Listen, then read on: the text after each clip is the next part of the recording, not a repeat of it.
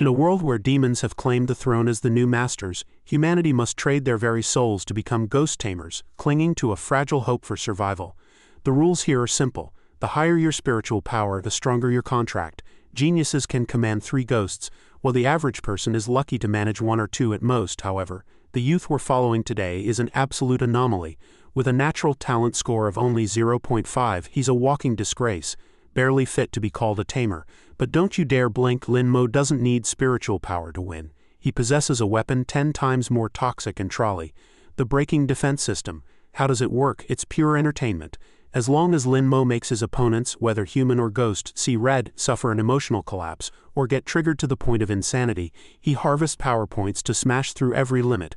1 ghost, forget it. 3 ghosts, still too few. His goal is a legion of billions of demons groveling at his feet. Armed with the mindset of a trolling mastermind to defy the entire world, what will he do when death comes knocking? Welcome back to BALA Manhua Recaps, where we dissect the most unique and bizarre stories. And right now, let's witness the insane pro-gamer move of this trash student in a classroom already reeking of the breath of death. Today was the day the entire class would take the Ghost Tamer exam. The teacher stood on the podium trying to calm the restless students below. Don't worry, everyone. Based on what we've studied, you are more than capable of handling those ghosts. However, in stark contrast to his classmates' terror, one youth was snoring away, sleeping soundly as if nothing were happening. Not only that, but with a total disregard for his surroundings, he suddenly bolted upright and bellowed, "Pentakill!" Naturally, everyone stared at him with utter bewilderment. They were about to enter a ghost domain, and this guy actually had the presence of mind to play video games. Had he lost his mind? It seemed he hadn't yet grasped the gravity of the situation. In Lin Mo's memory, he had just scored a pentakill seconds ago. How did he end up in this godforsaken classroom the moment he opened his eyes? This was a world where the night parade of 100 ghosts constantly invaded reality. To counter this threat, a new profession called ghost tamer had emerged. Similar to taming beasts, humans would form contracts with ghosts to control them, summoning malevolent spirits to fight alongside them against the rogue ghosts that killed for sport. Lin Mo had actually transmigrated here. Despite the panic rising in his chest, he told himself to stay calm and find a way back as soon as possible. The teacher looked livid. The ghost domain exam is about to start, and you actually have the heart to sit there playing games? If you can't even master theoretical knowledge, how do you plan to handle it when you actually run into a ghost? Just as Lin Mo was being berated by the teacher, a system prompt chimed in his head. Congratulations to the host on a successful transmigration. The system was called the breaking defense system. According to the description, by making others break defense, triggering them, or causing emotional collapse, he could earn defense break points. These points could increase the upper limit of his contracted ghosts. By attempting to make the teacher break down, he could bind the emotion management system. What on earth was this? In Lin Mo's memory, everyone's contract limit was awakened at age 5 and could never be changed. 1 point allowed for 1 ghost contract. An ordinary person with a limit of 0 could not contract ghosts. An average ghost tamer had a limit of 2. Those with a limit of 3 were already considered geniuses. The higher the limit, the rarer the individual. Now this system could actually allow Lin Mo to contract an infinite number of ghosts, meaning even 100 million was possible. The youth stood up abruptly and answered the teacher bluntly, "If it's a fire-type ghost, I'd obviously record a video and post it on TikTok." Good heavens, an outsider would think his brain had been fried by a fever. What time was it, and he was still thinking about live streaming? His logic was so stupid it was almost laughable. Seeing this, his classmates began to mock and jeer. The teacher pressed on. "And if you encounter an electric-type ghost, how would you handle it?" Every one of his answers was provocative and utterly fearless. "If I meet an electric ghost, I'll catch it and use it as a power bank." Another roar of laughter erupted from the crowd. This guy was seriously ill. The new energy industry was practically waiting for his innovations. The teacher asked again, "What about a red-robed female ghost?" Lin Mo maintained his nonchalant expression and replied, "Well, first, I'd have to see if she's pretty. If she looks good, then he." In reality, his mind was already picturing countless naughty scenarios with a female ghost. He was truly beyond saving. The teacher couldn't take it anymore and ordered him to get to the back of the class and stand there until the period ended. Instead of showing any fear or reverence, Lin Mo simply gave a silly grin and obeyed. A system prompt appeared. Defense break detected. Teacher's emotion management system linked successfully. Congratulations, you have received a newbie gift pack. Upon claiming the pack, he obtained the skill Defense Break Contract Technique, which was highly effective when a ghost mental state collapsed. When the contract probability reached 99, The host could force a contract regardless of the target's consent. Additionally, his contract limit was increased by 2. The youth clapped his hands in excitement. Whoa, the system didn't let me down. My original limit was only 0.5. I probably couldn't have contracted more than half a ghost if I tried my hardest. Now the system just handed me 2 slots, and I have such a broken contract technique. Is this the protagonist's plot armor? At that moment, the teacher announced even bigger news. The goal for this exam was to clear an A- rank ghost domain. Those who succeeded would be eligible for admission to first-tier universities. B rank corresponded to second tier, C rank to third tier, and D rank to vocational colleges. However, there was a catch. One must not aim too high. If someone chose an A- rank domain and failed, they would lose even their eligibility for vocational college. Seeing Lin Mo standing in the corner, the teacher found him to be an eyesore and temporarily pardoned him, not forgetting to remind him of his status. Both his talent and theoretical knowledge were abysmal. He could only choose the lowest grade. What must come will come. Now every student had to unlock their screens and select the ghost domain they wished to challenge. Lin Mo's deskmate pulled at him excitedly. Brother Mo, why don't we both pick D rank? Just pick a weak ghost and we can coast into a vocational college. But to Lin Mo, D rank ghosts were too weak. He had zero interest. His chubby deskmate looked at him with sheer disdain. Can you stop pretending with your talent? You should be thanking your lucky stars if you even get into a vocational school. Without hesitation, Lin Mo selected the A-rank trial and initiated the teleportation. His deskmate was utterly speechless. My God, this lunatic! Lin Mo's move threw the students and the teacher into a panic. Lin Mo, your theory and talent are so poor. Choosing an A-rank domain is a literal death sentence. But once the selection was made, there was no stopping it. The teleportation link was successful, and the transfer began.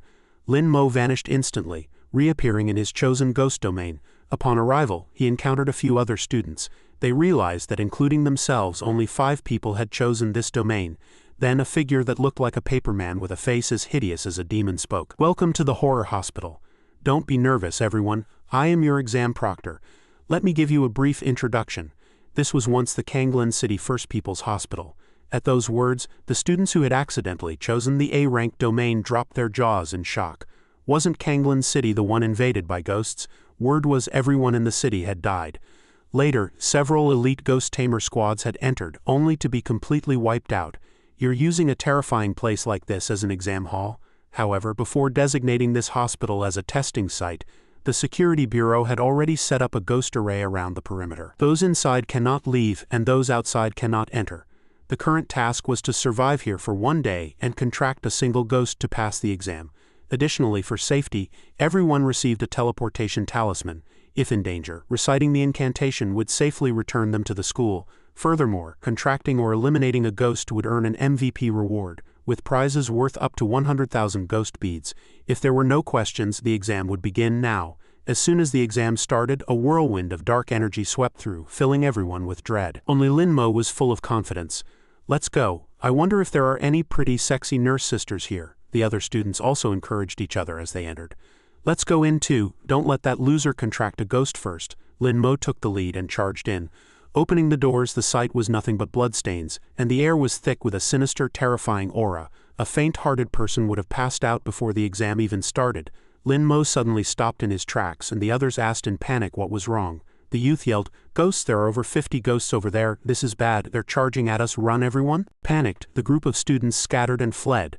Those who made it outside couldn't help but worry about Lin Mo being trapped inside. Everyone assumed he had been torn to shreds. Just then, a burst of wild laughter filled them with an unprecedented sense of fear. A male student with glasses pointed to a girl with purple hair and introduced her. This was the genius beauty Lily, who had awakened her limit at age 3, 6 times that of Lin Mo. They walked over and blamed Lin Mo. "You dare prank us? Even if there were good ghosts to contract, it wouldn't be your turn." The girl also sounded very confident, declaring, "Good resources should be reserved for those who are useful." Lin Mo couldn't be bothered to care. They could do as they pleased. His primary mission was to stay ahead. There was no need to waste time on pointless arguments. It seemed that provoking this group of students during this period would earn him quite a few defense breakpoints. A system warning appeared. There was a mid-level malignant ghost at the door of the ophthalmology ward. Lin Mo was delighted. It was a fragmented ghost. He moved forward slowly. The glasses guy blocked him and told him to halt. "Is this a place a loser like you can enter? Get lost." Since they wanted to be the vanguard, Lin Mo was happy to graciously invite them in. The moment they entered, they saw something crimson on the ceiling, as expected. Luckily he had those 3 idiots to clear the way, otherwise he would have suffered a sneak attack. Weren't those 3 planning to leave? In the blink of an eye, Lily came screaming out. She clutched her mouth and spat out a mouthful of blood, gasping. That ghost's eyes are as red as blood. It can trap you in an illusion. If she hadn't bitten her tongue to snap out of it, she probably wouldn't have made it. If that was the case, it seemed that as long as one felt pain, the illusion could be broken. It was too terrifying, a total nightmare. The students cried and complained, "It's all your fault for bringing us to such a dangerous place. But you were the ones seeking your own deaths. What does that have to do with me, Linmo?" Yet that girl kept putting Linmo down at every turn. Luckily we went in first. If a loser like you had gone in, you'd probably have died several times over. However, the current Linmo wouldn't fall for an illusion because he wouldn't be as stupid as the first group. Isn't charging blindly just walking into a trap? System prompt. Congratulations to the host for obtaining 30 defense breakpoints. They grouped up to search elsewhere. Linmo thought to himself that these people were truly like stray dogs. The girl was even more determined not to be near Linmo. In her words, she didn't want to spend even a second longer with this trash. Based on the reaction of those 3, as long as he didn't make eye contact, he wouldn't fall into the illusion. If that was the case, there was a way. Linmo pushed the door open and the ghost roared in anger. "Kid, turn off that electric fan right now, do you hear me? Turn it off this instant." System prompt. Congratulations to the host for obtaining 20 defense breakpoints. It actually worked. This ghost's defense was already breaking. It grew more and more furious. Still not turning it off, believe it or not, I'll kill you. System prompt. The ghost defense break progress has reached 88, only 11 more to trigger a forced contract. Linmo wiped away his sweat. Seriously, this ghost is about to puke. Ghost bro, let's make a deal. I'll turn off the fan and you become my contracted ghost, how about it? The ghost still seemed to have some pride. A little brat like you dares to threaten me? Who do you think you are? You think I'm afraid of you? You're driving me crazy. Linmo declared that if it refused, then forget it, he would keep the fan on. However, the progress remained stuck at 88. It seemed he needed another way. Finally, the ghost yielded, proposing a condition. A contract was fine, but Linmo had to turn off the fan now. This ghost was quite the comedian. Linmo told it the fan was off and asked if they could sign now or he'd turn it back on. The ghost made an excuse that the wind had been too strong and its eyes were dry, demanding that Linmo bring it some eye drops before signing. The youth casually tossed a bottle to the ghost. It looked like eye drops, but he had actually swapped them for 502 super glue. Linmo was a truly terrible friend. The ghost was actually happy as it thanked him, thinking, "Just wait until I regain my strength, then I'll show you." Right after dripping the drops, it let out a terrified scream, a sound so shrill it made one's skin crawl. "My God, I can't open my eyes." Linmo's acting was top-notch. He even asked hypocritically, "You can't open your eyes? Are the drops expired?" For a ghost to be tricked by a kid was the height of stupidity. At this point it could only curse, "Bastard, you dog, I curse you." System prompt. Linmo has obtained 50 defense breakpoints. Forced contract can now be initiated. He finally successfully contracted the blood-eyed ghost. "Miss, are you willing to love Mr. Linmo alone for the rest of your life?" It flatly refused, mainly because the ghost was male, not female, so its refusal was only natural. But since it was a forced contract, did it even have a choice? System prompt. Miss Blood-Eyed Ghost agrees to sign the contract. At this point it could only cry its eyes dry. Finally the contract was successful, and the fusion began. Once completed, Linmo felt his eye was like Kakashi's. It looked incredibly cool. Are all contracted ghosts like this?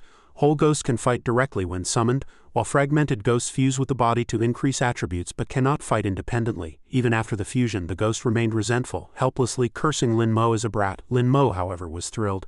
"Hee hee, from today on you're mine.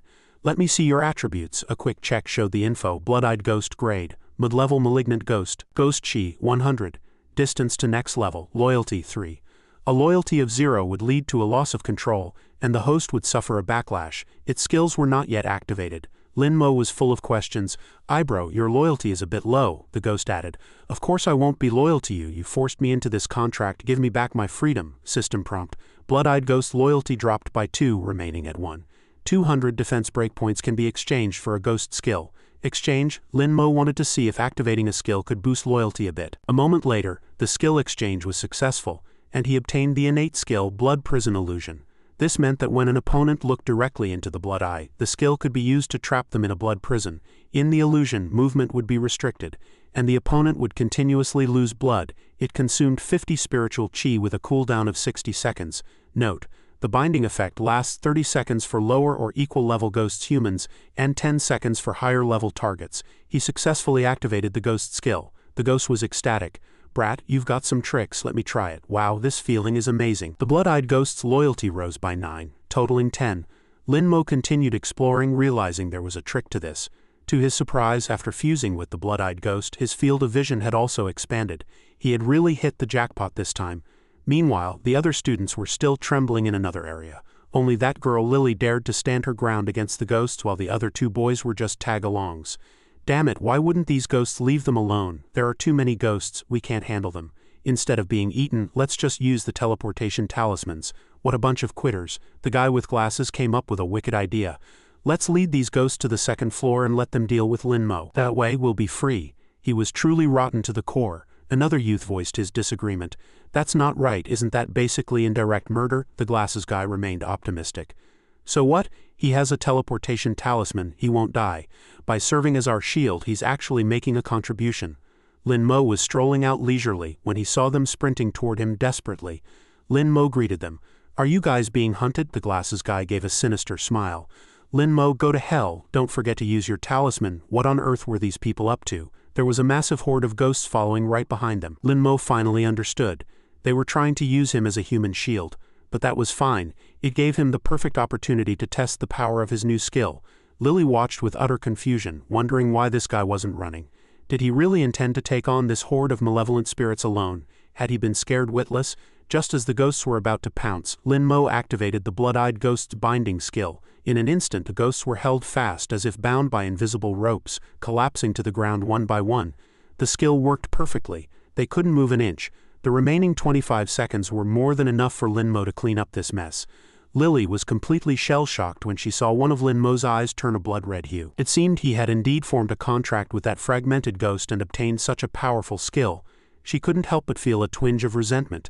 They were the ones who found that ghost first, and it was a formidable mid-level malignant ghost. Why was he the one who got to tame it? As the battle ended, a system prompt appeared. Congratulations to the host for obtaining 40 defense breakpoints. But where did these points come from? As it turned out, he had his classmates to thank for leading the horde to him. Otherwise, finding this many ghosts would have taken quite some effort. Lin Mo collected 5 junior ghost beads, but he knew in his heart that if these classmates really intended to cause his death, he wouldn't let them off easily. Lin Mo nonchalantly snacked on a few ghost beads, finding the taste quite pleasant.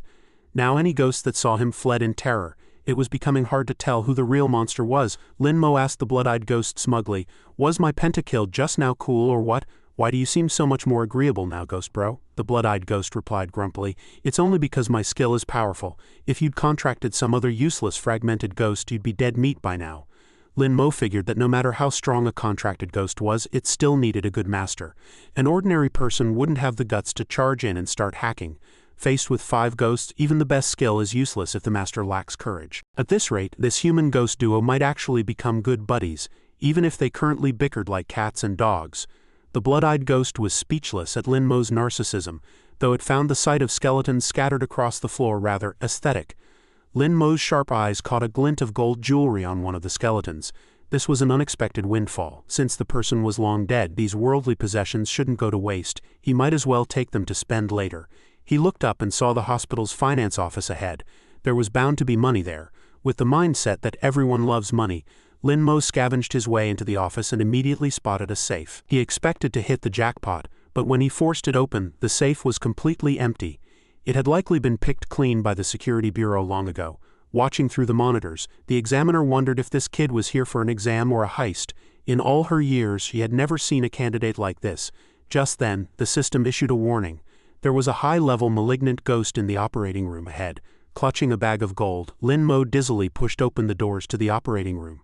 There, a long-haired woman with a stunning face and a smoking hot body sat quietly on the surgical table. Just looking at this scene is enough to send chills down one's spine. Lin Mo's eyes immediately locked onto her chest. At least an F-cup. Even the blood-eyed ghost seemed to get excited, agreeing that Lin Mo's analysis was spot on. However, while this female ghost had the face of an angel, her power was purely demonic. During this discussion between man and ghost, the blood-eyed ghost's loyalty actually increased by 5, reaching a total of 15. It turned out his contracted ghost was a bit of a pervert too. Although she looked harmless, the blood-eyed ghost explained that this woman was definitely a heavy hitter. See what she was holding? It was covered in incantations. If he guessed correctly, she killed through music and melody. Lin Mo showed no fear, even suggesting that the blood-eyed ghost lead the charge. but the ghost pointed out that the woman was blind, making his blood eye skill useless. Was he supposed to give up on a high-level malignant ghost? Lin Mo hatched a plan to make her break defense. While racking his brain, he picked up a white lab coat and threw it on. The blood-eyed ghost warned him not to seek death. With his current strength, a head-on collision would be fatal. But Lin Mo shrugged it off. As the saying goes, the bold feast while the timid starve. Nothing ventured, nothing gained. Facing a female ghost with such a great figure, how could he not be tempted? As soon as he pushed the door open, the ghost shrieked and began plucking the strings of her instrument. Sound waves rippled out, causing a splitting headache. Lin Mo quickly shouted, "Wait, I'm the doctor here to perform your surgery." Hearing this, she stopped. She asked in disbelief, "Are you really here to treat me?" Lin Mo stepped forward, intending to let her catch his scent. "I'm a genuine doctor. If you don't believe me, just smell." It seemed she had been a patient here while alive and became a vengeful spirit trapped here after death. She appeared exceptionally excited. She asked, "Doctor, where did everyone go? Can we start the surgery now?" Lin Mo's acting was flawless as he told her to lie down on the table, saying he needed to administer anesthesia first. She obeyed submissively, lying there like she'd been tamed.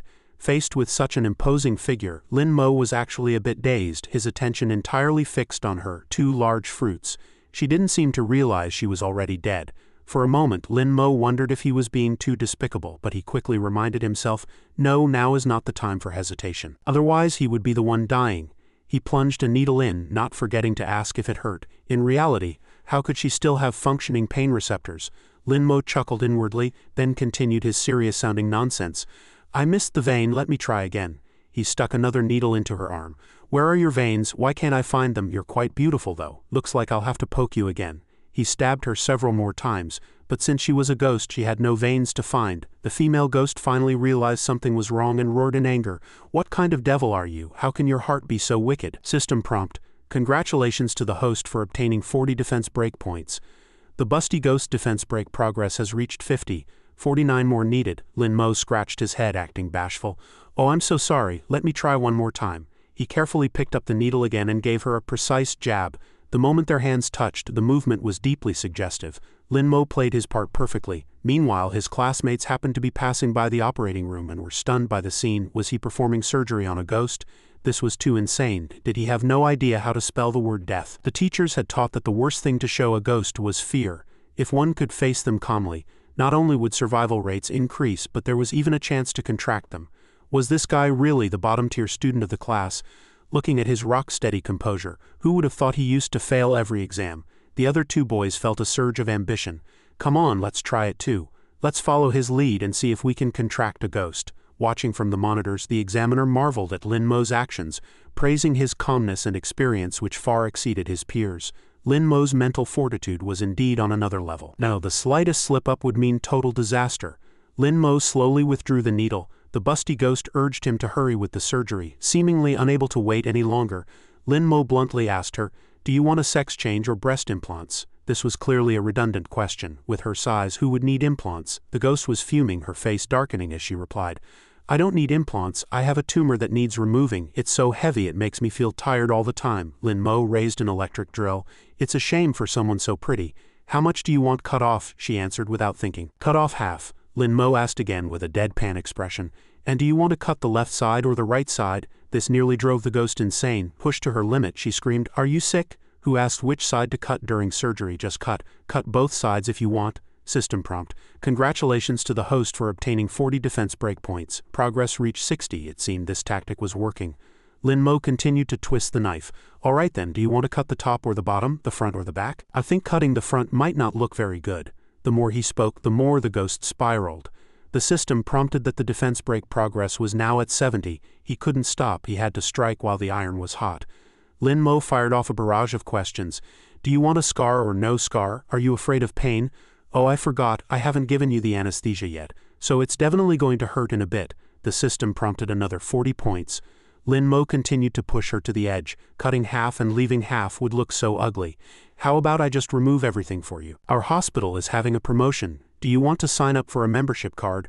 I can give you a discount." The ghost completely broke down, sitting up abruptly and telling him to shut up. She genuinely wanted to kill someone. The room was filled with murderous intent, but her defense break progress had finally hit 99. Forced contract was finally available. "Sister, don't get excited, we haven't finished talking yet." She just wanted to one-shot Lin Mo. Lin Mo responded calmly, I'm afraid I have to disappoint you. System, request contract with the busty ghost. Do you swear to love Mr. Lin Mo alone for the rest of your life? In poverty or wealth, in sickness or in health, do you swear to stay by his side forever, never to part? Upon hearing this, the ghost's rage multiplied 1,000-fold. System prompt, Miss Busty Ghost agrees to sign the contract. Success. The dust settled, and she still hadn't figured out what had happened. In reality, she never intended to agree. Immediately after, her spirit form turned into a beam of light and merged into Lin Mo's body. This type of contract differed from a fragmented ghost. Contracting a full malignant ghost formed a sigil on the master's body. To summon her, he only needed to flick his wrist. Lin Mo had now contracted 2 ghosts, with 1 slot still remaining. The blood-eyed ghost inside him was thrilled to have a beauty for company. The female ghost, however, was livid. You liar, let me out of here, Lin Mo soothed her. Sister, just stay put and don't wander off. As for your chest troubles, I'll help you out. She could only feebly curse the thick-skinned brat. However, seeing her so angry only made the other ghost more excited. Lin Mo opened the system panel to check the busty ghost's attributes. Grade: high-level malignant ghost, ghost chi 200, cap 400, loyalty 20, skills not yet activated. A loyalty of 20 suggested that taking her out of the hospital had actually earned some brownie points. He had now saved up 300 defense break points. System prompt, activating a skill requires 200 points. Currently, both the blood-eyed ghost and the busty ghost had 1 skill awaiting activation. In that case, he'd activate hers first. Lin Mo successfully exchanged points for the skill Sanskrit Soul Snatcher. Level 1 effect, uses lute music to interfere with opponents' minds and causes a group stun effect. When an opponent's health HP is below 5, it triggers an instant execution effect. Consumes 50 spiritual chi. Cooldown 180 seconds. Note: stun lasts 40 seconds for those of equal or lower grade, and 20 seconds for higher grade targets. Lin Mo couldn't help but marvel. This was a god-tier skill. Blood Prison Illusion could control the field, but opponents remained conscious and could still control their ghosts. The busty ghost skill, however, not only controlled the field but also disrupted the mind, and with the execution effect it was practically perfect. He had control skills now. All he lacked was raw damage output. His next target should ideally be an assassin-type or strength-type ghost. Just then, the school broadcast echoed through the exam grounds. All students, please note there is 1 hour left until midnight. Dormitory assignments and food supplies will be determined based on the number of contracts. Students with at least 2 contracts can enter the hospital's ICU ward. Those with 1 contract can only stay in regular wards, and those with none will have no dormitory. The wards are located on the 5th floor. Please be advised that dormitory assignments may change during the night. Ghosts will be active and students without a dormitory will face extreme danger. Dormitories open in half an hour. Although Lin Mo had tamed 2 ghosts, they were still somewhat resentful. His classmates didn't seem to have contracted any ghosts yet. They could only stare longingly at the ICU ward, remarking on how clean it looked. The facilities there were top-notch. Students whispered among themselves about how the regular wards they had seen were covered in blood. The purple-haired girl, Lily, had contracted 1 ghost, so she could only stay in a regular ward. Even so, having a place to stay was better than nothing. The long-haired boy hadn't caught anything yet and was crying in frustration. The guy with glasses was still spewing mockery. Lin Mo, we've contracted ghosts too, and they're complete ghosts. Don't get cocky, we'll show you sooner or later. Lin Mo looked at him with disdain, thinking, just shut up, you loser. With those short legs of yours, you think you can catch up to me. The glasses guy turned red with rage and mocked Lin Mo further. Keep bragging. If it weren't for your dumb luck contracting a fragmented ghost, you'd be dying outside tonight. Lily also looked impatient. So unlucky. The thought of staying on the same floor as you tonight makes me want to puke, Lin Mo thought to himself. Who said I was staying with you? Other students outside started pleading. Lin Mo, are you giving up your ward? Can you sell it to me? Lin Mo replied calmly. Sell? What are you thinking? I'm staying in the ICU. Lily was shocked upon hearing this. That's impossible. Your contract limit is only 0.5. At most, you can sign 1 fragmented ghost. The threshold for the ICU is at least 1 full malignant ghost. Your hardware doesn't even meet the standards. Stop bullshitting. Lin Mo didn't bother dealing with these snobs. He just needed to wait for time to reveal the truth and see who would be the most embarrassed. He waved his hand. Move aside, you're in my way. Everyone stood there dumbfounded, waiting to see Lin Mo make a fool of himself. The moment he placed his hand on the ICU door, the system signaled that he met the occupancy requirements. Sure enough, everyone was dumbfounded. How was this possible? Wasn't his contract limit only 0.5? System prompt. Congratulations to the host for obtaining 150 defense breakpoints. One of the students couldn't help but shout, the school system would never make a mistake, and since the limit is innate and can't be increased later, he must be cheating. Drag him out. I'm going to report him to the teacher. Upon entering the room, Lin Mo found a lavish dinner already laid out, and there was actually hot pot.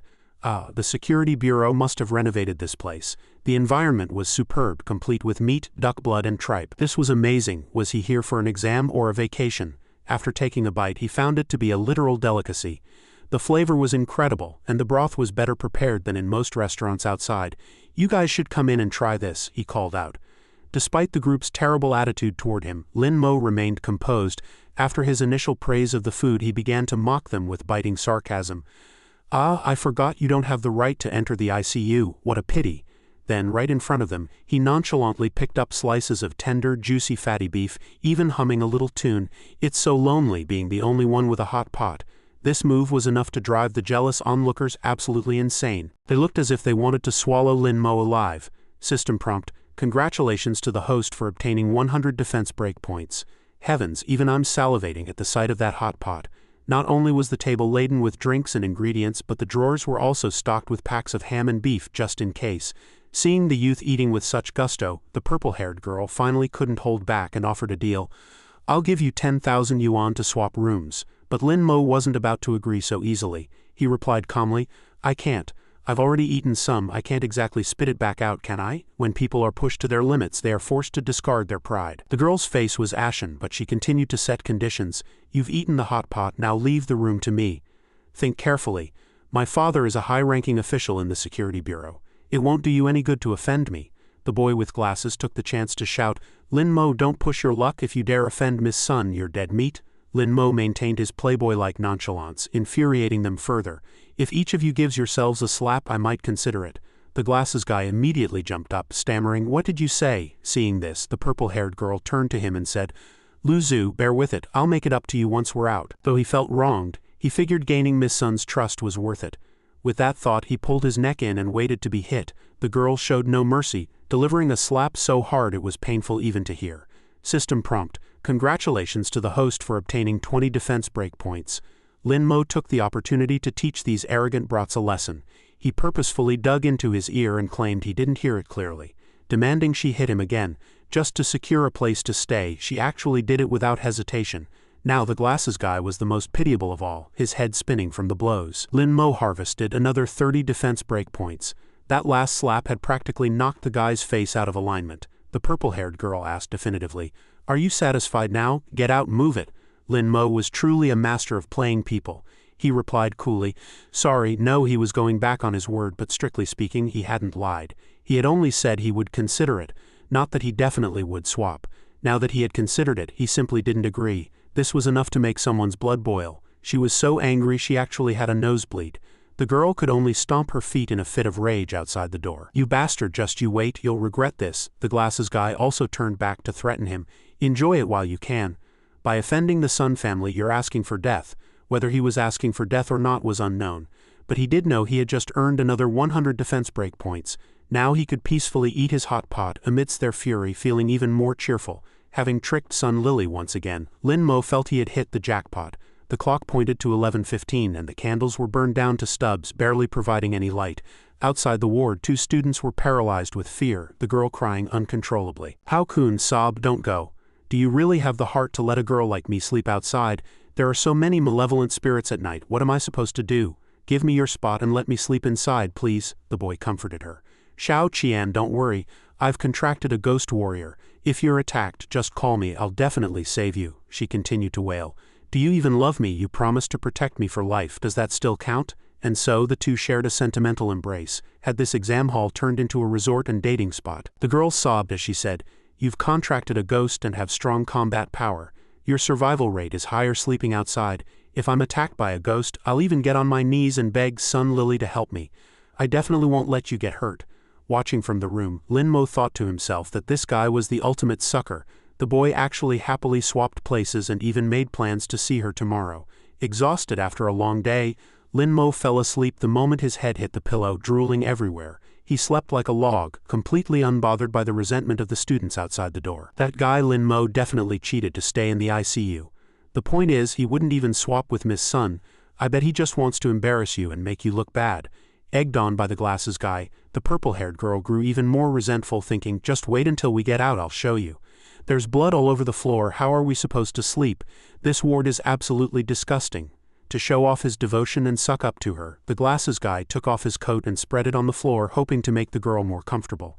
To be this devoted right after being slapped, he truly was the king of simps. The girl looked triumphant and even praised him for being sensible. In the middle of the night, this devoted boy was willing to sleep in the corridor for the girl, telling himself to hold on just a bit longer until dawn. Just then, a sound came from the distance.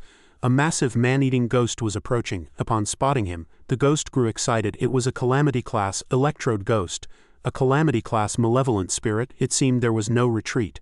To survive, he had to bite the bullet and fight. The boy used all his strength to summon his Broken Axe ghost. As soon as the Broken Axe ghost appeared, it began to complain. "It's the middle of the night, aren't you going to let anyone sleep?" Did he really think he could defeat a Calamity-class ghost? Winning was impossible. He could only fight for his life, or death would be his only end. The students in the wards witnessed this scene and were shocked. Even though she was watching her boyfriend fight a ghost with her own eyes, that girl huddled on the bed under the covers, trembling. It really goes to show that ancient saying, love's devotion often ends in bitter regret. At this moment, because she was too terrified, she didn't even dare admit the person outside was her boyfriend, let alone try to save him. Lin Mo appeared then, but in contrast to everyone's terror, he actually seemed exceptionally excited, eager to see if this Electrode ghost was worth contracting. With every stomp, the Electrode ghost seemed ready to crush everything around it. The boy's contracted ghost was quickly defeated. This Calamity-class spirit found ghost flesh unappetizing. Being blocked from its goal only made it more furious. It swung its chainsaw, decapitating the Broken Axe ghost in an instant. This scene was very interesting to Lin Mo. It seemed this ghost had considerable strength and was quite thick-skinned. If he could subdue it, it would definitely be a massive asset. He began to calculate. He currently had the blood-eyed ghost and the busty female ghost, which he could use for luring. If he could sign a contract with this ghost, it would be perfect. However, in the darkness, there was still one ghost that hadn't shown itself. So now was not yet the best time to strike. As long as there was time, there was a chance. The Electrode ghost turned to leave in search of human flesh, heading straight for the boy as it caught the strong scent of a human. The boy screamed his girlfriend's name in terror. "Xiao Qian, save me, please, beg them to save me." The other students looked more anxious than the girl herself. But this woman, as timid as a mouse, was just full of useless talk. Lin Mo was finally seeing what garbage love looked like. The boy cried out in despair, "Is anyone there? Help me." The Electrode ghost swung its saw decisively, instantly making him cough up a mouthful of blood. The boy lost almost all his strength and slumped to the ground right in front of him. The ghost bit off one of his arms and began eating it like a chicken drumstick. If it wasn't stopped, he would likely be devoured bit by bit. In the blink of an eye, this fair-skinned boy was about to be eaten alive. A pity he was such a hopeless romantic. After losing an arm, the boy was finally on the brink of collapse. Even failing the exam was better than dying here. But he didn't give up. Expressing an unyielding will, he pulled out a teleportation talisman.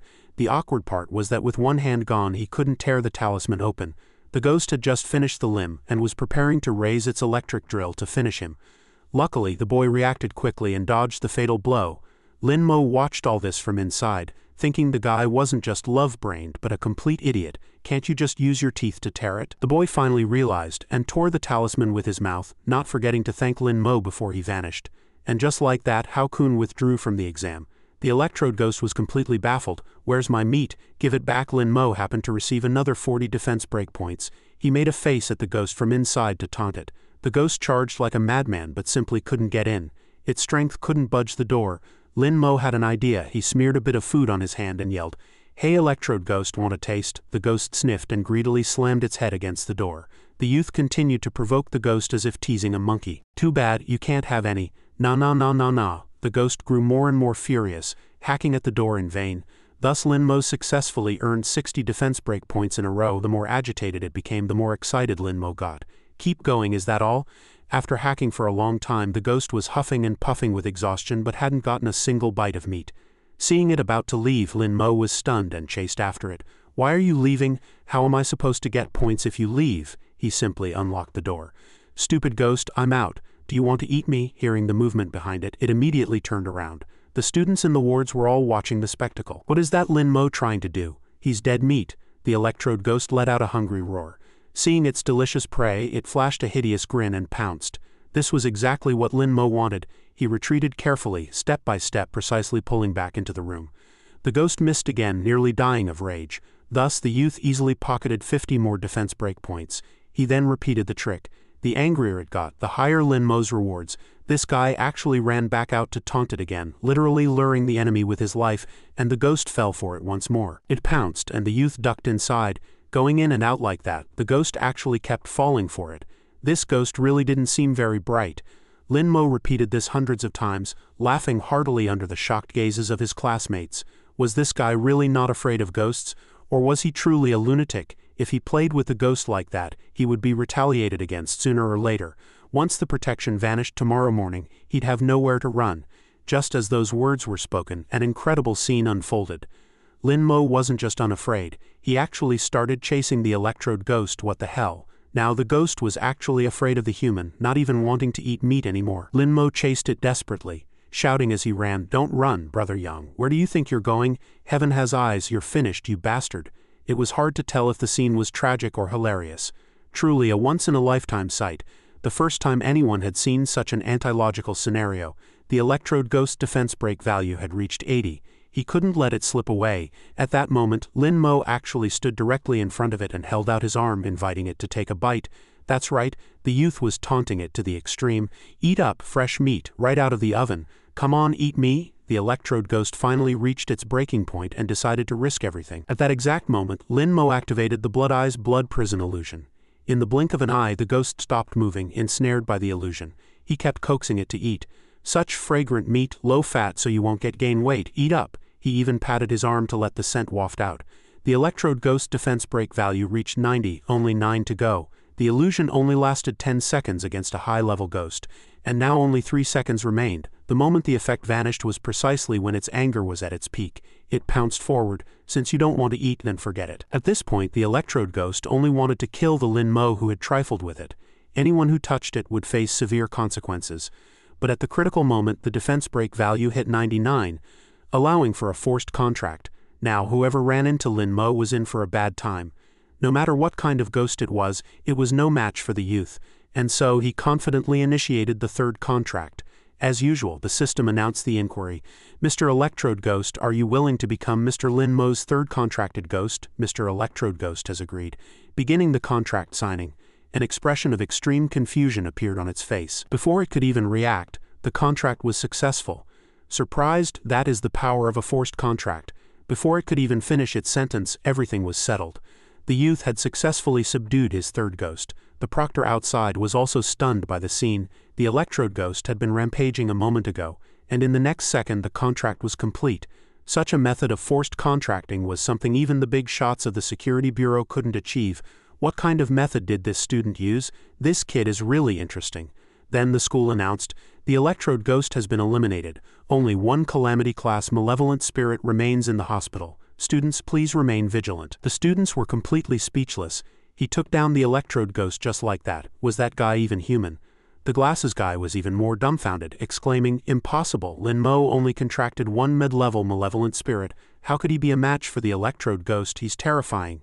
Lin Mo walked into the ward with a cool, handsome, and nonchalant air. System prompt: "Congratulations to the host for obtaining 40 defense breakpoints. The angrier they got, the more Lin Mo earned. These two are truly my good classmates. Even before I go to provoke them, they keep helping me farm points." The system notification showed that the newly subdued ghost was a low-level calamity class ghost with a ghost chi value of 560. It needed another 440 points to level up. Its current loyalty was at 5. This loyalty was indeed a bit low, and since the electrode ghost looked like a complete lunatic, it clearly wouldn't be easy to increase. He was a creature with an extreme craving for raw meat. So Lin Mo immediately thought that if he provided a sumptuous barbecue feast, perhaps his loyalty would skyrocket. According to the system, malignant ghosts could only activate one skill, while calamity-class ghosts could activate 2. Lin Mo had also accumulated a significant amount of defense breakpoints by now. Now was the perfect time to exchange them for skills. System prompt: "Successfully exchanged skill for electrode ghost, obtained passive skill, blood-sucking rage, level 1. For every 1 point of damage received, attack power increases by 2 points. The higher the damage taken, the stronger the attack power. Spiritual chi cost 0, cooldown 0 seconds. Lin Mo decided to immediately unlock the second skill. System prompt: "Successfully exchanged skill, Electrode Wild Dance, level 1. Swings the chainsaw with frantic power, dealing damage to enemies within a certain range. Spiritual chi cost 100, cooldown 200 seconds. A passive that buffed attack power combined with an area of effect active skill. It was an absolute masterpiece. Now his team had both crowd control and high damage output. Compared to the level of his peers, Lin Mo was already in the top 1. Ghost Tamers were divided into ranks. Tier 1 controls malignant ghosts, Tier 2 controls calamity class, and Tier 3 controls evil spirits. However, the only hidden danger was that a Tamer's rank should match the rank of their contracted ghost. Lin Mo was currently only Tier 1, so controlling a calamity class ghost like the Electrode Ghost was somewhat dangerous, if he lost control. In the end, he would be the only one getting hurt. Therefore, every subsequent move had to be carefully considered. Of course, if loyalty could be raised higher, the risk would decrease, so he had to find a way to improve their contract record. But at that moment, exhaustion hit him, and the youth let out several long yawns. There was nothing more comfortable than a good night's sleep. He hopped onto the bed, feeling as blissful as if he were ascending to heaven. Although the environment wasn't exactly romantic, the sight of dawn had its own unique charm. Lin Mo remained his usual leisurely self. Upon waking up, he didn't forget to have bread for breakfast, taking the chance to irritate the other students. He ate with great relish while the others could only starve. He even deliberately taunted them, asking, "Aren't you guys having breakfast?" Since there was still hot pot broth in the pot, he added, "Do you want some offal?" His mastery of reverse psychology was flawless, easily earning him another 60 defense break points. The students were fuming but helpless. Only the female student Xiao Qian walked over without ceremony and took a large gulp of the soup, while everyone else watched her with utterly bewildered and disdainful eyes. Despite being a coward who feared death, she still put on an act of being an innocent victim, asking everyone why they were staring at her. It was truly nauseating. She was entirely someone who exploited others without a shred of self-sacrifice. A classmate pointed to the bloodstains on the floor and asked, "Don't you have anything to say?" Instead of admitting her fault, she screamed hysterically, "I don't even have a contracted ghost. I couldn't have saved him even if I went out." Such words truly revealed the shallow nature of her love. She even argued that her boyfriend had voluntarily given up the room to her, telling everyone to stop sticking their noses where they didn't belong. Such a girl didn't deserve a shred of respect. Lin Mo immediately snapped at her. "You said yesterday that you would call for help, but you didn't utter a single word all night. If Hao Kun hadn't given his room to you, you would be the one who got your arm bitten off by the Electrode Ghost and lost your exam eligibility." The girl was driven mad with rage, and Lin Mo pocketed another 50 defense breakpoints. He continued his scathing critique. "You actually have the nerve to say that. You really are snake-hearted. Good luck with the rest of the exam." At that moment, the proctor reminded all students, the official phase of the A-rank exam begins now. The grand challenge has begun. Currently, there is 1 Calamity class ghost and 3 low-level malignant ghosts remaining in the area. The Calamity class ghost will continuously hunt you until 12 p.m., enduring until the end counts as passing. The purple-haired girl, Lily, fell into a state of extreme panic. Yesterday's Electrode Ghost was only a mid-level Calamity class, and now there was another one. Since everyone else had only contracted low-level malignant ghosts, they were no match for it. A blonde male student turned pale with fright. At a time like this, the exam didn't matter. Staying alive was the priority. He suggested they run for their lives. But where could they run? They had no idea where the Calamity-class ghost was. If they stumbled into its lair, they'd be finished. The girl who had abandoned her boyfriend to save herself screamed again, "Then tell us, what should we do? Who would bother with her?" Someone like her deserved to be eaten by a ghost. Even Lily found her incredibly annoying. "Who's we? That's your problem. We aren't in the same boat." Looking at her panic-stricken face, it was clear she felt a ghost approaching. Sure enough, Lin Mo had already spotted it. What was it? It was a Calamity-class, invisible ghost. The group of students couldn't see it at all, only Lin Mo could. Was it because of the blood eye? The ghost was currently hanging upside down from the ceiling in a state of invisibility. So it was a hider, but it had nowhere to run before his blood eye bro. Lin Mo didn't want everyone to die for nothing, so he spoke up to warn them, "Do you want to know where the ghost is? It's right behind you." The group of students thought he was joking and mocked him. "You think a joke like that can scare us?" They all thought he was talking nonsense, until a ghostly hand suddenly reached out. The ghostly hand plunged directly through the despicable girl's body. She let out a piercing scream. Save me! If she had been someone who knew how to sacrifice for others, perhaps someone would have saved her. But given her actions, this ending was entirely self-inflicted. No one moved to help. The invisible ghost wrapped around her tightly, draining all the blood and life force from her body. This creature was truly brutal. Heavens, there really is a ghost, they watched helplessly as she instantly turned into a mummified corpse. In reality, Because it could turn invisible, everyone still couldn't see the ghost. They could only judge there was a ghost in the room by the girl's eerie transformation and the sudden shriveling of her body. In the blink of an eye, the girl was decapitated and dismembered, effectively kicked out of the exam. Lin Mo thought to himself that if she hadn't committed such sins and caused her boyfriend to lose an arm, she wouldn't have died so miserably. Even he felt this was a case of karma in the present life. The students remained stubborn, and Lin Mo sneered, "I told you there was a ghost, but you wouldn't believe it. Now you're stunned, aren't you?" Since Lin Mo had the blood eye and could see the invisible ghost, he planned to just hold out until 12 p.m. There was no need to seek out death. He'd let the other students struggle on their own while he secured his own safety. Lily suddenly felt Lin Mo's behavior was a bit strange but couldn't quite put her finger on it. She concluded there must be an invisible ghost here, which was why no one could see it. It seemed the girl had finally used her head. The glasses guy asked suspiciously, "Then how did Lin Mo find it?" For safety, their only choice was to follow Lin Mo. Thinking he was so impressive, it turned out he was just a follower himself. And so they followed Lin Mo in a group. Everyone guessed that Lin Mo's right eye was the blood eye and could see things ordinary people couldn't, so following him was definitely the right move. The glasses guy was still resentful. "We were the ones who found that blood-eyed ghost first. It's so infuriating that he got to reap the rewards." His jealousy earned Lin Mo another 40 defense break points. Lin Mo was baffled. He was just running, and his points increased without him doing anything. Looking back, good heavens, that group of students was actually following him shamelessly. The invisible ghost is following them, and they are following me. Doesn't that mean the invisible ghost is also following me? He really couldn't shake them off. It was too much trouble. He had to find a way to ditch these tag-alongs. Meanwhile, the two Calamity class ghosts Lin Mo had just subdued expressed a desire to take down that invisible ghost.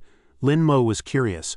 Why did they want to fight? Did they have a grudge? It turned out the invisible ghost had stolen quite a few of the Electrode Ghost's stashes before, which made it very angry. Lin Mo decided to go with the flow and let them handle it. If he didn't raise the Electrode Ghost's loyalty, he would suffer a backlash sooner or later. Helping it get revenge might be a good opportunity. Lin Mo suddenly stopped, causing a wave of panic in those behind him. The glasses guy hurriedly asked, "Why did you stop? Did we shake off the ghost? If we keep running like this until 12 o'clock our legs will break. Who can take that?" The blonde boy also asked frantically, "What do we do now? Running is the only way." "Brother Mo, I'm already grateful that you can see the ghost and let us." Lin Mo turned his head, his tone cold and decisive. "I don't want to run anymore. Wouldn't it be easier to just kill it?" The crowd heard this and thought he was simply looking for death. That was a mid-level Calamity class, invisible ghost. Even teachers found them hard to deal with when they couldn't see them, let alone him. The glasses guy continued to urge everyone to run, thinking that if Lin Mo died, no one would compete with Lily. They clearly underestimated Lin Mo's strength. With a mysterious confidence, the youth walked toward the invisible ghost without a trace of fear. Every move the students made during the exam was recorded by the proctors. Teachers from across the school were observing everyone's performance through a large screen. Some teachers were responsible for monitoring a specific area. Seeing out constantly appearing on the screen, everyone was distressed. Some were strangled, some coughed up blood, and some could only cry and scream. The survivors seemed to have lost all hope. A teacher sighed and shook his head helplessly. "It's all over. All 7 students in the Grave of the Living Dead ghost domain were wiped out. Another 4 withdrew with serious injuries and 3 lost their lives. The area another teacher was responsible for was equally tragic. The 8 students in the soul-rending train ghost domain were scared into fleeing in all directions, and 1 was even traumatized into a psychiatric hospital. If this continues, I'm afraid our province won't even be able to produce a single ghost tamer." The teachers were worried. Only teacher Amin remained sitting calmly. Someone asked her how things were on her end. This teacher Amin was not only extremely beautiful but also had a cold, elegant temperament. She was practically a goddess-level figure. Even the sound of her reply carried an extraordinary aura. She replied faintly, "I still have 4 students left." The other teachers were stunned. "There are still 4? That's actually quite good." But then teacher Amin also sighed. There was originally hope of passing, but now he had chosen to confront a Calamity class ghost head-on. The Grand Challenge mode was intended to test the escape abilities of ordinary high school students. They are simply no match for a Calamity class ghost. The person the teachers were talking about was Lin Mo. Every move he made on the screen was being closely watched. Although he had contracted ghosts, since the time was too short and the bond hadn't been tempered yet, they were surely still very weak. The teachers felt this was a classic case of trying to act like a big shot right after signing a malignant ghost. However, a student with this kind of courage at the high school stage was indeed rare, even in an A- rank ghost domain. Few dared to face a calamity-class ghost directly. Precisely because of this, the teacher felt it was a pity. Inside the exam hall, Lin Mo was facing the invisible ghost one-on-one. He thought he had caught it, but its speed was incredible, and it slipped away in an instant. It was indeed hard to capture. The group of students was so scared they covered their eyes, not daring to look, thinking Lin Mo was dead for sure for overestimating himself. Lin Mo immediately mobilized all his contracted ghosts for a joint attack. A shocking scene unfolded. He actually summoned another contracted ghost. Wasn't his limit only 0.5? The contract limit can actually be increased, and it was a full ghost. His limit must have reached at least 1.5, but the glasses guy thought to himself that even 1.5 was still lower than him. To still think he was the best at a time like this, he really was an egomaniac. The glasses guy was secretly proud that his limit was 2, but so what? He was still a piece of trash hiding behind others. Aside from subduing an ordinary mid-level ghost, he had nothing to be arrogant about. Lin Mo decided to use his full strength and deployed the Electrode Ghost into battle. Seeing the Electrode Ghost's serrated blade, the invisible ghost seemed to shrink back slightly. Lin Mo ordered, "Go chop it up." To avenge the stolen meat, the Electrode Ghost roared and charged. Its massive frame was extremely oppressive, and a horizontal slash seemed capable of tearing through space. Shrill screams rang out through the air, and the battle scene was exceptionally brutal. 2 Calamity-class ghosts were locked in a fierce struggle, and it was impossible to tell who would win. For the sake of revenge, the Electrode Ghost grew more courageous as it fought, erupting with 100 times its usual combat power. The chainsaw accurately struck the invisible ghost, directly shattering its body. "You dare steal my meat? Die." System prompt: Invisible Ghost's health is at 5. Lin Mo sneered and immediately ordered the use of deathly melodies for the kill. The busty female ghost frantically plucked her strings, and the sound waves she emitted sliced through the air like sharp blades. It was indeed effective, instantly terminating the invisible ghost. At the same time, the Electrode Ghost's loyalty surged to 25. It seemed that helping it get revenge really was a way to quickly increase loyalty. The Electrode Ghost was indeed simple-minded. Both hatred and favor were written all over its face. Lin Mo had found the trick to subduing it. Let the meat do the talking.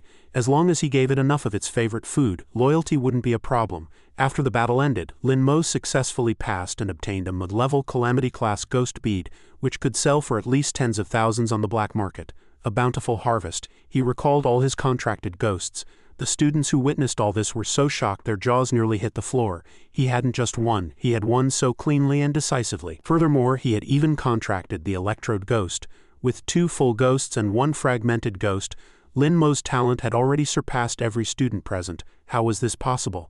The crowd was beyond shocked, but what was even more inconceivable was that in such a short amount of time, Lin Mo had actually activated the skills of his contracted ghosts through sheer, extraordinary comprehension. This was far beyond their imagination. If he continued at this rate, that girl Sun Lily's position as the top student would likely be lost. The current Lin Mo was a world apart from his former self. Once looked down upon and ground into the dust, he was now laughing heartily in high spirits, and there was nothing the resentful students could do about it. To protect her throne as the top student, the purple-haired girl secretly vowed that she could not let him continue to grow. Otherwise, he would surely become a massive threat in the future. The proctors were also exceptionally excited and surprised to see his composed demeanor. Contracting 3 ghosts in less than a day, this was a speed that perhaps even the top brass of the military district couldn't match. Not only that, but his skills were already activated and released with a high level of proficiency. This boy, who was originally thought to be the bottom of the class, now had everyone looking at him in a new light. That was simply too cool. They had initially thought Lin Mo was just recklessly confronting malevolent spirits. Who could have guessed that every step he took was a calculated move? All his actions were part of his plan, without a shred of recklessness. Among this year's candidates, alongside the daughter of the Security Bureau Director, who had single-handedly eliminated 2 malevolent spirits, there was now Lin Mo. These 2 were virtually equal rivals, leaving the teachers feeling torn. Just then, the director appeared. He seemed to be filled with interest in the situation as well. To think such a genius student had emerged. Although this director was older, he possessed a powerful presence and looked very dignified. One could tell from his expression just how satisfied he was with Lin Mo's performance. The director was handsome and dashing, truly fitting of someone in a high-ranking position. He announced that once the exam concluded, Teacher Amin should consider contacting that kid Lin Mo. We need to provide him with the most elite training resources and allow him to develop to his full potential. The teacher, of course, immediately accepted the order. Even before the exam ended, Lin Mo was already living quite comfortably. After dealing with the invisible ghost, there were almost no obstacles left. Now was a time for relaxation. As he leisurely enjoyed the tranquil scenery, in this world every ghost had a unique story and ability waiting to be discovered. If he could contract all the ghosts, wouldn't Lin Mo possess an army of 100 ghosts? The thought filled him with excitement. In this world he might become the supreme peak existence, standing alone at the top with 1,000,000 ghosts following behind him. Though it currently felt like a distant dream, it seemed to be turning into reality step by step. Controlling the world was indeed a fine idea. Just thinking about it filled him with energy. The proctors felt relieved witnessing this. It seemed a truly gifted prodigy had indeed appeared. Finally the exam ended and the results were released.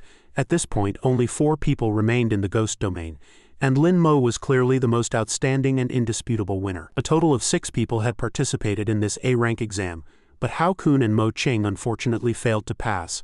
Hao Kun had withdrawn midway after using a life-saving talisman, while Mo Qing, the girl whose name sounded affectionate but whose heart was cold, met her end by karma being cut down by the invisible ghost. Their relationship shattered right then and there. The blonde boy let out a long sigh of relief, grateful to have kept his life. Although he had no ambition to fight for the top spot, the results showed he had good luck, successfully contracting 1 ghost.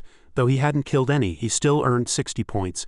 As for Lu Zhu with the glasses, despite being selfish and petty, he managed to narrowly pass. Lu Zhu eventually contracted 1 ghost with 0 kills, earning a score of 70. The purple-haired girl, Sun Lily, contracted 1 ghost and killed 2, totaling 80 points. And finally, the highlight always brings surprises. Lin Mo had contracted 2 malignant ghosts and 1 calamity-class ghost, while killing 1 malignant ghost and 1 calamity-class ghost, clinching the championship with a high score of 90. The group of classmates turned green with envy. It was truly a case of, you ignored him yesterday, but today he's beyond your reach. The MVP of this exam was none other than Lin Mo, and the reward was a blue ghost bead. To date, Lin Mo already possessed 5 primary malignant ghost beads and 1 mid-level calamity-class ghost bead. Now he had an additional high-level malignant ghost bead, enough to support the blood-eyed ghost's upgrade to calamity class, thereby activating its second skill. It was simply perfect. When they saw Lin Mo casually toss these precious beads into a bag that looked like a trash bag, the students were stunned. This brat was truly wasting God's gifts. How could he stuff a blue ghost bead into a trash bag? Little did they know that bag was actually filled with heavy gold. The proctors congratulated everyone on passing and told them they could start their journey back to school. The teacher kept wiping away sweat, filled with anxiety, praying only that all the students would return safely. The notification to return to school finally arrived, but upon seeing the students' miserable states, even the teacher couldn't help but burst into tears. The scene was far too tragic. Everyone was covered in wounds. Some were seriously injured, some had lost an arm, and some were even blinded. All urgently needed to be sent to the hospital. At that moment, one student was covered in blood and looked like he was about to give out. The teacher cried out for help in a panic, racing to call for doctors, shouting that there was a student here who had lost too much blood and needed immediate emergency treatment. The doctors rushed forward to provide aid. For these children, this exam had been a literal walk through the gates of hell. The scene was extremely bleak. After the teacher did a head count, she found that 20 students had passed the exam, 10 of whom were severely injured. Only Lin Mo had walked out of the A-rank ghost domain completely unscathed. This was a miracle that no one dared to imagine. The teacher hurriedly went forward to check on him, because in her memory, someone of Lin Mo's level could not possibly pass an A-rank ghost domain safely. Lin Mo, are you okay? Why aren't you responding? Were you scared senseless in there? Is your mind traumatized? It's okay now. You're safe. It's all over. The teacher, feeling sorry for him, pulled Lin Mo into a hug. Lin Mo's face was buried directly against the teacher's chest, making the youth suddenly feel a bit shy and awkward. The system then broadcasted, Lin Mo, score 90, awarded MVP. This was an unprecedented miracle. A student who originally ranked at the very bottom had now dominated the entire school, revealing the potential of a genius. This result exceeded everyone's expectations, and even he himself was surprised. Although Lin Mo's teacher was shocked, she felt mostly pride. After all, he had taken first place in the entire grade in an A-rank ghost domain and remained unharmed, as expected of my student. I knew you could do it. Lin Mo, however, was complaining in his head. Didn't you used to scold me until I was dog-tired every day? Have you forgotten? The teacher pointed to the bag on the table and asked what it was. Lin Mo replied, stuff I picked up in the ghost domain. The teacher gasped. You actually took things from dead people? She hadn't expected that not only did Lin Mo pass, but he was also bold enough to scavenge valuables from the dead. This level of nerve made him a rising star in the ghost tamer world. Just then, there was movement nearby. Seeing black little fatty sleeping soundly, Lin Mo said speechlessly, "Did this guy sleep in the ghost domain all day?" Looking at Fatty's score, he offered a compliment. "This Fatty's score isn't bad. Hey, wake up, school's out, the squad is dismissed and I'm treating you to dinner." Fatty rubbed his eyes and woke up. "You, the ultimate cheapsteak, are actually willing to treat," Lin Mo laughed heartily. "Because you're the one who eats the fastest, Fatty."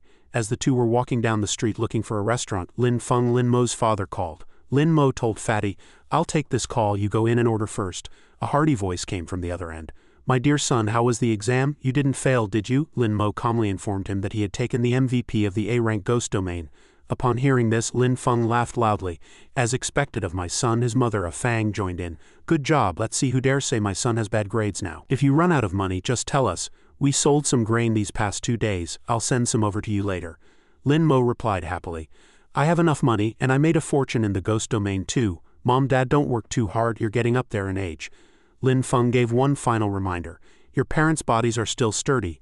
All right, we're going to eat now. Mower has really grown up. He knows how to care for his parents." The scene shifted. An injured man was shouting a threat. "You're dead. The security bureau will never let you get away with this." Lin Feng, expressionless, swung the sickle in his hand and decisively slit the man's throat. He said angrily, "A mere security bureau. Sooner or later I'll slaughter all you scum." A Fang spoke up from the side. "This is the 7th time this year. The security bureau won't catch on to us, will they?"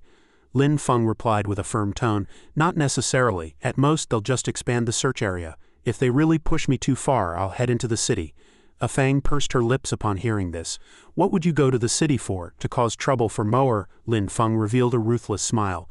"To go to the security bureau headquarters and send those old fogies to heaven." Back at the restaurant, a pot of fragrant food was brought to the table. Lin Mo was shocked. This Fatty really wasn't holding back. Fatty said with a grin, "It's rare for you to treat." Lin Mo looked at his wallet, pained that these 200 yuan were all going into this Fatty's stomach. Lin Mo asked, "What did you do in the ghost domain to actually contract a ghost?" Fatty reminisced. "I initially contracted a trash can ghost. I climbed inside and hid for the whole day, nearly starving to death." Lin Mo moved further away in disgust.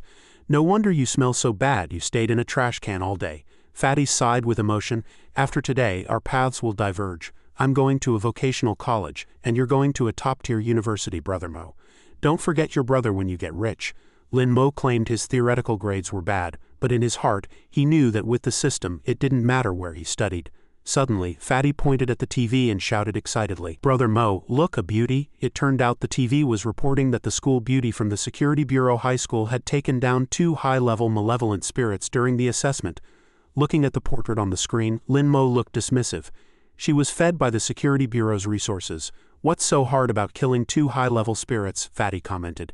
"You're just being sour because you can't have her." "Look at her background, she's way out of your league," Lin Mo shot back. "You're one to talk. You've been chasing girls for 3 years and haven't caught a single one." Fatty immediately looked dejected. System prompt. Successfully made black little Fatty break defense, obtained 10 defense break points. While eating, Fatty gave an envious reminder. "There must be plenty of beauties at a top university. Remember to send me more photos when the time comes." Lin Mo smiled and raised an eyebrow. "Don't worry, I'll definitely get that photo of Jun Wang you wanted." Fatty was stunned. "Who is Jun Wang?" Lin Mo casually brushed it off, saying she was a big star. He felt relieved in his heart, nearly forgetting that Jun Wang didn't exist in this world. After finishing the meal, Fatty went home first and Lin Mo took a taxi to the Bailon community. As the car sped along, Lin Mo was scrolling through his phone when the car suddenly shook violently. He leaned out and realized this was not the way to the Bailon community at all. Seeing the driver's eerie expression, he was startled. "Oh no, I got into the wrong car." The driver jerked the steering wheel and announced coldly that they had arrived. The car swerved to a halt, and the driver pushed Lin Mo out, calling out respectfully, "Boss, I've brought the person." Looking at the woman's back in front of him, Lin Mo thought, "Her figure is actually quite good," and Ran turned around, a satisfied smile on her face. Lin Mo, however, looked disappointed. "Turns out only your back is worth looking at." She was furious. "What did you say?" System prompt. Obtained 20 defense break points.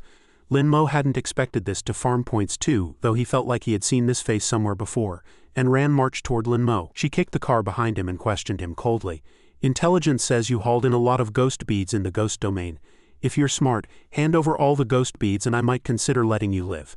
Lin Mo hadn't expected there to be such kidnapping and extortion in this world. He quipped, "Sister, I'm a man of integrity. Keeping me alive isn't much use. Why don't you just take it all?" And Ran exploded. I'm talking about the ghost beads. Lin Mo played dumb. Ghost pigs, what breed of pig is that? Does the meat taste good? She had run out of patience.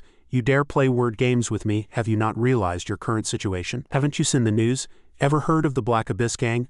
I'm the boss. Half a month ago the security bureau surrounded me, and I fought my way out of a bloodbath from Dongping to Ziping. Lin Mo continued to tease her. Then you must be exhausted, right? Shouldn't you take a rest? And Ran trembled with rage, roaring, whether I rest or not is none of your damn business. Lin Mo looked innocent. I'm just being concerned. Don't push yourself if you're tired. System prompt obtained 20 defense breakpoints, and Ran was beyond furious. Enough talk, hand over the ghost beads right here, right now. System prompt again. Obtained 60 defense breakpoints. A subordinate nearby drew a blade and shouted, Boss, don't waste your breath on him, just search him. Seeing this, Lin Mo bolted. Help, this is a nightmare. He quickly escaped. Two subordinates immediately summoned the drunkard ghost and the crash ghost, controlling them to attack, and Ran gave the order, move. The drunkard ghost and crash ghost lunged at Lin Mo. Lin Mo dodged nimbly. He slowly stood up, feeling a bit nervous. After all, this was his first time fighting a real ghost tamer, and he could not afford to be careless. The drunkard ghost and crash ghost roared and charged again. Lin Mo remembered the news mentioning this gang that specialized in robbery. Since the security bureau hadn't dealt with them, they probably weren't that hard to handle. The corners of his mouth curled up. Let's see how much skill you guys really have, the burly man roared. Brat, don't be so arrogant. He ordered the drunkard ghost to use 1,000 cups never drunk, and the ghost spat out a massive cloud of pungent alcohol vapor. Lin Mo hugged to cover his nose.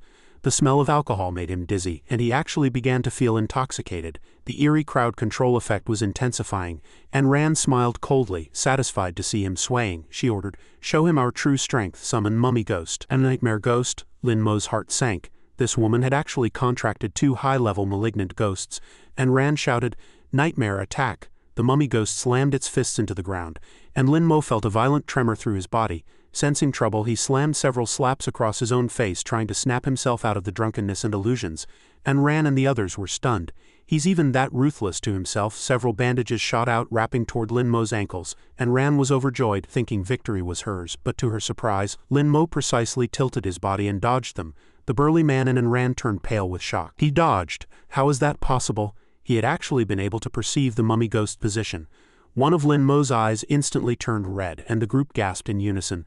Blood Eye, this is trouble. And Ran decided to risk it all. Everyone attacked together. They drove their ghosts to surround him. Lin Mo rolled up his sleeves. It's my turn now. He summoned his high-level malignant ghost, the female ghost, and activated the skill, Mortal Melody. A piercing sound of strings rang out, making the ghosts clutch their heads in agony. And Ran and her crew were also struck by a splitting headache. Lin Mo calculated that he had to deliver a fatal blow, or things would get difficult once the skill effect wore off. He summoned his other contracted ghost once again. Go Electrode Ghost. Kill them all. Both sides launched their attacks simultaneously. And Ran, the leader of the Black Abyss gang, winced as the discordant, screeching melodies pierced her eardrums. Lin Mo stood still for a moment, his sharp eyes scanning the chaos. To catch the gang, he had to take down the leader first. He gave a slight wave, signaling to deal with the one in the back first. Roaring in obedience, the Electrode Ghost leaped over the other malevolent spirits, charging straight for Ran. It swung a heavy, powerful slash, but she narrowly dodged it. Lin Mo was quite surprised. He hadn't expected her to evade it, as a malevolent spirit had moved just in time to shield her. The black light emitted by the nightmare ghost seemed to be some sort of passive skill triggered within a specific space, automatically dispelling crowd control. That spirit quickly carried her away from the fray, and Ran steadied herself into a defensive stance, panicked by Lin Mo's raw power. She had investigated recent graduates before. They usually had few active skills and weak control, making them easy to defeat, but the person before her was remarkably strong. Lin Mo also paused to calculate. Ghost tamers really aren't that easy to deal with. Since I can't reach that ugly woman, I'll deal with you lot first. The 2 members of the Black Abyss gang were still trapped by the black light's control, and the Electrode Ghost charged like a bolt of lightning to launch an attack. Ran screamed in terror, trying to stop it. This is bad, but it was too late. In an instant, the Electrode Ghost severed one of the burly man's legs. Lin Mo cursed under his breath. Although the strike was slightly off, it had still done its job. The Electrode Ghost prepared for another slash, but was suddenly distracted by the severed leg. Lin Mo's brow furrowed. Damn it, it's lost control. The Electrode Ghost impatiently began to feast on the delicacy before it. Lin Mo clenched his fists, trying to settle the inner turmoil. As expected, a Tier 1 tamer struggled to control such a powerful ghost. As the deathly melodies ended and entered cooldown, the previously controlled spirits began to break free. The man wailed in agony. his shrill cries tearing through the chaotic air and drawing everyone's attention. The electrode ghost continued to leisurely enjoy its spoils. Suddenly, a small ghost dove down from above like a lightning bolt, striking the electrode ghost and causing the delicious meat to fall from its mouth to the ground. The electrode ghost turned its head in a fury, snarling at the spirit. "You dare interrupt my meal?" Its gaze became more dangerous than ever before. The entire battlefield was filled with terrified screams, and Ran hurriedly ordered, "We were careless this time. I didn't expect him to have contracted 3 ghosts. Save him and move out, retreat." The Black Abyss subordinates didn't hesitate, quickly dragging away the heavily injured man and sprinting toward their car parked by the roadside. "Get in!" Inside the car, the survivors trembled uncontrollably, cold sweat pouring down their faces. The vehicle sped away, leaving a trail of dust behind, and Ran also retreated quickly, throwing back a final threat. "I've memorized your face. This isn't over." Lin Mo let out a faint smile. "Next time we meet, remember to get dressed first." Her clothes were torn so badly they were practically falling off. The system then prompted, "Congratulations to the host for obtaining 30 defense break points." However, he felt a strange sense of familiarity. It felt like he had seen her somewhere before. He recalled a face that looked a lot like Gao Shishi. He immediately searched for her information. Gao Shishi, daughter of the Security Bureau Director. She has access to as many ghost beads as she wants. Why would she come to rob me? This left him even more puzzled. The more he looked, the more they seemed alike. What was going on? Lin Mo looked to his side. "Eyebrow, what do you think?" Miss Blood-Eyed Ghost also judged pensively. "Based on my analysis, the similarity is as high as 80. Lin Mo looked impressed. As expected, a professional is different. But he was curious.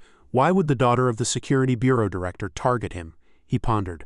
The news said she was incredibly strong, so how could she not even beat him? The more he thought about it, the more confused he became. Forget it, no use dwelling on it.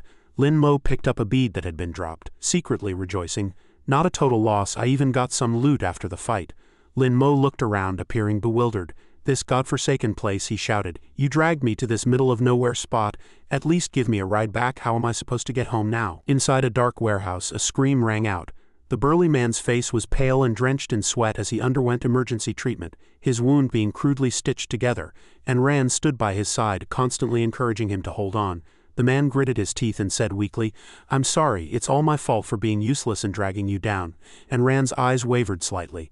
"What do you mean dragging me down? You followed me and risked your lives for me. I couldn't be more grateful. How could I blame you? It was just our bad luck to run into him." "That guy was indeed too strong," another person in the group added resentfully. "If that damn sister of yours hadn't stolen your destiny ghost, you wouldn't have been reduced to robbing that kid." She quickly splashed water on her face, her gaze turning determined and her tone resolute. "If I ever run into him again, I will definitely get revenge for you." The dead of night was silent and bitingly cold as the door was pushed open. Lin Mo walked into his room, his face written with irritation. What rotten luck he'd had to put in so much effort just to bike back from such a distance. Lin Mo sprawled out on his bed, exhausted, his eyes drifting shut as his consciousness began to blur. Suddenly, a noise from upstairs jolted him awake. His face flushed with rage as he bolted upright and roared, "Damn it, what the hell is going on in the middle of the night?" He muttered through gritted teeth, looking utterly disgruntled. This landlord was something else.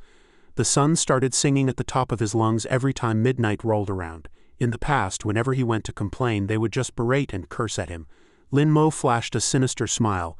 "I'll give you a lesson you'll never forget today." He quickly summoned the high-level female ghost and instructed her. "In a moment, do exactly as I say." Upstairs, the karaoke was deafening as everyone gathered together laughing. The landlord's son held the microphone and shouted excitedly, "Let me sing one more." Suddenly, the mother sitting on the sofa shivered. She glanced out the window. "Why does it feel so chilly all of a sudden?" She turned to her husband and whispered, her face filled with fear, "Honey, do you think there's a ghost?" The husband comforted her calmly. "Don't worry, the ghosts in the city were cleared out by the Security Bureau long ago. It's probably just a storm." The son complained unhappily. "Mom, Dad, what are you talking about? You're not even listening to me sing." The father chuckled and tried to soothe him. We're listening. Go on, son." Unaware of his mother's unease, the son picked up the mic and continued. The living room lights flickered on and off, startling the mother. The husband forced himself to stay calm. "It's just the voltage being unstable, don't be scared." The mother instinctively looked back. Her gaze was vacant and terrified. The power had suddenly cut out, so why was the TV still on? A long-haired female ghost appeared prominently on the screen. The mother and son screamed at the top of their lungs. "A ghost, turn off the TV fast." The father grabbed the remote and hit the power button. He turned around and asked in confusion, "What's wrong with you two?" The mother and son finally breathed a sigh of relief. The father muttered, "Where would a ghost even come from on TV?" The mother was paralyzed with terror, her eyes nearly bulging out of her head. "The ghost is behind you." The father whipped around, his heart pounding wildly. A raspy, cold voice came from behind, freezing them in place. "Who is singing in the middle of the night? Who is summoning me?" Shrill screams echoed, and Lin Mo was extremely satisfied. System prompt: "Congratulations to the host for obtaining 60 defense breakpoints." He wore a content smile, and immediately ordered the high-level female ghost, "Busty ghost, come back." Furious shouting came from upstairs. "Singing in the middle of the night? You brought a ghost here, I'll beat you to death. I won't sing anymore, I won't ever dare to sing again now." Lin Mo could finally get a good night's sleep. In the hallway the next morning, Lin Mo happened to run into the landlord and his son heading out. He greeted them warmly. "Morning, landlord, it was quite lively last night, wasn't it?" The kid was clutching his face with one hand and his father's hand with the other. The kid tried to avoid him, but Lin Mo wouldn't miss the chance to tease him. "Hey there, kiddo, what's up with your face? Did you get a beating?" The father was still troubled by last night's events. "Don't even mention it. We actually attracted a ghost last night." Lin Mo smirked and took the chance to stir the pot. "Attracted a ghost? I didn't see anything in my room. It must have been your son's midnight singing that lured it in." Hearing this, the father flew into a rage and kicked his son. The kid wailed, "You brat, what the hell were you singing for in the middle of the night?" After teaching his wasteful son a lesson, the father turned to Lin Mo for help. "Young man, are you perhaps an expert in these matters? Could you help me deal with that ghost? The whole family hasn't been able to eat or sleep well all night." Lin Mo scratched his head, pretending to hesitate. "Well, I could. I am from the Ghost Tamer High School after all, and that kind of minor ghost is no problem for me. But I still owe 5 months of rent." Understanding Lin Mo's hint, the landlord waved his hand dismissively. "Forget the rent?" Hearing this, Lin Mo's expression flipped instantly as he agreed. "All right then, show me the way." In the next scene, after being invited inside, he immediately began sprinkling salt around the room, then took a large mouthful of water and sprayed it at the family, looking very much like he was using the opportunity to vent his frustrations. After performing an elaborate 49-step ritual, he left feeling satisfied. The music ghost has been eliminated. "Just don't sing in the middle of the night anymore." Behind him, the whole family was beaming, except for the unfortunate son. "Thank you, Master. Master, you're amazing." As the family closed the door and went inside, Lin Mo's phone rang. His cheerful expression turned serious as he checked the message. It was from his little brother. After replying, a profile picture on his phone caught his attention. Fatty wanted him to play Honor of Kings. The game was remarkably similar to the one from his previous life. He had been a challenger rank in his past life, so beating this bunch of bronze and silver players would be a breeze. Before even resting at home, Lin Mo immediately started a few matches. Fatty came online. The phone showed team members entering the lobby one after another. Seeing the team was complete, a slight smirk appeared on his lips. It really was just like that game, perfect for practicing skills with the blood-eyed ghost. He swiped the screen to select a character with tentacles that looked like an octopus and entered the battlefield. He immediately sent a message to taunt his teammates. "My blood-eyed ghost has scored a pentakill before. Just sit back and let me carry you," someone retorted. "Steady, Spear. Stop posing.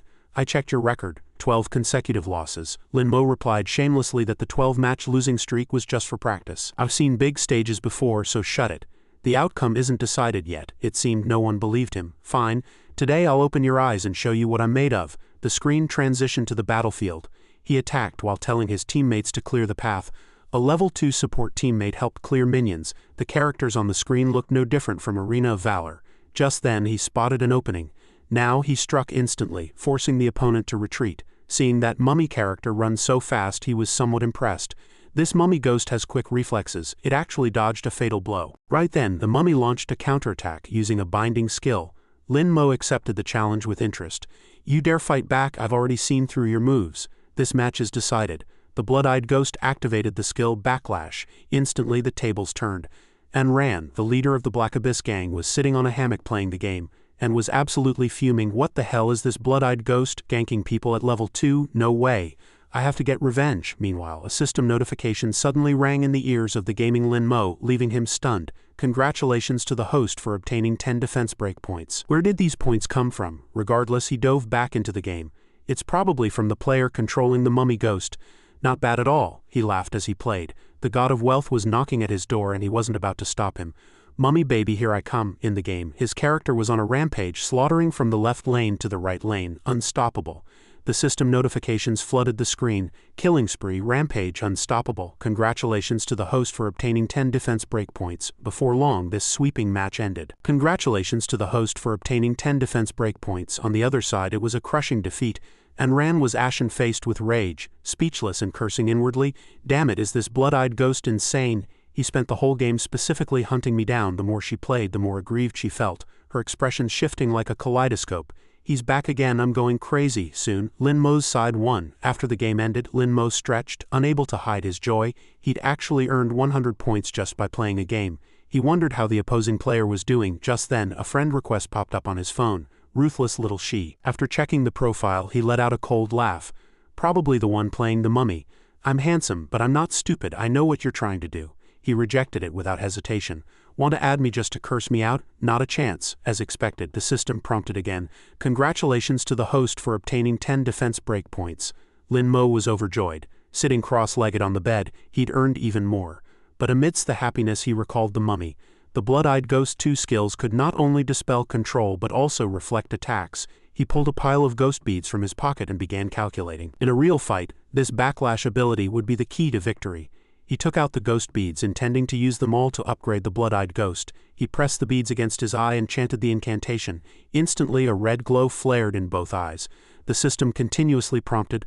Blood-eyed ghost loyalty increased by 5, level increased to high-level malignant ghost, then broke through again to low-level calamity class. He opened the system interface. Sure enough, it had jumped 2 levels. Without hesitation, he spent 500 defense breakpoints to activate the blood-eyed ghost's second skill, Backlash. Backlash, level 1. Can be actively cast when controlled by the opponent, reflecting 50 of the opponent's damage, consumes 50 spiritual chi, cooldown 180 seconds. Seeing the upgraded skill effect, he was amazed by its power, and leveling up further would shorten the cooldown. Lin Mo stood up to look in the mirror. Although the effect was broken, the long cooldown was understandable. He looked at his handsome face in the mirror, feeling delighted. 1 ring represented a malignant ghost, and 2 rings represented a calamity-class ghost. The higher the level, the more rings appeared in the eyes. I wonder what the eyes will look like at max level. Suddenly, a knock on the door interrupted his narcissism. He quickly regained his composure, wondering, who would come looking for me at this hour? Lin Mo opened the door and saw the visitor, asking suspiciously, "Can I help you?" Zhou Feng introduced himself with a smile. "I am the principal of Poplar Academy." He had come to invite Lin Mo to enroll. Lin Mo shook hands warmly, secretly pleased. I didn't expect a university principal to come to my door personally. Quite the treatment. However, he'd never heard of the school's name. He stepped aside to invite Zhou Feng in. Zhou Feng walked a few steps, then turned back to offer a comment. "Lin Mo, your family background is quite ordinary, isn't it?" Kei Feng asked curiously. He excitedly pulled out a piece of paper. "It doesn't matter. I just want to tell you that Poplar Academy will provide you with free room, board, and tuition. This will save you a massive amount of money." Lin Mo took the paper and glanced at it. The principal's promise of a full ride scholarship surprised him. Seeing that this was a certification for what appeared to be an excellent university, Lin Mo's interest was piqued. He calculated to himself that the tuition for a ghost-tamer academy was 10,000 yuan a year. Saving that sum would be a huge help to his family. A full ride was indeed tempting. Kei Feng excitedly patted the admission notice and urged him to decide. "What do you think? I'm handling this recruitment personally. Once you enter the school, you'll go straight into the elite class, and you can pick any major you want. Come on if you agree. Let's finish the enrollment procedures." He leaned in toward Lin Mo, a pen in one hand while grabbing Lin Mo with the other. Lin Mo was still a bit hesitant and didn't plan on signing immediately. He turned and asked, "Where does Poplar Academy rank?" Hearing this, Kei Feng froze. He gave an awkward laugh and tried his best to bluff. "Our school is full of hidden talents. We don't care about those empty titles. We fight for the people. Rankings are just vanity and aren't worth paying attention to." Listening to this, Lin Mo became suspicious. His follow-up question left the principal speechless. "You aren't trying to scam me, are you?" Kei Feng hurriedly explained. "Are you joking? Poplar University is the largest school in the province. Our school has produced countless outstanding alumni." Lin Mo turned back and asked him to name a few. Kei Feng broke into a cold sweat. He rested a hand on Lin Mo's shoulder and replied, "There's Zhang something or other and Lu Shuangshuang. There are so many I can't even remember them all." At that moment, a woman walked over quickly. The sound of her high heels crisp and loud. She exposed him directly. "You can't name any because there aren't any, right? A minute stood opposite them and asked with a smile, claiming to be the largest in the province with 14,000 hectares. That's all a bunch of lies too, isn't it? Having his secrets exposed, Kei Feng let out a guilty snort and turned his head away. He glared at a minute and boasted with an exaggerated tone, "But our school's teachers are all Tier 6 ghost tamers or higher." A minute delivered another blow. "That's because you're the only teacher in the entire school." Exposed again, Kei Feng froze in place, embarrassed. Lin Mo's jaw dropped upon hearing the truth. "What? You're the only person in the school? You're the principal and the teacher?" A minute took off her sunglasses and reached out to greet him. "Let me introduce myself. I am a teacher from Snow Phoenix Academy." "A minimum." Lin Mo reached out and returned the gesture. A minute then pulled out a piece of paper and introduced it cheerfully.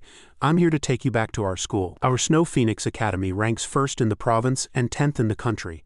Student Lin Mo, please complete your enrollment." Looking at the 2 admission notices, one prestigious and one lowly, Kei Feng knew it was time to give up. He walked over, snatched his paper back with an awkward laugh and managed to say, "It's fine, any normal person would choose Snow Phoenix, I understand. It's a pity to miss out on a good talent, but it's no big deal. Perhaps we can cooperate in the future." Kei Feng looked extremely dejected. Suddenly, the phone in Amin's pocket rang. She checked it and saw it was the director of the Education Bureau calling. The moment the call connected, the person on the other end bellowed into her ear, "Cancel Lin Mo's application for Snow Phoenix Academy immediately." Hearing this, Kei Feng stopped in his tracks to watch the drama unfold. A minute was completely baffled. Zhang Shan explained in a firm tone, "Director Gao and Deputy Director Sun of the Security Bureau have spoken. Lin Mo is banned from attending school in this entire province, whether it's a vocational college, a 2nd tier, a 1st tier, or a key university. None are allowed to admit him."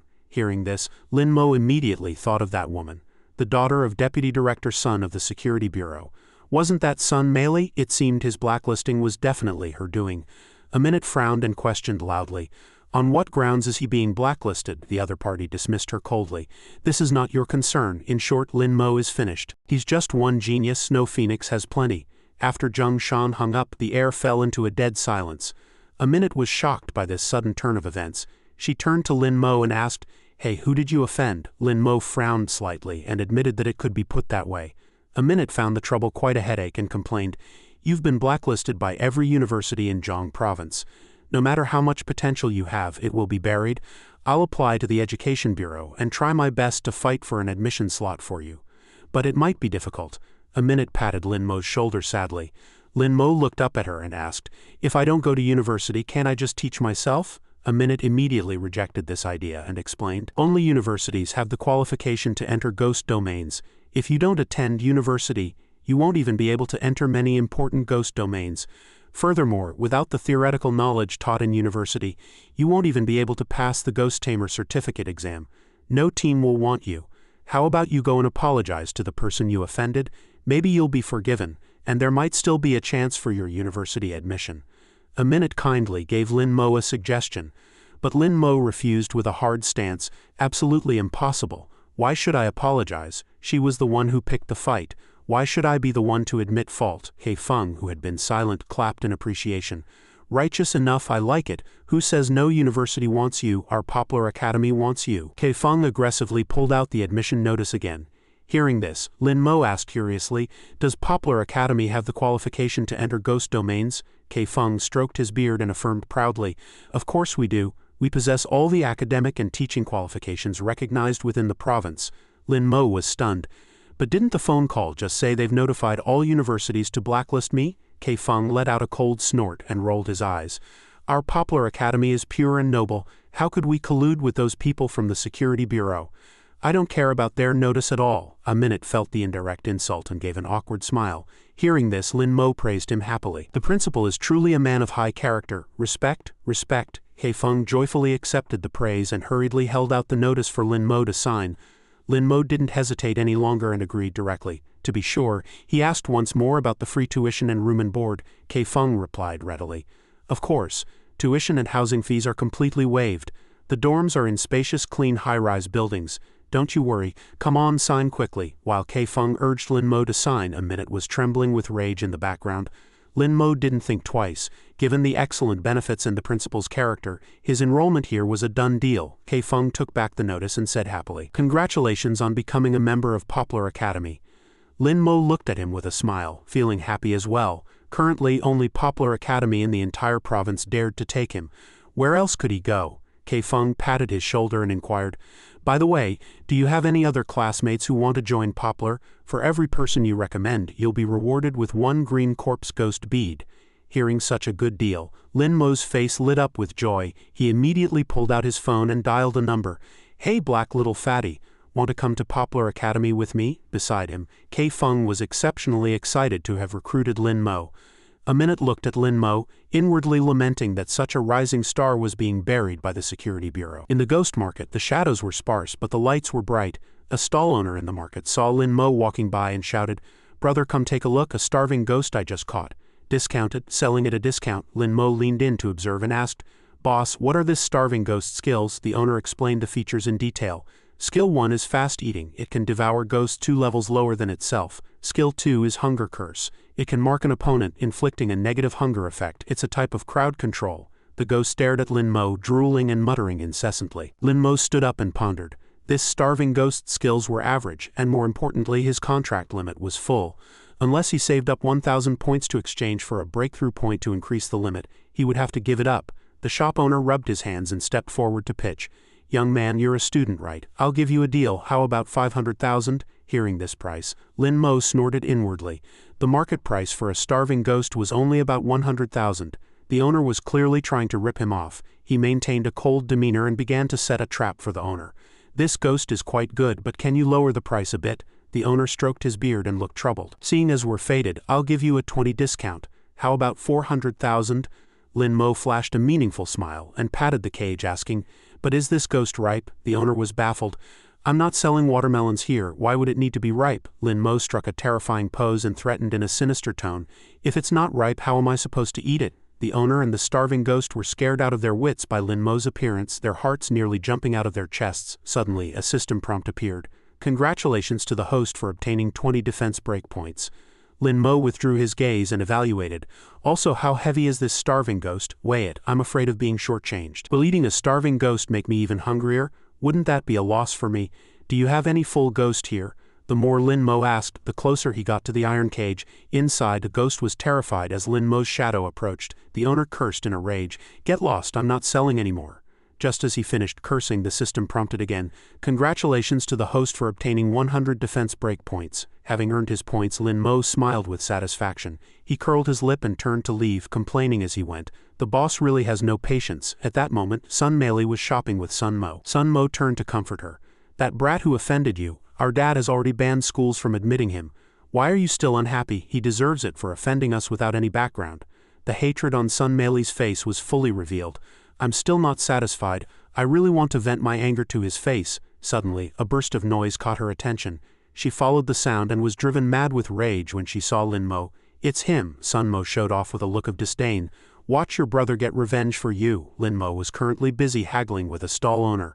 "Boss, this ghost bead has a crack and the quality is average. Isn't 200,000 a bit high? How about $20 a piece?" Hearing this ridiculous counteroffer, the owner nearly fainted from rage. $20? You didn't even say 10,000. Kid, are you here to rob me? Sun Mo stepped forward and snatched the ghost bead from Lin Mo's hand, buying it directly at the original price, which surprised Lin Mo. Sun Mo shot Lin Mo a disdainful look. "If you don't have money, don't come to the ghost market. You're embarrassing all ghost tamers." Beside him, Sun Meili couldn't stop laughing. Seeing this, Lin Mo frowned, inwardly annoyed. "Sun Meili again? Want to play with me?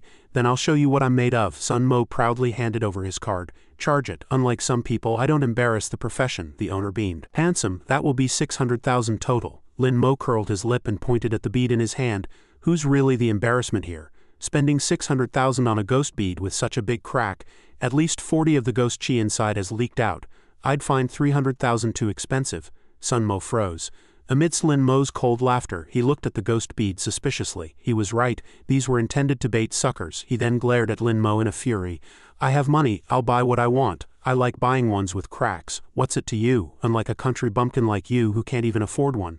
Lin Mo immediately shouted out happily. "Attention, all bosses, bring all your cracked ghost beads over here. We have a big spender here buying them at high prices." Hearing this, the stall owners ran over excitedly. "Handsome, I have 30 cracked ghost beads here. It should be 8.6 million, but I'll give you a discount and make it 8 million. The stall owners surrounded Sun Mo, making him extremely uncomfortable. Sun measly tried to bail him out. "Brother, let's go." As they walked away, his system suddenly prompted, "Congratulations to the host for obtaining 10 defense breakpoints." Lin Mo scanned the two of them with a cold laugh, plotting, "Want to leave? It won't be that easy." He suddenly pointed at Sun Mo and roared, "Aren't you the son of Deputy Director Sun of the Security Bureau? You can't even cough up this little bit of money? Besides, you said you were going to buy them. Now you're backing out. Isn't that breaking your word? You can't let Deputy Director Sun's reputation be ruined by you two." Hearing this, Sun Mo and Sun measly turned ashen. They looked back and glared at Lin Mo through gritted teeth. The onlookers began to whisper. The Sun family wasn't short on money. They must be buying them up to prevent cracked beads from flooding the market. Sun Mo's expression turned dark amidst the gossip. "Isn't that Director Sun's son? I heard he's a genius sophomore at Snow Phoenix University. If he wants to buy them up, they must be the real deal." He then angrily pulled out his card and said through gritted teeth, "Fine, I'll buy them. Bring those 8 million worth of beads over here." The owner happily handed them over. "Thank you, boss. Here are your ghost beads." Sun Mo's face turned green as he held the box of beads. This 8 million was meant for top-quality ghost beads for cultivation, and now it was all spent on this pile of junk beside him. Sun measly shouted in a fit of pique, "You country bumpkin, you're so malicious." The system prompted again, "Congratulations to the host for obtaining 200 defense breakpoints." Lin Mo walked over with a light laugh and clapped his hands. "Magnanimous. Truly touching." Sun Mo and his sister stepped forward aggressively, gritting their teeth. "Lin Mo, this is all because of you. Are you looking for death, brother? Hurry and beat him to death. Kill him." Hearing this, Lin Mo let out a leisurely yawn and sighed. "Shouldn't you thank me? Didn't you need cracked ghost beads? I was helping you." Sun Mo pointed at Lin Mo and roared in fury, "Lin Mo, I challenge you to a duel." The people around were shocked. A sophomore challenging a high school senior? They aren't even in the same league. He's out for blood. Lin Mo crossed his arms and looked at Sun Mo with disdain. "As a sophomore senior challenging a high schooler, have you no shame?" Sun Mo pulled out the box. "If you win, this pile of ghost beads is yours." Lin Mo looked at the stakes held out before him and listened to Sun Mo's provocation. 8 million worth of ghost beads, do you dare accept?" Lin Mo looked at him expressionlessly, silently calculating. "This pile of beads might be cracked, but it's worth at least 2 million. Since I can get it for free, why shouldn't I?" Sun measly taunted him spitefully. "You aren't scared, are you?" Then Lin Mo looked at them naturally and said, "I accept the challenge." By now, the area around the stage was crowded with people cheering for Lin Mo. "Good lad, you've got guts, we support you. Give Snow Phoenix Academy a good slap in the face." Some people were also cynical. "Sun Mo is the most prized student of teacher Zhang Ming at Snow Phoenix. How could a high schooler ever win?" Below the stage, and Ran, the boss of the Black Abyss gang, was also a bit surprised to see Lin Mo. Then she thought to herself that if it was him, he might actually win. So she shouted her support, "Beat the Snow Phoenix guy, kill him." Sun Mo glared at Lin Mo and threatened, "Let's get one thing straight before we start. Don't blame me if you end up a cripple." This was indeed a perfect chance for revenge. Lin Mo hadn't even given him a second thought last time.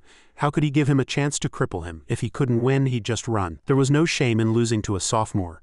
Lin Mo said without a trace of fear, "You talk too much." He then summoned the Electrode Ghost at his command. The Electrode Ghost appeared instantly, charging forward with a roar. Sun Mo quickly dodged the first wave of attacks. Somewhat surprised by this primary malignant ghost, he sneered. "But my ghosts are the strongest." In the blink of an eye, he summoned a squad of high-level malignant ghosts, Drowning Ghost, Electric Shock Ghost, and Floating Corpse. Lin Mo praised him inwardly. This Sun Mo indeed had some skill. The surrounding audience was also full of praise. This formation was perfect for both offense and defense. That high schooler didn't stand a chance. "I'd suggest surrendering now to save yourself a beating." She was clearly one of the few who held a dissenting opinion. Although the Electric Shock Ghost and the Drowning Ghost were formidable, their cooldowns were incredibly long. If that high schooler could seize the right moment for a sneak attack, he might actually have a chance to win. The man beside her laughed. "Is he your boyfriend? Why are you so biased toward him?" She quickly explained. "Don't talk nonsense. I just don't want someone from Snow Phoenix to win." The Drowning Ghost officially entered the fray, unleashing its suffocation ultimate, rendering Lin Mo instantly unable to move. Holding his breath with difficulty, he felt a surge of anxiety. The control skills are far too strong. Sun Mo watched the scene before him with a look of smug triumph. "The Drowning Ghost's control duration is 2 minutes. I wonder if you can even last that long?" Lin Mo had already prepared a plan. These 2 minutes were the golden window for execution. Obeying his command, the Electrode Ghost continued its charge towards Sun Mo. However, Zombie Zhang stepped out quickly to act as a meat shield. It took a massive breath, its entire body swelling up like a balloon. When the Electrode Ghost struck it, it dealt almost no damage. Sun Mo mocked, "Is this all you've got?" But Lin Mo remained silent. Sun Mo laughed, "I'm not finished yet," and then ordered the Electric Shock Ghost to use Death Current. Lin Mo realized that danger was imminent. The moment the control effect ended, he immediately leapt out of the discharge range. Just then, the electrode ghost let out a pained shriek after being attacked by Zombie Jong. Its health dropped rapidly, instantly triggering its bloodthirst mode. For every point of health lost, its attack power increased by 2 points. The counter-attacked Zombie Jong let out a howl of agony. Sun Mo was caught off guard, unable to comprehend what was happening. Feeling he had to end this quickly, he shouted his command, "Finish off that country bumpkin first." A dangerous glint flashed in Lin Mo's eyes as the electric shock ghost continuously unleashed dense bolts of lightning. Showing great agility, he quickly escaped the strike zone. Its attack speed was incredibly fast. The audience below watched as Lin Mo was sent flying quite a distance. Lin Mo stood up and ran toward the electrode ghost, which was currently attacking Zombie Jong. Sun Mo issued an urgent order, electric shock ghost full power attack on Lin Mo. He maintained his composure, dodging the lightning. A subtle, cunning smile appeared on Lin Mo's face. Not a single bolt of lightning could touch him. And Ran shouted excitedly, "Beautifully done, the Snow Phoenix guys are nothing special, that footwork is absolutely incredible." Beside her, Zhang Shan looked worried. This kid was taking too many risks. Wasn't this the same Lin Mo who had been blacklisted? To be fighting on par with Sun Mo was truly remarkable. He has decent strength, but in the face of a genius, this kind of predictive movement isn't worth mentioning. Sun Mo still has the upper hand, he asserted confidently. Sun Mo has trained in contract ghost combo techniques. Lin Mo won't be able to bounce around for much longer. She turned to look at him, her lips curling. "Are you sure? I don't think so. Why don't we make a bet? How about 1 green corpse ghost bead?" Zhang Shan hesitated, not wanting to bet. She taunted, "You're scared, aren't you? You look quite dignified. So why is your courage so small?" He suddenly burst into laughter. "A little girl calling me cowardly? Fine, let's bet. If you win, I'll give you a green corpse ghost bead. If you lose, you have to apologize to me." Hearing this, she smiled happily. "No problem, it's a deal," she chuckled to herself. "An apology is worth nothing, but a green corpse ghost bead is worth 100,000. What a steal." He looked at her suspiciously. "Why does this kid look so much like Director Gao's daughter, Gao Shishi?" The crowd suddenly erupted. "Look, the high schooler is counter-attacking." At that moment, Lin Mo charged toward Sun Mo with a face full of confidence. Sun Mo immediately ordered the drowning ghost to use seaweed entanglement. In an instant, countless writhing green seaweeds surged from the ground. They grew more and more numerous, tightly surrounding the electrode ghost. Lin Mo thought to himself, "If I get caught by those seaweeds, I won't have the strength to counterattack." He lunged violently toward Sun Mo, who cursed in a rage, "Damn it, you're dead meat once the seaweed catches you." Lin Mo suddenly looked him directly in the eyes. One of his pupils turned blood red, a terrifying sight. And Sun Mo instantly broke into a cold sweat. By now the seaweeds were closing in on both of them. Seeing Lin Mo wrapped tightly by the seaweeds and unable to move, Sun Mo laughed sinisterly. "Can't move, can you? It seems this is the extent of your abilities." Lin Mo stared at him coldly. "Look more closely, who is the one who really can't move?" Only then did Sun Mo discover in horror. "What? Why can't I move my body?" He was utterly baffled. Lin Mo spoke with calm certainty. "This is the Blood-Eyed Ghost backlash skill. You've fallen for it. You let the Blood-Eyed Ghost create an illusion that distorted your sense of direction, making you tie yourself up." Lin Mo crouched down to mock him. "You're actually quite smart for figuring it out." The reversal of the situation sent the audience into a frenzy. Zhang Shan pondered with a frown. The trigger condition for the Blood-Eyed Ghost backlash skill is extremely difficult. One must look directly at the caster the moment before being controlled. To sense and execute this without formal training, he is absolutely a once-in-a-century prodigy. She leaned her head out proudly and laughed. "See that? The students from Snow Phoenix Academy can't beat him." Sun Meili snapped back irritably. "Who says my brother is going to lose? The result isn't out yet." She continued to provoke her. "He's been beaten like this by a high schooler and you're still bragging?" Following that, Sun Meili rushed to the edge of the stage and shouted, "Brother, use the combo technique." Sun Mo thought to himself, "I originally planned to save this for the inter-school league, but now I've actually been pushed this far by a high schooler." The spiritual chi around him grew stronger and stronger. It was time to end this. Sun Mo took a massive breath. Consequently, Zombie Jong expanded violently, becoming as massive as a tall building. Then it suddenly exploded, the disgusting scene turning Lin Mo's face pale with nausea. "Holy crap, this is your ultimate, using corpses for a biochemical attack?" He suddenly fell into deep thought. Something's wrong, where did the drowning ghost go? Suddenly, a slimy hand reached out from the ground, making his hair stand on end. The drowning ghost surged out from the sludge left by Zombie Jong and pounced on Lin Mo. It wrapped around him tightly, letting out a sinister laugh. "I've got you." The more he struggled, the tighter the grip became. In the sludge, the drowning ghost was in its element, exerting its maximum strength. At this moment, Lin Mo was extremely panicked. It extended a long, disgusting tongue and threatened. "You can't escape." Lin Mo cursed every one of the drowning ghost's ancestors in his head. Simultaneously, Sun Mo ordered the electric shock ghost to generate lightning. Lin Mo instantly understood his opponent's intent. It seemed that this lightning was the key to the combo technique. He first used the muddy water left by Zombie Zhang's self-destruction to help the drowning ghost capture him, and then used the lightning from the electric shock ghost to precisely electrocute him to death. He secretly admired the move. The combo was indeed ingenious. Lin Mo was anxious. Using backlash just now consumed too much spiritual chi. My remaining energy is only enough for 2 more skills. Using blood prison illusion on the drowning ghost would free me, but I still wouldn't be able to dodge the lightning strike, and I'd end up dead anyway. Thinking of this, he released his power with everything he had. Sun Mo suddenly felt the yin energy growing to a terrifying level.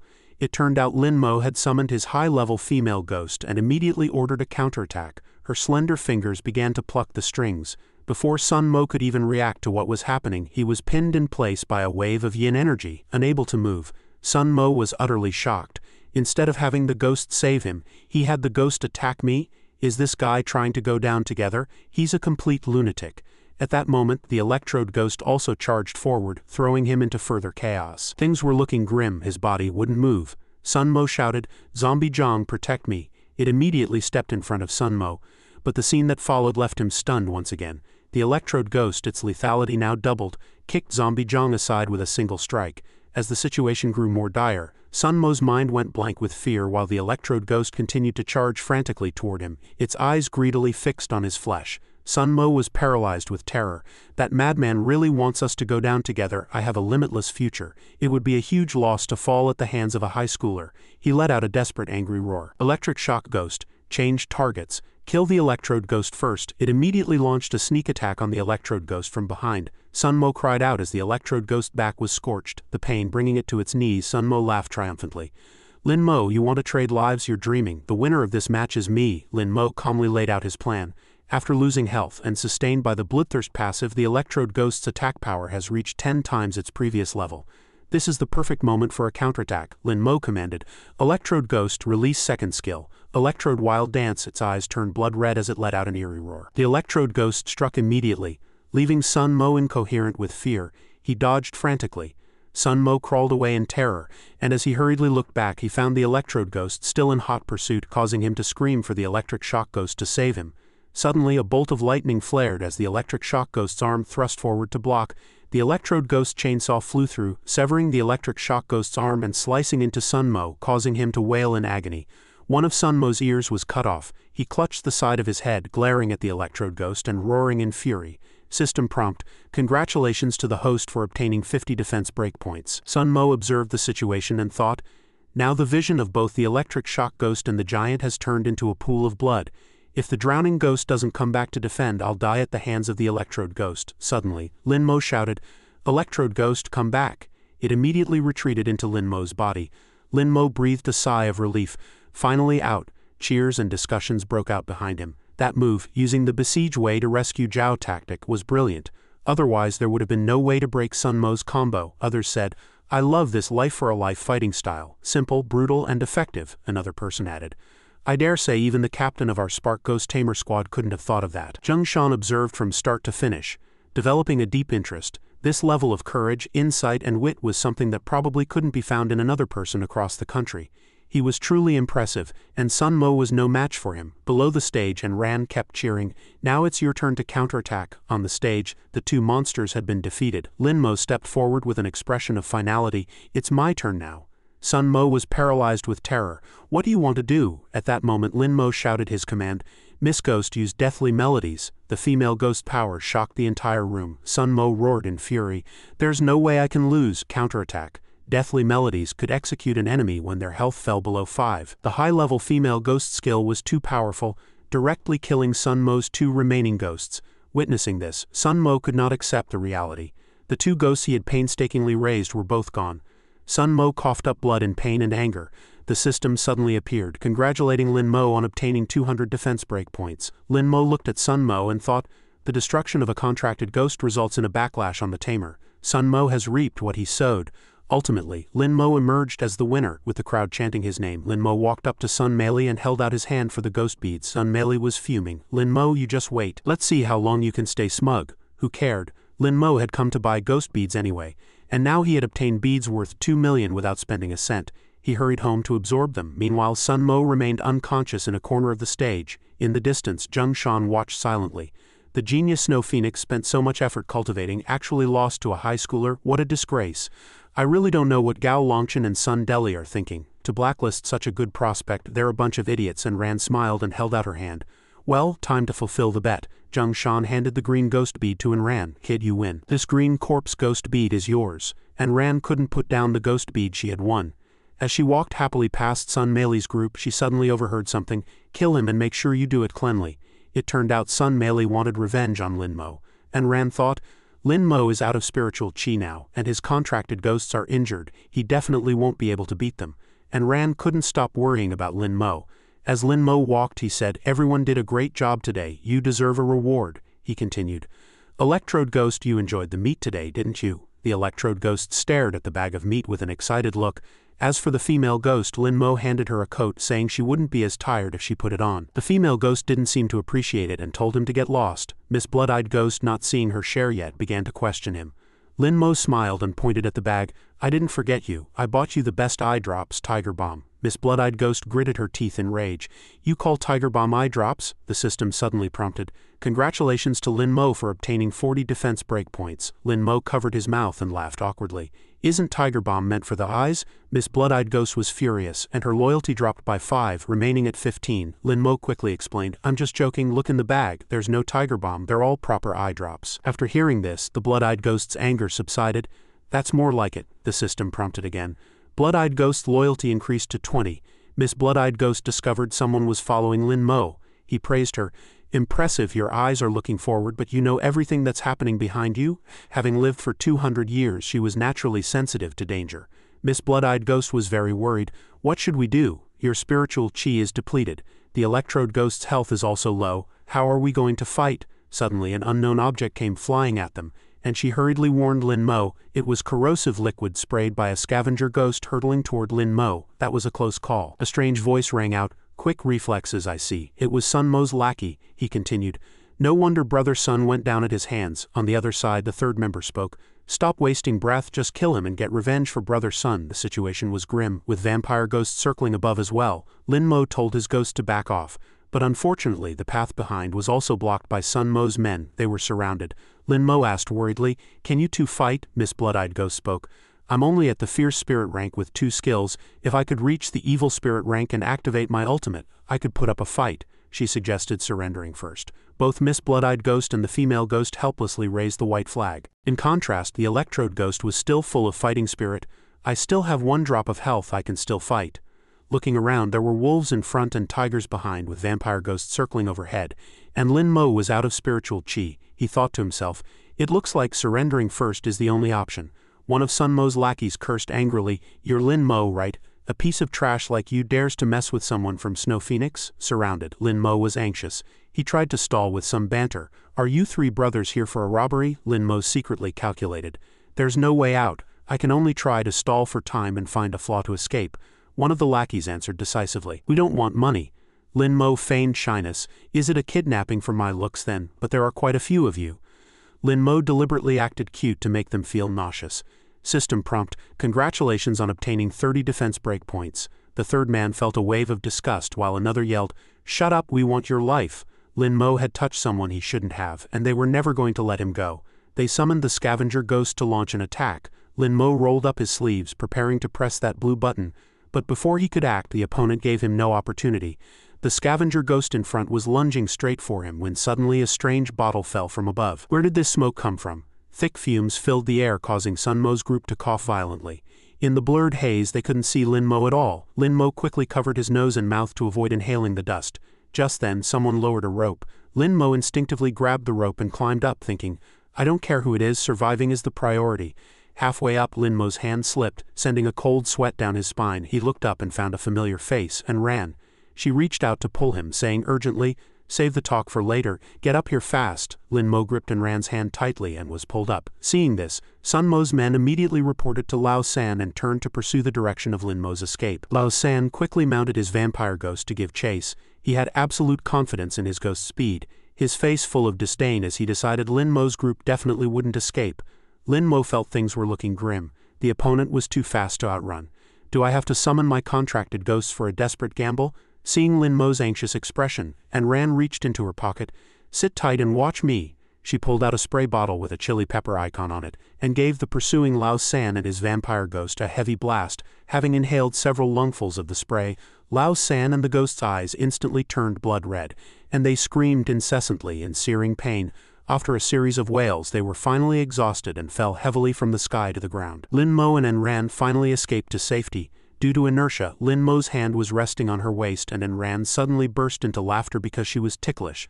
Lin Mo asked somewhat awkwardly, "Why did you save me?" She answered frankly, "I just can't stand those people from Snow Phoenix Academy acting so lawlessly." Lin Mo gave a silly grin. "I thought," and Ran stuck out her tongue as she spoke. You thought I was interested in you." Lin Mo quickly explained it was all a misunderstanding. And Ran sighed. As they walked, Lin Mo asked curiously, "Do you usually live here?" And Ran replied, "This is just one of my bases." With that, and Ran sat on a chair and casually kicked off her slippers. She introduced her setup with great interest. "I have many places like this. Usually when I'm being hunted, I'm safe as long as I hide in a base." Only then did Lin Mo understand why Ran carried chili spray. Since Ran had saved him, she was technically his savior, but Lin Mo still didn't know her full name. She introduced herself generously. "My name is Ran, and as in peace of mind, and Ran as in, of course." Lin Mo was surprised to find that Ran actually shared the same surname as his mother. He thought to himself, "There aren't many people with the surname An in Sha country. Aside from my mother, Ran is the second one I've met." And Ran's expression suddenly turned sad and dejected. "It's my mother's surname. She's seriously ill and has been living in the hospital." Lin Mo felt a surge of sympathy for her. Though young, she lacked a child's innocence and was burdened with adult pressures. He patted her shoulder and asked, "So you became a bandit to earn money for your mother's medical bills? Is that also why you hate Snow Phoenix Academy and the Security Bureau?" Hearing this, Ran shouted in anger, "That's not the main reason." Her face darkened. "It's because I hate Gao Longchen." Lin Mo was puzzled, not knowing what grudge existed between Ran and Gao Longchen. Ran reminisced, "Years ago, to extract intelligence, Gao Longchen approached my mom. He tricked her with vows of eternal love, and once he achieved his goal, he immediately abandoned us. Gao Longchen not only sent people to injure my mom but also stripped away my ghost destiny and gave it to his daughter. It turned out that the puppet ghost Gao Shishi was so proud of should have belonged to Ran." Lin Mo pondered. No wonder she looked so much like Gao Shishi, they were half-sisters. Lin Mo felt Gao Longchen was truly a beast. To strip Ran of her ghost destiny showed that the Gao father and daughter were truly monsters in human skin. And Ran broke into tears. "I could forgive them for hurting me, but he actually touched my mom," Lin Mo suddenly said loudly. "To be honest, Gao Longchen ordered a province-wide blacklist against me, so I have a grudge against them too, plus you're my benefactor." Lin Mo promised Ran that he would definitely seek revenge with her and destroy the Gao family. Ran was moved to tears. As the boss of the Black Abyss gang, Ran giggled and teased Lin Mo. "What are you thinking? They have numbers and power. They won't be easy to deal with," she continued. "Besides, you've offended people from Snow Phoenix, and they're still looking for trouble. You'd better not headbutt them."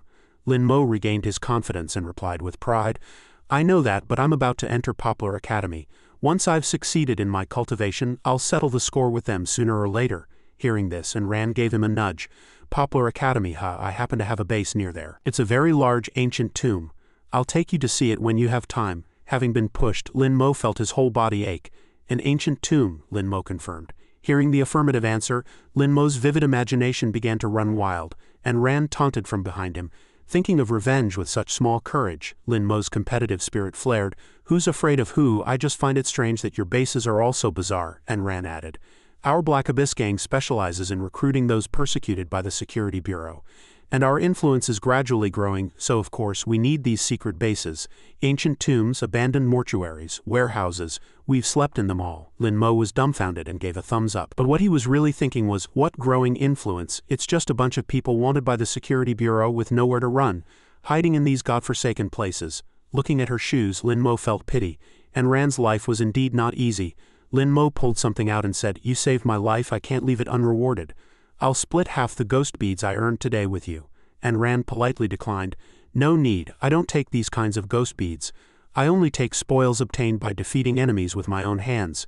But Lin Mo insisted on giving them, and the two began to push and pull. Suddenly, Lin Mo's pocket accidentally spilled open, revealing the ghost beads and something that shouldn't have been there. The two leaned in to look and found that besides the ghost beads, there was actually a piece of women's lingerie, a bra inside. And Ran shrieked, "Pervert!" While Lin Mo's face was full of embarrassment. Lin Mo explained, "Listen to my sophistry, explanation, I'm really not that kind of person." He then pointed to the female ghost floating in midair who was dancing with her hands and feet, and explained, "It was bought for her, hurry up and testify for me." "Forget it," and Ran froze for a moment, and temporarily believed him. Then Lin Mo handed her a box. "If you hadn't stepped in to save me today, I'd have definitely been killed by those 3 bastards, even if I hadn't died. I would have lost half my life. The money and ghost beads on me would certainly have been stolen too. These half-share of ghost beads are what you deserve," and Ran thought that since things had reached this point, she wouldn't refuse further. "All right then, I can't take yours for nothing. If the Security Bureau or Snow Phoenix people target you in the future, just come to the Black Abyss gang to ask us for help." Following that, the two high-fived to seal the alliance, officially becoming allies. "It's a deal." Scene transition. It was raining hard outside and Lin Mo looked up at the sky. Then Ran walked out and invited him to play a game. "I say, with this storm you can't go back anyway. Why don't we play something interesting?" Lin Mo looked utterly confused. Scene transition. Ran, the boss of the Black Abyss gang, held up her phone and invited Lin Mo. "How about a few matches of Honor of Kings?" Lin Mo asked back expressionlessly. "You play this game too?" Ran seemed to have found a kindred spirit and complained gloomily, "I do, but I've played all night and haven't won a single match." The two quickly entered the game. Lin Mo asked for her ID to add her. "That's easy, I'll carry you." "What's your name? Add me first." But after about 5 seconds, Lin Mo suddenly felt the ID was eerily familiar. He froze. "Why does this ID look so familiar? Isn't this that bandage ghost I beat black and blue last time?" Before he could react, Ran had already snapped and questioned him on the spot. "So Steady Spear is you," Lin Mo thought. "It's over, there's no way to deny it now. This day had finally come. I finally know who that player who specifically chased and hit me is." Ran pounced on him and roared, "Why do you always target me? Give me an explanation right now." Lin Mo quickly admitted his mistake and begged for mercy. I was wrong, I'll help you earn points, okay?" Ran, the boss of the Black Abyss gang, was relentless. Delivering a flurry of punches to Lin Mo. "Watch my rapid-fire punches, heroine. Spare my life." After hearing this, her face changed faster than flipping a page in a book, and she secretly agreed while pretending to be reserved. Scene transition. Morning at home. A stranger slammed the table and roared in anger. "We sent 20 agents out, and not a single one came back. What on earth is going on? Find out the exact location of their disappearance for me." The fatty pushed his glasses in terror and reported, "It has been confirmed that the location where the 20 agents went missing is in Minchin. Everyone disappeared on the same day." Gao Longchen didn't want to hear nonsense. He threw the ashtray and cursed, "Damn it, Minchin is huge. Have you found the precise location? How exactly are you performing as deputy director?" It was thanks to his ancestors' luck that Sun Deli kept his small life. He kept apologizing to Gao Longchen. Sun Deli reported on last night's situation. The opponent's methods were very bizarre. All the tracking devices on the agents lost their signals, and they didn't even have time to send out a final distress signal. Gao Longchen pressed, "What does it mean if they couldn't even send a distress signal?" His face was grave as he answered seriously, "It means they didn't even have a chance to resist. To think a Tier-6 ghost tamer was taken out instantly." As he spoke, he pointed to the map. "It must be the sealed demon remnants. It's definitely them." A secretary walked in to find Sun Deli. "Deputy Director Sun, there's a call for you." Sun Deli was so angry he took it out on the secretary. "Get out, can't you see we're discussing serious business? Can't you distinguish priorities?" She replied timidly, "It's a call from your home. They say your son was beaten unconscious and is being rescued in the hospital, and 2 of his contracted ghosts were killed. The one who did this is a high school senior named Lin Mo." Upon hearing the name, Lin Mo, both men froze as if struck by lightning. Sun Deli's face turned from green to white, completely bloodless. If a contracted ghost dies, it still occupies 1 slot of the contract limit. Sun Mo had instantly fallen from a genius with 3 ghosts to a mediocre ghost tamer. Gao Longchen regained his composure. "Put the matter from just now aside for a moment. You go back and handle your son's business first." Meanwhile, Sun Deli had completely collapsed. "It's completely over." After the two walked out of the room, Gao Longchen flipped open a photo of him and his daughter, his eyes full of pride as he looked at his excellent daughter in the picture. His daughter was indeed the best, ranking first in the entire province. Scene transition. Ran, the boss of the Black Abyss gang, mounted her ghost to say goodbye. "Lin Mo, I have to go back and take care of Strong Man. Let's battle again next time." Lin Mo readily agreed. "Anytime." Then she turned and flew away on the ghost. Lin Mo stood there watching them leave, his heart filled with joy. This was probably the happiest day since he came to this world. On the enrollment day of Poplar Academy, Black Little Fatty saw Lin Mo and waved his hand excitedly, shouting, "Brother Mo, over here, over here. I really didn't expect us to get into the same university." He turned to Lin Mo and chatted incessantly about Poplar Academy. Fatty kept praising it, and Lin Mo could only give an awkward smile. Lin Mo looked elsewhere, thinking, if Black Little Fatty knew this school was nothing but abandoned graves, he'd probably be scared to death on the spot and go home crying to his mom. "I'll hide it as long as I can." The afterglow of the setting sun spilled over the station. The bus came to a halt. Black Little Fatty was trembling all over, his face pale as he pointed at the academy and asked, "Brother Mo, where is this? Why aren't there any houses, just abandoned graves?" Lin Mo gave a few dry coughs. Although he felt awkward, he still forced an explanation. "This is probably an abandoned graveyard specially prepared by Poplar Academy for students to practice their courage. Think about it, cowardly students won't pass. Only the brave can enroll." Although Black Little Fatty was suspicious, he could only accept this explanation. "So that's how it is. Poplar really is a good school." At this point, the bus came to a complete stop, and the driver broadcasted, "Terminus, Poplar Academy has arrived." As soon as the two got off, the bus immediately started up and sped away, leaving the two looking bewildered. Behind them, there was a signpost that read Poplar Academy Station and Poplar Academy Road. It was almost unbelievable. It wasn't until a coin flew over and hit Black Little Fatty in the face that he snapped out of it. Black Little Fatty took the object off his face and was instantly scared out of his wits. He asked in terror, "Brother Mo, where is the school? We couldn't have boarded a ghost bus, could we?" Lin Mo led the way, and while Black Little Fatty was pale with fright, Lin Mo looked around and confirmed, "That's right, this is Poplar Academy." He pulled his suitcase along with Lin Mo. Fatty was still shaken, wondering, "But where is the school gate?" Lin Mo comforted him calmly. "Don't worry, if we follow the direction on the map, we'll find the dorms." Black Little Fatty wanted to cry but had no choice but to accept his fate. The two moved forward along a small path lined with graves. Suddenly, Fatty's suitcase hit something. He looked back and shrieked in terror, "Mommy, what is this thing?" Lin Mo looked closely and was also stunned. The suitcase had hit the grave of an evil spirit rank blue corpse ghost. He was shocked. The rank of this blue corpse ghost was higher than all of his own ghosts. Not only that, but driven by the surrounding yin energy, more than a dozen graveyard imps were closing in on them. Lin Mo frowned slightly as he observed the situation.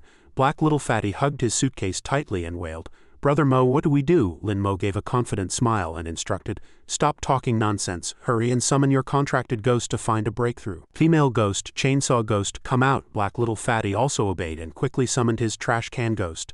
The trash can ghost was a very cute, small-sized, malignant ghost. Lin Mo shouted to everyone, "Everyone be careful, the blue corpse ghost is coming." The blue corpse ghost's eyes bulged, and it immediately ordered the horde of ghosts behind it to charge. Black Little Fatty nimbly flipped open the trash can lid and shouted, "Brother Mo, come quick, let's hide inside first." Just as Black Little Fatty climbed in, a hand reached out from underground. It nimbly grabbed Fatty's foot, making him scream repeatedly. "I'm caught, pull me." He desperately reached out toward the trash can ghost, but its hands were too short. Lin Mo watched this scene with a face full of vertical lines, complaining in his head that the trash can ghost's defense was okay, but its attack was simply unbearable. Feeling helpless, Lin Mo ordered the electrode ghost to save him. After the electrode ghost saved Fatty, it picked him up by the collar like a little chick and stared at his face. The electrode ghost leaned in to sniff Fatty's scent with a greedy look, scaring Fatty out of his wits. Lin Mo quickly stepped forward to stop it. "That's enough, this guy can't be eaten." Hearing this, the electrode ghost looked aggrieved. Black Little Fatty shrieked again the moment he touched the ground. "Two more are coming." The electrode ghost didn't say a word, delivering a powerful kick to the one on the left before kicking the other one away. Both imps took fatal blows. Seeing this, the blue corpse ghost was beyond furious, its body emitting a terrifying murderous aura. It growled, "You dare kill my lackeys?" Lin Mo thought to himself, "This time we're really going into a coffin." The blue corpse ghost pounced to take Lin Mo's life. Just as the sharp claws were about to tear Lin Mo open, he had a flash of inspiration and activated the skill Deathly Melodies. The high-level female ghost immediately took the order and played a powerful melody. The blue corpse ghost's mind was instantly controlled. Lin Mo then loudly ordered the electrode ghost to kill it. The electrode ghost didn't hesitate. Raising its chainsaw and charging forward, it leaped into the air and delivered a heavy kick to the blue corpse ghost. The blue corpse ghost was caught off guard by the kick, and the chainsaw was immediately held against its neck. But because the music controlled its body, it couldn't resist at all. Lin Mo watched and gritted his teeth, calculating in his mind, "Not good. The electrode ghost hasn't lost any health, so the passive skill hasn't increased its attack power. Its damage is too low. Even with the passive increase, it would be difficult to deal with this extremely high defense blue corpse ghost. Black little fatty, already hiding in the trash can ghost, shouted, "Brother Mo, come in quick." Lin Mo took a quick glance and hurriedly agreed. The trash can ghost stood steadily on the spot. Inside the bin, the two were huddled closely together. Black little fatty hugged his knees and muttered in fear, "What do we do now? What should we do? This blue corpse ghost is incredibly thick-skinned and resilient. Its strength is far beyond my trash can ghost." Lin Mo endured the stench inside the bin and replied, "You're right, we need to think of something fast." He observed the situation through the small holes in the trash can ghost, secretly calculating, "The contract technique is on cooldown and I need 2,000 defense breakpoints to trigger it again. But I haven't saved up enough. If I had the points, I'd really want to try a forced contract on this blue corpse ghost. Damn, the blue corpse ghost is about to break free." He stared outside anxiously. At that moment, the blue corpse ghost's charred hand gripped the chainsaw tightly. No matter how hard the electrode ghost pushed, the serrated teeth couldn't move an inch. The 20-second control duration of deathly melodies had expired, and the electrode ghost was gradually losing ground. The surrounding horde of ghosts took the opportunity to swarm forward, their faces filled with greed as they clawed at the trash can ghost. Lin Mo had a bad premonition and shouted, "Your little fatty ghost is about to reach its limit." Black little fatty was so scared he hugged his head and wailed, "I'm not taking the exam anymore. Any school is fine. I just want to go home." Lin Mo struggled to think of a countermeasure. The trash can ghost was, after all, only a low-level ghost. Holding out until now was already its limit. He would have to risk everything. Suddenly, a ghost staring through the gap and roaring was sliced clean in half. Lin Mo was curious. Who's here? Reinforcements? Another ghost slowly flew toward them, causing the surrounding imps to scatter in terror. With just a single flap of its wings, the heads of those imps went flying.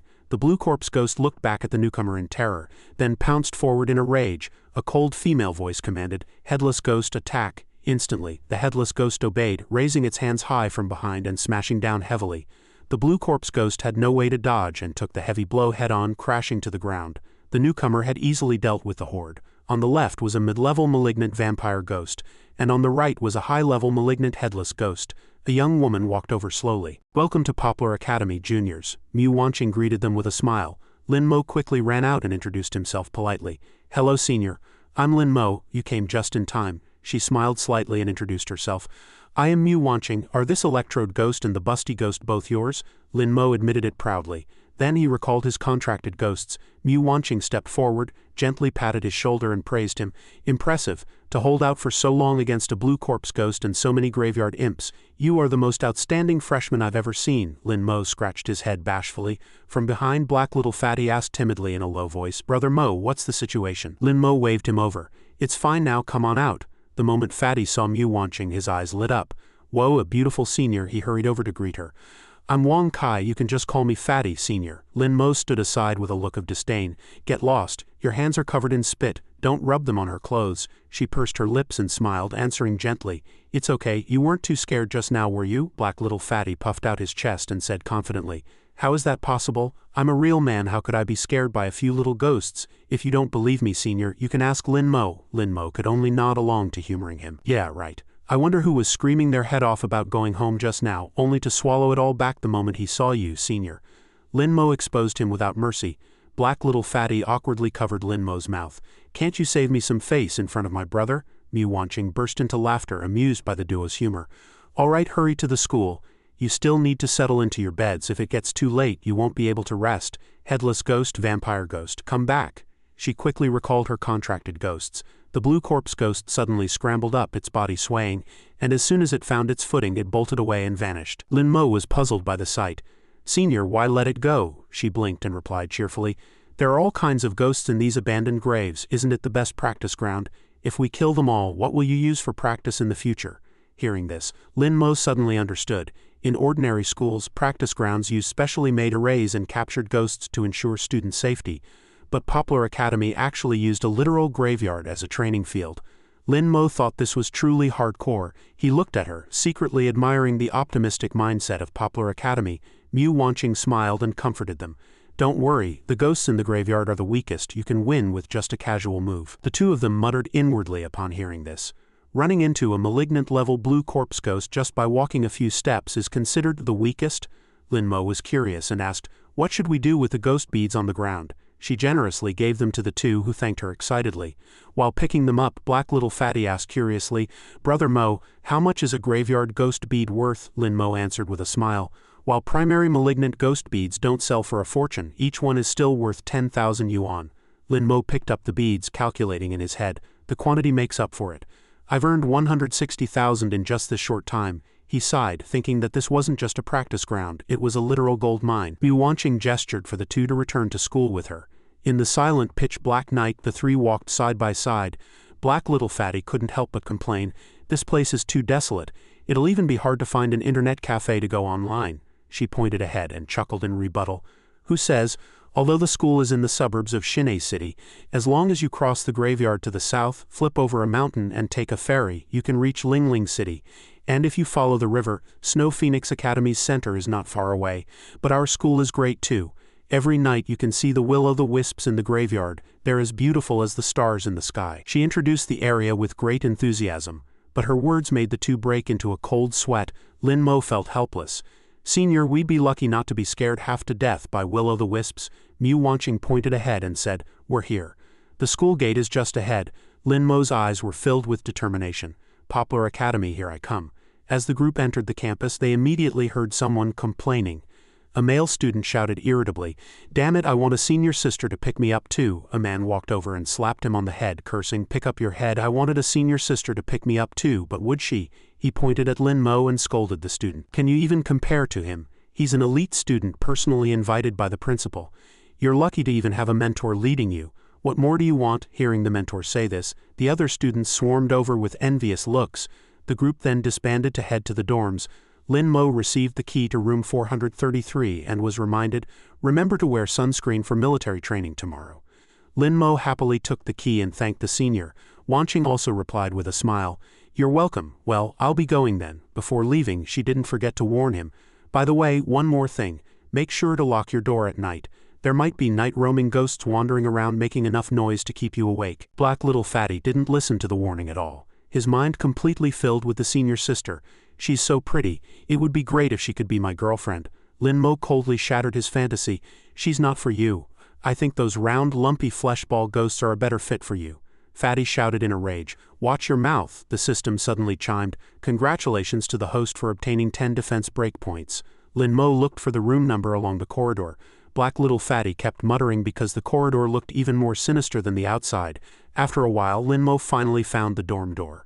Fatty nervously grabbed Lin Mo's hand. "Wait a second, Brother Mo. What was that sound? It couldn't be a ghost, could it?" Lin Mo comforted him with a light laugh. "Why are you so cowardly? You think ghosts are everywhere." However, the moment he pushed the door open, Lin Mo froze too. A pale youth was sitting opposite them, sharpening a knife. He raised his murderous eyes to stare at the two. Black Little Fatty hid behind Lin Mo in terror. "My God, this guy looks even scarier than a ghost." Lin Mo greeted him, somewhat stunned. He walked in and turned on the light, scolding, "Why are you sharpening a knife without a light? You gave us a fright." The youth picked up the knife, spun it a few times, and answered, "I don't need a light to sharpen a knife." Lin Mo approached without saying much. He gave Fatty a look, signaling him to come in. Only then did Fatty shift into the room, trembling. The two began to organize their luggage to get some rest. Lin Mo studied his roommate and introduced himself proactively. "I'm Lin Mo. From now on we're roommates. Please look after me." The youth continued sharpening his knife without looking up, responding simply, "I'm a Chew." Lying on the bed, Lin Mo thought to himself, "This guy is weird. Either he's too introverted and shy or he's a freak." Suddenly, the blood-eyed ghost whispered a warning in his ear. "His knife is not simple. It makes me feel afraid." Hearing this, Lin Mo broke into a cold sweat. He quickly sat up and moved closer, striking up a conversation with a grin. "Chu, that knife looks really special. What's it for?" Chu remained silent for a long time. Then Chu picked up the knife and coldly uttered 2 words, "Barbering." Lin Mo turned and whispered to the blood-eyed ghost, "Is a barber knife that powerful?" The blood-eyed ghost answered in terror, "No wonder I feel uncomfortable. This barber knife seemed to have been passed down since the Qing dynasty, back when men had to shave their heads and keep queues. This knife had shaved adult men for years and had absorbed a massive amount of yang energy, making it an excellent weapon for suppressing malevolent spirits." Lin Mo was secretly amazed. In that case, this guy must be very strong. He quickly followed up on his curiosity. "What ghost did you contract? Can you share? Also, why did you come to Poplar Academy? Let's spar sometime. I think that knife is fierce." Chu was quite generous and answered his questions without evasion. My contracted ghost is a shadow ghost. I came to Poplar because the tuition was halved. As for sparring, forget it. I only kill malevolent spirits. After listening, Lin Mo analyzed in his head. Contracted ghosts are divided by rarity, but for common ones like ghouls or starving ghosts, everyone knows their skills so they're easy to deal with. But for S-rank rare ghosts like blood-eyed ghosts and shadow ghosts, their skills are unknown, allowing for surprise attacks in battle. Although HU seemed hard to get along with, he felt like a sincere person. His silence just now might just have been shyness, but he answered every question and was very honest. Lin Mo jumped out from the bed and asked excitedly, "HU, where did you contract the shadow ghost?" While wiping the knife, he began to explain, "Our family has a traditional barbering craft. Whenever a child in the family comes of age, they must go to Shadow Mountain to contract a shadow ghost. Only a successful contract makes one worthy of inheriting the barber knife left by our ancestors." Lin Mo pressed. "Then why come to Poplar?" HU put away the knife and answered, "The principal said the tuition was halved." Suddenly he stopped smiling. Lin Mo understood implicitly. Nowadays everyone pursues modern hairstyles, and the old-fashioned barbering industry is indeed difficult to sustain. HU looked up and asked him, "What about you? Why did you come to Poplar?" HU looked at the two seriously. Lin Mo answered flatly, "Because Principal Shu Mian promised to waive all my tuition, so I came." His face stiffened slightly after hearing this. "Then if you want a haircut, just come to me. I'll charge you 50 yuan a time." Lin Mo readily agreed. Late at night under the sparse stars, Black Little Fatty looked at the empty bed and grew curious. "The dorm is still missing one person. Where did they go?" Lin Mo let out a large yawn and replied casually, "Who knows, maybe they were eaten by a ghost on the way." This scared Fatty into a tremble. Lin Mo urged them to sleep quickly since they had military training tomorrow. Thunderous snoring echoed in the corridor, and the dorm door slowly opened with a continuous rattling sound. Lin Mo didn't open his eyes, muttering a reminder, "Fatty, keep it down in the middle of the night. We have training tomorrow, don't wear yourself out." Suddenly, Lin Mo sensed something was wrong and jolted awake. Usually when Fatty did this, it lasted a minute at most, but it had been 10 minutes and the noise continued. He quickly peeked out to see the situation. Lin Mo's eyes widened in horror. Black Little Fatty was being tightly bound by dense red threads and looked like he was about to be strangled to death. Lin Mo jumped off the bed in a panic and shouted at Black Little Fatty on the floor, whose face was flushed red from the strangulation. Suddenly, a blade's flash flickered. The long knife was pinned heavily into the wall, severing the threads. After turning on the light, Lin Mo didn't forget to thank HU. Black Little Fatty gasped in pain. "I was struggling that hard, how did you just notice? I almost met my end." Lin Mo laughed awkwardly, patting his back in apology. Sorry. I thought you were busy taking care of business. I was sleeping and suddenly felt like I couldn't breathe." Black Little Fatty looked down at his hands. He found that both hands wouldn't listen to him at all. What was going on? HU held the thread in his hand and speculated. "I'm afraid it's a puppet ghost." He pulled the knife from the wall and analyzed. "You saw it too, but there should only be night-roaming ghosts in the corridor. How could a puppet ghost appear?" Lin Mo spoke with a composed face, scaring the trembling Fatty beside him. "This isn't simple. Someone is definitely messing with us on purpose. Who on earth is it? We just got here and haven't offended anyone." He exchanged a glance with HU and suggested, "We'll know if we go out and look." The two quickly headed out. Fatty was terrified and didn't dare move at all, shouting, "Don't leave me alone." He looked at the two in terror. "Fine, I'll just wait for you in the room." A burst of smug laughter rang out from the roof of the dormitory building. A group of people was discussing excitedly, "Brother Luan Chong, can those freshmen take it? Don't play them to death all at once. Even if they don't die, they'll be scared insane. Forgotten the freshmen we drove crazy last year?" He smoked his pipe in silence. Luan Chong stared at the puppet ghost in his hand with sinister eyes, full of disdain. "That trash in room 433. They actually let my goddess, Mu Wanqing, pick them up. They're really tired of living, daring to touch even my woman. I'm going to let you know who the boss of this school is." Then he looked at the puppet ghost in confusion. Luan Chong threw his pipe in a rage and cursed, "Damn it, they actually dared to cut my threads, these suicidal fools. Follow me to teach them a lesson." Suddenly a voice rang out, startling them. "No need to look for us, we came on our own." Lin Mo and HU stared at them, faces full of fury. "Picking a fight with us instead of sleeping in the middle of the night. Since you want to play, let's play big." The group was enraged and began cursing. "You freshmen are far too arrogant. When you're being bullied, just take it quietly. That's giving you face." Luan Chong stared at Lin Mo with a grim face, ordering through gritted teeth, "Suicidal brats, kill them." The group excitedly prepared for battle, summoning a one-armed ghost and a ghoul. Lin Mo mocked with a look of disdain, "Is this it? You seniors are a bit too pathetic, aren't you?" Hearing this, the opponent pointed at him and cursed in a fit of rage. "Daring to look down on us? You freshmen probably haven't even unlocked all your skills yet. I'll make sure you don't see tomorrow's sun. Lin Mo dug into his ear, his eyes full of confusion. Won't see tomorrow's sun? Is it going to rain tomorrow? These words made the opponent grit their teeth in rage. The system suddenly chimed. Congratulations to the host for obtaining 80 defense breakpoints. Beside him, Chu let out a cold laugh. This guy has a truly vicious tongue, Luan Chang roared. Enough talk, get them. The two sides charged forward aggressively. Chu split the tasks with a grim face. One each and we'll deal with the puppet ghost after. Lin Mo had just responded when Chu's figure vanished instantly, making Lin Mo's eyes widen. A long blade swept through the night, and a malevolent spirit's head was instantly severed. Incredible! Lin Mo exclaimed in utter amazement. The blade was fast, but the man was even faster. The group was struck with terror at the sight. What is going on? They couldn't even see how he had struck. He hadn't even summoned his own contracted ghost yet. Their leader lunged at Lin Mo in a fury. Brat, let me show you what a real expert looks like. Lin Mo immediately activated his skill, his eyes turning a brilliant blood red. Blood prison illusion. The opponent instantly froze, his body stiff and unable to move, before collapsing to the ground with a heavy thud. The others slumped to the floor in fear. He hadn't even moved, yet a single glance was this terrifying. They had truly run into a hard target.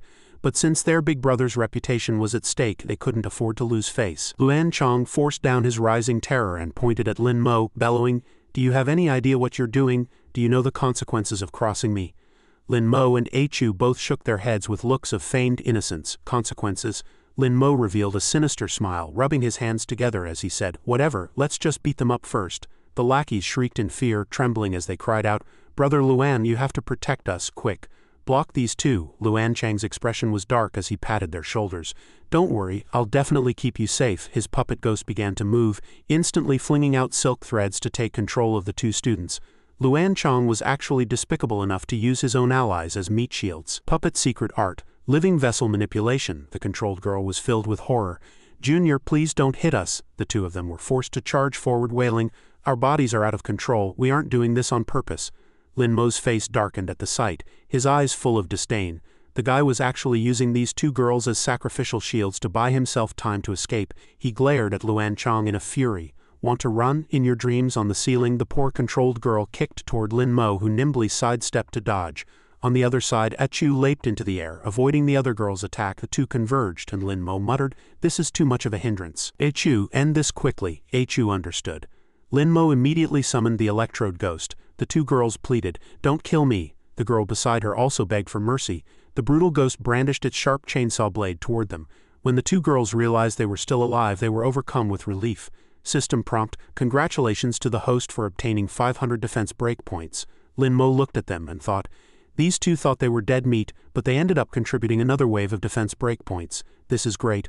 Lin Mo said smugly, "I don't lay a finger on unarmed innocents." He glanced sideways at the other side, but he is far from innocent. Luan Chang was terrified, thinking, "He wants to kill me, how do I get away?" His mind raced. If he ran for the stairs, he'd definitely be caught. So Luan Chang ordered the puppet ghost to help him escape from the rooftop. With that, Luan Chang jumped straight off. Lin Mo and Chu pursued him quickly, shouting, "Don't let him get away." Chu was quick and decisive, instantly severing the silk threads in the puppet ghost's hands.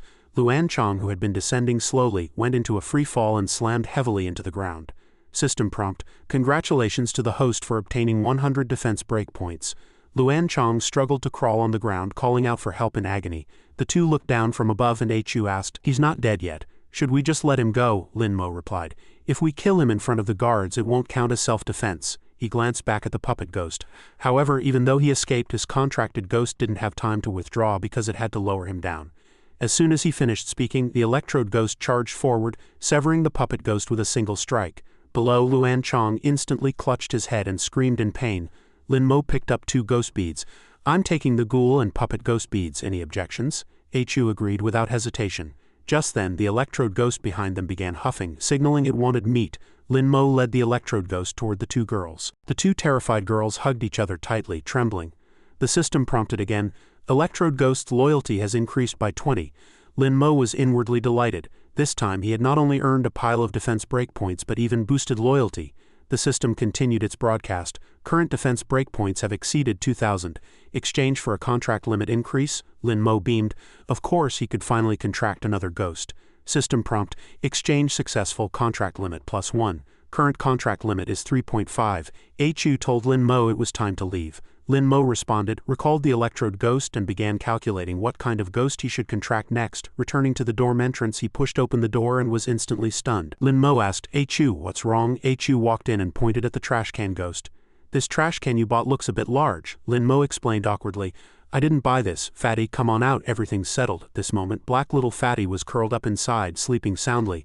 Lin Mo took a look. "Asleep? Then leave him be."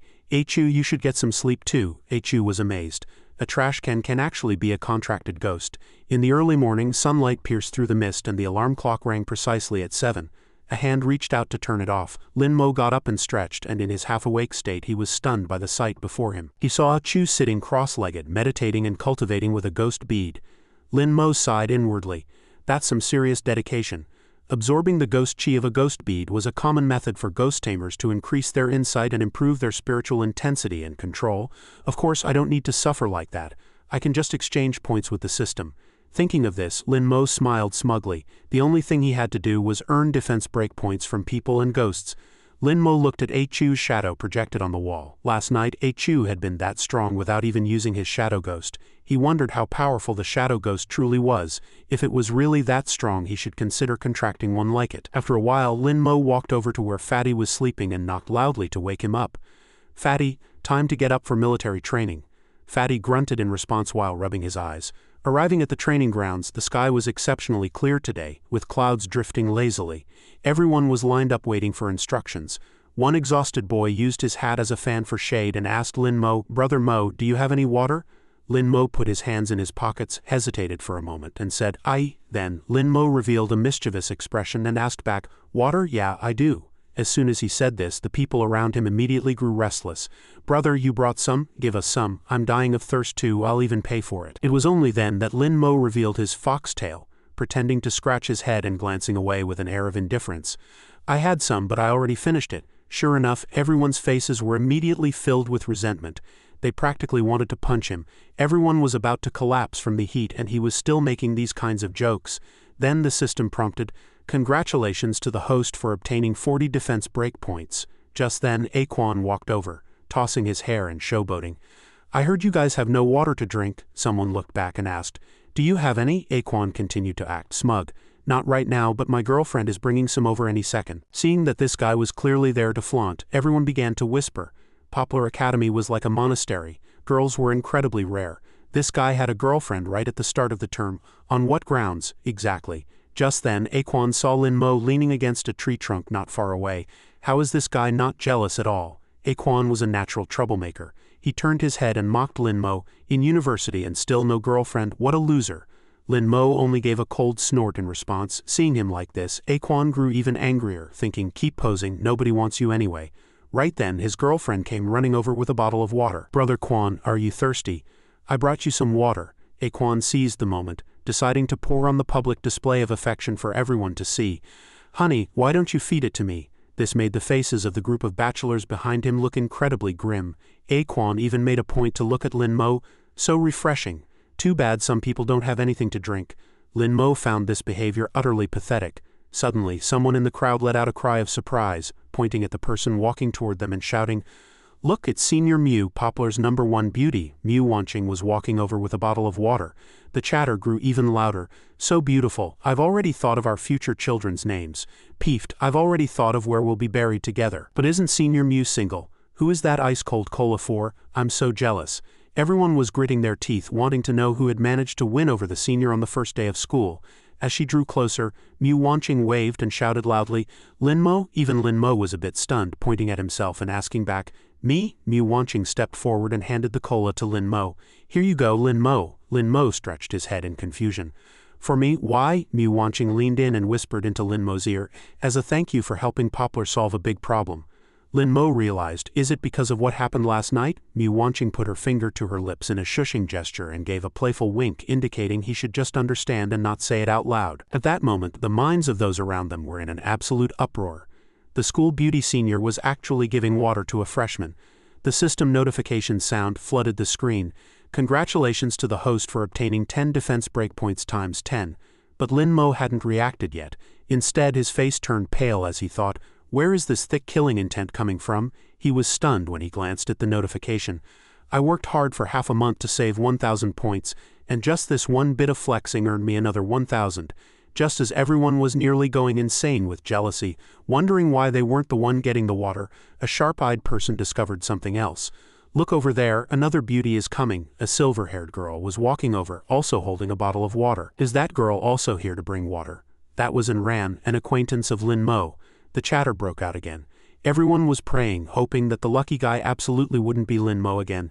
Please don't let it be that bastard again. One senior has already brought him water. If there's another one, how are the rest of us supposed to live? However, reality dealt everyone another resounding slap. And Ran walked over and patted Lin Mo on the shoulder, asking with a smile, "Thirsty? I have lemonade here." Seeing the newcomer, Lin Mo was also a bit puzzled. "And Ran, what are you doing here?" Of course, accompanying the system points notification was the painful wailing of those around them. One guy even walked past with his girlfriend, nearly dying of rage. He had intended to bring his girlfriend along to show off. Seeing this, Mu Wanqing turned to ask Lin Mo, "Junior, who is this?" Meanwhile, Ran's gaze was fixed intently on the cola in Lin Mo's hand that Mu Wanqing had given him. Lin Mo was happily preparing to introduce them when he was shoved aside by Ran. "No need." Immediately after, Ran turned and walked away in a huff, not forgetting to mutter, "I was going to bring you water, but since you already have some, forget it." Lin Mo was full of question marks, wondering why Ran was angry. He hadn't done anything. Mu Wanqing helplessly patted Lin Mo on the shoulder. "Your girlfriend is upset. Why aren't you chasing after her to explain?" Lin Mo realized and quickly grabbed that bottle of lemonade. Lin Mo shouted while running, "Ran, wait for me." Then he tilted his head back and gulped down more than half the bottle of lemonade, wiped his mouth with his sleeve and exclaimed, "It's so sour my teeth are almost falling out." Ran's anger still hadn't subsided as she shot back, "Good, let them all fall out." This big dummy Lin Mo still hadn't figured out why Ran was angry, asking with a look of bewilderment, "Geez, what on earth is wrong?" Lin Mo turned to Mu Wanqing for help. "Sis, what should I do now?" Mu Wanqing was completely speechless at his emotional intelligence. "Keep chasing her, what else can you do?" Mu Wanqing held her forehead even more helpless. "This kid seems so smart, how is his EQ so low?" As Ran walked, she thought angrily. Lin Mo already has other girls around him. Just as Mom said, men are all big liars. I thought he would be different. Lin Mo finally caught up and grabbed Ran's hand. He pulled her to a stop and looked at her with a serious face. "Ran, I have something to say to you." Ran pouted and asked, "What else could you possibly have to say?" Seeing this, Lin Mo hurried to find an excuse to coax her. He gave a bright smile to change the subject. "I wanted to ask, did you make this lemonade yourself?" Ran was still puffed up with anger, her words tinged with jealousy. "Doesn't some other girl already give you water? Why are you still drinking this? Just throw it away." Lin Mo was quick and shielded the bottle. "Such delicious water, it would be such a waste to throw it away." With that, he tilted his head back and drank the whole thing, not leaving a single drop. To his surprise, after finishing, Lin Mo thought it was incredibly delicious and asked, "Is there more? This water feels even colder than stuff from the fridge." At this, Ran got even angrier, snapping, "More my foot." She revealed the source of the water, saying crossly, "I collected this water drop by drop in an ancient tomb. Where would there be more?" Lin Mo froze for a moment after hearing this, then replied sincerely, "No wonder it's so cold. Turns out it carries yin energy. Thank you. Collecting it drop by drop must have been very hard work." Hearing this, a trace of sweetness rose in Ran's heart, though her words remained sharp. "I poisoned it." "You'll be dead from the poison in a minute." Lin Mo played along with her joke. "It's worth it even if I'm poisoned." "Is there more? One more bottle?" Ran asked with a look of disdain. "What about that cola someone gave you?" Lin Mo acted like a spoiled child to please her. "From morning until now, I've only drunk the lemonade you gave me." Suddenly, Ran said with a bit of disappointment, "I was going to take you to visit my base in the ancient tomb, but since you look quite busy, forget it." Lin Mo flattered her like a tail-wagging husky. "An ancient tomb must be very interesting. How could I not go? I definitely want to see it." His eyes sparkled with excitement. "The points I just earned are enough to exchange for another contract limit. Now I have 2 slots and was just worrying about where to go. Going to an ancient tomb, maybe I'll run into a powerful ghost and contract it directly." He regained his cheerful look, and Ran took back the empty bottle and said, "Since you really want to go, then tonight at 10 we'll meet at the east side of the abandoned graveyard." With that, she turned and ran off. Lin Mo responded loudly, "Great, see you tonight." The two waved goodbye, having made their plans for the evening. After seeing and ran off, Lin Mo sighed with satisfaction. He'd finally coaxed her back. But in the next second, countless voices rang out in his mind as if intentionally trying to sting him. "I thought my EQ was low enough, but this kid is practically the god tier of dense," someone immediately chimed in. "Exactly. This isn't just ordinary low, it's terminal dense protagonist syndrome. There's no cure," another voice cut in. This wave of dog food is giving me a stomachache. Lin Mo shot back irritably. He was actually being mocked for low EQ by a bunch of ghosts. I made her happy, so obviously my EQ is very high. Just then the system notification rang again. Congratulations to the host for obtaining defense breakpoints. Lin Mo was puzzled. I haven't done anything. Why do the points keep rising? But he didn't know that behind him countless furious gazes from his fellow men were fixed intently on him. It was only then that he realized he'd struck gold with this wave, thinking he should have Anran come to the school more often. The scene shifted to 10 o'clock at night. Location: the abandoned graveyard. It was thick with yin energy, and Lin Mo and Anran had already met up. The two were being carried by a ghost. Lin Mo was pale with fright, while Anran teased him smugly. Scared already? I braved a ghost tide when I was 10. Lin Mo was stunned. Braved a ghost tide at 10 and didn't die, Anran answered proudly. Back then I had the ghost destiny, so ordinary ghosts didn't dare approach me. With that, she excitedly announced they had arrived. Lin Mo, however, fell into deep thought. The puppet ghost had been snatched by Gao Longchen and given to Gao Shishi. How terrible must this girl's childhood have been? The two were set down and Anran moved nimbly ahead.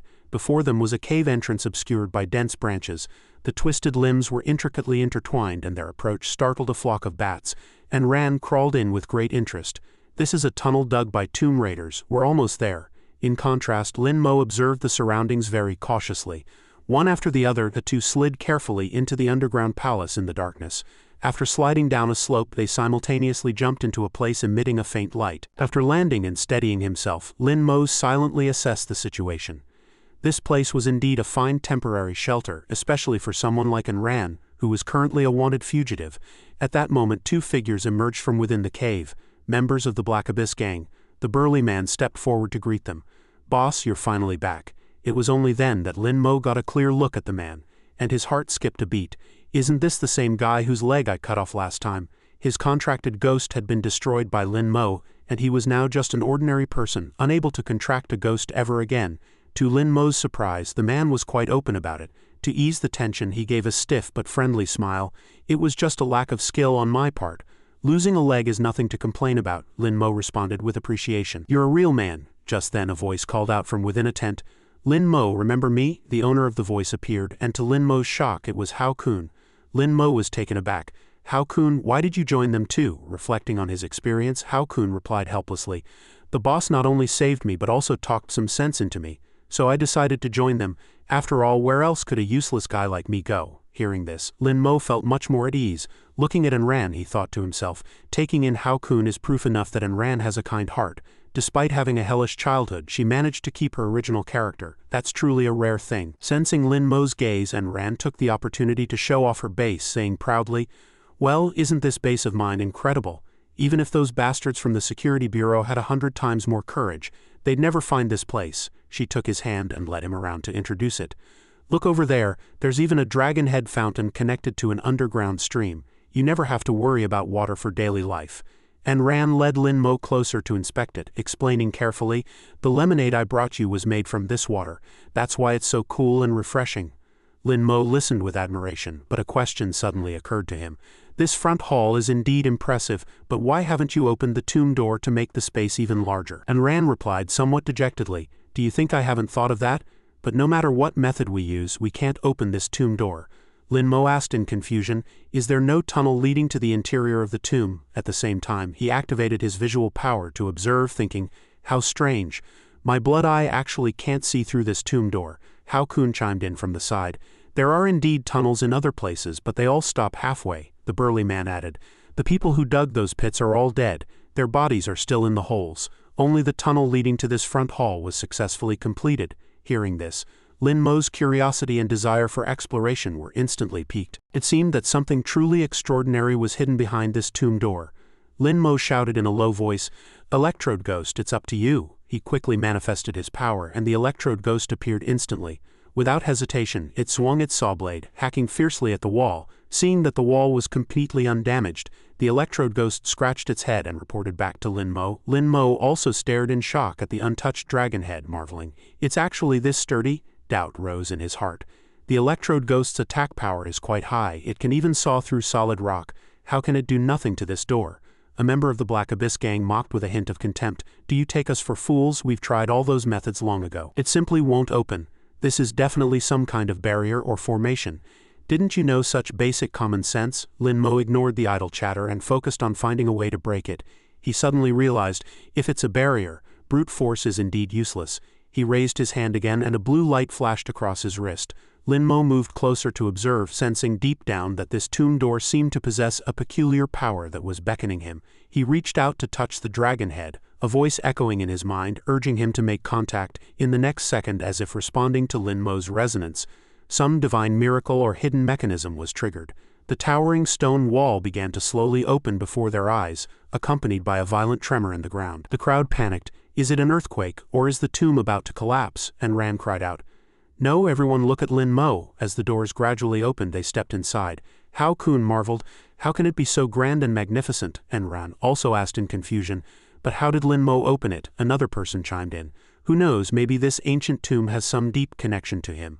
Lin Mo was secretly alarmed. His consciousness felt as though it were tightly bound to this ancient tomb. Every corner here made him feel an inexplicable familiarity, as if he had lived here for a long time. Go in and see, and all will be clear. Just as the statue's gaze shifted toward them, Lin Mo froze in place, and Enran shouted urgently, Lin Mo, be careful. The statues began to walk, then knelt neatly on both sides of Lin Mo, clearing a path. Lin Mo stood dazed, his heart filled with apprehension. If these statues are meant to guard the tomb, they should be attacking me. Why are they all kneeling? What exactly is my relationship with this place? Inside him, the blood-eyed ghost was continuously observing Lin Mo. This kid has an extraordinary lineage flowing through his veins. Seeing the statues kneeling, the burly man and the others were thrilled. This guy's background is definitely not simple. Let's get in there too. However, one of the statues suddenly raised its sword to block their path, making him realize. It seemed the statues would only allow Lin Mo to enter alone. Anran tried to rush forward but was blocked, so she could only shout, Lin Mo, you must be careful. Lin Mo slowly stepped onto the stone stairs. At the first step, a vision appeared before him. He seemed to be on a bloody battlefield, with thousands of horses and soldiers roaring behind him. He had once been a great general commanding a massive army, slaying tens of thousands until the corpses formed mountains. He was like a demon reborn, decapitating countless foes, making the world tremble and bow. The bone sword in his hand was the ghost sword. Looking again, he saw an old man with white hair, leaning against a tree, using his sword as a staff, gazing at the imperial palace he had protected his entire life. Step by step, Lin Mo reached the sarcophagus. Lying within the coffin was the sword ghost. An intimidating voice questioned from within, Who is it? Lin Mo gasped in shock. This ancient tomb was at least 300 or 400 years old. Could the person inside the coffin still speak? Miss Blood-Eyed Ghost comforted him from the side. Don't be afraid, that's just a remnant soul of the tomb's master. He cautiously introduced himself. My name is Lin Mo. The sword ghost's voice rang out again like thunder. Are you the king of the Fengmo kingdom? Lin Mo froze for a moment, then answered in a low voice. The Fengmo kingdom has long since ceased to exist. The other party seemed unable to believe it and pressed. It fell? He answered quickly. Yes, it was destroyed by the Zhong kingdom 50 years ago. The Fengmo kingdom was once a small, autocratic border nation, with a total area of only 10,000 square meters and a population of 20,000. 50 years ago, the Zhong kingdom launched a surprise attack and breached the imperial palace, officially bringing an end to the Fengmo kingdom. Hearing this news, the sword ghost instantly fell into a frenzy. The country I spent my life protecting was actually destroyed by the Zhong kingdom. His voice grew more sorrowful and indignant as he erupted with a highly destructive ghost chi. Damn you, Zhong kingdom, give me back my country, give me back my people. This violent ghost chi was extremely aggressive. If one didn't dodge in time, their life would be at risk. The ghost chi surged into the clouds, appearing from afar like a massive black tornado, accompanied by thunder and gale-force winds, a terrifying sight. Inside the Zhang Province Security Bureau, Gao Longchen looked at the spiraling ghost chi in the distance and roared in terror. It must be the remnants of the Fengmo kingdom, triggering the seal and opening the tomb of the sword ghost. I never expected the burial ground we've been searching for so desperately to be right under our noses, he immediately ordered. Quickly dispatch personnel to investigate the location of the sword ghost's tomb. If you encounter any Fengmo remnants, kill them without mercy. At that moment, Lin Feng was jumping with excitement in his courtyard, saying to Infang, It's Moer. In this world, no one but Moer can open the sword ghost tomb. Not even you or I. And Fang walked over, asking worriedly, Then will Moer be in danger? Lin Feng didn't answer directly, but looked around excitedly. I can't stay in this village any longer. It's time to go protect Moer. With that, he picked up the sickle beside him, his fighting spirit high. At the thought of dealing with those lackeys from the security bureau, his blood boiled. You stay home and take care of our daughter. I'm leaving now. Meanwhile, on Lin Mo's side, everyone present was awestruck by the sword ghost's power. What rank of ghost is this to have such terrifying ghost chi? Seeing a scene like this in my lifetime, it's worth dying for. And Ran's heart was still filled with concern for him. Lin Mo, you must not get into trouble. The sword ghost became increasingly agitated, as if he had truly gone mad. By what right did you destroy my country? By what right? Lowly Zhang Kingdom, Miss Blood-Eyed Ghost, hiding behind Lin Mo, suggested. Try to contract him, he's truly powerful. Lin Mo was also terrified by the ghost chi. He's a ghost? But with this much ghost chi, won't I be blown apart if I contract him? The two stared wide-eyed at the billowing ghost chi. Miss Blood-Eyed Ghost comforted him. That's just ghost chi accumulated over many years, only a single wisp of the remnant soul remains. Do you see that blue sword in the coffin? Lin Mo shouted back.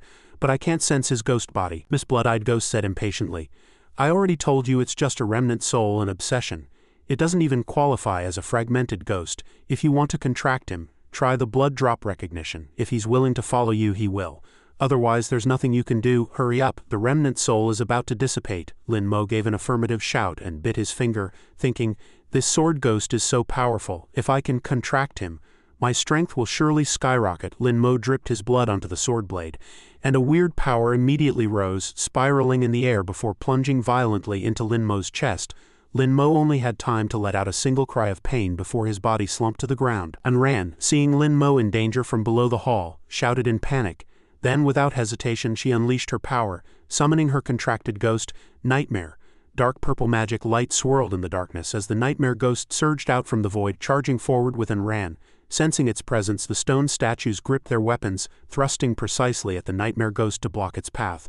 A group of statues closed in for a coordinated attack, but it nimbly evaded them. Seeing the number of enemies increasing, the Nightmare Ghost took advantage of its flight capability to leap high into the air. It landed on the high platform where Lin Mo had fallen, and Ran immediately ran to him. Approaching the sarcophagus, she found Lin Mo lying inside, his face looking eerie, and Ran shook him and called out in panic, but he gave no response. Left with no choice, she could only pull him up, intending to carry him on her back and leave. Gasping for air, and Ran persevered in hoisting Lin Mo onto her back. Although it was late at night outside the ancient tomb, a large group of people suddenly appeared.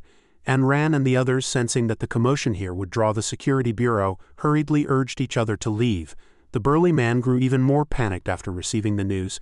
The security bureau is here, boss, let's get out of here. On the platform, the Nightmare Ghost was struggling to pick up Lin Mo, and Ran also understood that if they didn't leave immediately, they would be killed once surrounded by the security bureau. So she agreed at once. A moment later, the Nightmare Ghost flew back along the original path, carrying Lin Mo in its arms and Ran on its back. And Ran watched the stone statues as they bowed along the path, confirming that they would not attack Lin Mo. Thus, the two passed safely through the statue array, using the light emanating from Lin Mo's body. After reuniting with her three subordinates, Ran ordered a retreat without a moment's delay. Everyone knew that every second counted, and they charged toward the exit without stopping. While Ran's crew was busy inside the tomb, the people outside were conducting a tight patrol and search. Ran and her associates hid behind a tombstone several meters high. A subordinate looked at the unconscious Lin Mo, worried that his soul might have been sucked away by a ghost, and Ran wasn't sure either, saying only that they should take him back to see a doctor. The burly man guarding the side suddenly spoke urgently. The security bureau is coming this way. He and another man began discussing escape plans in a panic. The subordinate beside Ran interrupted their thoughts, believing that escape was no longer possible because the security bureau personnel were extremely powerful. He then speculated that their target was Lin Mo and suggested handing him over to exchange for a chance at survival. How could Ran ever agree? With a grim expression, she suggested heading to Poplar Academy, as Lin Mo was a student there and might find protection. One subordinate who had been saved by Ran in the past stood up to show his support.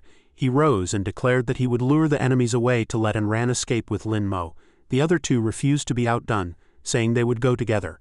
Ran's eyes turned red with emotion, and she was choked up with tears. The three didn't give her a chance to refuse, leaving only a "take care" before charging out.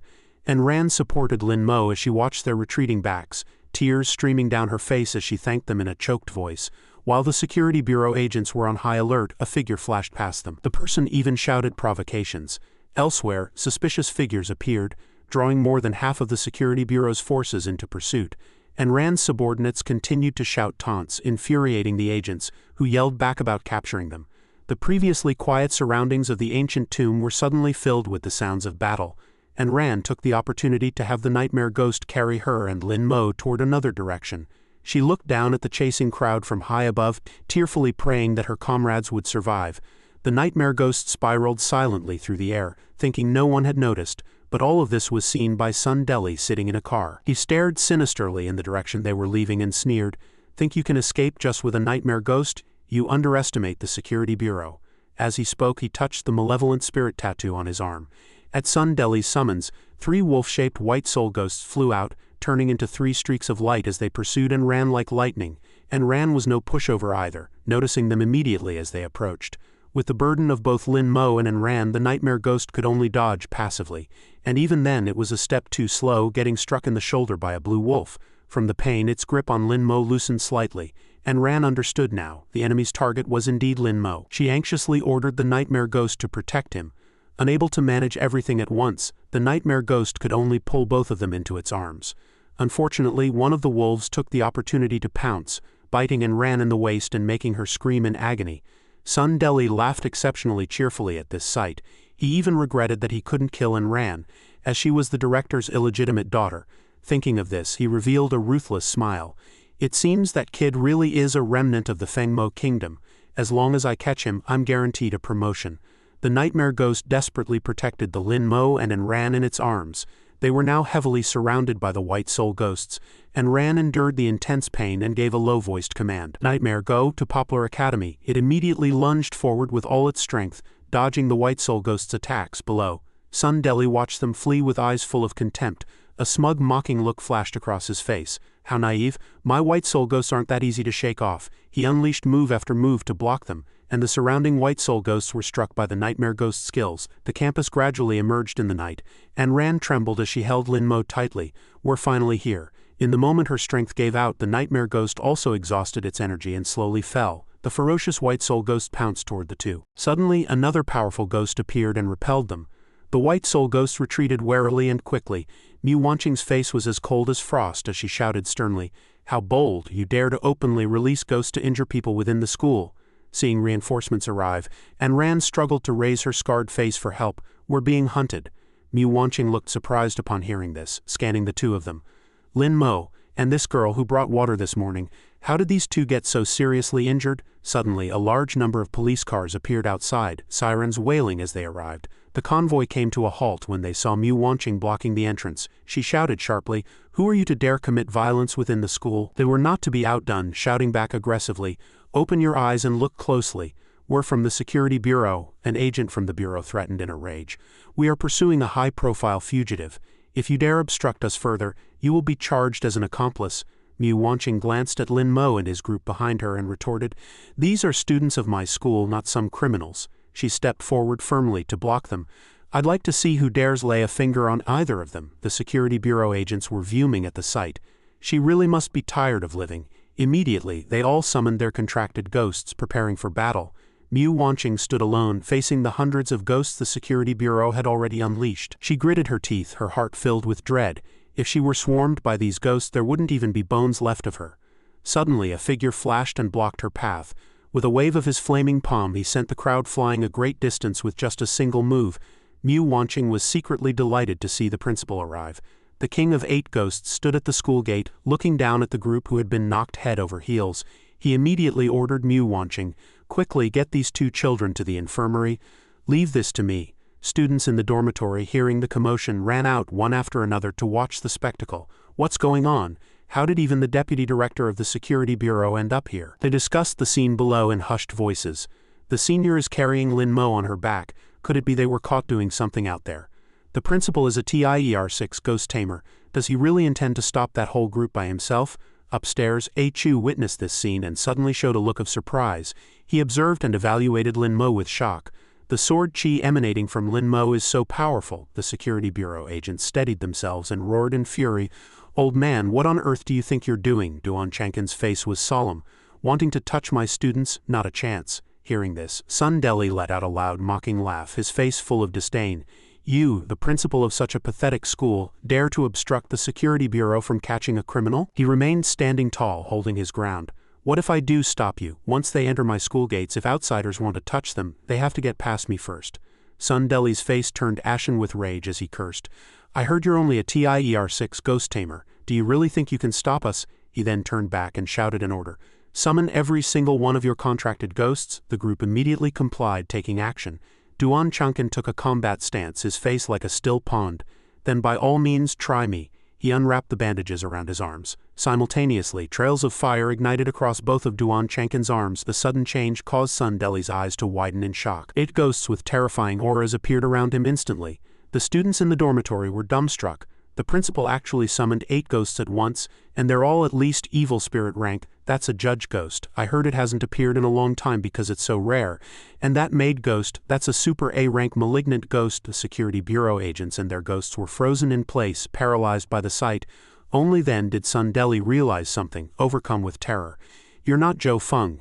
You're the king of 8 ghosts, Duan Chunkin. Duan Chunkin's face was full of fury as he confirmed, I am indeed Duan Chunkin. Now do you still want to force your way in? Dread filled his heart, and he muttered in a low voice, Commander Duan, this is Zhang Province, not Dian Province. You have no right to obstruct our security bureau from catching fugitives. If you insist on interfering with official business, then you leave us no choice but to offend you.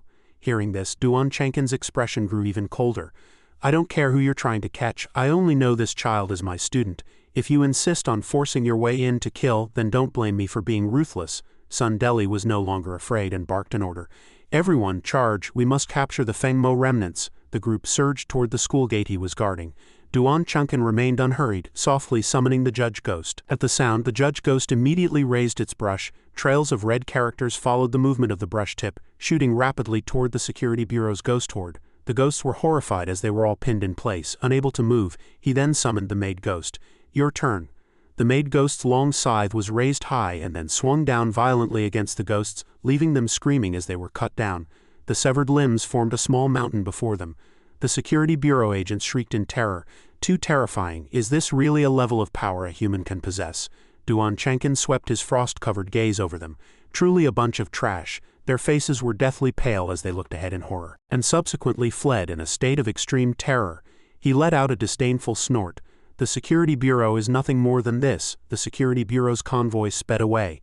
The spectating students immediately erupted into cheers. He had dealt with those security bureau people using only 2 ghosts. They shouted excitedly, Our principal is amazing, I'll never dare look down on him again. The security bureau's convoy sped through the night. Inside the car, Sun Deli began contacting the director of the security bureau. On the other end, Gao Longchen asked urgently, What's the situation? Sun Deli's answer from the other end of the line made him fly into a rage. This operation had only captured an insignificant person. As for the kid related to the Sword Ghost's tomb, he was blocked and we couldn't catch him. Who dared to stand in our way? Sun Deli said solemnly over the phone.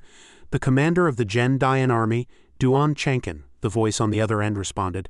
He is now the principal of Poplar Academy. Then he added in a contemptuous tone, Duan Chunkin would never protect a Fengmo remnant. As Gao Longchen spoke, he recalled the past. Back when they invaded the Fengmo kingdom, that man had slaughtered an entire city. But Sun Deli caught the subtext and asked in a panic, Director, do you mean that he gave up his commander position to sneak into Zhang Province and open this pathetic academy just to gather students for an investigation into the Fengmo remnants? As expected of the Gen Dian army commander, he's a truly insidious and ruthless fellow, he spoke while leaning back against his chair. There are 2 possible reasons why he stopped you. One is that he wants to steal the credit, and the other is that he wants to play the long game to catch a bigger fish. Don't forget that key figure, the national preceptor of Fengmo, still hasn't been found. Sun Deli once again showed a look of realization. Then are we just going to watch him snatch away the credit? Gao Longchen added. Of course not. First, interrogate the person we captured. As for Poplar, we will plant student moles to gather intelligence. Since this is a once-in-a-lifetime opportunity, you arrange for your son to participate as well, to pave the way for the future. 3 mysterious figures who appeared exceptionally outstanding appeared on the screen. Gao Longchen said conceitedly, Naturally. To be safe, I will also have Shishi go along. The person on the other end took the order. After finishing the instructions, he fell into deep thought.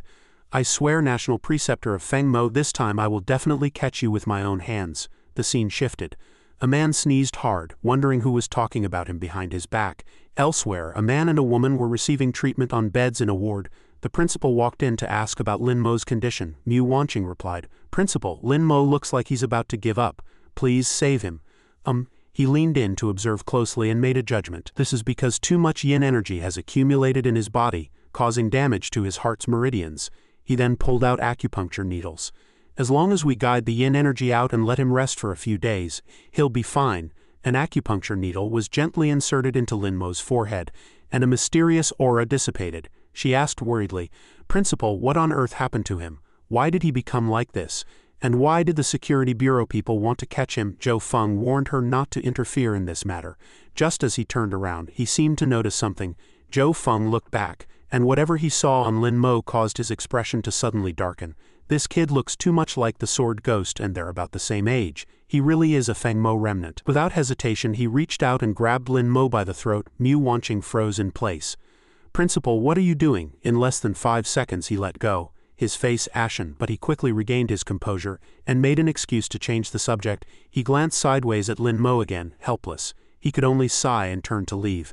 In a rural village, the villagers were cheerfully beginning their daily work. Suddenly, a villager's house caught fire and the scene fell into chaos. Some were fleeing in panic while others had already lost their lives. A group of strangers appeared from nowhere, strolling arrogantly into the sea of fire. In the main hall, a mother and her 2 children had been waiting for a long time. In the image, the woman was staring intently ahead. It turned out these were just dreams. Lin Mo woke up with a look of pain. "What on earth is going on? I've clearly never been there, yet the dreams are so real." Black Little Fatty rushed in, excited to the point of tears. "Brother Mo, you're awake. You've been asleep for 7 whole days." Black Little Fatty cheered. "I thought you were never going to wake up in this lifetime." Lin Mo, pinned down by the layers of fat, felt like he was about to die on the spot. "Too heavy, you're practically crushing me." Once the excitement passed, he began to complain again. "You're so lucky. You avoided military training just by taking a nap. Look at what I've become after finishing it." He sighed while hinting at his changes. After a brief scan, Lin Mo rolled his eyes at him. "Got a tan again? If you go out at midnight like this and open your mouth to smile, you'll scare passersby to death. They'll think a Zhongcheng essence is flying through the air." Black Little Fatty shouted in a rage. "Damn it, you just woke up and you're already insulting people." Right then, the system voice rang out. "Congratulations to the host for obtaining 10 defense breakpoints." But he wasn't to be outdone and muttered a retort. "But I can't be bothered to argue with you. If it weren't for using the excuse of coming here to take care of you, I wouldn't have been able to skip class." From the other side came a voice. "I suppose I've waited for this day too." It was Luan Chong, his entire body wrapped in bandages. Lin Mo's sharp-tongued nature erupted instantly as he teased, "That's not like you, being stupid enough to jump off a building." Though wrapped in bandages, the person opposite wasn't to be outdone. "Don't get too smug. I'll definitely settle the score for my broken legs." The system continuously signaled a 50-point increase in defense breakpoints. He added another curse-laden taunt. "Shout any louder and your other leg will be ruined too." Black Little Fatty chimed in sheepishly from the side. "But both his legs are already broken. Which leg is left to be ruined?" Lin Mo turned to ask him. "I remember Anran was the one who brought me here. She seemed to be injured too. Where is she now?" Black Little Fatty confirmed this. Mu Wanqing leaned in from somewhere and spoke. "Not only was she injured, she almost lost her life to save you." Upon hearing this, Lin Mo hurriedly went to find her ward. Mu Wanqing informed him. "Anran is in the ICU. She's not out of danger yet." Since Lin Mo's body hadn't recovered, he fell the moment his feet touched the ground. She stopped him worriedly. "A gentleman's revenge can wait 10 years. Luan Chong laughed smugly. "No feeling in your legs, right?" But Lin Mo's tongue remained relentless, saying dismissively, "My legs are just numb from lying down too long." Before leaving, he didn't forget to flick Luan Chang's bandage. "You seem quite concerned. Here's a little gift in return." Ouch! That light flick was so painful it felt like he was being sent to his next life. Luan Chong used every curse he knew, but it was in vain. Lin Mo walked away while raising his middle finger in contempt. "Catch me if you can." Lin Mo observed and ran gloomily, asking about her injuries. Mu Wanqing looked at Anran lying motionless on the hospital bed and replied, "She was attacked by a white soul ghost and is suffering from its intense poison. Although she's been injected with anti-venom, her condition still hasn't improved. This kind of poison is likely a specialized toxin unique to certain ghost tamers." He fell into deep thought for a long while before Lin Mo declared in a fury, "She was injured because of me. I must save her. Sister, tell me which bastard from the Security Bureau hurt her." Mu Wanqing looked up. It was Deputy Director Sun Deli of the Security Bureau. Upon hearing this, Lin Mo was about to go find him immediately. Seeing this, Zhou Feng raised an eyebrow and asked, "Where do you think you're going?" Lin Mo answered with determination, "I'm going to find Sun Deli to see if I can steal the antidote." He strode down the stairs and shouted without looking back, "Come out with me for a second." He frowned and rejected the suggestion, feeling extremely anxious. If there was a delay and Anran died from the poison, what then? Mu Wanqing urged softly, "Don't you know, if the principal hadn't dealt with the Security Bureau that night, you would have been caught long ago." Hearing this shocking news, Lin Mo froze in place, stunned, and asked back, "He actually saved me?" She stood opposite Lin Mo and advised, "I think you should go with the principal, it won't hurt anyway." He then agreed. He quickly arrived at the agreed-upon rooftop. He looked up at the starry sky. "The security bureau didn't catch you that night and didn't see your face clearly, but they will soon send someone to investigate. You probably still don't know why the security bureau wants to catch you, do you?" Zhou Feng turned around, looking at him with a frown. Lin Mo fell into deep thought. That's right, the security bureau couldn't be doing this just for a private grudge, but even for an ancient tomb I didn't rob it, it shouldn't come to this. He frowned and turned to pose a question. "You haven't even figured this out yet, and you dare to rashly charge into the security bureau? Even if the others in the security bureau don't act, can you, with your Tier 1 strength, fight against the Tier 3 Sun Deli?" Driven into a corner, Lin Mo asked anxiously, "Principal, what should I do now?" Zhou Feng pointed to the mountain peak opposite and replied, "There's a blue corpse ghost nest over there, with at least 70 malignant ghosts and even some evil spirit rank ones. If you can deal with all of them, you'll have the ability to face a Tier 3 ghost tamer. Only then will you have a chance at victory if you go looking for Sun Deli." He pointed the way with extreme seriousness. But what Lin Mo was most worried about at this moment was Ran. He slowly stroked his beard and affirmed, "Don't worry, with me here, that girl won't die within a month." Furthermore, the people from the security bureau wouldn't dare charge into the school to catch anyone. Hearing this, he felt slightly relieved and bowed in thanks. Zhou Feng was also gratified to see Lin Mo like this. "You are my student, it's not for nothing that we have this teacher-student bond." These words made him feel a secret doubt. Teacher-student bond? Does he intend to take me as his disciple? Zhou Feng proposed with a serious face. "A student is a student, and a disciple is a disciple, so are you willing to be my disciple?" Lin Mo looked up at him in surprise, feeling secretly puzzled. Why was Zhou Feng being so special toward him? Not only did he defy the security bureau, but he also put all his effort into treating Ran. Furthermore, how many people wanted to be his disciple but had no way in? Why could he receive such a great favor? He let out a light laugh and spoke. "What, you think I'm not worthy of being your master?" Lin Mo hurriedly knelt. "Your life-saving grace is as heavy as a mountain. Please, master, accept your disciple's bow." He knelt with a solemn expression to formally become his disciple. He smiled and helped Lin Mo up, thinking to himself that the kid was at least somewhat clever. Lin Mo's eyes were full of resolve as he calculated privately, "Becoming Zhou Feng's disciple can give me a backer. That way those people will be somewhat wary. If he really has some designs on me, I'll just have to be more on guard in the future." Then Zhou Feng turned and left, not forgetting to remind him to investigate for himself why the security bureau wanted to catch him. In addition, come to my office after 11 p.m. tonight. Hearing that the meeting was set for late at night, he quickly agreed, thinking that Zhou Feng would surely give him something good. He slowed his pace and asked casually, "By the way, I remember you're a student from a poor background. How is your family's situation?" Lin Mo answered somewhat blankly. "At home there's my parents and a younger sister. My parents are both farmers and my sister is very ill." After hearing the answer, Zhou Feng stroked his beard and left. Lin Mo went to class with Black Little Fatty. Black Little Fatty turned to complain to him. "What a pity, if you had stayed unconscious for a few more days, could I have skipped a few more days of class?" Lin Mo turned and cursed. "If I became a vegetable, would you not have to go to school for 4 years? Black Little Fatty gave a silly laugh and praised, "That wouldn't be bad either. I'd come to the infirmary to see you every day, and see Sister Mew while I'm at it." The two chatted all the way to the classroom where the people in class were all chirping and chatting. Several male students were surrounding a pockmarked girl, offering fruit and trying to flatter her. Lin Mo was struck with shock. Heavens, someone can actually bring themselves to go for that kind of girl? Black Little Fatty patted his shoulder and whispered, "You have Sister Mew and that girl from the Kai family, of course you wouldn't be interested in these." So naturally they felt that pockmarked girl was average, while to us bachelors, any woman looked like a celestial fairy. Speaking of which, he suddenly noticed someone, A Chu. He was currently sitting at the head of the table, which made Lin Mo very disgruntled, as expected of an honor student. Lin Mo walked over, pulled out a chair and sat down quietly without drawing anyone's attention. At that moment, Lin Mo began to recall the events of that night. It was true that he had contracted the remnant soul of the sword ghost that night, but no matter how he used his mental power, he couldn't sense it, let alone summon or control it. Now that he had the good items from Zhou Feng, he was sure he could solve this problem. He looked at the contracts and stroked them gently. The school bell rang. Zhou Feng walked in with a dignified and imposing air. As it was time for class, the students quickly fell silent. He gave a few dry coughs, signaling the class to remain quiet. Zhou Feng pointed toward the door and introduced 3 exchange students from Snow Phoenix Academy who would be studying at their school for a period of time. The first to enter was Gao Shishi. The moment she stepped in, the boys in the class were absolutely mesmerized.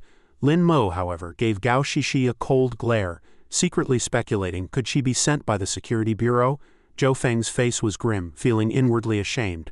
This is embarrassing. How did I recruit such a bunch of horn dogs? The 3 of them took turns introducing themselves. Gao Shishi ignored everyone else, noticing only Lin Mo. She quickly confirmed that Lin Mo was indeed the person her father had instructed her to approach and extract intelligence from. Zhou Feng then suggested they choose their own seats. Everywhere Gao Shishi walked, the boys looked at her with obsessive hope that she would sit next to them. In the end, however, Gao Shishi chose to sit in the seat next to Lin Mo. Lin Mo glared at her with murderous intent. Gao Shishi put on a friendly face and greeted him. Seeing Lin Mo receive the goddess's attention, the boys in the class instantly exploded with jealousy. The system notifications rang out continuously. Congratulations to the host for obtaining 20 defense breakpoints. Lin Mo's eyes were filled with hatred as they fell on Gao Shishi, his heart full of contempt. Anran had her ghost destiny snatched away by this girl when they were children, and now she was lying half dead because of the security bureau. Yet this girl actually had the nerve to sit here. Lin Mo stood up with a dark expression, utterly nauseated by her. He turned to her with disgust and told her to move, but she looked innocent, as if she didn't understand what was happening. Gao Shishi wondered secretly, could it be that Lin Mo doesn't like her sitting next to him? Isn't this exactly what those other boys dream of? Lin Mo glared again and growled in a low voice, "Are you deaf? Move, I'm going out." She stood up with a sullen face. As Lin Mo passed by impatiently, Gao Shishi spoke up, "Lin Mo, may I ask why you're changing seats?" He gave her a cold, sharp look and exposed her in a low voice. "The stench of conspiracy is too strong." Hearing this, Gao Shishi froze in place, speechless. Meanwhile, Lin Mo had already sat down in a new seat.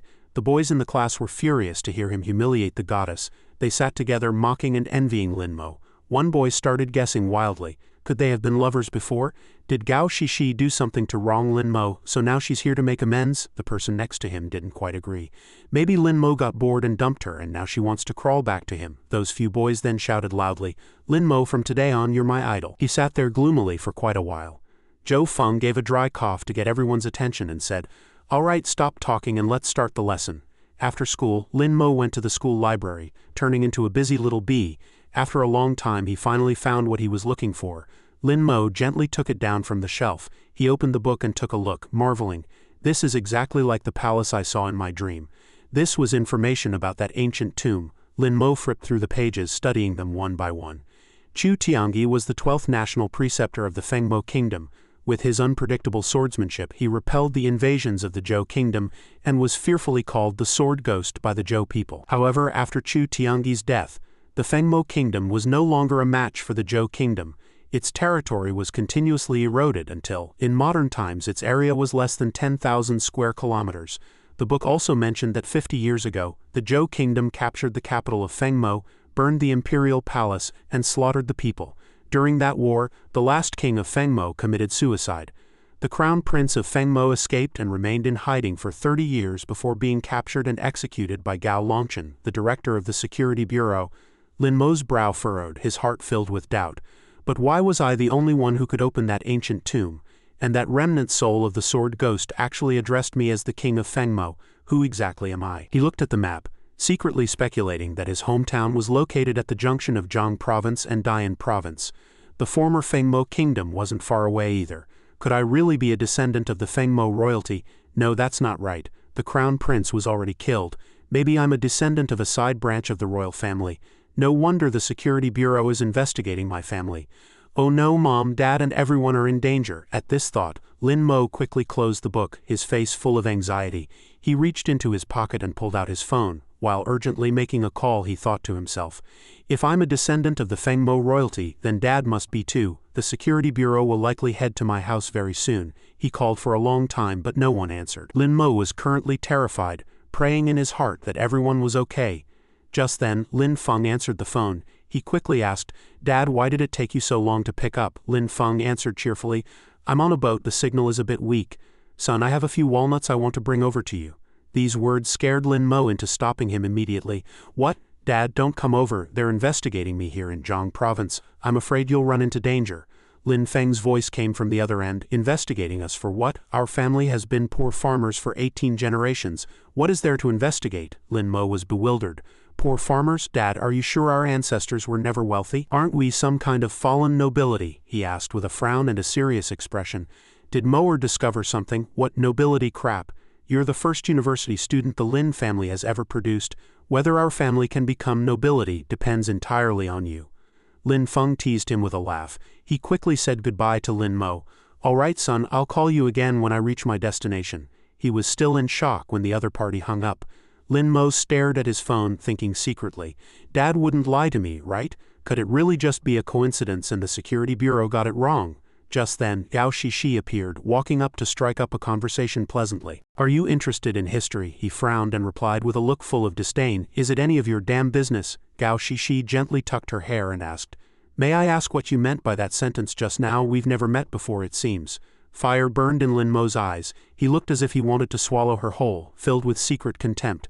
Someone who snatches their own younger sister's destiny ghost isn't just a beast, they're worse than livestock.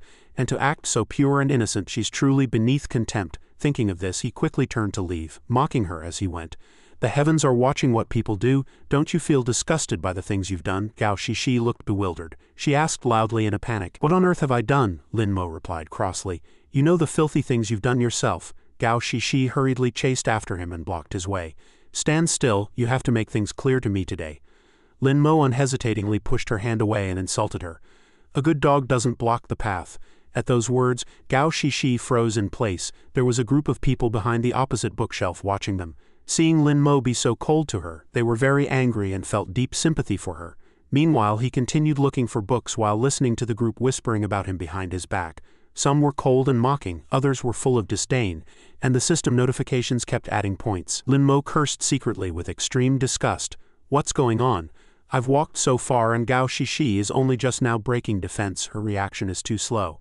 The moon shone over Poplar Academy as Lin Mo walked pensively through the pitch-black corridor. As soon as he arrived at Zhou Feng's room, the other party invited him in. Lin Mo pushed the door open and looked inside, wondering secretly, It's so dark, why isn't the light on? A sharp object suddenly flew toward him from the shadows. The opponent was highly skilled in martial arts, aiming straight for Lin Mo and leaving him with no way to dodge. When the blade was only a few centimeters away, Lin Mo's face was full of terror. The tip of the knife had already pierced Lin Mo's flesh, but he couldn't react at all. He asked himself in his heart, Is it over? Am I really going to die like this? Lin Mo squeezed his eyes shut, only slowly opening them after a moment. The sword ghost had suddenly appeared, blocking the way in front of him. It unleashed a wave of sword chi toward Zhou Feng. Zhou Feng struggled to block it. The sword ghost's power was too ferocious, leaving Zhou Feng looking overwhelmed. A moment later, he was actually sent flying backwards. Zhou Feng slammed heavily into the wall behind him, causing the wall to crack. He slowly stood up and Lin Mo watched, dumbstruck. He was very confused. Principal, what on earth are you doing? Zhou Feng answered with difficulty. Weren't you always unable to sense the sword ghost's ghost chi? I did this to force it to manifest and help you. At this point, he suddenly snapped out of it and looked at his hand. Sword ghost? Strange, why can't I feel it again now? He slowly turned on the light and explained. I imagine you don't know much about the ancient tomb you entered. That was the sword ghost's burial mound. His sword has killed countless people and is stained with the blood of countless souls. The resentment on it had long ago condensed into something twisted, and the remnant soul of the sword ghost exists precisely to suppress that resentment. So when you made the contract, that remnant soul released the resentment and yin energy that had built up inside. That's also why you nearly lost your life to yin energy entering your body. Zhou Feng coughed a few times as he spoke. Lin Mo understood everything now. He squinted and explained why he currently couldn't sense it. Because the sword ghost was merely a wisp of a remnant soul. It was even weaker than a fragmented soul. Since the dawn of ghost tamers, many had contracted it, but no one could summon or use it. Lin Mo scratched his head in confusion. So the reason Master used the knife to kill me just now was, before he could finish, Zhou Feng explained. Remnant souls vary in strength. Trying to kill you just now was to force it to show itself. If it were strong, you could try to summon and use it. If it were that weak, there'd be no need to waste your effort, and you could just consider it a waste of time. At this point, Zhou Feng was drenched in sweat and coughing incessantly. Lin Mo was very curious after hearing this. So is it strong? He wanted to step forward to support Zhou Feng but was pushed away. Zhou Feng closed his eyes and affirmed, It's ridiculously strong. I look fine on the surface, but I've actually broken a rib. Who am I? A small injury like this will be fine in a few days. Despite saying that, Zhou Feng tightly gripped the mouthful of blood he had just coughed out. He was now seriously injured. Lin Mo carefully helped Zhou Feng sit down. "So master, how can I summon and use it?" He complained that it was very difficult, and whether he could summon it flexibly would depend on his own comprehension. It could take 7 or 8 years at the shortest or decades at the longest. Once you can use the sword ghost flexibly, even people like Sun Deli will be a piece of cake. He was stunned to hear this. Lin Mo couldn't help but answer angrily, "But I can't wait that long. Unran only had 1 month left." Lin Mo remembered with resentment how she looked lying motionless on her hospital bed. Zhou Feng lowered his head. There was also an extreme method. Lin Mo was overjoyed to hear this, and urged him to speak quickly. Zhou Feng frowned and said slowly, "It's exactly what I did just now. Keeping you constantly in life or death situations. In the brief moment it appears, you must quickly comprehend. By repeating this cycle, you can fully master it." After hearing this, Lin Mo's mind raced and he answered happily, "I understand. I'll go jump off a building right now." Zhou Feng was startled and quickly stopped him. He explained irritably, "Jumping off a building is too risky. If you fail to force it to appear, you'll really be dead." He asked, somewhat dissatisfied, "Then what should I do?" Zhou Feng slowly stood up and gave a plan for killing ghosts. "This way, the bond between ghosts will deepen. When you're about to be killed by another ghost, the probability of forcing it to appear is very high." Lin Mo smiled excitedly and asked, "No wonder Master told me to go kill ghosts in the abandoned graveyard before? So it was because of this? But why was there no ghost when you stabbed me just now? If it hadn't been forced out, wouldn't I have been stabbed to death?" Lin Mo questioned him mischievously. Zhou Feng avoided his searching gaze and replied, "I have a sense of proportion in this matter. You won't die." He quickly set out, not forgetting to wave goodbye and thank him before leaving. As soon as Lin Mo closed the door, Zhou Feng's face darkened. He could barely hold on and suddenly spat out a mouthful of fresh blood. Zhou Feng clutched his chest with difficulty. This sword ghost was truly too powerful. He had nearly met his maker. He slowly smiled and took off his outer garment. Meanwhile, Lin Mo was running desperately toward that mountain. Sun Meili immediately noticed this abnormal behavior. Leaving the school in the middle of the night, there was definitely something wrong. Sun Mo smiled craftily and affirmed, "He's definitely going to contact other Feng Mo remnants. If we can discover them, it will be a massive achievement." Gao Shishi walked over from behind to ask about the situation. "How is the investigation within the school progressing?" He frowned and replied, "I know a thug here at Poplar. He saw with his own eyes that Lin Mo was carried in on someone's back that night. I heard he almost died." Gao Shishi quickly confirmed this and speculated while chasing after Lin Mo, "Then there's no mistake. The person who came out of the ancient tomb that night must have been him. It's very likely he opened the sword ghost tomb. Hurry and catch up." Hearing this, the Sun siblings both gave chase quickly. In the pitch-black night, a figure was running toward ghosts. The remaining 3 people wanted an opportunity to deal with him and were chasing desperately. The moon hung high, casting its clear light over the earth. Lin Mo ran from the school to the mountain without stopping. Sun Mo followed behind, his heart full of doubt. Where on earth is this guy going? Ahead was an ancient mansion, the place with the most ghosts in this entire abandoned graveyard. Although he was panting with exhaustion, he showed no sign of stopping at all. More and more ghosts were gathering around, making his situation difficult. What is he going there for? He's clearly walking into a trap. Lin Mo no longer hesitated and charged ahead at full speed. "Those 3 are still following me, whatever. Who had time to deal with them? I have more important things right now." Here it is. The blue corpse ghost. He finally encountered it. Lin Mo walked forward with a loud shout and rushed to the front. "Hey!" He blocked the blue corpse ghost path, and it roared in fury. "What are you?" The blue corpse ghost speculated secretly. He looked like just an ordinary Tier 1 ghost tamer, yet he dared to pursue an evil spirit rank ghost like itself. He probably wasn't simple. Lin Mo stared straight at it and affirmed, "I know you. You're the blue corpse ghost that ambushed me on enrollment day." At that, it also remembered who he was and instantly flew into a rage. "The bastard who killed over a dozen of my lackeys." Lin Mo immediately approached the blue corpse ghost with a beaming smile. "What? Don't you really want revenge? Then hurry up and kill me." It was very surprised to hear this. The blue corpse ghost took a few steps back, constantly trying to stop Lin Mo. "Whoa, wait, don't come any closer.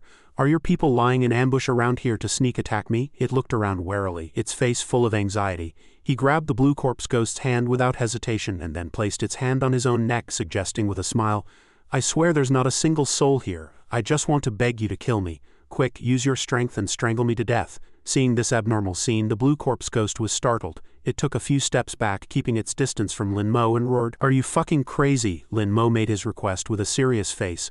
"Why won't you kill me? Didn't you want to settle me last time? What's wrong today?" It ignored him and turned to leave, not forgetting to curse him. "If you want to die, go jump off a building." "What do you want with me?" Lin Mo replied dejectedly. I can't jump off a building, I can only be killed by a ghost. Hey, don't go, is my meat not delicious, or does it smell bad? And so, he followed the blue corpse ghost like a shadow all the way.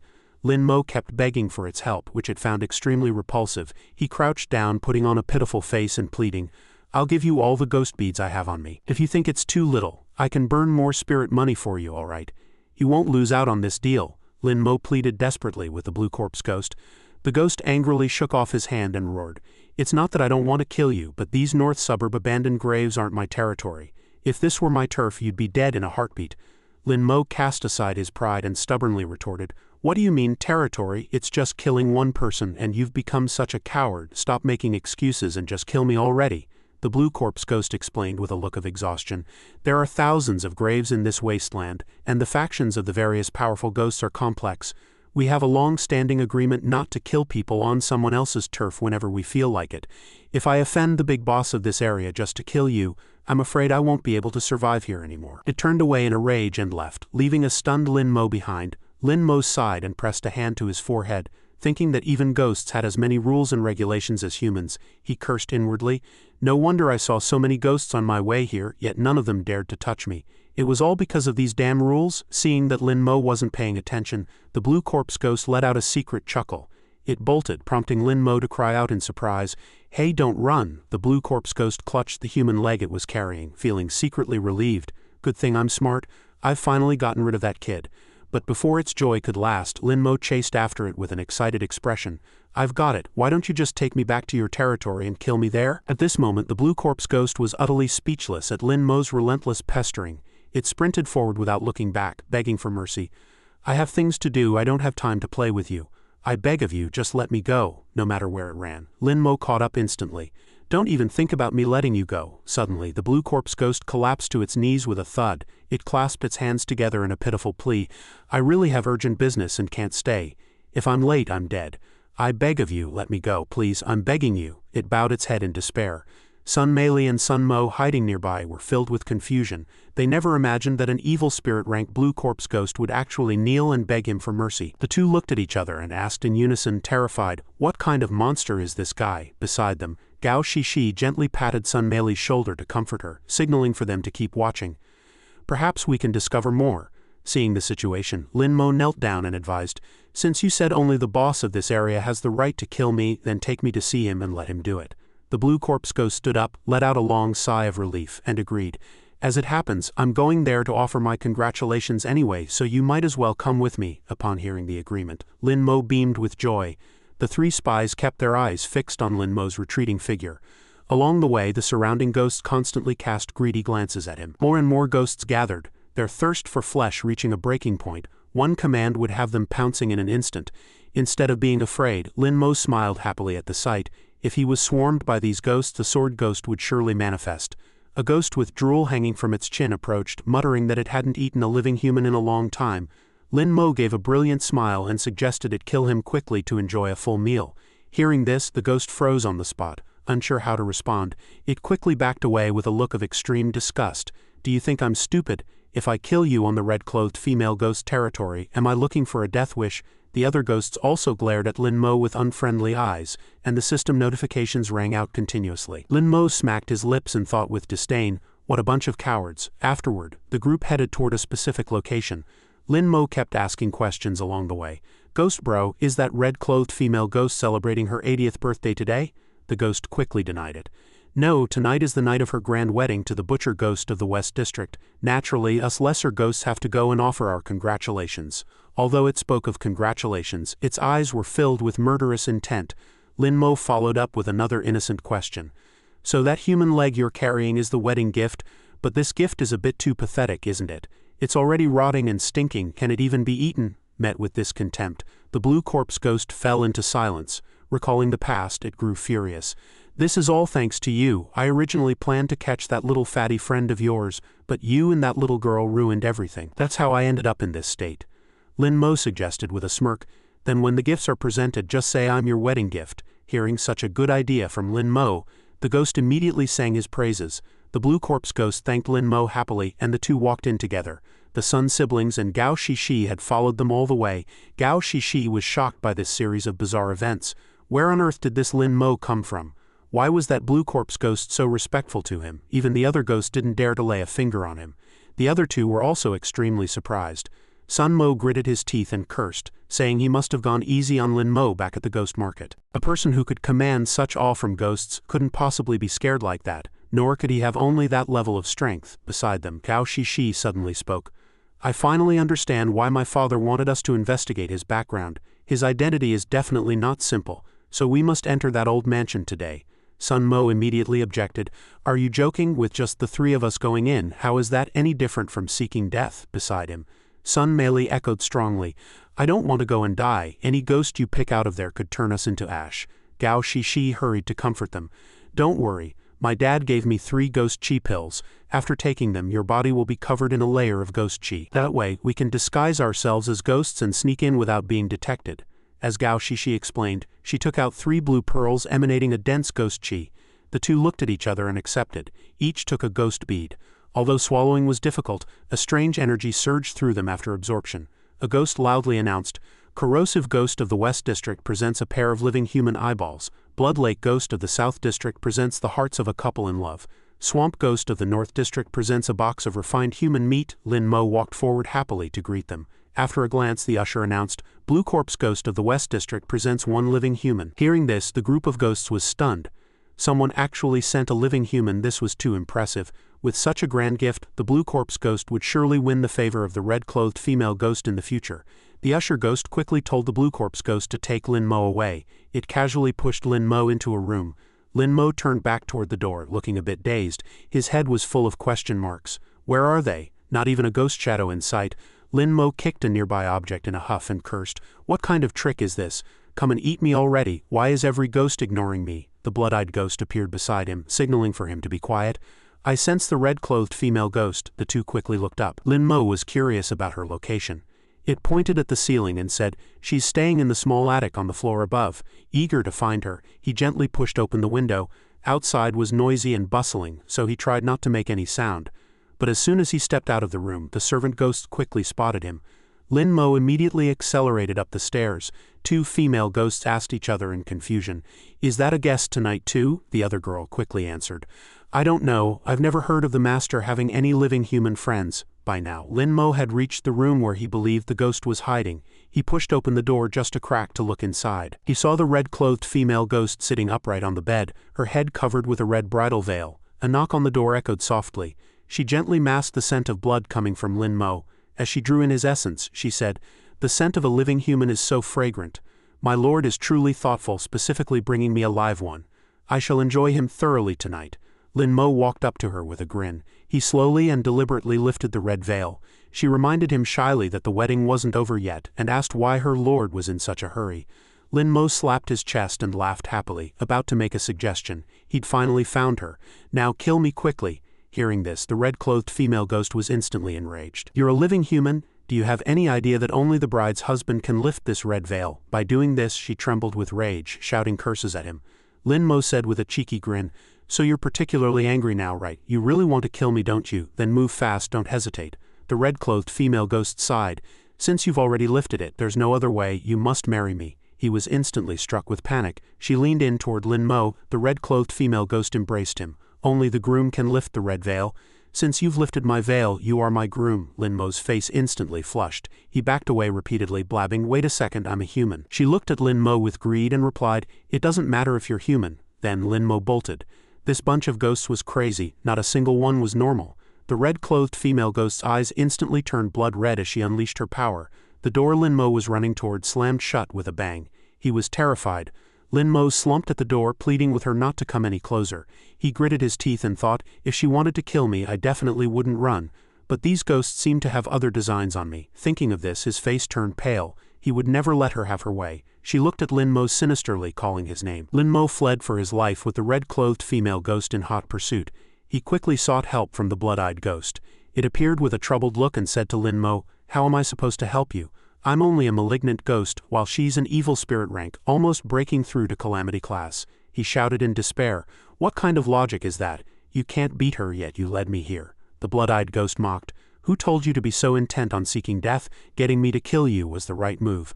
Who could have guessed she wasn't after your life? the red-clothed female ghost continued to corner Lin Mo. He secretly calculated that even if he summoned the electrode ghost and the busty ghost, they definitely wouldn't be able to defeat her. It looked at her and curled its lips. I think you should just give in to her. After all, it's not like a human, and a ghost can't do that stuff. Hearing this, the red-clothed female ghost flared with rage. The blood-eyed ghost turned to tease Lin Mo. At most, you'll just be tainted by some yin energy. You'll be fine after a few days of rest. Lin Mo was exasperated.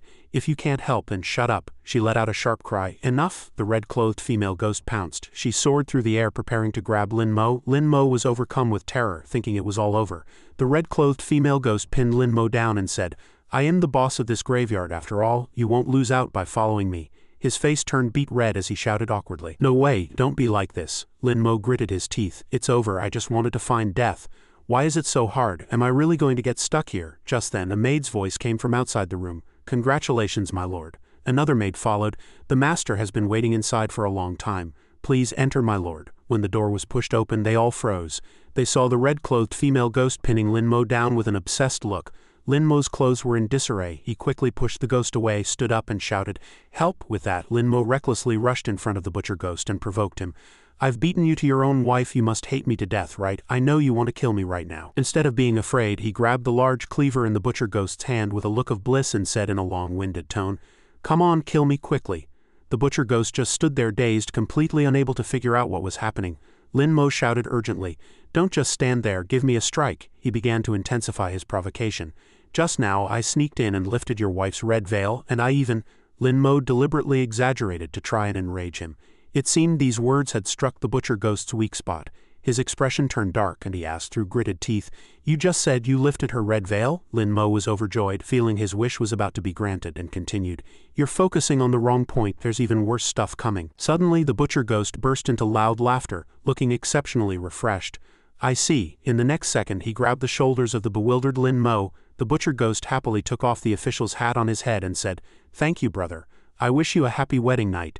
He slapped the hat onto Lin Mo's head, laughed loudly, and said bluntly, I'm not going through with this wedding. As if he had finally thrown off a heavy burden, he shouted with a face full of joy.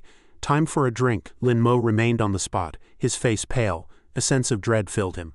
Was the butcher ghost being forced into the marriage and couldn't resist, so by lifting the veil I've become his scapegoat? He was so frustrated he cursed out loud.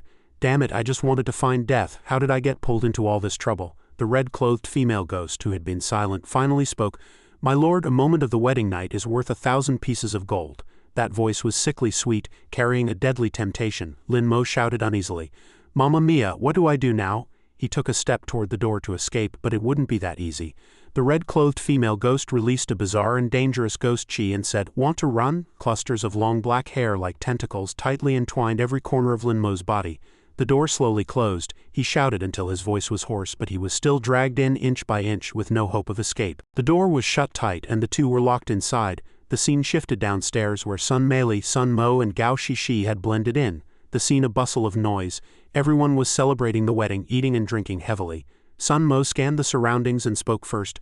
I don't see Lin Mo. Could he have been divided and eaten by these ghosts? Gao Shishi picked up the conversation.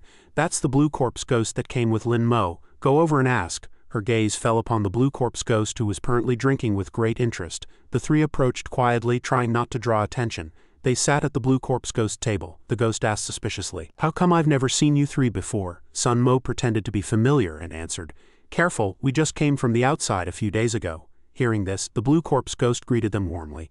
No wonder you look like fresh faces. Eat up. Sun Mo gave an awkward smile. The blue corpse ghost placed a piece of meat on his plate as a gesture of concern. This blood in the snow tastes great. Sun Mo looked at the food before him in horror, feeling a wave of nausea. He quickly covered his mouth to avoid losing his composure. Sun Mo's instinctive reaction drew the vigilance of the surrounding ghosts, their gazes shifting toward him in unison. Gao Shishi gave Sun Mo a hard pinch under the table as a warning. She communicated with Sun Mo through her eyes. Don't blow our cover. Sun Mo painfully forced himself, reaching out to grab the food and eating it in large gulps. I'm a ghost, this is delicious. He used every ounce of his strength to lower the ghost's guard. Thus Sun Mo, Gao Shishi and Sun Meili endured the nausea and desperately ate the food on the table. While Sun Meili chewed miserably, she cursed angrily in her head. If it weren't for that bastard Lin Mo running here, would I be suffering like this? Just then, the butcher ghost's excited cheers broke the tense atmosphere. He was jumping for joy upstairs, shouting loudly, I'm not getting married, I finally don't have to get married. The appearance of this ghost drew gasps of amazement from the crowd below.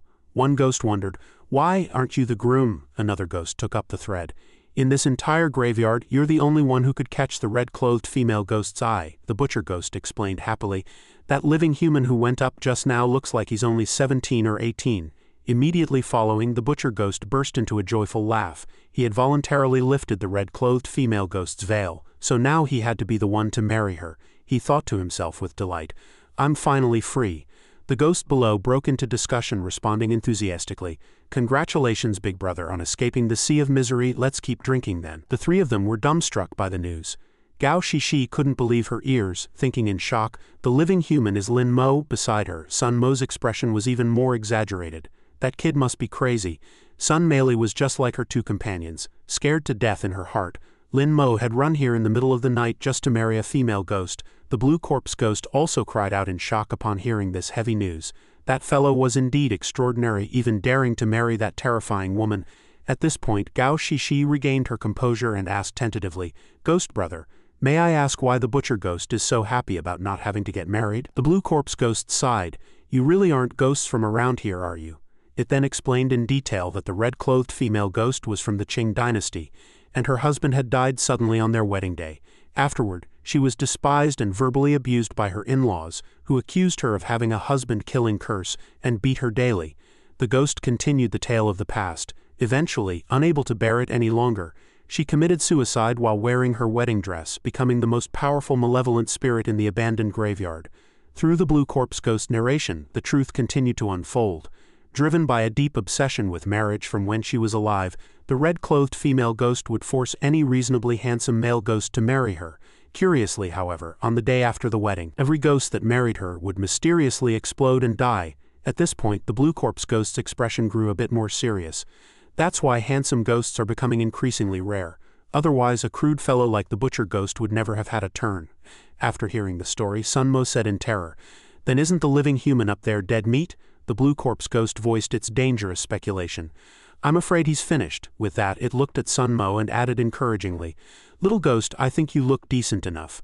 I bet the red-clothed female ghost's next groom will be you." These words sent the already cowardly Sun Mo into a state of total panic. Images of Lin Mo and the red-clothed female ghost together flashed through his mind, and Sun Mo marveled excitedly to himself. Did Lin Mo actually offer himself up to her? That's incredible. Sun Meili, looking disgusted, urged, "Brother, this isn't a place for us to stay. Since Lin Mo is already dead, we should head back." Gao Shishi replied with firm conviction, "No, I need to see him if he's alive or find his body if he's dead." The next morning, Lin Mo sat up like a zombie, his face pale and eyes glazed. Before he could regain his senses, a hand suddenly rested on his shoulder. He screamed and bolted upright, lunging for the quilt to cover himself. Seeing his exhausted state, the red-clothed female ghost laughed softly and asked tenderly, "Is my husband awake?" Seeing the person beside his pillow, Lin Mo roared in terror. "What on earth is going on?" The red-clothed female ghost leaned in slowly and soothed him. "Oh dear, don't raise your voice like that." Lin Mo angrily recalled the two of them sharing a bed, and his mind raced with suspicion that something had definitely happened. He quickly dressed and questioned her fiercely, "What exactly did you do to me? Why don't you just kill me and get it over with?" The red-clothed female ghost teased him with an amused smile. "Does my husband also want to become a ghost so he can stay by my side forever?" Hearing this, Lin Mo wanted to cry but had no tears, only able to look up and sigh, "Heavens, what did I do to deserve this misery?" Immediately, he bolted for the exit, leaving the red-clothed female ghost sitting on the bed, still clutching some of his belongings. But he hadn't run far before he caught sight of his haggard reflection in a mirror. In the glass, Lin Mo's face was gaunt, with terrifyingly dark circles under his eyes. He spun around and questioned her, "Did you drain me dry?" The red-clothed female ghost merely reached out to gently rest a hand on his shoulder. "How could I bear to? I know I have to use you sparingly so you'll last a long time." These words filled Lin Mo with extreme dread. Not only that, but she continued to embrace him, stroking him comfortingly. "Don't worry, I've already instructed the maids to brew a kidney-nourishing and waist-strengthening soup for you. From now on, you are mine. From this day forward, no one in this graveyard will dare to lay a finger on you. No one dares to touch me. Doesn't that mean no ghost will dare to kill me?" First she touched him, then she hugged him, and now she was desperately trying to entice him into staying forever. "Why do you always think about seeking death? If you die and don't want to become a ghost, I'll be left a widow." Lin Mo felt a wave of suffocating frustration. "Give me a break. I truly just want to find death." Feeling completely unwell, he struggled to break free from her embrace. Seeing his determination to escape, the red-clothed female ghost stopped blocking him but reminded him, "You won't die. Aside from the grudge ghost of the West District, no one dares to touch you." Lin Mo asked back suspiciously. "The grudge ghost of the West District?" The red-clothed female ghost sat slowly on the edge of the bed and warned. "That's right, he is my archenemy. Whatever you do, do not go over there." The entire room suddenly fell into a dead silence. Lin Mo froze for a moment but eventually decided to leave. Before departing, he didn't forget to say, "Thanks for the info." Watching Lin Mo's receding back, the maid asked in confusion, "You were just trying to get him to stay. Why let him go so easily now? Is my lady just going to let him leave like that?" The red-clothed female ghost seemed to have her own plans as she answered calmly, "Don't worry, he'll be back." Halfway through his journey, Lin Mo was so exhausted he felt he might collapse. Because he had been drained so heavily the night before, he could barely put one foot in front of the other. "I'm too weak, that ghost took all my energy." It took a long time before he crawled back to the dormitory. Lin Mo comforted himself by deciding to rest at school first and wait for his strength to recover before looking for ghosts in the graveyard again. Suddenly, Echu rushed over with his long blade, scaring him into shouting, "Echu, it's me." Seeing Lin Mo, Echu questioned his own eyes for a moment, nearly wounding him by mistake. With the tip of the sword at his throat, Lin Mo broke into a cold sweat. Echu asked the dazed man in confusion, "Why are you covered in ghost chi? I thought a ghost had broken in." Inside the room, Black Little Fatty was also stunned and wondered, "Where were you last night? Did you pull an all-nighter at a cafe? Why do you look so haggard, exhausted?" Lin Mo leaned against the edge of the bed, unwilling to waste words explaining, "Just take it as that. I'm going to sleep first." He sluggishly moved his heavy body onto the bed, telling them to ask the teacher for a leave of absence for him if anything came up. Echu seemed to sense something unusual and warned, "Let me give you a piece of advice. It's best not to do that with a ghost, it will drain your yang energy." The school bell rang, and the whispering began again. Everyone was curious as to why Lin Mo hadn't appeared. Just then, Mu Wanqing walked in and asked, "Is Lin Mo here? I have something for him." Seeing this, Black Little Fatty stepped forward politely. "He only got back early this morning and is sleeping in the dorm right now." Hearing this, she didn't want to disturb him further, only instructing, "Then tell him that Unran has woken up." On the other side, Sun Meili and Sun Mo overheard the conversation and felt somewhat surprised. Didn't they say everyone who marries that female ghost dies? In the end, that bastard actually survived? The two immediately discussed their next plan. "It seems the mission isn't finished yet. Let's keep watching him." After a while, Lin Mo woke up and immediately ran to the store to buy a box of kidney power supplements. Seeing this, the owner advised gently, "Young man, even at your age, you should know moderation." Lin Mo muttered to himself while taking the medicine, "I have to look energetic when I see Ran." Meanwhile, in the distance, Sun Mo praised him repeatedly with sincere admiration, completely ignoring the looks of extreme disdain from Gao Shishi and Sun Meili. Could that kidney power be some magic treasure that lets him frolic with a ghost all night and still live? Then I need to get a few boxes for myself. Lin Mo then stopped in front of the infirmary. The people behind him hurriedly urged each other to follow. Upon entering, Lin Mo immediately began asking about Ran's condition, but realizing his questioning was a bit strange, he scratched his head with an awkward smile. "That was a stupid question, of course it hurts when the injury is that bad," and Ran didn't mind, answering with a smile, "I'm used to this level of injury," although she had improved and didn't blame him. Lin Mo still grit his teeth in self-reproach. "You were injured like this to save me. I will definitely get revenge and bring back the antidote," and Ran replied gently, "I can't blame it all on you. The accident happened because I took you to the ancient tomb. By the way, how exactly did you open it, and why does the Security Bureau want to catch you?" Lin Mo spoke seriously and directly. "I'm investigating that too, but I haven't figured it out yet." Seeing this, she teased him playfully, "You're really useless. I'll help you investigate once I'm better. Intelligence gathering is what I'm best at." But Lin Mo earnestly reminded her to take care of herself first. Then Ran asked Lin Mo for a favor. Lin Mo agreed without a second thought. "Just say it, I do not just one but 1,000 things for you." Hearing this, she hesitated before speaking. "My mom is very ill right now, lying in the hospital. Can you go check on her for me? And please pay the medical bills I owe. I hid the money under the sofa by the stairs." He was immediately delighted to help. "How can I use your money? You keep it." He even asserted without reservation, "Your mother is my mother." Hearing this, Ran felt like it was a confession, and her face turned bright red. "What are you talking about? My mom's name is Yan, and she's in Shiwa Hospital in the west of the city." Lin Mo rested his hand on hers comfortingly. "Just leave this to me." The three figures in the distance continued to monitor them incessantly. Gao Shishi was surprised, privately wondering why that girl looked so much like her. Before she could regain her senses, a puppet ghost suddenly rushed out, turning Gao Shishi pale with fright. It seemed Ran had sensed she was being watched and grew wary. Why did the puppet ghost suddenly become so agitated? Who exactly are you? On a quiet morning at the hospital, Yan was sitting on her bed in a daze when she suddenly heard a knock. Lin Mo walked in slowly carrying a bag of fruit and introduced himself warmly. I'm a friend of Ran's. I've come to see you. Upon hearing this, her face turned deathly pale.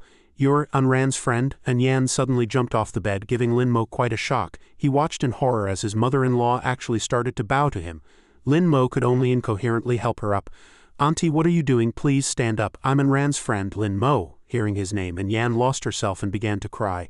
Surnamed Lin, that's the one. He sat down before her, puzzled, and asked slowly, You know me?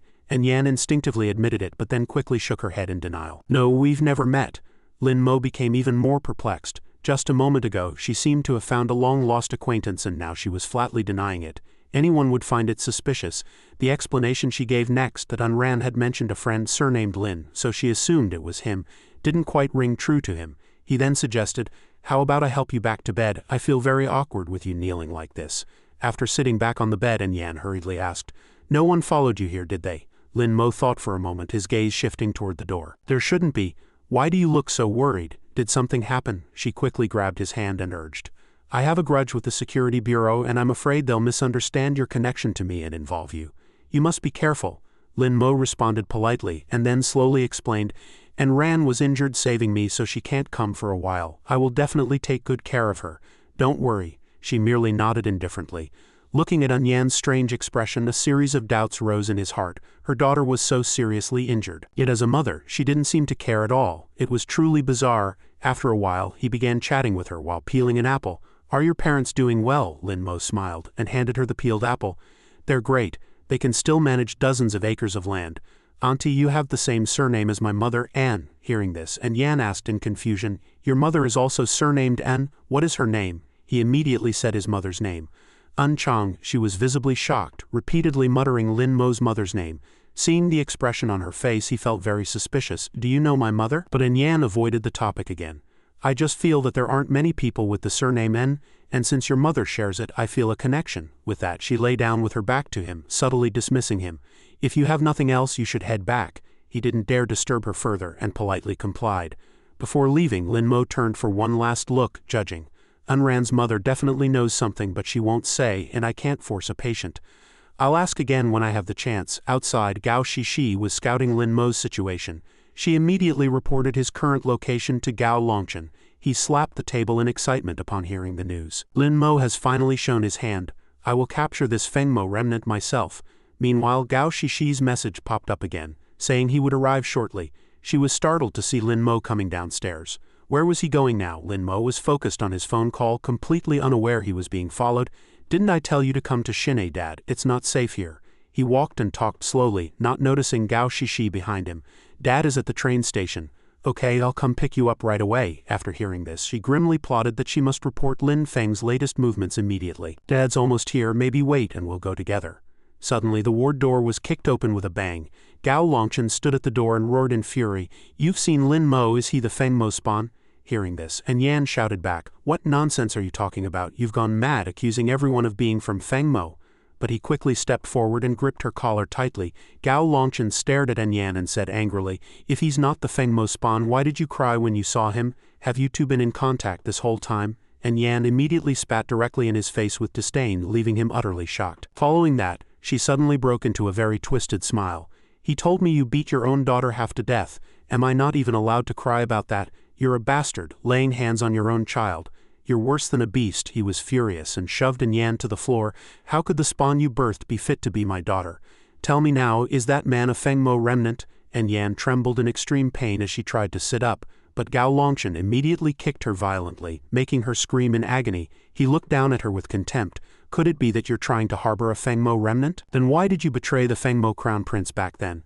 I suspect you don't even know what kind of torture he suffered before he died.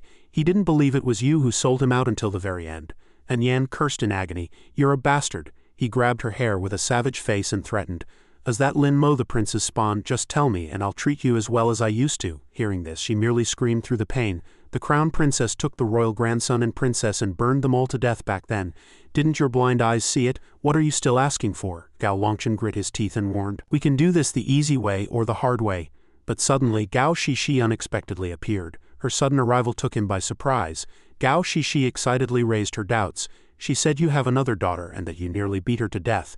Is it true? Seeing this, Gao Longchen hurriedly explained, don't listen to this madwoman's nonsense. She's sick and talking crazy. No matter how he explained, she kept backing away with a grim expression. Stop lying to me. I heard everything you just said. I think I've seen her. She looks just like me. She is only 2 or 3 years younger than you. At the same time, Gao Longchen was still trying his best to explain. Shishi, listen to your father. They just look alike, that's all. Gao Shishi's face was covered in tears, her expression dazed. If you were innocent, you would definitely produce evidence. But you're panicking. You kept saying you only loved my mother. Was it all a lie? And Yan, lying on the hospital bed, let out a provocative laugh.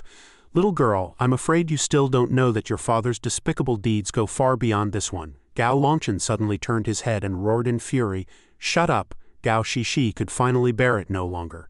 She immediately turned and ran out, leaving Gao Longchen behind in a state of panic. I never want to see you again, you're disgusting. And Yan watched the scene and laughed painfully while clutching her stomach in delight. Gao Longchen, you've finally met your retribution. Meanwhile, Lin Mo waved cheerfully to greet Lin Feng. Seeing him, Lin Feng's face lit up with a smile. Good son, you've grown taller again. Lin Mo looked at the shoulder pole on his father's shoulder and asked with some confusion, Dad, why did you bring so many things? Lin Feng quickly wiped his sweat and smiled modestly.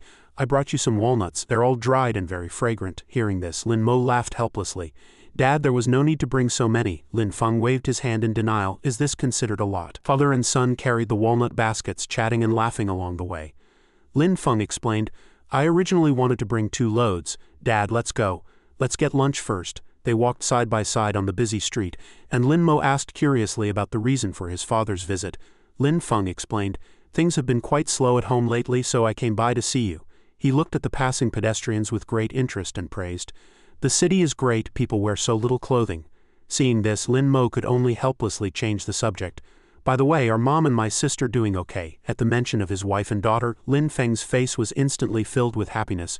Your mother is doing fine, but your sister's body is getting weaker. She starts panting heavily after just a few steps. Hearing this, Lin Mo suggested with concern, then why didn't you bring her along this time? She could have seen a doctor. City hospitals are bound to be better. Father and son chatted as they walked into a restaurant. Lin Feng let out a sigh. It's no use, we've already visited hospitals big and small. Just as the waiter came over respectfully to greet them, a thin, trembling figure suddenly walked in through the door. Wu Kun looked miserable, timidly walking over to beg, Please, give me some food to eat. Seeing this, the waiter waved him away. You come here to beg every day. I have no food for you. Lin Mo stared in surprise at the thin person, unable to believe it was actually Wu Kun. Wu Kun was also stunned to see Lin Mo there.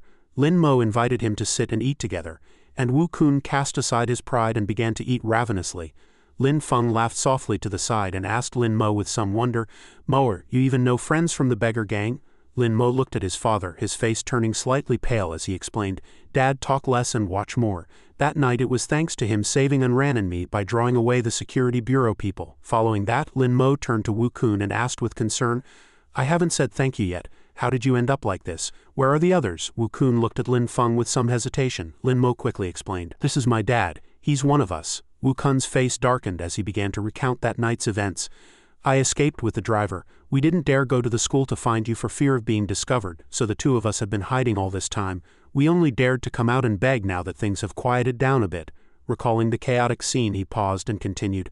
Zhuang Han only has 1 leg and was slow. He was captured by the security bureau. I heard they've been interrogating him day and night, demanding to know who opened the ancient tomb that night. Zhuang Han is a tough guy. Despite suffering so much, he hasn't said a single word. As Wu Kun reached this point, his face was filled with pain. I'm not strong enough right now to rescue Zhuang Han from the security bureau. I suspect he might not survive. After listening, Lin Feng summarized with a serious expression, I see, you partnered up to rob a grave. That Zhuang Han guy was caught and you want to save him, right? Following that, he looked at Lin Mo with a face full of concern. Lin Mo felt a bit guilty.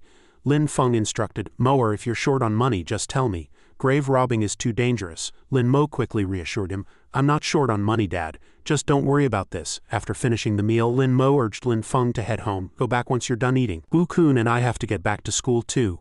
Lin Mo waved goodbye to Lin Feng cheerfully, not forgetting to remind him, "Dad, give me a call when you get home." Lin Feng also waved back excitedly, "Don't worry."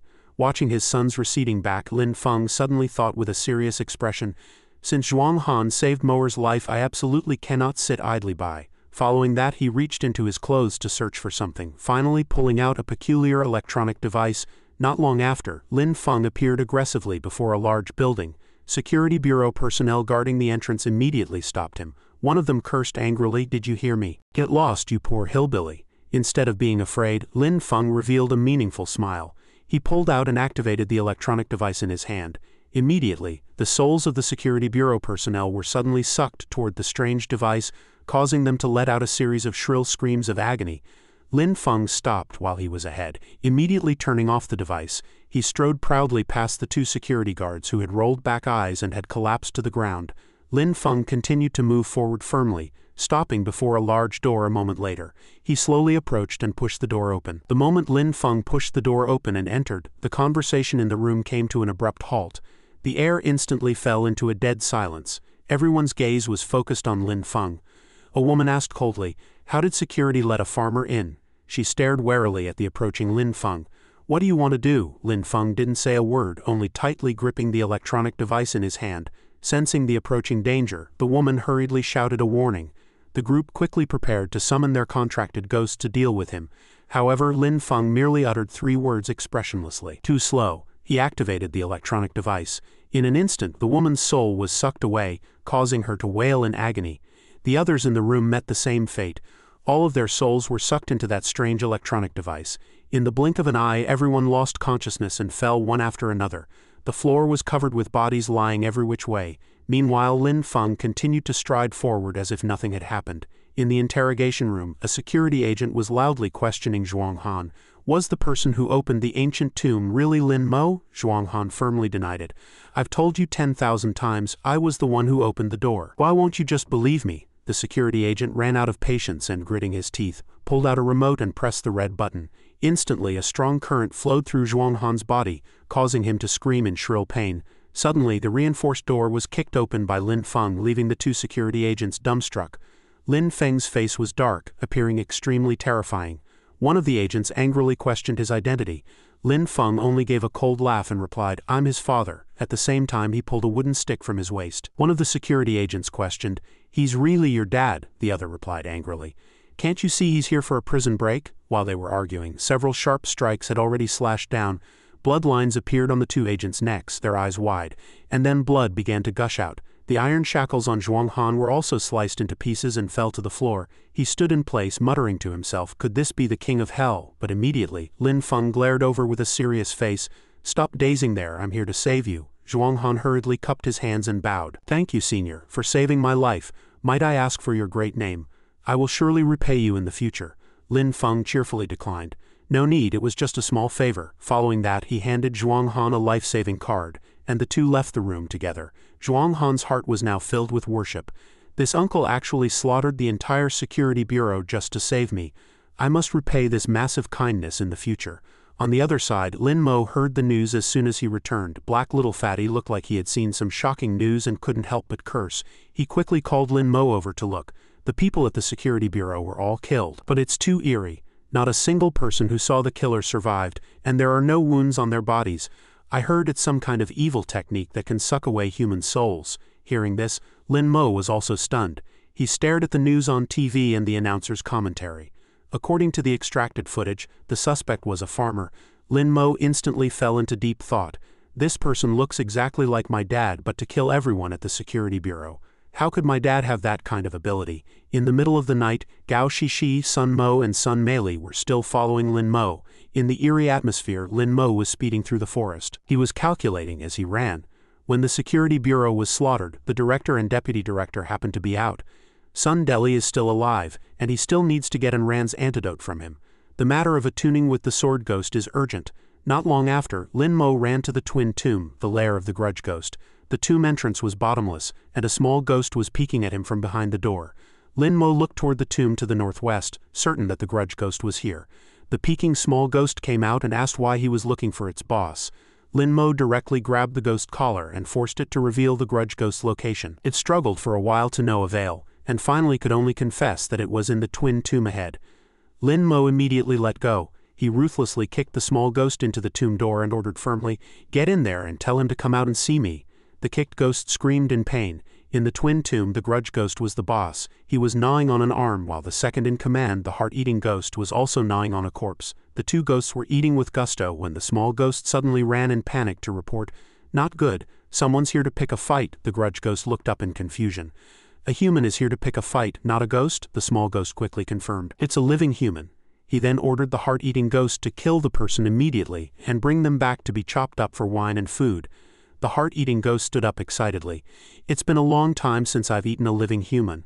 Gnawing on mummies every day really gets stuck in my teeth." However, he already knew that Lin Mo was the groom of the red-clothed female ghost from the old mansion, having just gotten married yesterday. Hearing this, the grudge ghost thought it made sense. After all, who without a background would dare to be so arrogant on his turf? It turned out he had a backer. Believing the red-clothed female ghost had looked down on him, he ordered the heart-eating ghost to kill Lin Mo. Since he dared to come looking for trouble, he would let her know who was the master of this tomb.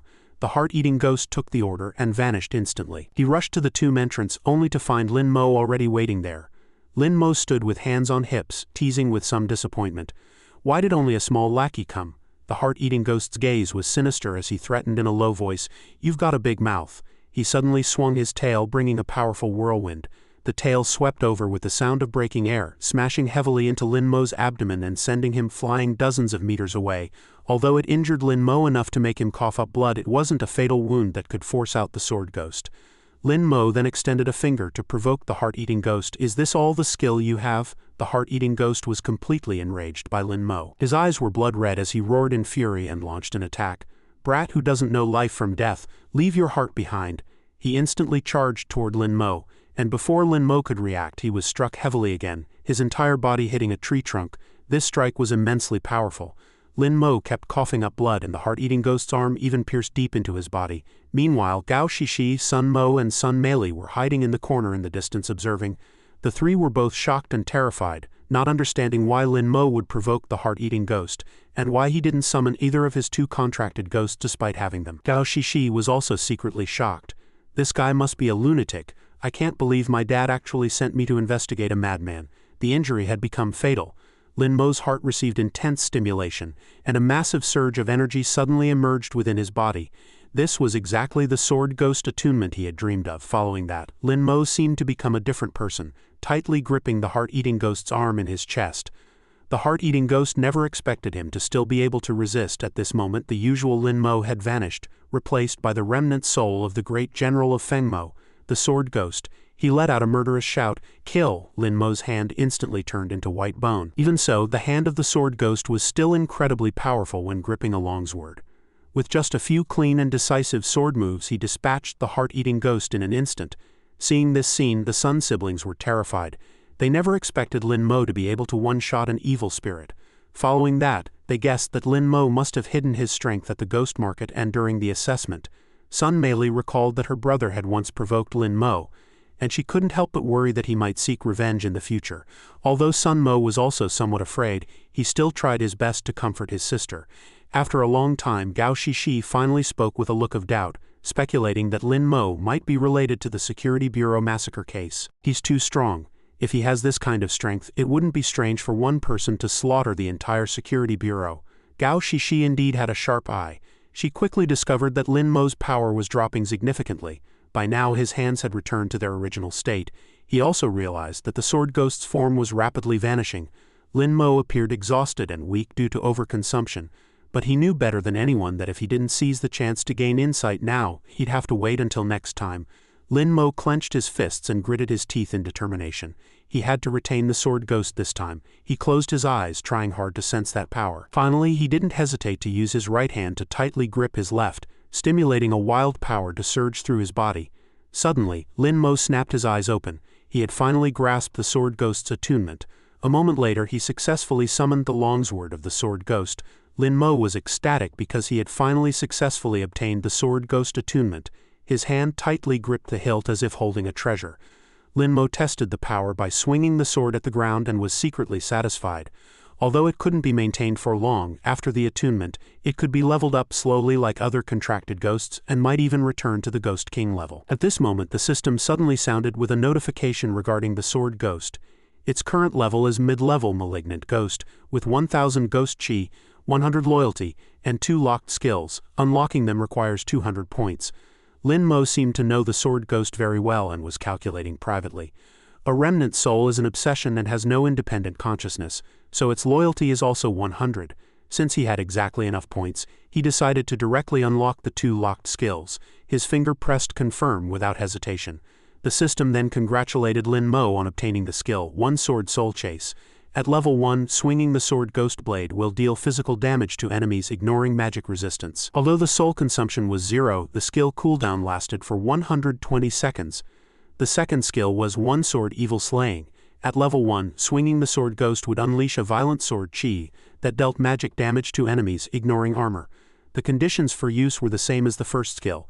After reading the description carefully, Lin Mo was ecstatic to have both physical and magic attack methods that required no consumption. Just then, Miss Blood-Eyed Ghost suddenly appeared and said to him smugly, "Didn't I tell you that contracting the Sword Ghost's remnant soul was the right choice?" The Electrode Ghost also popped out from somewhere to join the excitement. "How could the Sword Ghost's stamina be stronger than mine? I want to go 300 rounds with him." Seeing this, Lin Mo had no choice but to step in as a peacemaker. Suddenly, he sensed an extremely powerful surge of yin energy. A ghost leaning on a cane slowly walked out. It turned out to be the boss of the Twin Tomb, the Grudge Ghost. Knowing that Lin Mo had killed the heart-eating ghost, he roared with a furious gnashing growl. Blood must be paid for with blood. Meanwhile, the beautiful red-clothed female ghost was calmly applying eyebrow powder and makeup in front of a mirror. A maid suddenly ran in hurriedly and reported with a respectful bow, "The young master has gone to provoke the Grudge Ghost of the West District." The red-clothed female ghost instantly flared with rage, shouting, "What is he doing in the Northwest District? Didn't I tell him that I have a grudge against the Grudge Ghost?" The maid tried to soothe her anger. "I suspect the young master specifically went to seek revenge for you because he knows about the grudge. He even killed the heart-eating ghost." Hearing this, the red-clothed female ghost felt a sense of comfort, thinking, "Venturing alone into the Grudge Ghost's territory for me, he is so good to me." She immediately issued an order, summoning all her subordinates to attack the Twin Tomb and bring her husband back. The red-clothed female ghost maid then went outside and blew a whistle. It was the signal for the 100 Ghost Assembly. In an instant, hundreds upon thousands of ghosts appeared simultaneously, respectfully awaiting orders. The red-clothed female ghost announced to her subordinates, "Today is the moment of our decisive battle with the Grudge Ghost." Upon hearing this, the subordinates shouted in unison, their momentum as grand as a rainbow. At the same time, Lin Mo was being surrounded by the Grudge Ghost and his horde. Gao Shishi hid to the side, secretly analyzing. Facing so many ghosts plus the Grudge Ghost, I'm afraid this couldn't be solved unless the army was mobilized. Sun Mo and Sun Meili were certain that Lin Mo was dead this time. Both felt a sense of relief, thinking there was no longer a need to follow him. The Grudge Ghost was now emitting an intense killing intent, his face becoming exceptionally distorted. Lin Mo felt a bit panicked because he had only just attained the Sword Ghost attunement. If he died now, he might truly lose his life, so he couldn't take any risks. Lin Mo quickly backed away while waving his hands to explain, "This is just a misunderstanding." The Grudge Ghost became even more enraged upon hearing this. "A misunderstanding? You killed my brother and you still take me for a fool?" He surrounded Lin Mo with his ghost subordinates, determined not to let him escape. Immediately after, a group of long-tongued ghosts pounced, leaving Lin Mo worried, "Is my life really going to end here today?" Just as one ghost was about to lunge at Lin Mo, it was neatly taken out. It turned out the Butcher Ghost had arrived to provide support. Lin Mo breathed a sigh of relief at the sight. The Butcher Ghost turned his head coolly and said, "Just call me ex-husband, bro." Lin Mo was utterly confused. "Why are you here?" He pointed in the direction of the red-clothed female ghost and explained, "I'm here to save your life on the lady's orders." She screamed in fury as she approached, "Whoever dares touch my man, kill them all." The Grudge Ghost struck back, refusing to be outdone. "You crazy woman, you're the one who should die." The factions of the red-clothed female ghost and the Grudge Ghost instantly clashed. On one side, enemies were sent flying with slaps. On the other, a ghost retaliated by spitting out a pool of digestive fluid. Watching the chaotic scene before him, Lin Mo couldn't help but marvel, "I never expected to see ghosts fighting ghosts with my own eyes." Just then, the red-clothed female ghost came to his side and asked in a gentle voice full of concern, "Are you all right?" Lin Mo could only give an awkward smile. Ignoring his resistance, the red-clothed female ghost muttered to herself, "Were you planning to secretly eliminate the Grudge Ghost to give me a surprise? From now on, you must discuss such dangerous matters with me first." She even acted spoiled, saying she didn't want to see anything happen to Lin Mo, completely ignoring what Lin Mo was actually thinking. Meanwhile, the grudge ghost was fighting desperately with his ghost subordinates. He wanted to make the red-clothed female ghost's faction and Lin Mo pay for killing the heart-eating ghost. The red-clothed female ghost stood in front of Lin Mo and said, "Husband, sit and rest for a while. Watch how I deal with this old geezer." She then unleashed her ghost power, summoning the highly powerful spider lilies. The previously delicate flowers now shot out like sharp hidden weapons. Even though the grudge ghost dodged the red-clothed female ghost's attack, his ghost subordinates behind him were all heavily injured. The ghosts pierced by the spider lilies instantly turned into pools of sludge. Lin Mo was stunned by the red-clothed female ghost's strength. This move not only had a wide attack range but also dealt extremely high damage. It was truly a fine area of effect spell. The grudge ghost only saw the red-clothed female ghost as a wet behind the ears junior. He suddenly pulled out a straw doll, began chanting an incantation at her, and activated Grudge. He chanted, "Ghostly soldiers of the 5 directions, let the straw doll curse manifest." After speaking, the grudge ghost slammed a long silver needle deep into the chest of the straw doll. Simultaneously, a wound appeared in the same position on the red-clothed female ghost, causing her immense pain. Her face turned purple as she collapsed into Lin Mo's arms. Lin Mo realized this was a curse-type skill that linked the caster to the opponent. Any torment the straw doll suffered would be directly translated into an attack on the opponent. Lin Mo anxiously asked about her injury, but the red-clothed female ghost sat up and comforted him. "It's just a little trick." Subsequently, she soared into the air, and the power she unleashed with all her might made her look like a queen of fire. She then began to perform hand seals to cast her spell. On the other end, the grudge ghost struggled with all his might but was unable to block her attack. Despite this, he decided to fight her to the death. The red-clothed female ghost and the grudge ghost exchanged fierce fire in midair, fighting to a standstill while Lin Mo could only watch from below. Before long, his own blood began to boil. With the 2 experts fighting like that, he couldn't just stand idle. He immediately summoned his high-level female ghost, the malignant rank electrode ghost, and the sword ghost who had just unlocked new skills, then ordered, "Kill them all." Right at the start, he used the skill One Sword Soul Chase, successfully one-shotting a ghost. Suddenly, he noticed another ghost preparing to spit fire. A massive fireball lunged toward him, and Lin Mo cursed in his head. Fortunately, he reacted quickly, grabbing an evil spirit rank blue corpse ghost to block in front of him. The massive fireball slammed heavily into the blue corpse ghost. It broke into a fit of rage and cursed at him. "I may be thick-skinned, but I can't block magic damage." Simultaneously, the system prompted that he had obtained 40 defense breakpoints. Seeing this, Lin Mo could only scratch his head and play dumb. Seeing the battle below falling into a stalemate, the red-clothed female ghost grew increasingly anxious. The grudge ghost saw through her weakness and immediately picked up the silver needle, threatening, "Now I'll aim directly at that kid and see what you do." Amidst the red-clothed female ghost shouts warning Lin Mo to be careful, the grudge ghost threw several hidden weapons. Lin Mo appeared very flustered by the sudden attack. The hidden weapons flew straight toward him. Fortunately, the red-clothed female ghost's empowered spider lilies successfully blocked the strike for him. Both he and the red-clothed female ghost breathed a sigh of relief. That was too dangerous. Good thing it was blocked. The grudge ghost laughed triumphantly in provocation. "A feint to the east to strike the west. You've fallen for my trap." He directly struck the red-clothed female ghost in the abdomen with his palm. Below, Lin Mo grit his teeth in rage, cursing, "You devious old thing." The high-level female ghost now began to release her skill, Mortal Melody's execution. The grudge ghost suddenly felt dizzy, while the red-clothed female ghost also suffered an abdominal injury. Lin Mo leaped into the air, drawing his sword and shouting, "Old man, die." He took a stance, preparing to use one sword evil slaying. The grudge ghost let out an arrogant cold laugh. "Brat, don't you know my armor is extremely thick?" Lin Mo ignored him and launched his attack. "What the hell does your armor have to do with me?" The grudge ghost continued to laugh smugly. "It's useless. An attack of your caliber can't hurt me in the slightest." However, the tip of the sword actually pierced through his body, catching him completely off guard. The system prompted that he had obtained 200 defense breakpoints. Lin Mo defeated him mercilessly with a single move. He looked expressionlessly at the grudge ghost's corpse. "Sorry, this sword deals magic damage. It has nothing to do with armor." The red-clothed female ghost stood in the air and announced, "The grudge ghost is dead. Those who want to live follow me. If you wish to die with him, I don't mind giving you a title of loyalty." The grudge ghost subordinates immediately raised their hands in surrender, kneeling to worship the red-clothed female ghost. "From now on you are our master," she chuckled to herself. She had fought the grudge ghost for over 100 years and had finally won with her husband's help. "Wait, where is my husband?" It turned out Lin Mo was lying on the ground, ecstatic. It was his first time seeing an evil spirit rank ghost drop so many items. "If I sell these, I can make at least 200 million. I've struck it rich this time." The red-clothed female ghost flew down and wrapped her arms around his neck. "Husband, there's a victory feast tonight to celebrate defeating the grudge ghost. Let's go together." Lin Mo pushed her away uncomfortably. "I'm not going, I have school tomorrow." But the red-clothed female ghost continued to plead. "You helped me eliminate the grudge ghost, how can you not attend the feast?" Lin Mo remained firm in his refusal. "I fought for myself, I didn't plan on helping you." After hearing this, she looked a bit shy. "You clearly did it for me, yet you're still being stubborn." Finally, Lin Mo couldn't be bothered to argue with her and turned to walk away quickly. "I'm going back to school. See you if fate allows." The red-clothed female ghost also waved goodbye.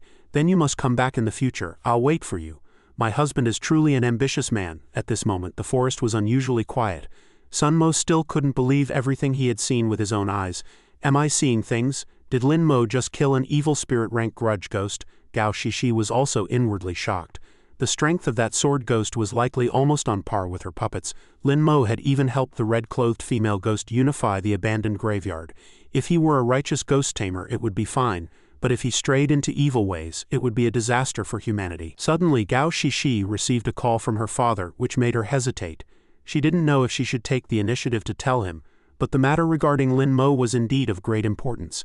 It wasn't until Sun Meili spoke to ask her that she snapped out of it. On the other side, Gao Longchen was roaring in fury. According to intelligence, Lin Mo had unified the ghosts of the abandoned graveyard and established a powerful ghost army. It had been confirmed that Lin Mo now had 4 contracted ghosts, and his danger level had escalated again. Sun Deli scratched his head in confusion.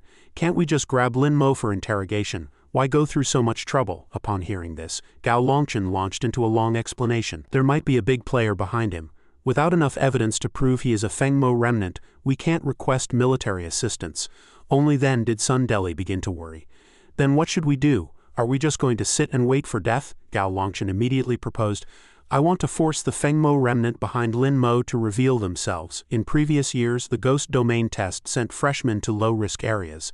This year, we'll crank the difficulty to the max to put him in danger. The mastermind will surely appear to save him." Sun Deli was overjoyed, praising this murder with a borrowed knife tactic as brilliant, but wondered where they should choose as the test location. Gao Longchen pointed with a serious gaze to Kanglan City on the map. Elsewhere, the King of 8 Ghosts was full of pride. "Everyone says my 8 ghosts have extraordinary talent, but they are far behind that kid." Then he almost stuck his cigarette in his mouth backwards, gave himself a fright, and hurriedly threw the cigarette away. In the quiet of the deep night, Lin Mo was still diligently absorbing ghost beads. After a while, a surge of purple ghost chi rose. Lin Mo snapped awake, having promoted to a Tier 2 ghost tamer. He looked at the ghost bead, secretly relieved. "Thanks to this, I successfully broke through. Controlling my contracted ghosts will be even more effortless from now on." From now on, the electrode ghost shouldn't go out of control anymore. His control precision had improved, and he wouldn't miss as easily as before. The biggest benefit was that his contracted ghosts could now level up. Before long, he fell into a deep sleep. Before sleeping, images of the electrode ghost and the blood-eyed ghost upgrading from malignant rank to evil spirit rank and unlocking 3 skills flashed through Lin Mo's mind. As for the vicious ghost, it was a pity she was just a wraith. After thinking for a while, he officially entered Dreamland. Early the next morning, everyone in class was surprised that this year's province-wide freshman test was chosen to be in Kanglan Ghost City. A boy suddenly cursed. "Is the security bureau crazy? The ghosts there are all at the evil spirit rank or higher. Even elite ghost tamer squads might not make it out in one piece." The King of 8 Ghosts quickly spoke to calm them. "Everyone stay calm. This test is not mandatory. You can choose to opt out. Furthermore, our Poplar Academy only has 5 slots for teams. Each team can have 1 to 5 people. Those who want to sign up, come find me." Lin Mo sat below, looking at Black Little Fatty and thinking secretly, "Neither Chu nor I have defensive ghosts. If Fatty's trash can ghost activates its hardening skill, it'll be a good tank. We can use it to save our lives if necessary." Subsequently, he turned with a smile and asked, "Fatty, what do you think? Let's go together." Black Little Fatty was focused on playing a game, and replied casually, "I'm not going. Isn't it better to lie in the dorm and play games?" Hearing this, Lin Mo tried hard to persuade him. "Don't be like that. Didn't you also unlock a skill a few days ago? The trash can ghost defense has improved so much. What are you afraid of?" Black Little Fatty just laughed and refused. Lin Mo calculated in his mind he'd have to use his trump card. Lin Mo slowly pulled out his phone and tempted Black Little Fatty. "As long as you enter the ghost domain, all this data is yours." Fatty took one look and instantly started drooling. "Is it that secret story about 7 strong men and 1 delicate girl? Quick, let me see." Lin Mo immediately pulled back his hand, revealing a sinister look in his eyes. I'll give it to you after we enter the ghost domain. With the meat right at his lips, how could Black Little Fatty refuse? Fine, I'll go. You'd better keep your word and send it to me as soon as we enter. Lin Mo also gave a successful smile and agreed. After a while, Fatty nudged Lin Mo's arm again. Mower, how about we find a girl to join the team? Lin Mo felt a wave of disgust. A girl from our school? You actually like that type? Black Little Fatty pondered for a long time before answering. True, the girls at our school aren't much. Lin Mo patted his shoulder and interrupted. Forget it, just the three of us including HU will do. On the podium, the King of 8 Ghosts gave one more reminder. One last thing. For every student participating in the test, the school will buy accidental death insurance. Hearing this, Black Little Fatty's face turned deathly pale. Death insurance, teacher. Couldn't you say something a bit more auspicious? Lin Mo was slowly peeling an apple, and after finishing he handed it to Ran. I might not be able to come over for the next few days. I'm about to head to the ghost domain for the test. She took a bite and while chewing asked curiously, Ghost domain, what kind of place is that? Is it dangerous? Lin Mo replied happily. It's just a large haunted house. It's not dangerous at all. It's just like playing a game. She was very surprised after hearing this. Not dangerous? Then what good stuff can you get out of it? On the surface, Lin Mo smiled awkwardly, but in his heart he was secretly complaining. I've really told a massive lie this time. It turned out little Ran only cared about money. Lin Mo casually took a bite of her apple and added, by the way, after entering the ghost domain, I'll find a chance to deal with Sun Deli and force him to hand over the antidote. After taking a big bite he lowered his hand and handed the apple back to Ran. She looked at the apple with disgust and said, There's spit on it, I'm not eating it. After being rejected, Lin Mo simply continued eating it naturally, and Ran questioned him crossly. I just finished eating it, and it's covered in my saliva, yet you just ate it like that? Lin Mo happily finished the piece of apple and replied, It's fine, I don't mind anything of yours. And Ran's eyes were filled with endless exhaustion as she warned, But my saliva is poisonous. As soon as the words left her mouth, Lin Mo's chewing jaw instantly froze. He hurriedly spat out everything he had just eaten. Good grief, why didn't you say so earlier? Seeing his reaction, and Ran burst into uncontrollable laughter. Who told you to eat so fast? Lin Mo was fuming from the laughter. Just then, Yao Shishi happened to walk by and took in the entire scene. She looked at Ran, her heart filled with silent apprehension. Is she really my half-sister? A moment later, Lin Mo returned to the dormitory. Black Little Fatty immediately leaned over and asked, Brother Mo, the ghost domain trial is only 2 days away. What are you looking at? Is it a Victoria's Secret compilation or the two-person kind? Lin Mo instantly slammed the book shut and gave him a sharp knock on the head. You head full of trash. All you think about all day is this stuff. This is a detailed map of the Kanglan ghost domain that I spent days finding. It's so precise that every street and corner is labeled. Poor Black Little Fatty rubbed his head and asked in confusion. But what's the use of looking at that? The Security Bureau will issue maps when we enter the ghost domain anyway. Hearing this, Lin Mo scolded, Dumbass, the Security Bureau's maps only mark the locations of ghosts at best. But my map has the locations of banks marked.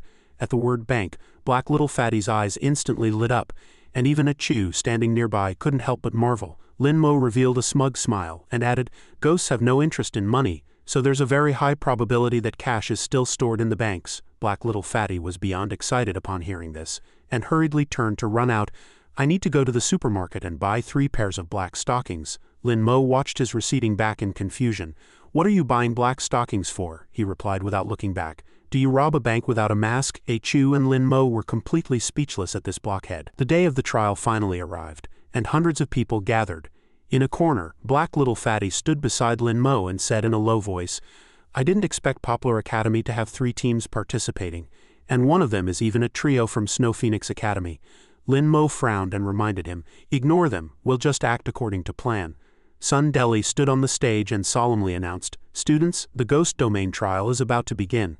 The trial will last for 5 days. The Security Bureau will score you based on the quantity and strength of the ghosts you kill. The top 30 students in the rankings will receive rewards.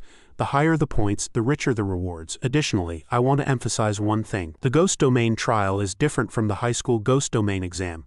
You do not have teleportation charms. 2 young men below discussed the danger of this trial in low, timid voices.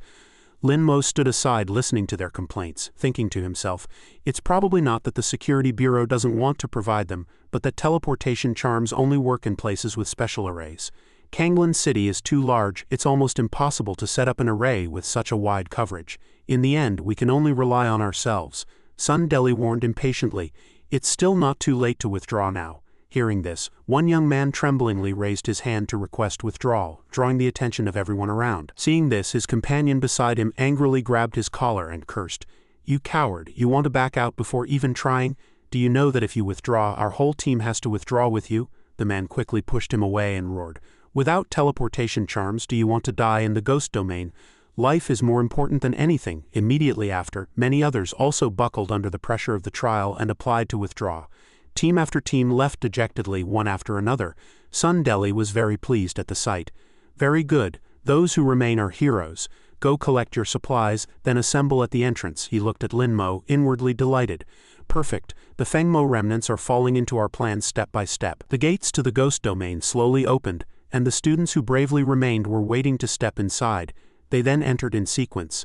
As soon as they reached the entrance, they could see skeletal remains scattered everywhere on the ground. Lin Mo's team maintained high vigilance from the moment they stepped in. This ghost domain was frighteningly desolate and silent, and the surroundings were eerie. The other teams had all scattered in different directions. Black Little Fatty asked in confusion, "Are we going straight to the bank?" Lin Mo replied while looking at the map. "Don't rush. There are definitely more ghosts in the city center than in the suburbs. Going in now would be pure suicide." He frowned slightly and pointed to a spot on the map. "Our current position is in the eastern suburbs of the city. There's a village ahead, we'll head there first." Only then did HU speak up. "I'm fine with anything, what do you think, Fatty?" Black Little Fatty replied flatly. "You're asking me? Yeah, I just hope to find a sturdy place to sleep, then I'll be satisfied." As Black Little Fatty spoke, he pointed dejectedly toward the sky, and the two followed his gesture. They saw the sky suddenly grow dark as if a heavy rain were imminent, so the three quickly quickened their pace. They were anxious to find a place to take temporary shelter from the wind and rain. Finally running into a building, Black Little Fatty kept urging, "Hurry, someone got here before us." Ahead of them there were indeed several other teams that had arrived first. Lin Mo looked at them, calculating in his head, "No matter, it's perfect to let them scout the path for us." They quickly entered the building, and the figures of the other teams gradually disappeared from sight. Lin Mo maintained an extremely high level of alertness but found no movement. "It seems there are no ghosts in this village, we can stay here safely. Let's pick this spot, we'll spend the night here." He spoke while slowly walking in. HU and Black Little Fatty followed closely behind. Black Little Fatty pointed ahead with some fear. "But this house looks too dilapidated. Will the rain tonight wash it away? We could also choose those big houses like the others. There are so many houses. Why didn't you pick one?" HU stepped forward and patted his shoulder to comfort him. "This place is actually the best." The three walked in together. Lin Mo laughed heartily. "HU truly understands me." Black Little Fatty still couldn't figure it out. "Why is this the best?" HU replied while wiping the table and chairs with a towel. "This room is right at the village entrance. In case we encounter a ghost tide, we can escape immediately and won't be surrounded inside the village." Only then did the realization hit him. Lin Mo took out some dry rations and handed them over. "Replenish your strength. I'll go into the village in a bit to see if there are any dangerous ghosts." The two took the rations and began to eat. Black Little Fatty started complaining. "The security bureau is too stingy. These dry rations will only last 4 days at most. For someone with a big appetite like me, they'll probably be gone in 3. Lin Mo also admitted the supplies were a bit low, but they could pull through if they were frugal. Suddenly, a person unexpectedly walked in to strike up a conversation. "Hello, I'm a student from Lingfeng Academy. My name is Hao Kun," he proposed with a face full of smiles. "We secretly brought some meat in and plan to share some with you to satisfy your cravings." HU and Lin Mo sensed something unusual and stared at Hao Kun with sharp eyes. The two were suspicious. There's no such thing as a free lunch, there must be a conspiracy. But Black Little Fatty couldn't help but step forward to greet him. "Hello, we're students from Poplar Academy." Hao Kun generously handed over the meat. "Here, have some meat, let's be friends." Just as Black Little Fatty was about to touch the skewer of meat, Lin Mo immediately stepped forward to stop him. He slung an arm around Fatty's shoulder and looked at Hao Kun with a smile, asking, "May I ask, how did you bring meat in?" HU also frowned and slowly leaned in. "I remember that before entering the ghost domain, weren't phones and all food confiscated?" Hao Kun puffed out his chest and revealed smugly, "I brought it in by hiding the meat in pockets sewn into the inside of my clothes." Lin Mo still didn't seem to believe it, and responded to Hao Kun seriously. "But why are you telling us this and giving us such a large gift?" he explained frankly. "I'm giving you things because I have a favor to ask. In case ghosts appear tonight, you who are guarding the village entrance will definitely be the first to notice. So I hope you can warn us to be prepared. Our 2 teams cooperating is a token of our sincerity." Hearing this, Lin Mo finally accepted the meat with a smile. "Fine, I agree. If ghosts appear, I will definitely warn you." Hao Kun left happily, not forgetting to wave goodbye as he went. Then it's a deal, we have to support each other in a place like this. I'll head back first. As soon as Lin Mo placed the 2 pieces of meat on the table, Black Little Fatty leaned in. Brother Mo, how about we split this meat now? I'm salivating so much it's about to overflow. Lin Mo ignored him and turned to A Chu. Check if there's anything wrong with this meat. A Chu plunged his knife directly into the meat. Black Little Fatty stared curiously. What are you doing? Is this meat poisonous? Lin Mo made a gentle shushing gesture. Giving meat for no reason? There's definitely something wrong. After lifting the knife to observe, A Chu confirmed, the meat isn't poisonous, but I feel like something is wrong with it. This meat is too fragrant. The blood-eyed ghost suddenly appeared beside Lin Mo and said in a low voice, this is the meat of a meat forest ghost. Lin Mo was shocked upon hearing this and confirmed, what? A meat forest ghost? At this time, Black Little Fatty was still staring at the meat and drooling, unfazed by the danger. What kind of thing is a meat forest ghost? Echu explained. A meat forest ghost is a type of ghost that specifically controls human minds. As long as you eat its meat, you will be under its control for a period of time. He turned his head slightly toward Lin Mo and added, I was too careless just now. Thanks to Lin Mo's blood-eyed ghost for recognizing it, otherwise we would have been in trouble. Only then did Black Little Fatty realize the danger, hurriedly tossing the meat aside and stammering, but we have no grudge against them, why would they want to harm us? Seeing this, Lin Mo's fists clenched in fury. A Chu voiced his speculation. If they can control us and let us act as cannon fodder to scout the way, they will be much safer.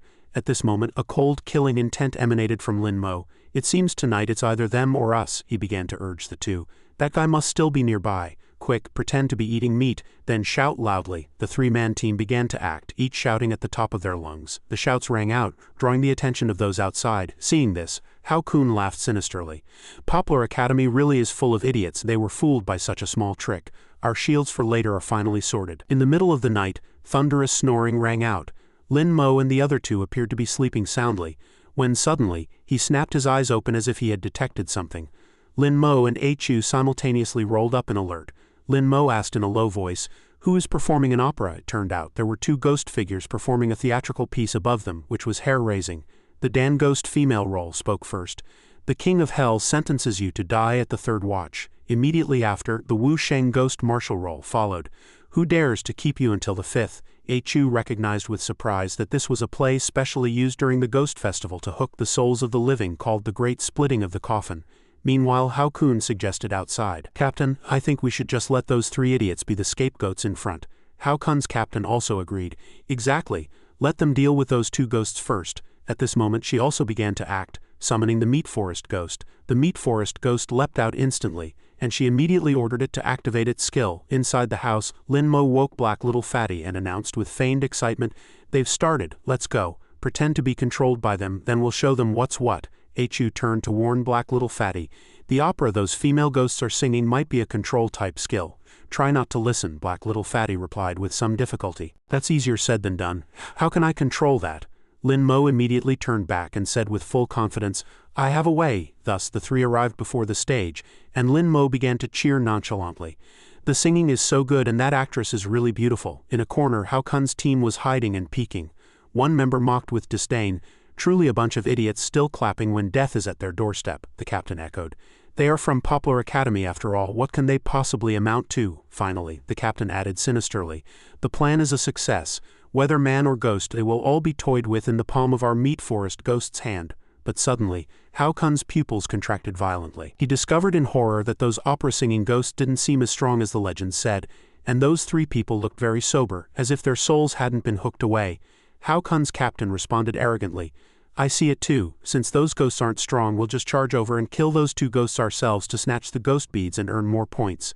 Thus she no longer hesitated, taking the lead to clear the path and confidently leading the entire team in an attack. Hao Kun's team quickly closed in on the group of ghosts. The Dan Ghost stood in front and sang, Come hither, all 3 souls and 7 spirits. While singing, she mobilized a powerful force between the lines. Simultaneously, Hao Kun and the others suddenly felt an extremely strong sense of pressure. Hao Kun's captain realized and screamed, Not good, we're being controlled. The group fell to the ground caught off guard. Seeing this, the Dan Ghost let out a triumphant laugh. One of Hao Kun's teammates looked up and sensed danger. The Wu Sheng Ghost was raising its large blade, preparing to strike. Before he could react, one of his arms was cut clean off. Accompanied by a tragic scream, Lin Mo cheered excitedly from the side. Good, well hit, the captain gnashed her teeth and roared. Why weren't those 3 people sucked onto the stage? The truth was finally revealed. It turned out Lin Mo and his team had used earplugs, which is why they weren't affected. Hao Kun's captain cursed in a fit of rage. They weren't controlled by the meat forest ghost. We've been played. At the same time, the system sent a word of praise. Congratulations to the host for obtaining 40 defense breakpoints. Realizing the danger, she no longer had the strength to argue and instead commanded the team, "Don't just stand there, quickly summon your contracted ghosts to escape the stage." In the next second, a group of ghosts appeared and surrounded the Wu Sheng ghost. They began to pounce on him frantically to launch attacks. Lin Mo sat below, and feeling the fire wasn't big enough, he added more fuel. What kind of skill is attacking with numbers? If you've got guts, fight one-on-one. Hearing this, Hao Kun's entire team shouted back in unison, "Shut the hell up." Just as Lin Mo wished, the system rewarded another 80 defense breakpoints. But Lin Mo didn't plan to stop there, continuing to provoke, "What is that actress ghost doing? Hurry up and go help."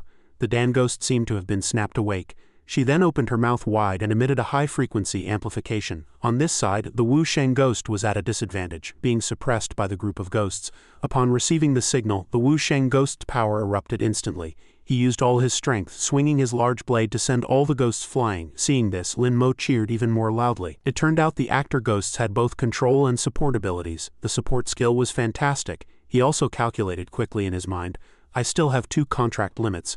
I might as well take both of these ghosts. I don't have any recovery-type support ghosts yet anyway."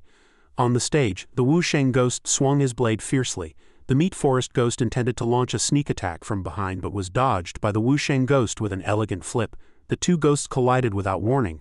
The Wu Sheng ghost seized the opportunity, slashing toward a nearby ghost. The contracted ghosts were killed one after another, and the members of Hao Kun's team were subsequently injured. They wailed incessantly in pain. Meanwhile, Lin Mo stood aside, happily cheering for the Wu Sheng ghost. "Beautifully fought, this kung fu is so authentic." Seeing the situation was unfavorable, a person in a military uniform gritted his teeth and ordered, "If we can't beat the black-faced one, concentrate fire on the one in red. Kill her, and we'll be free from the control." The person beside him replied without thinking, "Understood." He quickly issued a death order to the starving ghost. "Starving ghost, kill the actor ghost." The situation here was also not optimistic. The mummy bandage ghost was relentlessly attacking the Wu Sheng ghost, flexibly swinging its long spear, a sweeping strike that cut the black blood ghost in 2. The Wu Sheng ghost did not stop there, but charged toward the starving ghost with eyes like fire, letting out a threatening roar. Where did it think it could run? The moment the cold iron pressed against its skull, the ghost was skewered through to the core. It died instantly, eyes bulging and tongue lolling out limply. The Wu Sheng ghost flourished its large blade with majestic flair as corpses lay strewn in pools of blood like harvested crops. Turning its attention to a new target, the Wu Sheng ghost fixed its gaze on the captain of Hao Kun's team, who could now only crawl along the ground, waving her hands in terror. With death looming, she trembled violently, pleading incoherently, "No, meat forest ghost, headless ghost, save me." Although those 2 ghosts managed to stand, their limbs had been severed and they could only emit weak whimpers. Under the oppressive aura of the Wu Sheng ghost, she fell to her knees, frantically kowtowing to Lin Mo in apology. "Please, I know I was wrong. Save me, I'll do anything you want." Lin Mo cupped his ear smugly, pretending he couldn't hear clearly. As he asked back, "What was that? I didn't quite catch that." Before the words had even settled, the Wu Sheng ghost's blade swept through, decapitating her and sending her on a pilgrimage to the west ahead of schedule. Her head rolled across the floor, leaving a trail of blood. Her eyes rolled back with a gaze full of terror. Lin Mo smiled and clapped with satisfaction, praising the decisive actions of the Wu Sheng and Dan ghosts. Beautifully done.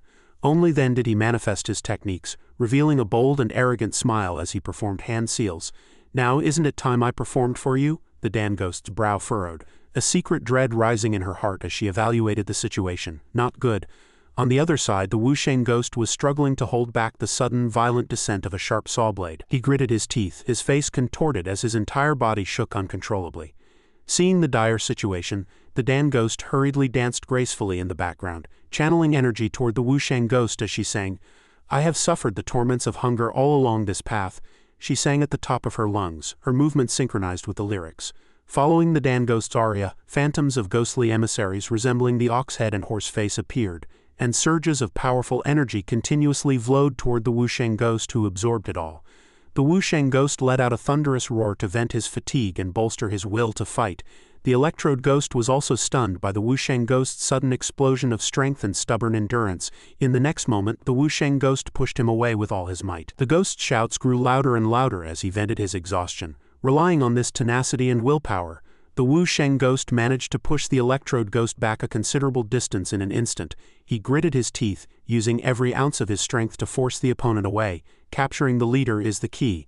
Suddenly, the electrode ghost retaliated violently, causing the Wu Sheng ghost to lose his center of gravity and be caught off guard. Fortunately, he quickly stabilized his stance by bracing himself with his feet. Subsequently, the Wu Sheng ghost did not retreat in the slightest. Instead, he launched a fierce counterattack with incredible speed. Watching everything unfold from behind, Lin Mo thought to himself. He couldn't help but marvel. This ability was truly impressive. Following that, he quickly drew his longsword and joined the brutal fray. Lin Mo let out a great shout. One sword soul chase. The tip of the blade struck straight at the Wu Sheng ghost's large polearm. With just a single move, Lin Mo easily defeated the Wu Sheng ghost, knocking him to the ground and leaving him unable to rise. The Wu Sheng ghost gnashed his teeth in rage, staring fixedly at Lin Mo with eyes full of killing intent. But Lin Mo didn't stop there, preparing to deliver another blow. Now taste this. He swung the blade toward the Wu Sheng ghost's face, shouting the name of the technique. One sword, evil slaying. The moment the blade fell, the Wu Sheng ghost was struck so hard that he sprayed blood. This strike from Lin Mo carried immense power, kicking up a cloud of dust the moment he sheathed the sword. The Wu Sheng ghost's face was covered in blood which gushed from his mouth uncontrollably. Seeing this, the Dan ghost grew frantic, sweat pouring down her face as she shrieked, "Senior brother!" With that, she rushed toward the Wu Sheng ghost in a desperate panic.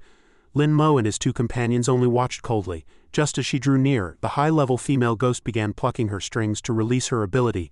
The sound of the zither rang out, instantly trapping the Dan ghost and preventing her from moving even another inch forward. Not only that, but the Dan ghost was pulled back by a force, crashing into Lin Mo's broad chest. He took the opportunity to hold her tight, teasing, "What a beautiful little sister." Simultaneously, the system prompted, "Congratulations to the host for obtaining 40 defense breakpoints." Seeing Lin Mo holding the Dan ghost tightly without letting go and even speaking flippantly, the Wu Sheng ghost reached the peak of his fury. "Let go of my junior sister." But before he could say more, he was quickly suppressed by the electrode ghost continuing to suffer. Lin Mo calculated in his mind, revealing a confident smile. "Now I need to find a way to completely break their defense to make contracting easier." As the plan formed in his head, Lin Mo continued to toy with the Dan ghost. "Sister, is that guy your senior brother? Are you two a couple?" Faced with such shameless teasing, she immediately snapped back in shame and anger. What does it have to do with you?" Hearing this, Lin Mo quickly gripped the Dan ghost's chin, forcing her to look up at him. His hand also moved restlessly to clasp her slender waist, pulling her close. Lin Mo began to breathe sweet temptations. "How does it not concern me? You're so beautiful, it's such a pity for you to follow him. Why not follow me instead? I promise to make you happy every single day." The Dan ghost immediately shrieked in rage. I'll drag you to hell with me."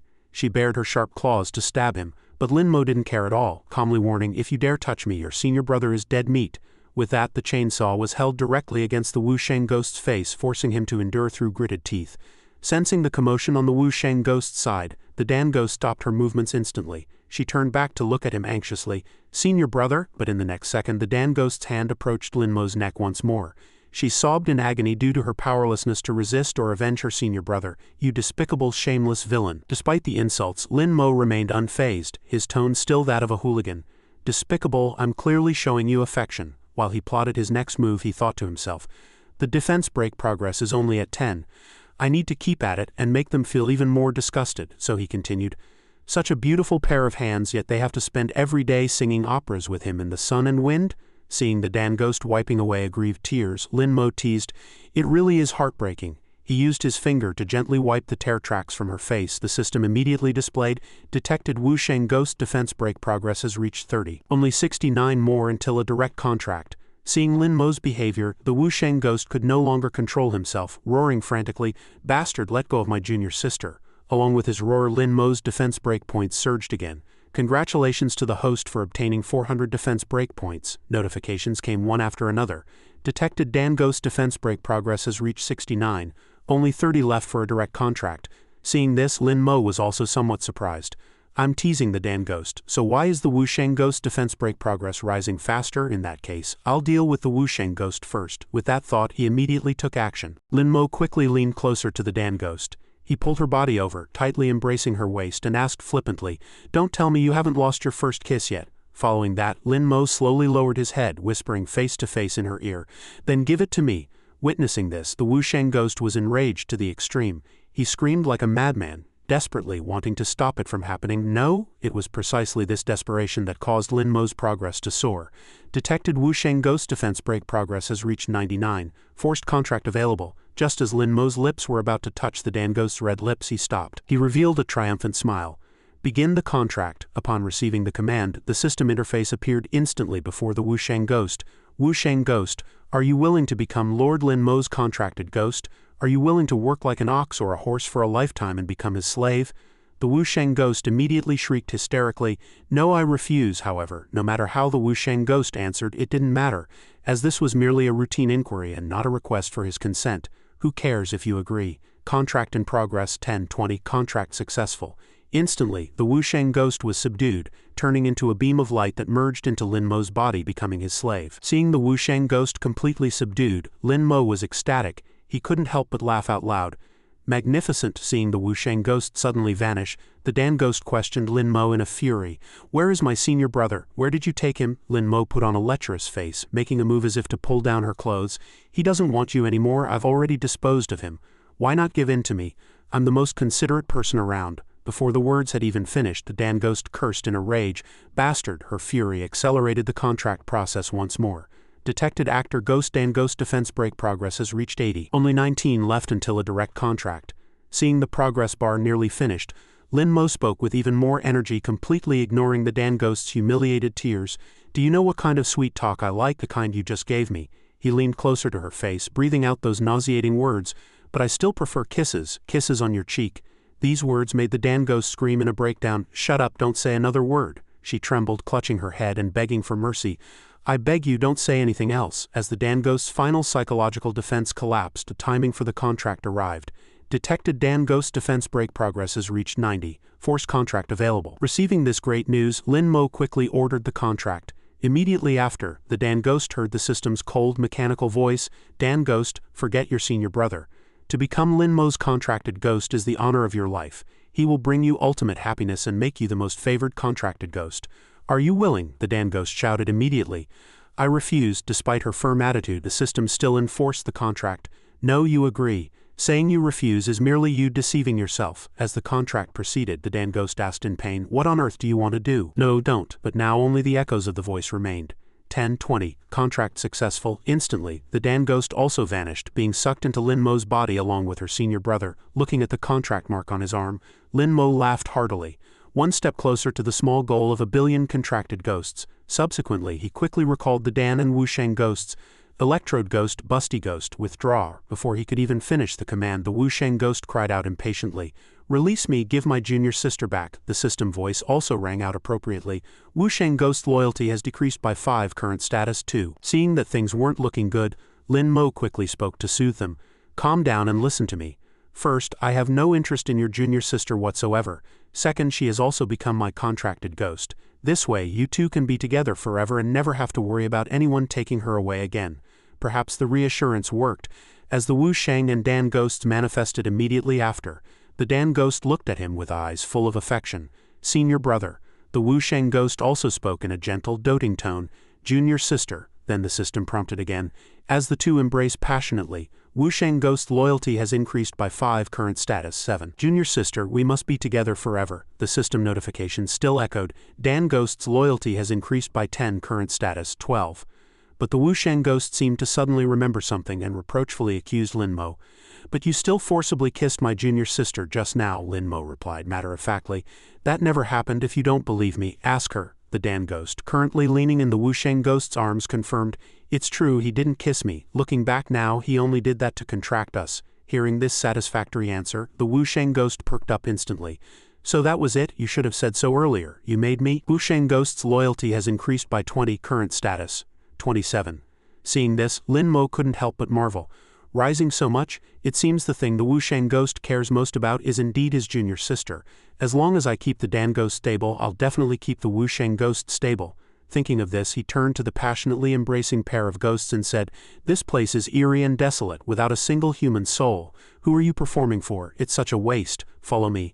I'll take you to places with crowds and let more people admire Miss Dan's beautiful singing voice. Hearing the suggestion, the Dan ghost accepted happily. You have a point. The Wusheng ghost echoed from the side.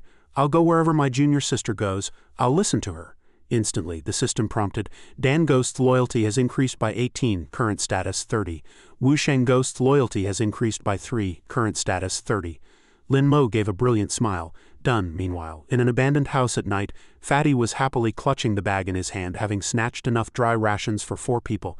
This is enough to eat now, Hu added. The remaining 2 weak ghosts in the village have also been dealt with. Listening to the two speak, Lin Mo couldn't help but let out a yawn. Even the army and elite ghost tamer squads can't completely clear out these blue corpse ghosts. So how can they expect us students to solve it? In any case, once we enter the city, we'll fight a guerrilla war, killing one whenever we can. Let's get some rest early. With that, he reached out to pick up his backpack, preparing to leave. Seeing Lin Mo about to head out, Hu asked in confusion, "Aren't you going to sleep?" Lin Mo replied, "Who knows if there'll be a fierce battle tomorrow. So I'm going to upgrade my contracted ghosts." Hearing Lin Mo's words, a trace of admiration rose in Hu's heart. Not only is he stronger than me, but he's also more diligent. His expression became increasingly serious and determined. I must also work twice as hard at my training. Late at night inside the abandoned house, the rustling of leaves echoed in his ears. In the courtyard, Lin Mo sat intently on a chair, reading something. Subsequently, he summoned the high-level female ghost to prepare for what was about to happen. Summon Busty Ghost, he took out 3 green ghost beads and placed them on a white paper, then reached out to pick one up. Then Lin Mo had those 3 ghost beads levitate in the air and gave a great shout. Absorb! As soon as the words left his mouth, the high-level female ghost quickly absorbed all 3 ghost beads. After the absorption was complete, a notification popped up on the screen. Busty Ghost upgrade successful. Primary evil spirit. After the high-level female ghost completed the absorption, her chest became even fuller and more rounded. Lin Mo stared dazed for a moment. They actually got even bigger. Don't tell me they're going to grow larger with every level up? Hearing his words, the high-level female ghost covered her chest somewhat bashfully. Seeing this, Lin Mo gave a dry cough. "Alright, stop messing around and get to work." He quickly clicked on Skill 2 on the screen the system displayed. Successfully exchanged for Busty Ghost Skill 2, obtained skill Lingering Sound Level 1. When the soul-snatching zither music rings out, it can reduce the spiritual energy of ghost tamers within range. If the target is a wild ghost rather than a contracted one, it can reduce their ghost chi. Spiritual energy consumption 20, skill cooldown 120 seconds. Seeing these amazing parameters, Lin Mo looked at her happily. Reducing spiritual energy? Truly a perfect support skill. As long as the spiritual energy and ghost chi are limited, it can suppress the casting of skills. Subsequently, he quickly recalled the high-level female ghost. Busty Ghost withdraw. Lin Mo prepared to upgrade another ghost's skills. Next, he picked up the small cloth bag and poured out all the remaining green ghost beads. Then Lin Mo gave a cold laugh and whispered in his partner's ear, "Blood-eyed ghost, I've got something good for you." The blood-eyed ghost inside Lin Mo's body quickly absorbed the green ghost bead. Once the absorption was complete, Lin Mo snapped his eyes open, feeling as though he had gained a new ability. His right eye could now see through any object. He even saw a Chu cultivating inside the house. He could track not just a Chu's movements, but even the flow of the meridians within his body. This left Lin Mo in utter amazement, and he praised, "I can actually see through the enemy's meridians and pressure points. This is incredible." The blood-eyed ghost also emerged, saying with a smile, "I feel my power has increased significantly. I'm definitely giving you a 5-star review." Hearing this, Lin Mo added, "The surprises don't stop there." He then selected Skill 3 on the system interface. The system notification rang out, "Congratulations on the successful unlock. Consumed 1,000 points. Blood Curse Level 1 can apply a blood curse mark to visible enemies within a 50-meter range. After the target bleeds continuously for 10 seconds, it triggers an explosion. The explosion deals true damage ignoring armor and magic resistance, consumes soul power. Skill has no cooldown, but note that it cannot be cast on the same target consecutively." Seeing this, Lin Mo's eyes lit up like car headlights. With this blood curse skill, he wouldn't even have to fear a ghost tide anymore. The system popped up another notification. Blood-eyed ghost loyalty has increased by 15. The blood-eyed ghost also spoke up in thanks. "Kid, I rarely thank anyone, but today is an exception." Subsequently, he received a notification. Blood-eyed ghost loyalty has reached 99. Loyalty will no longer decrease, making it a permanent contracted ghost. Lin Mo thought to himself, "It will never turn on me." It seems the other ghosts will become permanent contracts sooner or later too. In the early morning before dawn, the trio of Lin Mo, Black Little Fatty, and Chu began their journey. Midway through, a group of people suddenly came running in a panic, shouting, "Run, there's a ghoul tide behind us. Those bastards at the security bureau actually made us take a trial in a place full of evil spirit rank ghosts." Lin Mo quickly stopped a man with a bandage wrapped around his head and asked, "How many are in the ghoul tide?" The man replied, About 100 or so. Brother, it's hell up ahead. You'd better hide until the trial ends. However, in stark contrast to those people's reactions, Chu and Lin Mo were exceptionally excited. Over 100 ghost beads, the two quickly accelerated and charged forward. Hurry up, if we're late, they'll all be snatched by someone else. Leaving Black Little Fatty behind, he waved his arms and shouted, "Wait for me." The bandaged man watched their hurried figures in utter bewilderment. Damn, why are these lunatics so eager? Are they in a rush to be reincarnated? Lin Mo's team appeared before the ghoul tide with lightning speed while running. Lin Mo excitedly entered a combat state. Here they come. Beside him, Chu was not to be outdone, summoning his shadow ghost. Along with the summons, a dark shadow slowly emerged from beneath Chu's feet. The shadow ghost moved toward the swarm of ghouls. When the timing was right, the shadow ghost brandished its sharp scythe and launched an instantaneous attack. With just a single graceful sweep, it cut down a large swath of ghouls. One ghoul after another was defeated, some beheaded, others sliced clean in half at the waist. Chu and the shadow ghost fought with increasing vigor as if they knew no fatigue. Watching from the side, Lin Mo marveled, "This shadow ghost is really strong." Subsequently, he also joined the fierce battle. Lin Mo also summoned the Wu Sheng ghost and the electrode ghost. "I can't lose either. Go." Seeing someone appear, the swarm of ghouls lunged at him even more frantically. But before they could even get close, Lin Mo delivered a heavy punch that sent one ghost spraying blood. The Wu Sheng and electrode ghosts also charged into the fray, and the three of them struck out in all directions within the encirclement. Although they fought bravely, the number of ghouls seemed to increase rather than decrease. Lin Mo thought pensively, "Tisk, it seems my ghost-killing speed is quite a bit slower than Chu's. This won't do." At that moment, the swarm of ghouls lunged frantically again. Lin Mo quickly activated the power of the blood-eyed ghost in his right eye to respond instantly. Eerie marks appeared on the ghosts. They looked at each other, confused. Lin Mo revealed a confident smile and counted silently in his heart. 1, 2. When he reached 10 seconds, he snapped his fingers sharply. "Time's up." In an instant, the bodies of that group of ghouls violently exploded, with severed limbs and shredded flesh flying through the air. After the sound of the explosions, the surrounding ghosts were all dealt with, collapsing to the ground. Lin Mo's team began to clear the remaining stragglers. People from other teams stood by, watching in wide-eyed shock. Their mouths hung open as they marveled. What the hell? Which side is the real ghosts here? Which academy are these two freshmen from? How are they this fierce? Seeing the eerie smiles and blood-red eyes revealed by Lin Mo and the others in the dark night, the group trembled with fear. Why were they more excited to see ghosts than to see people? One of them looked at Black Little Fatty in confusion. "Aren't you part of the same team? Why aren't you taking action?" Black Little Fatty turned his head, his gaze cold and tinged with a hint of disdain. "These few small fry are enough for my two underlings to handle. I, Wang Kai, only fight big bosses." The person looked on with worship, even cupping his hands. "So you're actually the strongest big brother in the team? My apologies." Just then, Lin Mo, while zipping up his backpack, turned back and shouted at Black Little Fatty, "Fatty, stop dazing around there and get over here to pick up the ghost beads." Black Little Fatty's attitude instantly pulled a 180-degree turn. "You got it, I'm on it." The other team members watched Black Little Fatty's speed of face changing in speechless silence. Night fell, and the quiet space became increasingly eerie. The purple gold mansion stood tall and proud. Inside a room, a man was sitting with his legs crossed, leisurely drinking tea while being served by two beauties. Below the steps, a skeleton was kneeling to give a report. This person was none other than the leader of the Kanglan Ghost Domain, the Ghost Scholar. "Have you found out? Are those people who entered the Zhong Kingdom's army or security bureau personnel? Are there any ghost tamers above Tier 7? The skeleton replied. "I captured 2 for interrogation. They said they are freshmen here for a trial. There isn't even a single person above Tier 5. They're just a bunch of wet behind-the-ears brats." The Ghost Scholar gave a light snort. "I thought they had finally assembled an army capable of wiping us out. Then send people to capture all those brats. We'll have a feast tonight." The freezing ghost frowned and asked, "Capture them all? Won't doing that provoke the Zhong Kingdom into sending troops to crusade against us?" The red-black ghost revealed a gold-inlaid front tooth and said excitedly, "If the Zhong Kingdom really had the ability, they would have acted long ago. At most, they just use arrays to keep us besieged." Among the ghosts, a tall, burly smoke ghost with a cigarette in its mouth agreed. The red-black ghost said, "Exactly." The smoke ghost leisurely exhaled a puff of smoke and said in a raspy voice, "Boss, leave those Tier 1 and Tier 2 ghost tamers to me." The Ghost Scholar gave a cold, sinister smile. "Good.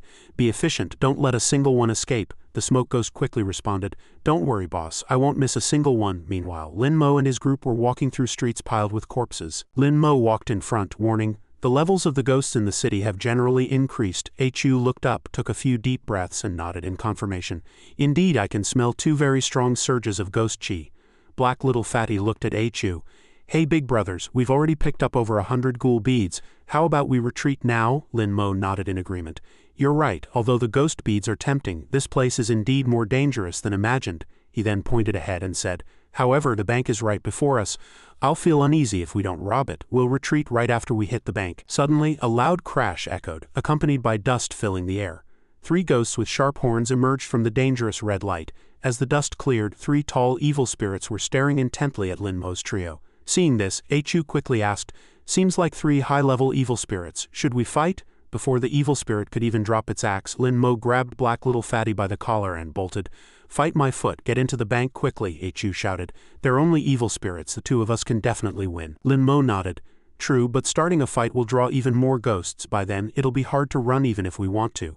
Black Little Fatty, running at the back and clutching his backpack, shouted, "Brother Mo, help, they're catching up." Lin Mo stopped, turned around, and his eyes instantly turned blood red as he activated the skill Blood Prison Illusion to buy time for Black Little Fatty.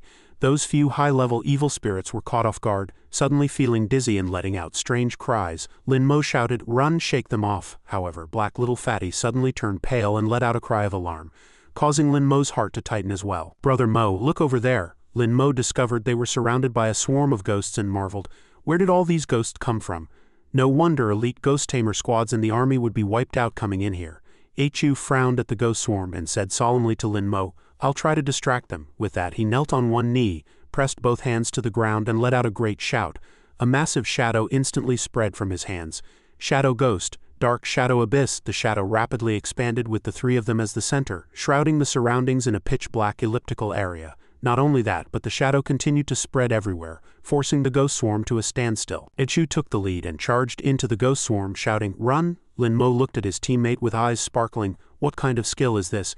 People and ghosts outside the shadow's range can't see us.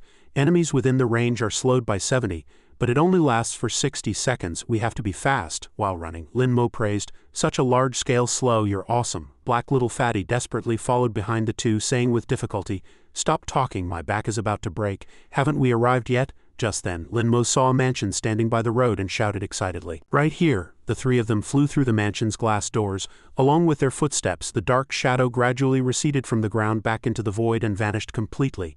Black Little Fatty collapsed on the ground, panting heavily, while Chu said as he steadied his breathing, "We've shaken them off for now. As ghost tamers, you 2 really need to improve your physical fitness." After a moment's rest, a sharp light flashed in Lin Mo's eyes as he stared ahead excitedly. "Bank money?" However, a figure slowly stepped out from the corner behind them, causing the 2 of them to look at each other in surprise. Lu Zhou pointed at him, his brow furrowed in annoyance as he shouted, "Lin Mo, why is it you again?" Lin Mo felt a bit of a headache. Lu Zhou looked them over. "The outside is full of ghost tides. How did you 2 bottom-of-the-school guys get in?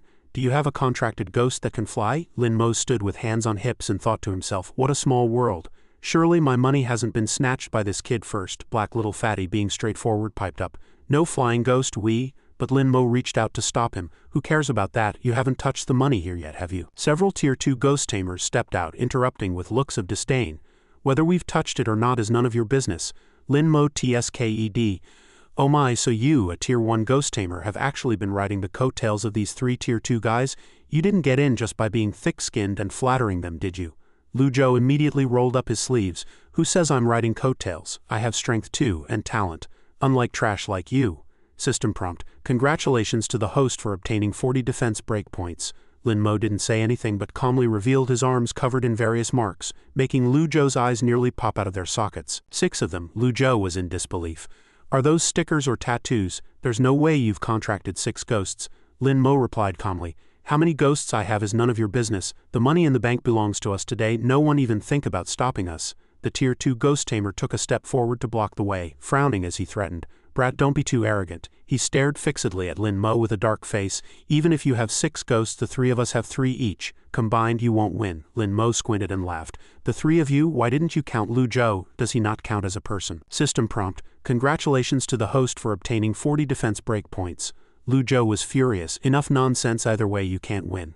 Lin Mo rolled up his sleeves with a smug smile and ordered his companions, "Is that so? Then let's find out." "Chu, Black Little Fatty, get ready." Suddenly, a massive eyeball ghost appeared, revealing sharp teeth and warning in a low voice, "Stop fighting." It stared at the bank's main entrance as if it saw a massive danger approaching in the distance. "I see it." Within its sight, a large swarm of ferocious ghosts appeared, led by the smoke ghost. Over a dozen high-level malignant ghosts and 1 high-level evil spirit were rapidly closing in on the bank. Run, it appeared exceptionally terrified. A high-level evil spirit was terrifying enough, but with over a dozen high-level malignant ghosts, they couldn't possibly deal with them. They had to run. Lin Mo's attitude instantly shifted to a friendly smile as he warmly slung his arms around Chu's and Black Little Fatty's shoulders. I'm just joking with you guys. The money in the bank is all yours. Don't leave, whatever you do. Lu Zhou thought Lin Mo was scared and gave a triumphant cold laugh. Coward. Now you know the people from Snow Phoenix aren't to be messed with, right? While leading his teammates toward the door, Lin Mo responded with a professional smile. Yes, yes, yes. Whatever you do, do not leave the bank. Black Little Fatty looked at Lin Mo in confusion. Brother Mo, why are we leaving all of a sudden? Lin Mo's expression was urgent. No time to explain. Black Little Fatty, quick. Summon your trash can ghost. Black Little Fatty was very obedient, and immediately raised his hand to summon the trash can ghost. Summon trash can ghost? As Lin Mo dove into the can, he anxiously urged Chu and Black Little Fatty to hurry up. Quick! The group of evil spirits was slowly approaching the bank from outside while the three of them hid inside the trash can ghost, disguised as a roadside decoration. As soon as Black Little Fatty saw them, he began to stutter. High-level evil spirits. A thin layer of cold sweat seeped from Lin Mo's forehead. He let out a sigh of relief, thankful they had hidden just before the ghosts arrived. Meanwhile, inside the bank, Lu Zhou was cursing under his breath. That bastard Lin Mo, he didn't even tell me ghosts were coming, the Tier 2 ghost tamer warned. Stop arguing. We need to find a way to fight for our lives. If even one of us can escape, it's a win. The smoke ghost slowly took a drag of his cigarette, exhaling a thin ring of mist, his voice low and full of threat. You think you can stop me? You're nothing but ants. If you can last for the time it takes for a stick of incense to burn, I'll let you go. One of the Tier 2 ghost tamers turned deathly pale, hurriedly tapping his arm to summon his contracted ghost, shouting, Summon the ghosts, fight them to the death. Continuous sounds of battle immediately rang out from inside the bank. Accompanied by a violent explosion, the sound of heavy objects shattering echoed through the space. Black Little Fatty asked Lin Mo with a worried face, Brother Mo, can you see? Who's winning right now? Lin Mo assessed the situation seriously.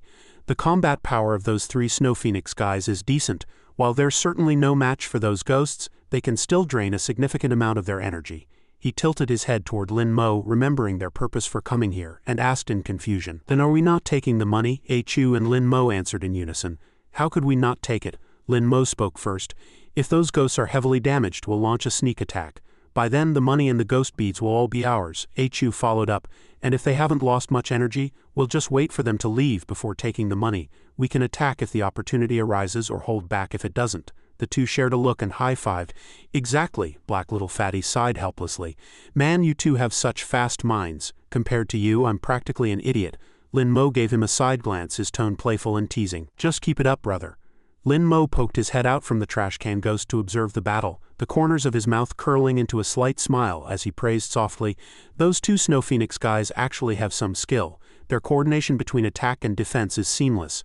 After a round of fighting, the group from Snow Phoenix Academy and Lu Zhou were panting with exhaustion. Looking at the ghosts closing in on them, a wave of despair rose in their hearts.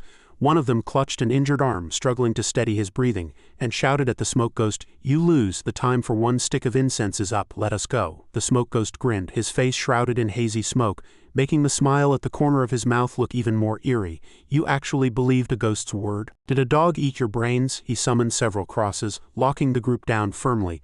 Not a single one of you is leaving today.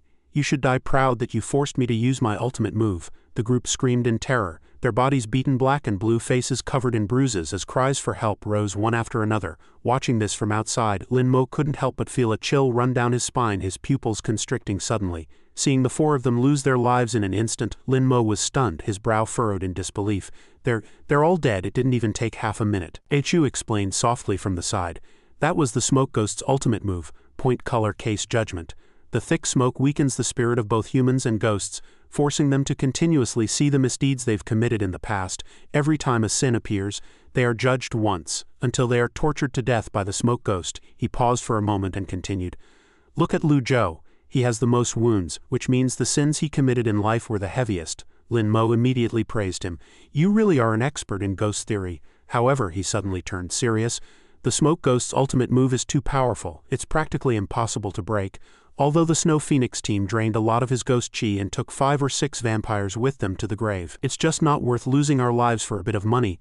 Let's forget it. Chu gripped the weapon on his back, looking at Lin Mo with a steady gaze, his face full of confidence. I think we can take him. He suddenly drew his longsword, the sharp blade reflecting his burning fighting spirit. The smoke ghost's ultimate move is powerful, but it has a fatal flaw. Its cooldown is as long as an hour. Hearing this, Lin Mo slapped his palms together and said excitedly, "Without his ultimate, that's perfect. Let's take his life while he's weak." Lin Mo jumped out of the trash can ghost and warned, "Make it quick, it'll be trouble if we draw other ghosts here." Chu followed behind and nodded in response. "Understood." Black Little Fatty poked his head out from the trash can, pointed at himself, and looked at their retreating backs in confusion, asking, "What about me?" Lin Mo looked back at him, a hint of smugness on his face. "You stay there. I'll need your trash can to hold the money later." Inside the bank, the smoke ghost sensed movement behind him and slowly turned his head, wanting to see who dared to approach.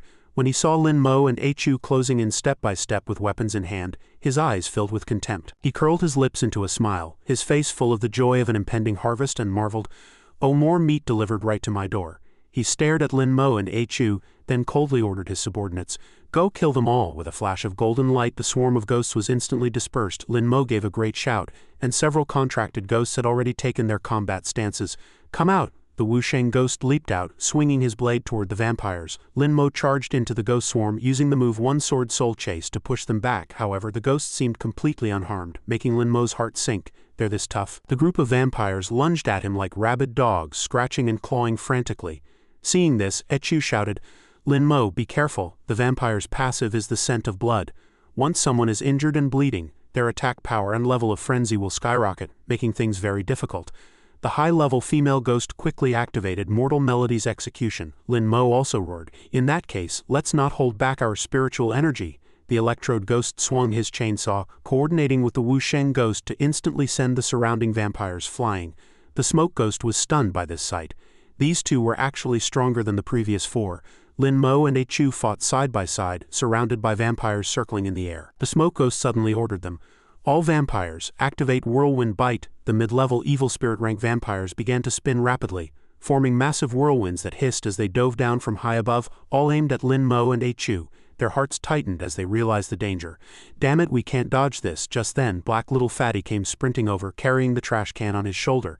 He violently hurled the trash can ghost toward the two, shouting, "Trash can ghost, reinforce." The trash can ghost blocked Lin Mo and Chu, taking the full impact of the whirlwinds.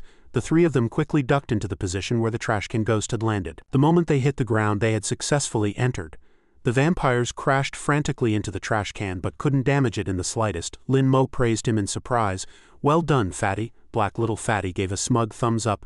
"Let's see who dares call me a useless hanger-on after this." Lin Mo followed up with a question, "But can your malignant rank trash can hold off attacks from evil spirit rank ghosts?" Black Little Fatty smiled reassuringly. "Don't worry. The first 5 seconds of the hardening skill grant immunity to damage." "So that was it?" Chu asked with a serious face. "And what about after the 5 seconds? Just as the words left his mouth, a vampire actually pierced through the trash can, lunging at them and making everyone scream in terror. Black Little Fatty shrieked, What happens then?"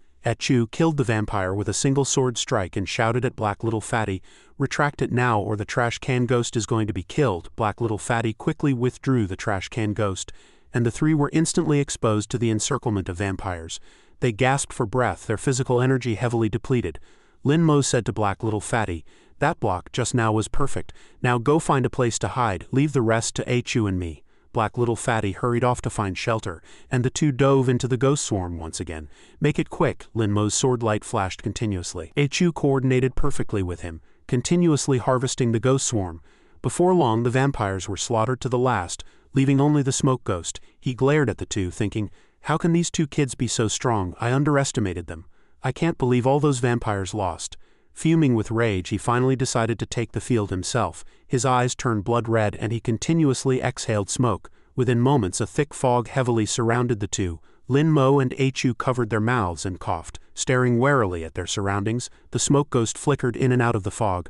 "I admit you're strong, but in this mist, no one can see me. I am invincible." Suddenly, he appeared behind Lin Mo, swinging his pipe to smash him. "Go meet the king of hell." Lin Mo spun around abruptly, and the smoke ghost's face paled as he realized he'd been spotted. Lin Mo took the opportunity to swing his sword, a flashing blade lunging straight at the smoke ghost. He sneered, "Who says I can't see people?" The smoke ghost roared in pain, "Impossible, how can you see me?" System notification. Congratulations to the host for obtaining 80 defense breakpoints. Lin Mo's eyes were tinged with red. "I can see you crystal clear." He gave a smug smile. Seeing his eyes, the smoke ghost cried out in terror, "Blood-eyed ghost, just how many ghosts have you contracted?" "The blood-eyed ghost is my natural nemesis. This smoke invisibility is completely useless against him."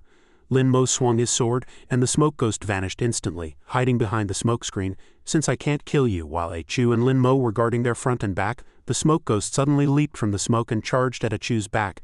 "Then I'll kill him." He raised his pipe to smash Chu's head, but Chu's figure flashed and the smoke ghost struck empty air. Immediately after, Chu retaliated with a backhand strike, precisely slashing the smoke ghost's neck. The smoke ghost screamed as blood sprayed out. He clutched his neck in pain, his face full of rage. The smoke ghost stared at Chu in disbelief. "How can you see me too?" Chu replied flatly. "Even in thick smoke you have a shadow. As long as there's a shadow I can sense your position." Hearing this, the smoke ghost flew into a fit of rage. "Damn it, are you two really freshmen? How do you both hard counter me? I must be cursed." The smoke ghost pointed at them with a trembling finger. "But regardless, I am a high-level evil spirit, while you are merely tier 2 ghost tamers. I'll use level suppression to crush you. Let's see how you win." A ring of smoke gathered at his feet and he floated into the air looking down at them. "Even though you counter me, you'll still die once my ultimate move's cooldown is over." Lin Mo gave a contemptuous smile.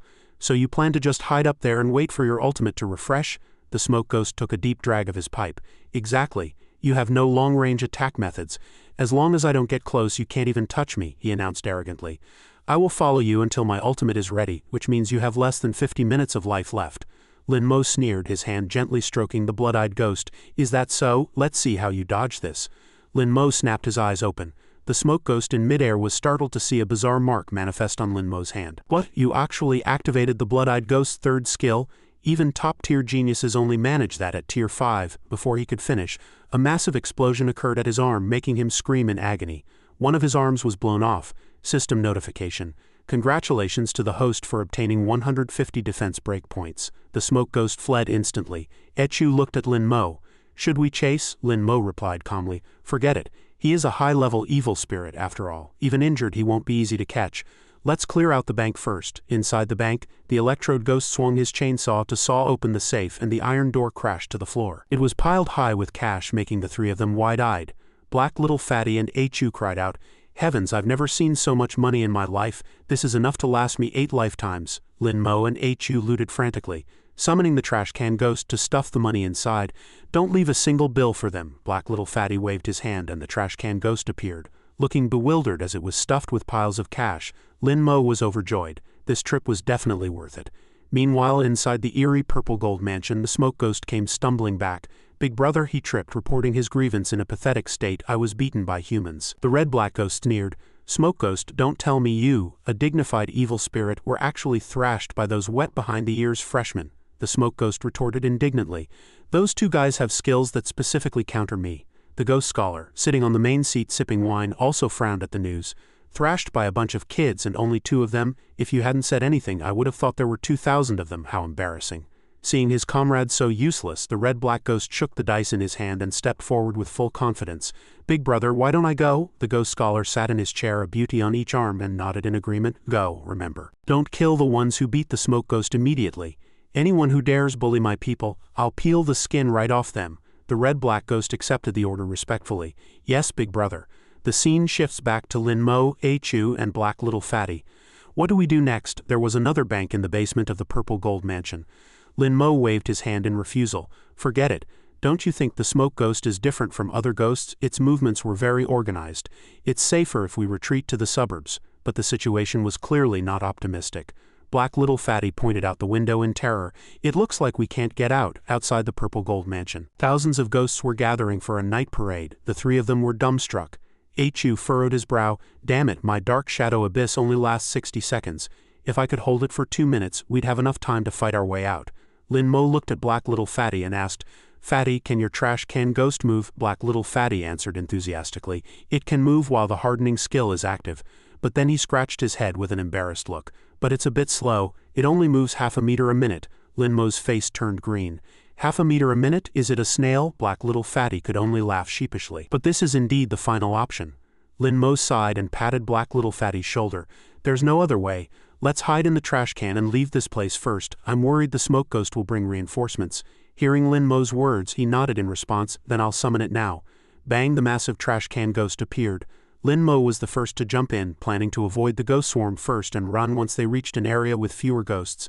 Subsequently, the trash can slid along the ground. Just as Black Little Fatty had said, they only covered about 150 meters. Along the way, they encountered two ghosts. One was gnawing on a thigh, complaining as it ate, "Why is this so fatty? My mouth is full of grease." The other ghost retorted, "Fine, stop being so picky. My skull doesn't even have a scrap of meat on it." Unluckily, the trash can carrying the three unlucky souls bumped into these two ghosts. The one gnawing the skull gave it a sharp, excited kick. "Where did this trash can come from?" it asked suspiciously. "Which ghost do you belong to? I've never seen you before." Black Little Fatty stuttered in response from inside the trash can. Seeing things were going south, Lin Mo hurriedly gave him a lead. "Just say you're a ghost from the suburbs in town to visit a relative." He fabricated a story on the fly. "I'm a ghost from the outskirts of the city in town to see my uncle." The ghost burst into a gleeful laugh. "So it's just a hick from the countryside?" Right then, the ghost gnawing on the thigh suddenly flew into a rage, throwing the leg aside. "Damn it, this one's too fatty, it's completely inedible." The ghost holding the skull cap was quite particular, quickly lecturing its companion. "Hey, can't you be more civilized? I was just about to open the lid and throw my trash in. Can't you aim as precisely as I do?" Just as the lid was halfway open, a faint scent wafted into its nostrils. The skullcap ghost froze. Wait, the scent of a living human. Its eyes instantly turned blood red, bearing sharp fangs. Within the trash can, chaos erupted at the scent of discovery. "Oh no, don't hit me, big bro," the ghost immediately questioned. "Speak, where is this scent of living humans coming from inside your belly?" The trash can ghost scratched its head and answered bashfully, I just ate too, so there's still a bit of a lingering smell." But the ghost had already seen through the ruse. "Do you take me for a fool?" Just as it began to shout, a hand lunged out, clamping tightly around its throat. The ghost was scared out of its wits, cold sweat pouring down. Before it could even cry for help, it was violently dragged into the can. Inside, the perverted ghost stood ready. Lin Mo clamped a hand over the intruder's mouth while Echu's sword fell. The commotion inside the can drew the attention of the other ghost, who turned back in confusion. Meanwhile, the ghost inside the can was gradually dissipating after the fatal blow. Lin Mo marveled at the irony. The ghost's death was too pathetic, losing its life just for trying to throw away some trash. Outside, the remaining ghost slowly approached the trash can. "I thought I heard the wandering ghost calling me." "Hey Hick, where did the wandering ghost go?" Xiao Pang fumbled for an answer. He went that way." The ghost turned and left, muttering, "That guy always loves to wander off." The scene shifted. A dice cup was lifted, revealing the numbers. The red-black ghost smiled smugly. "Your total is lower than mine," the man opposite him cried out in terror. "No, I'll fight you for it." With a wave of the red-black ghost's hand, a beam of light shot out. "If you play, you pay. If you lose, you leave your life behind." With a flash of cold light, the man's head rolled, his body collapsing with a heavy thud, sending a girl nearby into a screaming fit. The red-black ghost turned a sinister gaze toward a boy wearing a hat. "Your turn." Witnessing the previous scene, who would dare to gamble? The boy waved his hands frantically. "I won't bet, I won't gamble with you." But refusal wasn't that simple. The red-black ghost sneered. "Refusing to gamble is the same as admitting defeat. You die right now." Another headless corpse fell, leaving only the young girl. She sobbed and pleaded, "Please, I beg you, spare me." The red-black ghost laughed ghoulishly. "Play one round with me. You might win. If you do, I'll let you go." Minutes later, the dice cup was lifted to reveal all sixes. "You didn't beat me," the girl shrieked with excitement, though her cheers were cut short. "I'm going to live, I'm going to live." It turned out the red-black ghost was cheating. Gambling had never been fair. He smiled eerily. "Who says I didn't win? We both have 18 points, but as the dealer, the win goes to me." 3 corpses were piled together as the red-black ghost turned to leave with a light step.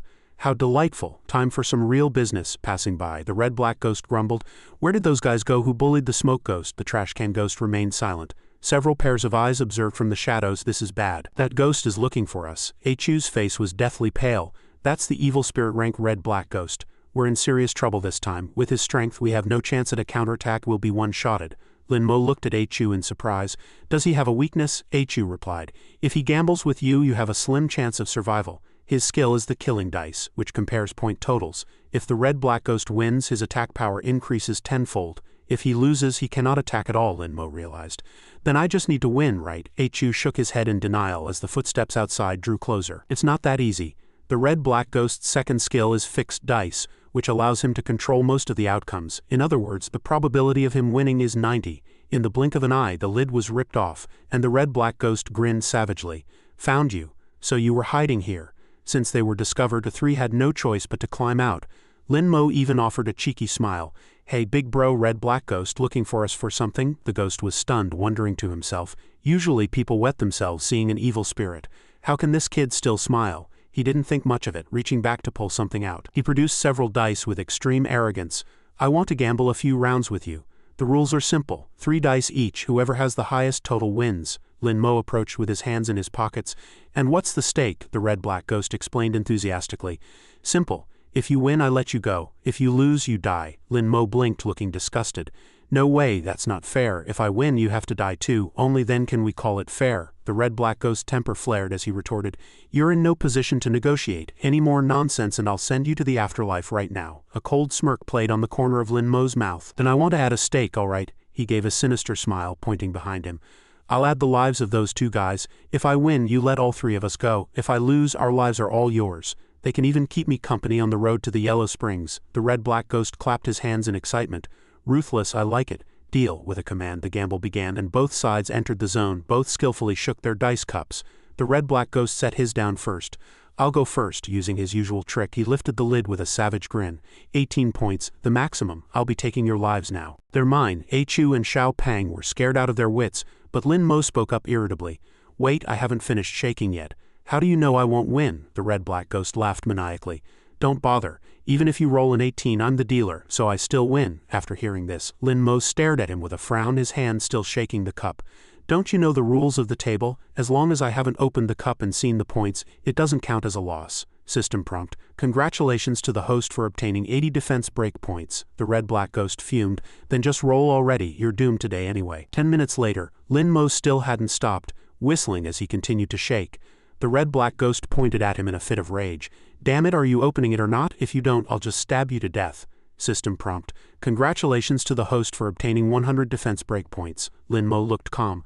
Alright, fine, I'll open it. The points were gradually revealed, and Xiao Pang began to count. 1 6, 2 6s, 3 6s, and there's actually a half of a 1. That's a total of 19 points. The red-black ghost grabbed Lin Mo by the collar with murderous intent. Where did that extra point come from, you cheater? He replied coolly. I just shook one of them into 2 pieces, that's all. Are you convinced now? System prompt. Congratulations to the host for obtaining 500 defense break points. The red-black ghost clutched his head and collapsed to the ground. No, I don't believe it. Lin Mo gave a crafty smile. I won this round. While the red-black ghost was still reeling, Lin Mo quickly signaled the others. Brothers, run? Chu asked curiously as they fled. How did you do that? It was incredible, Lin Mo explained. I had the blood-eyed ghost watch the shaking to always get a 6. As for splitting the die, that was just a quick strike from the sword ghost. Xiao Pang's face was full of worship. Brother Mo, you're amazing. Chu also gave a thumbs up. That was incredible. Lin Mo gave a modest smile as they put some distance between them and the ghost. Xiao Pang asked in confusion, Brother Mo, where to next? The trash can ghost carried them once again. Lin Mo answered, wait, let me check the map first. Just then, several shouts echoed out, Big bro, come and catch me. If you catch me, I'm yours. Lin Mo wondered, what the hell is going on? He poked his head out, and they were all stunned. 2 massive ox-head ghosts were charging toward each other. Big bro, come over here, come here, old ox. With a thunderous crash, the ox-heads collided. The massive impact generated a powerful force, sending the trash can tumbling over and over, its body unable to maintain contact with the ground. As the can spun incessantly, Lin Mo screamed, damn it. What exactly is happening? Xiao Pang answered. It looks like we were sent flying and rolled down the hill. The 3 people inside were squashed together, throwing up everywhere. Lin Mo shouted, open the lid, let me out. Xiao Pang was dizzy. I can't open it. It seems the trash can ghost was scared and can't control the lid. Chu's even worse, he's already passed out, watching the trash can roll away. The ox-head ghost looked embarrassed. I really didn't mean to do that. The scene shifted to an underground garage where a puppet ghost was clutching its own throat and laughing loudly. 2 ghosts pleaded for mercy and terror. No, please, no, but it was futile. Their necks were twisted, eyes rolled back as they drew their last breaths. Drool pooled on the ground as they collapsed. The puppet ghost adjusted its joints, twisting its head back into place. Gao Shishi withdrew her hand as the puppet ghost retreated, and others ran out excitedly. Shishi, your puppet ghost is too strong. One move and those 2 evil spirit rank grudge ghosts were dispersed, as expected of the director's daughter. Your strength is solid. Gao Shishi frowned. Stop with the useless talk. The ghosts in the central district are too powerful. We must rendezvous with the other students and evacuate as soon as possible, or we're all dead. A dark-haired man raised a fist. Right, let's fight our way out. The group responded in unison. We'll follow Shishi's lead. Hearing movement, Gao Shishi warned warily. Another evil spirit. She quickly issued orders. Be careful. The trash can ghost came crashing down, slamming hard into a pillar. Lin Mo, Chu, and Xiao Pang were subsequently saved. Brother Mo, are we still alive? Gao Shishi looked on in surprise. It's them. The 2 people beside her also began to gossip. That guy actually has the heart to go looting banks. He's really something. deep in the central district and not a single scratch on him. Lao San frowned. Huh, isn't that the guy who fought Sun Mo at the ghost market? The dark-haired man took over. That's the bastard. Last time he even used pepper spray to ambush me. Drawn by the noise, Lin Mo looked up. He pointed at them. Oh, isn't this those cattle hair guys from last time? The group retorted with red eyes. You're the cattle hair. Lao San wanted to step forward and teach the uneducated guy a lesson. Let me teach you what your parents didn't. But he was stopped by Gao Shishi. Enough. Now is not the time for infighting. Lin Mo gave a disdainful smile. At least you're sensible. Mid-argument, Lin Mo looked back by chance and saw the pile of ox-head ghosts Gao Shishi's team had just killed, immediately urging his teammates, so many ox-head ghosts, brothers, quick, pick them up. Pick them up quick, it's a harvest. Lao San and his group were fuming. Damn it, we clearly did the killing. Why are they the ones leeching? They have absolutely no class. System prompt. Congratulations to the host for obtaining 50 defense breakpoints. Feeling it was inappropriate, Gao Shishi stepped forward to advise, Lin Mo, now is not the time to be greedy for ghost beads. This is a matter of life and death. Lin Mo replied coldly. Greedy for ghost beads? What kind of ghost is a greedy ghost? Where is its ox head? Gao Shishi was speechless, stammering. We want to join up with other students to escape Kanglin City together. I'm asking you to join us. Lin Mo answered while searching for beads. Following you? I'm afraid I'd be killed by you. Who knows if you'll stab me in the back? Gao Shishi's face was pale. You don't trust me, you think I'd stab you in the back? What on earth did I do wrong to make you talk about me like that? Lin Mo glared at her. You know in your own heart whether you'd stab someone in the back. Those filthy things you've done are even lower than a backstab. His answer left her speechless. Sun Meili and another girl walked over to comfort her.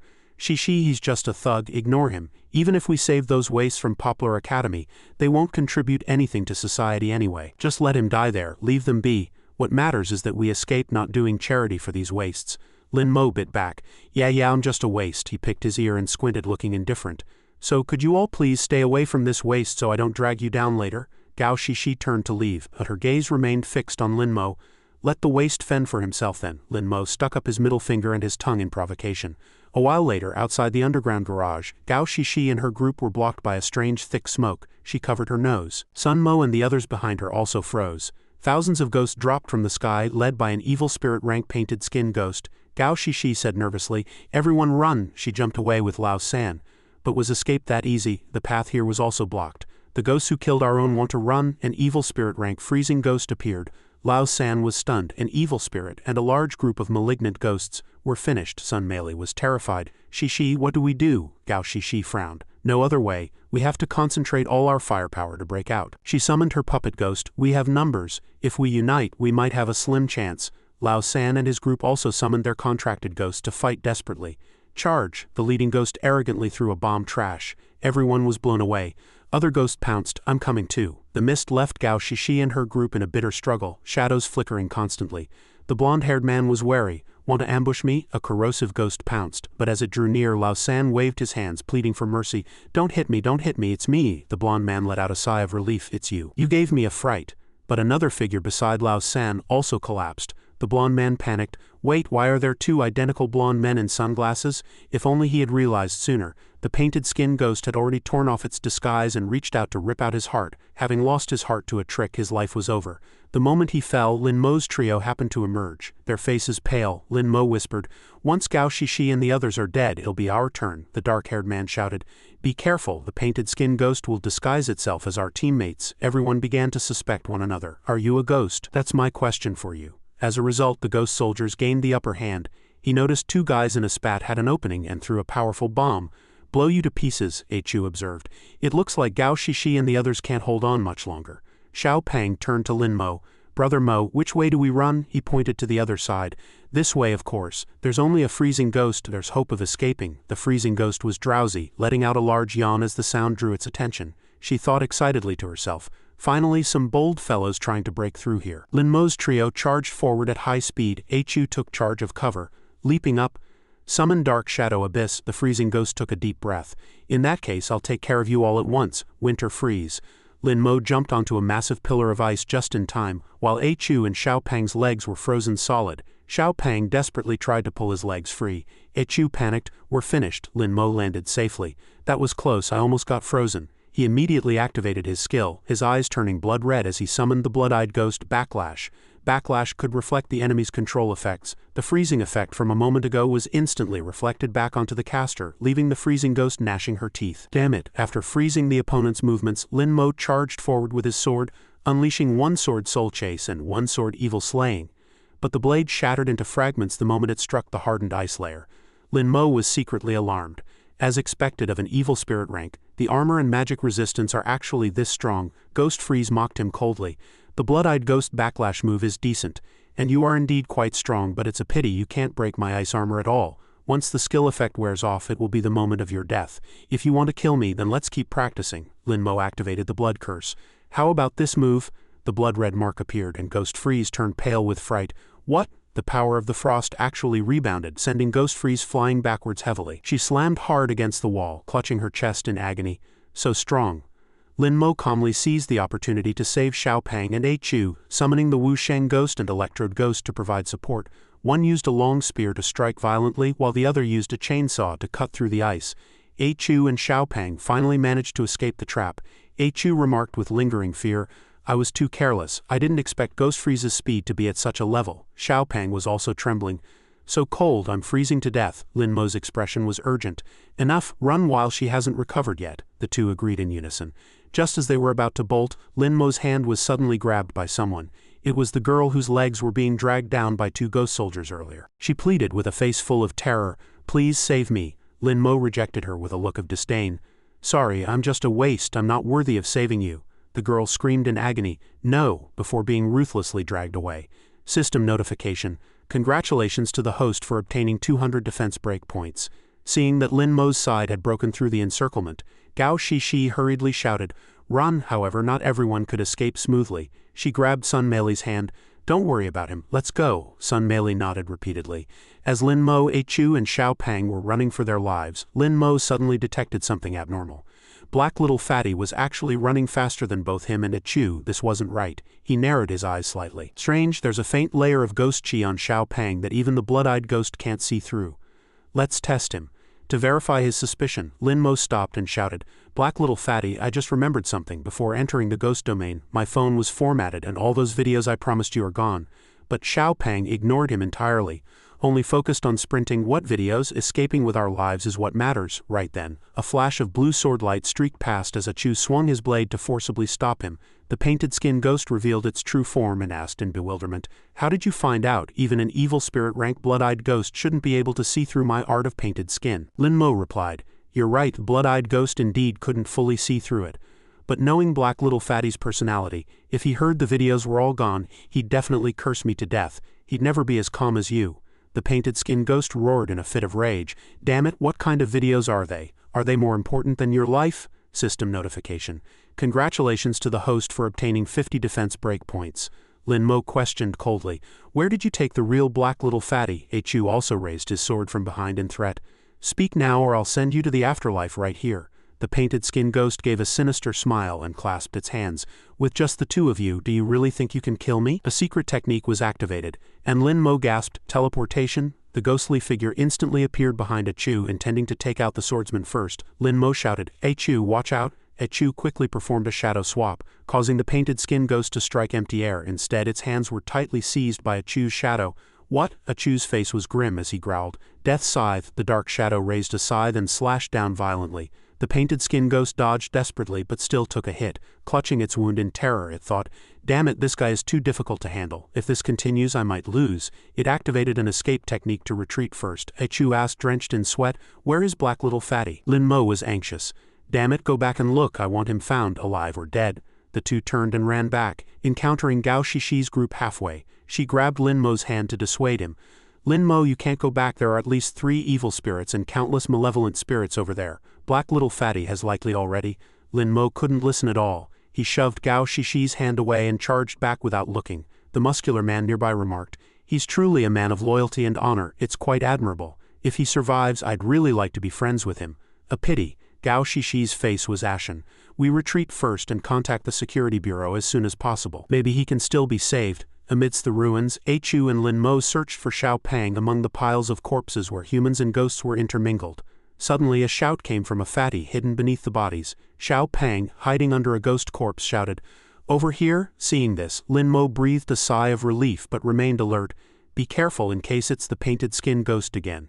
To confirm his identity, Lin Mo used the same trick again. I just remembered something. My phone fell into the water before entering the ghost domain and had to be formatted. I'm afraid I can't give you those videos I promised. Sure enough, as soon as the real black little fatty heard the videos were gone, he burst into loud wailing. Xiao Pang slapped his thighs. What? The videos are all gone, Lin Mo. Give me back my teacher series videos. System notification. Congratulations to the host for obtaining 300 defense breakpoints. Looking at the sobbing Xiao Pang, Lin Mo quickly said, It's definitely him. Save him quick. At that moment a surge of killing intent rose behind them as a group of evil spirits and ghost soldiers had already formed an array. Brat, you actually dared to come back. You truly have no respect for us ghosts of Kanglan City, Ghost Freeze said through gritted teeth. This time I will absolutely not let you leave the Kanglan ghost domain alive. The red-black ghost clenched his fists and said hatefully, To think that I, a legendary saint of gambling, would lose to a wet behind the ears brat. If this gets out, how will I keep my reputation? He must die today. The smoke ghost chimed in. Exactly. That blood-eyed ghost counters me too much, it must be eliminated. Lin Mo, however, didn't flinch at all, sticking up his middle finger and cursing at them. You're not satisfied, are you? You can't win, so you want to kill me to silence me. You're such sore losers. And you, calling for backup when you can't win. I despise your kind. The red-black ghost was furious. What? I can't win against you. If you've got guts, try another round of gambling. System notification. Congratulations to the host for obtaining 40 defense breakpoints. The smoke ghost also pulled a long face. My ultimate is off cooldown now. In a one-on-one, you're dead meat. System notification. Congratulations to the host for obtaining 40 defense breakpoints. Immediately after, two loud thuds echoed as the red-black ghost and the smoke ghost were struck heavily on the head by a pipe. The ghost scholar appeared, fanning himself with a folding fan, and cursed, A bunch of useless trash. The two ghosts were startled. Big brother, the ghost scholar glared at them sideways. Look at the state of you, unable to deal with even a green boy. The team fight hasn't even started, and I, the boss, have to personally step in. You've shamed all of Kanglan City. Lin Mo's face turned pale. This guy is only one step away from being a ghost king. Looking at the array before him, he felt a sense of dread. Beating the smoke ghost and red-black ghost was pure luck. Could he escape this time? Dealing with Ghost Freeze and the painted skin ghost was barely enough to let them run. But facing the ghost scholar, he likely wouldn't even have a chance to strike back. The pressure emanating from the opponent was overwhelming. The gap in strength was obvious. The ghost scholar gave a charmingly wicked smile. Today, I'll let you see what true power is. Lin Mo was completely panicked. Is this where I, Lin Mo, meet my end today? The ghost scholar mocked. Kid with the wooden toy sword, use everything you've got and let me see. He laughed triumphantly. Go ahead and strike my face as much as you like. Lin Mo was stunned. Wooden toy sword. After clarifying the situation, Lin Mo's heart was filled with fury. Facing this half-step ghost king who ruled over the ghosts, he definitely couldn't win in a fight. But he couldn't let himself be looked down upon either. He reached out to cover his eye, instantly activating the blood curse. Take this. The bizarre mark appeared before the ghost scholar. He merely gave a light flick of his folding fan and the mark vanished instantly. Before Lin Mo could react, the ghost scholar flicked it again, and the mark was swept away by a whirlwind. With a massive boom, an explosion erupted in the distance, scaring Lin Mo out of his wits. HU reminded him solemnly from the side, that is the ghost scholar's skill. It can dispel all external negative effects. The surrounding minion ghosts were jumping for joy with excitement, cheering loudly. Wow, the boss is too awesome, practically invincible. Eerie ghost chi shrouded the street. Gao Shishi's group, having escaped the disaster, were still running for their lives. Sensing such terrifying killing intent, Gao Shishi knew in her heart that Lin Mo must have run into that half-step ghost king. It seemed the three of them were doomed. Sun Meili sneered, that guy is finally going to die. The muscular man was panting from exhaustion. Lucky we ran fast, otherwise it would have been over if we hit the ghost king. On Lin Mo's end, the ghosts were still cheering for their boss. Long live the boss, Lin Mo's mind raced. It seems this ghost scholar really loves flattery. If I can make him happy, maybe he'll let us go. Thinking of this, he decided to go all out. Lin Mo clapped his hands forcefully and shouted, Incredible, that swing of the fan just now was just like Princess Iron Fan's banana fan. One swing startles ghosts and gods, two swings move heaven and earth. This move indeed worked. The ghost scholar was delighted by what he heard and nodded. Brat, you do have some eye for talent. Lin Mo nudged Xiao Pang beside him, signaling him to keep up. Although Xiao Pang was bewildered, he also hurriedly followed with heavy praise. Yes, that move just now was simply perfection. I thought a grade 8 gale was passing through. Lin Mo gave an awkward smile. Great lord, you are a person of great stature. Could you please let us go? The ghost scholar laughed 3 times, then his face suddenly darkened. I cannot. He waved his folding fan impatiently, and several small serrated wind blades shot out, do you take me for a 3-year-old letting you go just for a few compliments? No matter how sweet the words are, they can't compare to the scent of fresh human meat. Lin Mo braced his arms to block and was knocked to one knee by the impact, pleading in agony. Lord Ghost Scholar, no great immortal Ghost Scholar, please spare us. Lin Mo gritted his teeth through the pain, and Xiao Pang was also terrified, begging for mercy with a mournful face and clasped hands. I beg of you, give us a way to live. Then Xiao Pang pulled on Achu's hand. Achu, you should kneel and beg for mercy too. Achu's gaze remained steady, rejecting him decisively. I will never beg a ghost for mercy. I won't kneel even if I die. The Ghost Scholar let out a savage laugh. Don't worry, once I've finished eating you, I'll bury your bones together. He waved his folding fan repeatedly and red serrated blades poured down. This time it was Achu's turn to block in front, gritting his teeth to endure. The situation had reached a moment of extreme crisis. The three were surrounded by a horde of ghosts. The Ghost Scholar approached Achu step by step. Go in peace, I won't let you be lonely. He snapped his folding fan open, revealing sharp blades, and shouted with a grin. Die, Lin Mo shouted in despair. Achu! Just then a crow flew past, letting out a shrill cry. Do not move. There was actually a letter attached to the crow's leg. Stop. The Ghost Scholar forcibly halted his movement. His heart skipped a beat. This is the messenger of the living Yama? The Ghost Scholar took the letter with trepidation, his hands trembling as he opened it. He couldn't stop shivering, wondering why that Grand Master would come looking for him. The Ghost Scholar looked at Lin Mo with a face full of shock. Is your name Lin Mo? Lin Mo wiped the blood from the corner of his mouth and nodded. That's right, what of it? The Ghost Scholar waved the letter in his hand and questioned. What exactly is your relationship with the living Yama? He actually wrote a letter specifically to protect you, telling me I absolutely cannot kill you. Lin Mo was completely confused. The living Yama? I don't know him. All I know is that in a little while I'll be seeing the dead Yama. The Ghost Scholar's expression turned solemn. Perhaps you've met him, you just don't know his title. He gave a casual wave, and an image manifested clearly. Do you know this person? Lin Mo looked closely and shook his head blankly. Never seen him. For as long as I can remember, I've never seen anyone like that. The Ghost Scholar was full of suspicion. Then that's truly strange. That Grand Master has always been one to refuse help to the dying. I've never heard of him saving anyone. Lin Mo's eyes widened. Xiao Pang helped Lin Mo up from the side. Regardless of whether they knew him or not, since the living Yama wanted to save them, they should take the opportunity. Xiao Pang shouted, in that case we can leave now, right? The Ghost Scholar roared with a face full of annoyance. Get out, get far away, scram. Lin Mo gave a wicked smile. Then we won't stay, let's not meet again. The horde of ghosts moved aside to create a path for Lin Mo and his two companions. The Ghost Scholar strictly instructed his subordinates. Since this is someone the living Yama wants to protect, pass the word down that no ghost in the central district is allowed to attack them. The red-black ghost took the order. Yes, sir. He let out a long sigh of relief, thinking that it was lucky they hadn't struck yet. Otherwise there was no telling how that living Yama would have dealt with them. As Lin Mo, Black Little Fatty, and Achu walked down the street, they were surrounded by circling evil spirits, but the ghosts only stared intently, none of them daring to step forward. Lin Mo looked around, secretly feeling lucky. They really don't dare to act. One moment they were on the brink of death, and the next a single letter had solved everything. Lin Mo asked Achu with a serious face, Achu, do you know who this living Yama actually is? Achu replied with a solemn expression. The living Yama is one of the 10 great ghost kings on the human wanted list. Recalling the terrifying legends about the living Yama, Achu added, he once led a ghost army and slaughtered 11 cities in the northern kingdom. Immediately after, Achu also revealed a suspicious look and asked in a low voice, how on earth do you know a great demon lord like that? Lin Mo was even more bewildered than him, replying with a bitter smile, I swear I really don't know him at all. I'm also wondering why he wanted to save me. He lowered his head in deep thought. The matter of opening the Sword Ghost's tomb hadn't been cleared up yet, and now a living Yama had popped up. What exactly was the connection between these people and ghosts and himself?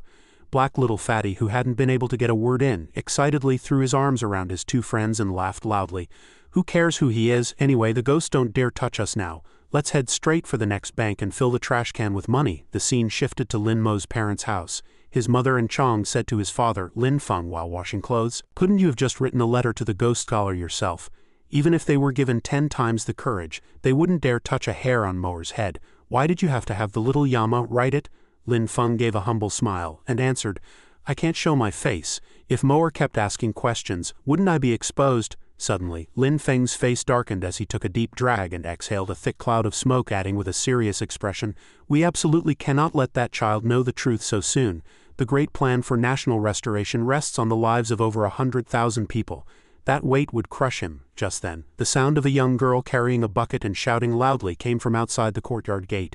It was Lin Mo's younger sister, Lin Qingla. She had a frail build and had been ill for many years. She asked with a smile, "Dad, you're back from Shin'e?"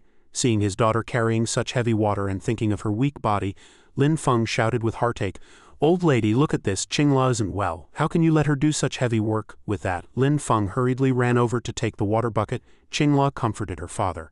"Dad, I'm fine. The doctor said if the body is weak, one needs moderate exercise."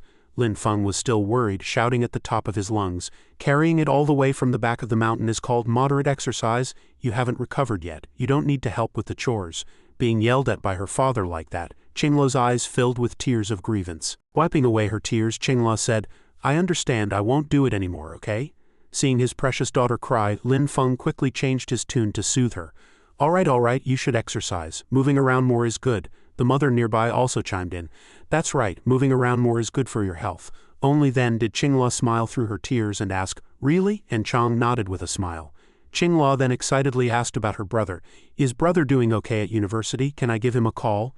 Lin Feng looked at Qingla with fatherly love and answered, "Probably not right now, he's still in the ghost domain. You can call him after he comes out." Hearing her father mention a place that sounded dangerous, Lin Qingla asked concernedly, "Ghost domain, is it dangerous there?" Lin Feng avoided his daughter's gaze and comforted her, saying, "Don't worry, your brother is thick-skinned and tough, he'll be fine." Looking at his daughter's happy smile, he thought with a heart full of worry, "On the contrary, I don't know if your body can hold out until next year." Deep in the night inside the temporary command center of the Kanglin Ghost Domain, a monitor reported, "Deputy Director, the ghosts in the Ghost Domain are incredibly powerful. I'm afraid even the army might not be able to solve this."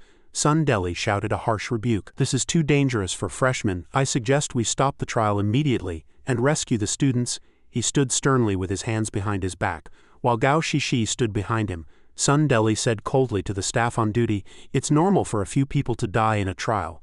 Those dead students can be considered sacrifices for the safety of all humanity." Gao Shishi questioned Sun Deli loudly, "But if all the students die, that would be a serious academic disaster. Aren't you afraid of being held accountable by those above?" Sun Deli glared at her through gritted teeth, his gaze fierce. "Accountable? This trial was designed specifically to draw out the Fengmo remnants behind Lin Mo. Compared to such a monumental achievement, what does a mere academic disaster matter? One who aims for great things does not sweat the small stuff." Hearing these words, Gao Shishi's face turned pale with shock at his cruelty. She fought back angrily. I never expected you to be so indifferent to human life." Sun Deli only gave a sinister smile, glancing at her sideways. "Shishi, this is also your father's intention." Gao Shishi retorted loudly. "But Lin Mo's life is on the line. A half-step ghost king has attacked him. What's the point of doing all this?" Sun Deli was greatly startled and roared. "What?" He stared at her intently and questioned loudly, "Something this big, why are you only saying it now? If that's the case, the people behind Lin Mo will definitely step in to save him from a half-step ghost king." Gao Shishi pressed, "What about the other students? Are you going to save them or not?" Before she could finish, Sun Deli ordered, "Men, the Fengmo remnants are about to appear." Upon receiving the order, the group quickly assembled and shouted in unison, "Director, we are ready." Seeing the personnel were all present, Sun Deli shouted as he walked, "Move out." The crowd behind him responded together, "Yes." They evacuated, leaving Gao Shishi stunned in place, caught off guard by Sun Deli's 180-degree turn in attitude. She thought to herself, "It's obvious they're only going in to gather intelligence. They don't care at all about whether the students live or die." Suddenly her expression became serious as she recalled what Lin Mo had said. Could it be that, just as Lin Mo claimed, the Security Bureau was truly this despicable? The scene shifted to Fuji Bank, where Lin Mo, Black Little Fatty and Echu were staring at the dilapidated vault. Echu said regretfully, "It seems this place was already looted when the ghost tide broke out 2 years ago." Lin Mo cursed angrily. "Those bastards," Black Little Fatty tried to console them calmly. "Well, at least we visited a bank. It wasn't a wasted trip." Seeing this, the three prepared to leave, and Lin Mo said, "Let's go look elsewhere." Just then, a man was violently sent flying into their vicinity. The man slumped on the ground, calling out with his dying breath, "Director, save me." Seeing this scene, Lin Mo was very surprised, thinking, how could a middle-aged uncle pop up in a freshman trial? Hearing the man's words, Lin Mo grew suspicious. "Director, could it be someone from the Security Bureau? Let's hide first." Black Little Fatty wondered, "How come I can't see this uncle's contracted ghost?" Miss Blood-Eyed Ghost poked his shoulder and gestured, "Look up." When Lin Mo saw Sun Deli and the Security Bureau personnel appearing there with an invisibility ghost, he cried out in surprise. It turned out they had used the invisibility ghost's range to sneak into the ghost domain. A person in the team said to Sundeli, "Director, what should we do? The infiltration plan has failed." Miss Blood-Eyed Ghost then mocked, "Idiots, do they really think the ghosts in the Kanglen ghost domain are all useless?" Seeing those people appear here, Lin Mo thought angrily, "Sneaking into the ghost domain, 8 times out of 10, it's because of me." At this moment, Sundeli and 2 others were being dragged into the air by a mid-level evil spirit rank white soul ghost. The people below saw this and shouted, "Director, don't leave us," Sundeli shouted back to the people below. "I'm sorry, brothers. My white soul ghost can only split into 3 at most. I really can't save everyone." The people below were being torn apart by the ghost swarm, yet they still struggled to question Sundeli. "Why abandon us?" Meanwhile, Sundeli was being dragged to the other side. Lin Mo witnessed the entire process and roared in fury, "Sundeli, you've finally shown up." His 2 teammates beside him looked at him with confusion. Lin Mo hurried away, leaving his 2 friends bewildered. Black Little Fatty called out, "Brother Mo, where are you going?" With a face full of rage, Lin Mo shouted back over his shoulder as he ran. To get the antidote from Sundeli, and Savan ran. Hearing this, Chu also followed. Lin Mo requested, "Chu, I'll need your shadow ghost to assist in combat later and stop the remaining 2 from the security bureau." Hearing Lin Mo's request, Chu responded, "Don't worry, I will definitely help you." Because of his chubby build, Black Little Fatty lagged behind, desperately chasing while shouting, "Wait for me." In another location, Sundeli and the 2 who had escaped with him were talking. Sundeli said, "This is the street, it seems we're too late." One of them asked, "Is Lin Mo really dead?" The other also spoke, "If the master behind Lin Mo fought with the half-step Ghost King, this street would definitely have been leveled." Sundeli said with a solemn expression to the 2 subordinates he had rescued, "It seems Lin Mo is already dead. We shouldn't stay here long. Return immediately by the same route and evacuate Kanglen City." In the distance, the Red-Black Ghost and the Smoke Ghost were slowly walking toward Sundeli and his group. The Red-Black Ghost said, "You come as you please and leave as you please." The Smoke Ghost also mocked with a cold laugh.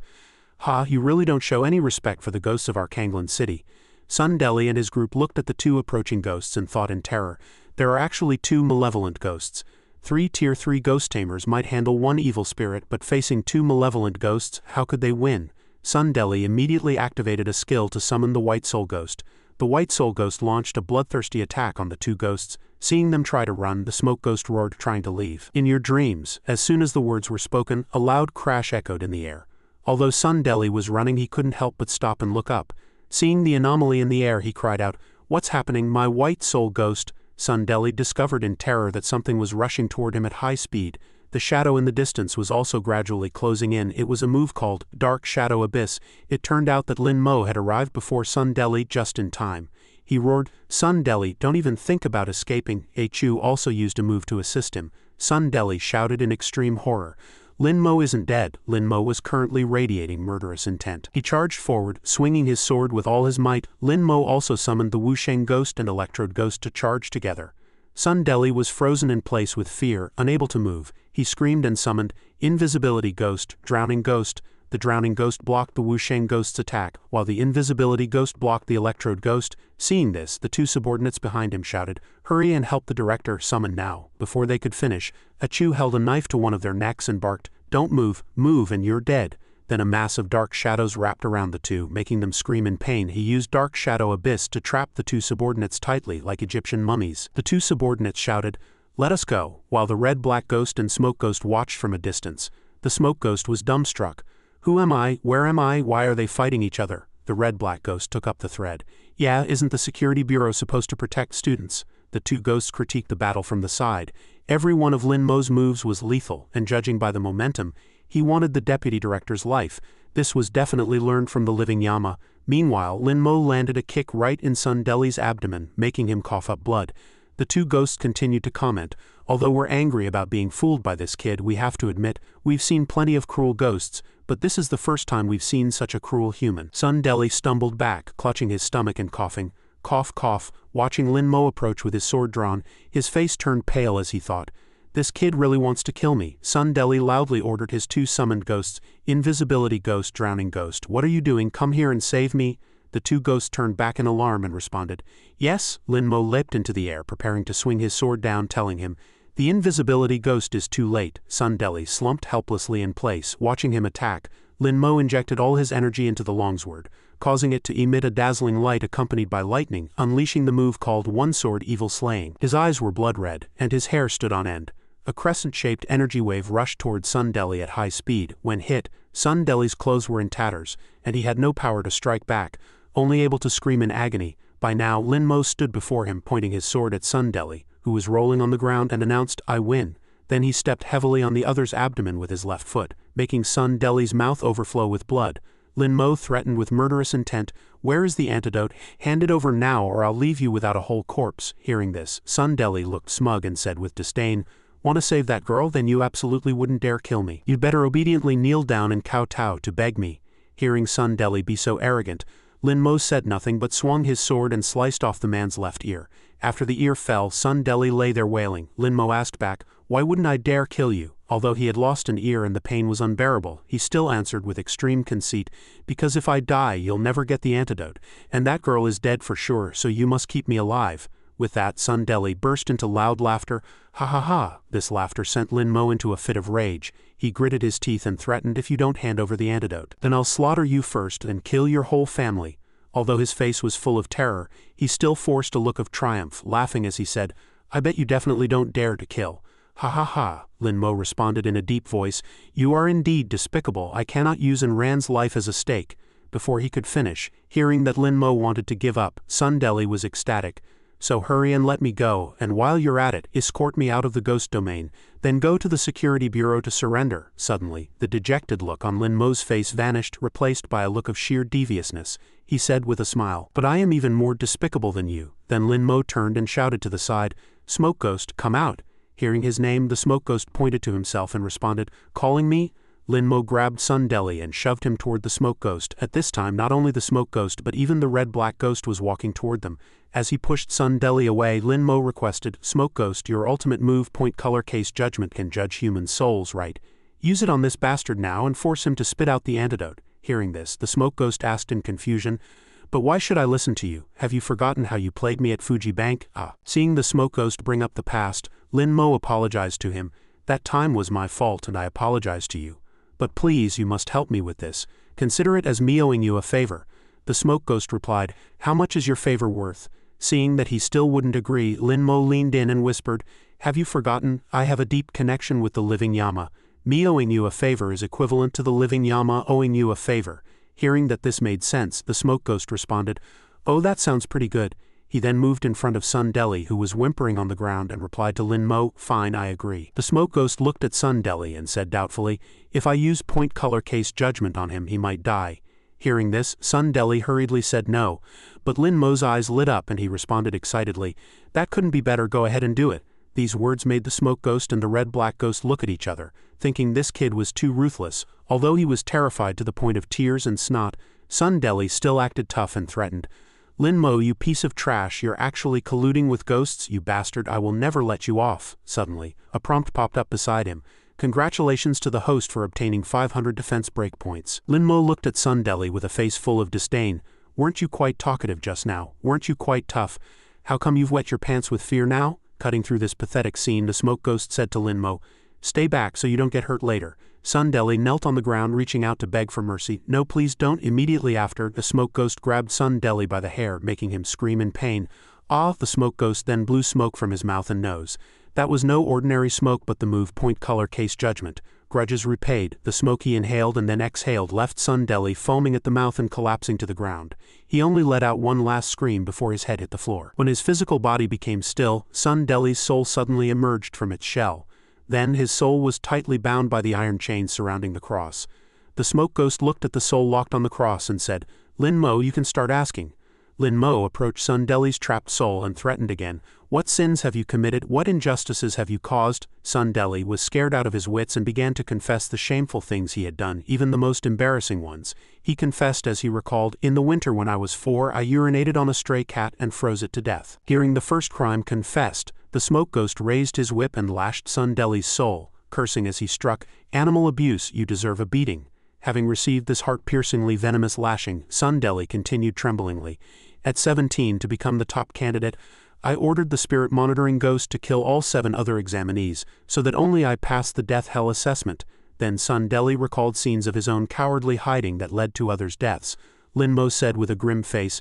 Killing 7 people in one go, you deserve a beating. Receiving the order, the smoke ghost gave Sundeli another lash. Standing to the side, Black Little Fatty and Chu were both chilled by his brutality. Black Little Fatty said in terror, "This old guy is too ruthless, killing so many people at 17. Chu also said he truly deserved to die. Lin Mo was incensed by Sundeli's confession, kicking and hitting the physical body on the ground, cursing, "Even someone like this could become the deputy director of a provincial security bureau. It's clear just how rotten this security bureau has become." But that wasn't all, as Sundeli continued to confess, age 20, 23, 25, 26, 36. Although the specific crimes after age 17 were unknown, one could imagine how horrific those evils were from the previous confessions. Every subsequent confession was met with a heavy lash. Lin Mo ran out of patience. He rushed up and roared at Sundeli's soul hanging on the cross, "Your crimes are too many to count. How long is this going to take? Speak, what is the antidote?" Then he tightly squeezed the other's soul by the neck and threatened. By now, Sundeli was covered in wounds and finally agreed to reveal the antidote recipe. Use the ghost bead of a white soul ghost as the medicinal primer. Add 12 grams of honeysuckle, 8 grams of king vine and 1 white caltrop flower. Boil over a high flame for 3 hours, then consume to neutralize the poison. Hearing the desired answer, Lin Mo finally let go of Sundeli's neck and turned to leave. Before leaving, Lin Mo turned and instructed the Blue Corpse Ghost Smoke Ghost, "Get rid of him."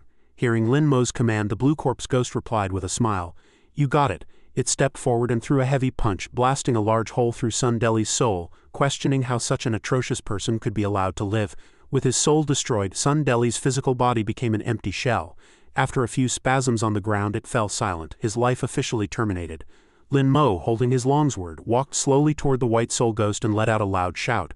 The moment the White Soul Ghost turned its head, the tip of the blade pierced its vital point, and it instantly transformed into a ghost bead. Lin Mo held the ghost bead, his eyes shining with the brilliance of stars as he marveled, "I've got the ghost bead." He looked at it admiringly, saying excitedly, "I can finally save," and ran. After finishing his business, he didn't forget to turn back and wave goodbye to the Blue Corpse Ghost. "Thanks for the help," the Blue Corpse Ghost replied politely. "It was nothing." Then it pointed to Sundeli's 2 subordinates cowering in the back and asked, "How should we handle these 2? Lin Mo answered indifferently, "They're yours." The Blue Corpse Ghost and the Red-Black Ghost excitedly dragged the 2 subordinates and Sundeli's body away. The Blue Corpse Ghost said to Lin Mo, "Thanks, I can't wait. See you around." Black Little Fatty asked curiously, "Why is the Security Bureau always targeting you? What exactly does Fengmo Remnant mean?" Lin Mo also looked puzzled. "I want to know too. I can only investigate slowly once we get back." Chu pondered for a moment and shared his speculation. Fengmo Remnant likely refers to the survivors of the Fengmo Kingdom. He recalled stories from his father's youth and continued, "When my dad was young, he used to visit the Fengmo Kingdom often. He said the people there were very simple and kind. Unfortunately, as far as I know, they were later all captured by the Chu Kingdom to be used as slave labor in the most dangerous places. The Security Bureau and the Army are still hunting down refugees to this day. But what does that have to do with you?" After hearing Chu's words, doubts surged in Lin Mo's heart. "Is my family also from the Fengmo refugees? But why would the Security Bureau react so strongly to a mere refugee?" The more he thought, the more exhausted he felt, so he simply shouted, "Forget it." Lin Mo patted Chu's shoulder and asked, "Chu, I saw you were quite ruthless toward the Security Bureau today. Do you hate them that much too?" Chu replied, "Not necessarily, but after hearing Sundeli's atrocities, I felt that killing him was the right thing to do." He added with a firm tone, "Some people truly deserve to die more than ghosts do." Lin Mo patted his shoulder and said, "Spot on, you're absolutely right." Meanwhile, a subordinate was reporting to Gao Longchen, "Director, only one search and rescue team has returned. Deputy Director Sun's whereabouts are still unknown. I'm afraid he has already—" Gao Longchen waved his hand irritably to dismiss him, indicating he understood. He sat in his chair, fuming with rage. He had intended to use the trial to uncover the Fengmo remnants behind Lin Mo, but not only had he failed, Sundeli had also lost his life. With so many student casualties, the higher-ups will definitely hold me accountable. Thinking of Lin Mo's smug face, Gao Longchen roared in fury, "I've truly lost the bait and the fish." Lin Mo, Chu, and Black Little Fatty walked out of the gates to find the area filled with injured students lying on the ground. The students from Snow Phoenix Academy were gathered together, standing out because their team had 0 casualties. A bald student mocked arrogantly, "Hey, look at the pathetic state of you all. Some teams were wiped out, others are missing limbs." The bald student loudly bragged about his team's results. "Only our team didn't lose a single person and returned in triumph." It's no wonder. How could a second-rate university compare to our Snow Phoenix? Lin Mo couldn't stand this arrogant attitude and shot back. Pretty impressive, not a single death. How did you survive in the Central District? The bald student replied smugly. Who would be stupid enough to go to the Central District to seek death? We just hunted wandering ghosts in the suburbs, succeeding every time. As the bald student gloated, his two lackeys joined in with the flattery. One said, "The captain is brilliant," the other added. "Our ghost bead count will definitely be #1. The bald student glanced sideways at Lin Mo, mocking with a face full of disdain. "Waste from a trash school like yours probably can't even produce 1 or 2 ghost beads, right?" At that moment the department head stepped out and used a megaphone to maintain order. "Everyone, please bring your obtained ghost beads forward to register and be scored. They will be assessed by our appraisers. After scoring, the ghost beads will be returned to you. Any cheating will not escape the eyes of the examiners." As the department head stepped back, 2 examiners took their positions. 2 students covered in injuries tremblingly handed over a ghost bead. The examiner took one look and judged, "This ghost bead was produced more than 5 days ago. It couldn't have been obtained from the Kanglin ghost domain. Cheating. Scores disqualified." The next 2 to take the stage were also injured, but the ghost beads they produced were judged as contracted ghost production, and were not counted. Subsequently, the bald student shoved aside the candidates who hadn't had time to step down, shouting, "Get out of the way!" He roared with a sinister laugh.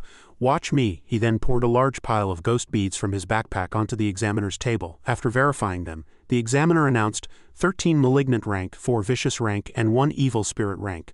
The crowd below instantly broke into an uproar, with someone exclaiming, "It looks like this year's championship belongs to Snow Phoenix." Teacher M in it sighed regretfully. "It's a pity Gao Shishi withdrew halfway. Otherwise she would definitely be #1. Just as the bald student smugly thought the championship was secured, Lin Mo suddenly raised his hand and shouted, "Teacher!" Lin Mo wanted to voice his opinion. "Teacher, your trays are a bit too small." These words made everyone look at him in shock. The department head asked calmly, "What do you mean? Are you saying these trays can't hold your ghost beads?" Lin Mo replied coolly, "Of course. Fatty, summon the trash can ghost." Black little Fatty immediately took the order. "You got it. Come out, trash can ghost." The trash can ghost appeared and instantly poured out countless ghost beads, leaving everyone dumbfounded. The system notification sound flooded the screen. "Congratulations to the host for obtaining 100 defense breakpoints." Someone in the crowd exclaimed, "Holy crap," others couldn't believe their eyes. "Is this a joke?" The system prompts continued. "Congratulations to the host for obtaining 100 defense breakpoints." The examiners were also stunned. "This many?" Lin Mo said with a smile. "Teacher, adding a few more trays should about do it." Teacher A Minute watched this scene, thinking that she had originally expected Lin Mo to be overlooked, but she hadn't expected him to grow so quickly, even becoming absurdly strong. If it weren't for the Security Bureau, he would have been her star pupil long ago.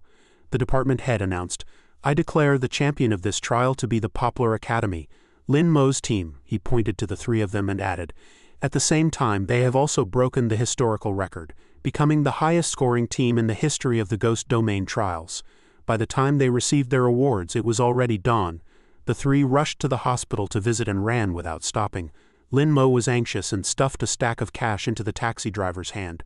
"Sir, please drive faster, I have an emergency." Seeing the money, the driver readily agreed. He slammed on the gas and sped forward at full speed, shouting to the people in the car, "Hold on tight, kids." It didn't take long to reach Poplar Academy. Lin Mo rushed out of the car and shouted, "I'm going to see and ran. You guys go back to the dorm first." Chu and Fatty hadn't adapted to the high speed and were crouching in the back, vomiting uncontrollably. Lin Mo burst into the infirmary and shouted, "Anran, I'm back." Finding the room empty, he was wondering where she was when someone spoke up. "She's not here," she said. Lying down was too boring, and went to the library. It was Mew Wanching. She said she had tried to persuade her to wait until she was better, but Anran wouldn't listen. Lin Mo requested with a smile, "Senior, this is the White Soul Ghost Bead and the antidote recipe. Could I trouble you to help me brew it?" Mew Wanching readily agreed. "No problem. Since my junior is asking, how could I refuse?" Lin Mo said his thanks and ran toward the library. Seeing Lin Mo's devotion to Anran, Mew Wanching thought to herself how good he was to the girl, wondering when she would meet someone so considerate. In the library, Anran was focused on reading. Lin Mo called out softly and waved to her. Seeing him return safely, Anran teased playfully, "Oh, you made it back alive?" Lin Mo worriedly wanted to take her back to bed to rest, but Anran waved him off. "I'm fine, come and look at this. I've looked through over 100 books and discovered a shocking secret about the Fengmo Kingdom." She pointed to a page in a book and said, 15 years ago, the Fengmo Crown Princess took the 3-year-old royal grandson and the newborn princess and committed suicide by fire." Lin Mo looked serious. And Enran continued, if those two children were still alive, the older brother would be 18 this year, and the younger sister 15. Hearing this, Lin Mo asked in shock, are you saying I am the royal grandson, and my sister is the princess? He still felt it was too much of a coincidence, but Enran analyzed, if not, why would the Security Bureau be targeting you? Why do they keep calling you Fengmo Remnant? Then Enran rolled up his sleeve and added, being able to open the Sword Ghost's ancient tomb was absolutely not a coincidence. Lin Mo was still puzzled, saying the crown princess had already committed suicide with the children. Since they were all dead, how could he be the royal grandson? Enran flipped to another page. Look here, it's recorded that a huge fire broke out in the East Side Palace at that time and 3 charred bodies were found. Lin Mo spread his hands and said, exactly, weren't the 2 children both burned to death? Enran mysteriously pulled out a book titled Secret History of the Fengmo Kingdom and pointed to a passage saying, look, before the fall of the kingdom, a palace maid had an illicit affair with a guard and gave birth to a 3-year-old boy. And this part, a concubine of the late king of Fengmo gave birth to a child almost at the same time as the crown princess's child. Most importantly, after the Chu army stormed the palace and checked the list of people executed or captured, they did not find those 2 children, Lin Mo suddenly realized. You mean the civet cat for the prince trick? Lin Mo smiled and rubbed Enran's head. It's a pity you don't write novels, your imagination is wild. Enran gripped his hand seriously. Trust my intuition. Your father is named Lin Feng. The character Feng can be split to mean mountain peak. She traced the characters in Lin Mo's palm and added, the cousin of the Fengmo crown prince who became a monk at age 10 had the Buddhist name exactly Mountain Peak Shangfeng. He was once the national preceptor of the Fengmo kingdom. The scene shifted back in time as the crown princess of that era instructed Lin Feng Shangfeng, Feng, I entrust these 2 children to you. They are the last bloodline of the Fengmo kingdom. Lin Feng took the order but still urged, my lady, come with us. I am a tier 8 ghost tamer. I can definitely protect you. The crown princess wept and said, no, only by seeing me die in the fire with my own eyes will the Chu Security Bureau let you go. I cannot leave. The young royal grandson pulled his mother's hand. Mother, don't cry. Hearing her son's voice, she wept even harder and instructed, be a good boy, you must take your sister and live well. Lin Feng departed with the children, secretly swearing in his heart, Shangfeng will not fail this heavy trust. Lin Mo recalled his father's massacre of the Security Bureau to rescue Zhuang Han and realized that was indeed his father's doing. Enran looked at the contemplative Lin Mo and added, it looks like a coincidence, but when coincidences pile up, isn't that the truth? Lin Mo thought he would have to find the old man and ask clearly. It was making his head spin. He asked Enran with concern if she was tired from researching so much information. Enran shook her head with a smile. As long as there is a desire for the truth in your heart, you won't feel tired. Lin Mo tapped her head. I think you just have a gossiping heart. All right, hurry back to your room and take your medicine. The antidote has been obtained. Enran clutched her head and complained. I helped you uncover your origins and you didn't even say thank you, Lin Mo teased. Of course I should thank you. How about I offer myself to you in marriage? Enran blushed and spat. Then I'd be losing out big time. As the two were walking back, they ran right into Sun Meili. She turned her head and asked, Lin Mo, did you see Deputy Director Sun Deli in the ghost domain? Lin Mo replied coldly.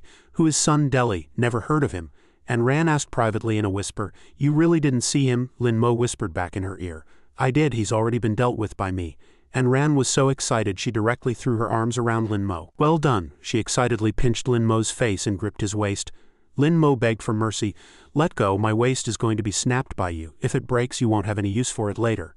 These words made Enran ask shyly, use for what? Lin Mo gave a mischievous laugh. Nothing. In the distance, Sun Meili thought to herself, why is it that every time I see Enran the puppet ghost becomes strangely restless? Back in the infirmary, Lin Mo was carefully blowing on the herbal soup before handing it to Enran. It's a bit bitter, bear with it. Seeing Lin Mo treating her like a child, Enran gave a light hum. This is nothing. While Mu Wanqing was being forced to witness their public display of affection, Enran grabbed the bowl and drained it in one gulp. Meanwhile, Lin Mo turned to give his thanks. Thank you, senior. Mu Wanqing said politely, we're from the same school, no need to be formal. Since the principal has already taken you as his direct disciple, you are my little junior brother. The master wants to see you tonight. Remember to go, Lin Mo agreed. After the door closed, Enran told him with a serious expression, it is very likely that Di Feng was the commander who conquered the Fengmo kingdom back then, and is also your sworn enemy. The Ghost King uncle warned him to be extremely careful tonight. Enran's words left Lin Mo utterly shocked. He thought to himself, if I really am the royal grandson of the Fengmo kingdom, then why did Di Feng take me as his disciple? Does he want to protect me, or does he have other motives? Just as he stepped out of the infirmary, before he could even gather his thoughts, his father was on the other end of the phone, prying into every detail. Stupid brat, you made it out of the ghost domain alive. Any missing limbs? How were your grades? Your mother and I are waiting. Lin Mo finally managed to cut in. Dad, you're joking. Did I call you from the underworld? My grades only broke the provincial record, that's all. Hearing this, Lin Feng and Enchang were so happy they couldn't stop smiling, and his sister Lin Qingla cast a look of pure worship toward him. Lin Feng praised loudly, "Haha, good boy, truly my son," Lin Mo suddenly said. "Of course, after all I am the only university student in the Lin family, right Shangfeng?" These words sent a shock through his parents' hearts, thinking Lin Mo had found out. However, they quickly steadied their nerves. Lin Feng played dumb. "What Shangfeng mountain peak? We live in the mountains. The Shangfeng mountain wind is bound to be strong." His mother and Chang chimed in as well. "Qingla wants to talk to you. You two chat." Lin Mo knew his father was hiding something and thought, "I've been led off track by the old man again. I'll test him more later." His parents handed the phone to Qingla. She praised him excitedly. "Brother, you're so amazing. You actually broke the provincial ghost domain trial record." Lin Mo smiled and said to his sister, "Xiao Luo, it's not that your brother is too strong, it's just that the others were too weak." Qingla sighed with emotion. "You're still as much of a braggart as ever. If only I could be as strong as you." Lin Mo comforted her.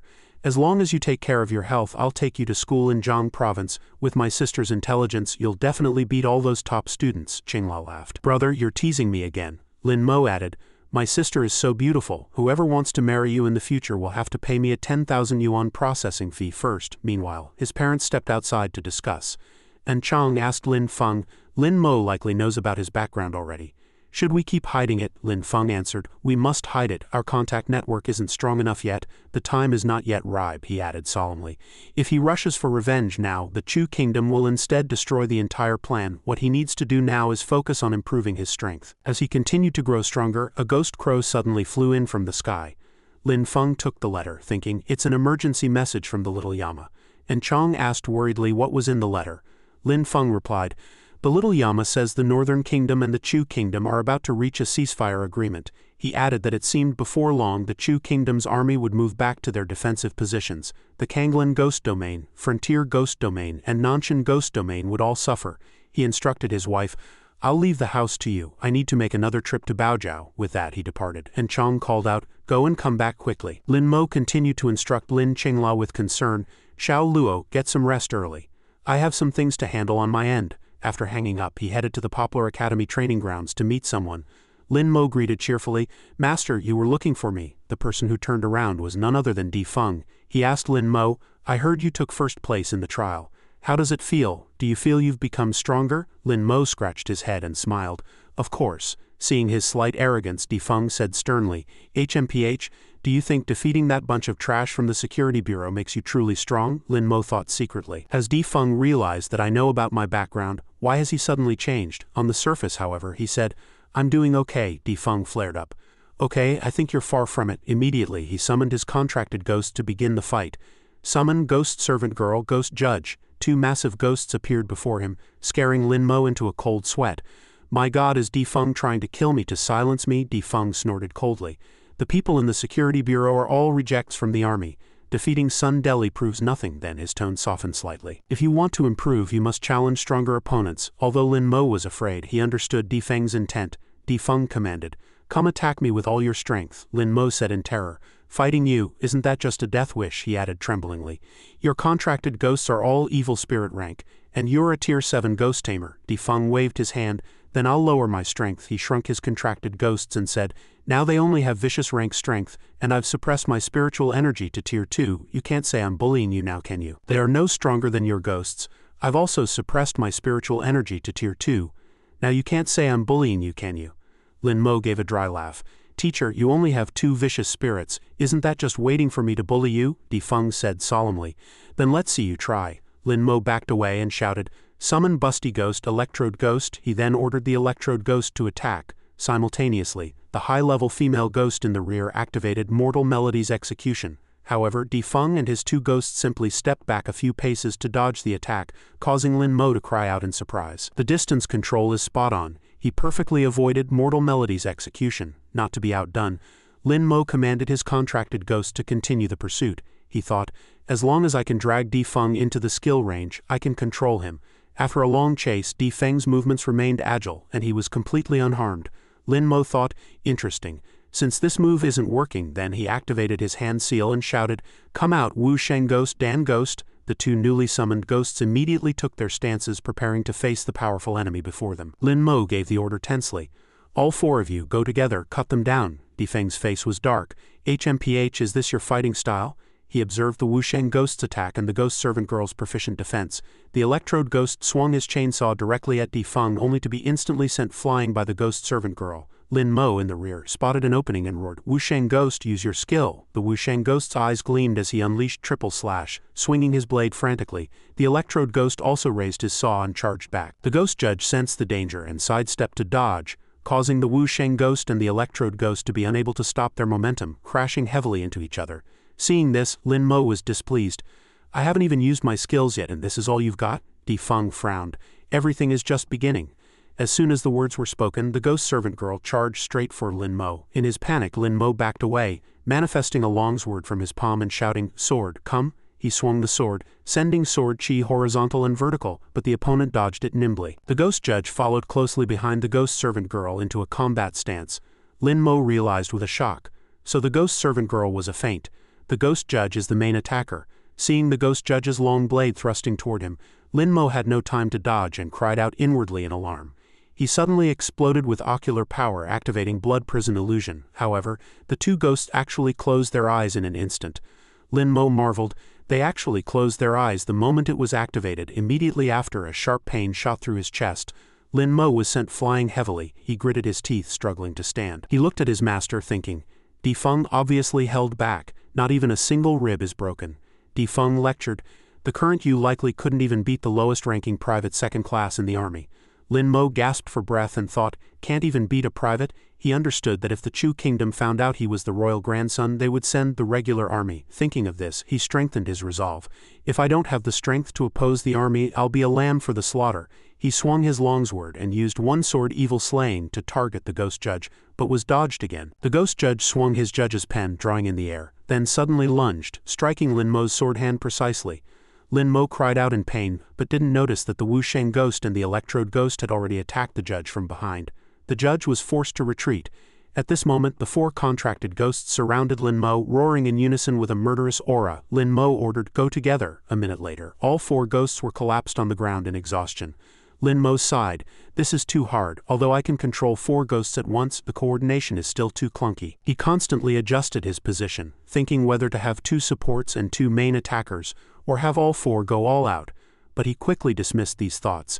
This style of fighting was fine for the security bureau, but it would never work against an experienced opponent like Defeng. Defeng spoke seriously. "Do you see where the problem is now?" He analyzed that having a high contract limit is a talent, but relying solely on leveling up the ghosts is not enough. He grabbed Lin Mo by the collar and taught, "Coordination is the core. It's not just coordination between ghosts, but the synchronization between the ghost tamer and the contracted ghosts." He said sternly, "Timing your entry and flexibility and skill release are the deciding factors, and you have none of those." Lin Mo swung his sword again and charged at the two ghosts, but was kicked in the abdomen by the ghost judge, the pain making cold sweat pour down. The training continued for 10 minutes. Just as the electrode ghost was entangling the ghost servant girl, she suddenly looked at Lin Mo with a strange gaze. She swung her scythe to hook the chainsaw, using the momentum to sweep toward Lin Mo. Lin Mo dodged it narrowly. After an hour of training, Lin Mo was covered in injuries, but his gaze remained resolute. Again, and Ran and Mu Wanqing, observing from the side, had different expressions. Mu Wanqing rested her chin on her hand and laughed with interest. "My little junior brother's first day of training is quite interesting." And Ran, however, was full of worry and said with heartache, "How is this training? This is more pathetic than a circus training monkeys. If this continues, Lin Mo will collapse from exhaustion." Mu Wanqing gave an awkward smile. "This is already much better than when we were training. Back then, Master kicked us around like balls," and Ran's eyes widened in disbelief.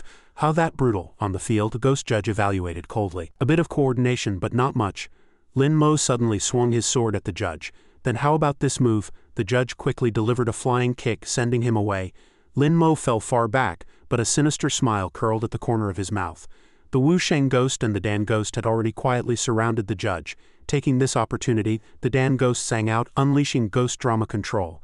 The Wusheng ghost coordinated perfectly, swinging his blade toward the immobilized judge. The ghost judge, however, was not flustered at all. Instead, he revealed a hint of approval. "Not bad, you've improved. Unfortunately," the judge suddenly pointed at the Dan ghost, You're still too green, Lin Mo gritted his teeth and cursed inwardly. Damn it, it still didn't work, Mu Wanqing praised. Little junior brother learns fast, he's very smart. Back then it took me over half a month to barely coordinate well with my contracted ghosts. And Ran said urgently, what's the use of being smart if he's so badly injured? Suddenly, Di Feng sensed something unusual and looked back with a solemn expression. A group of wild ghosts led by the red-clothed female ghost came rushing over. Who dares to hit my husband? Tired of living? Get them, Mu Wanqing cried out. Oh no, a ghost swarm is attacking, and Ran replied calmly.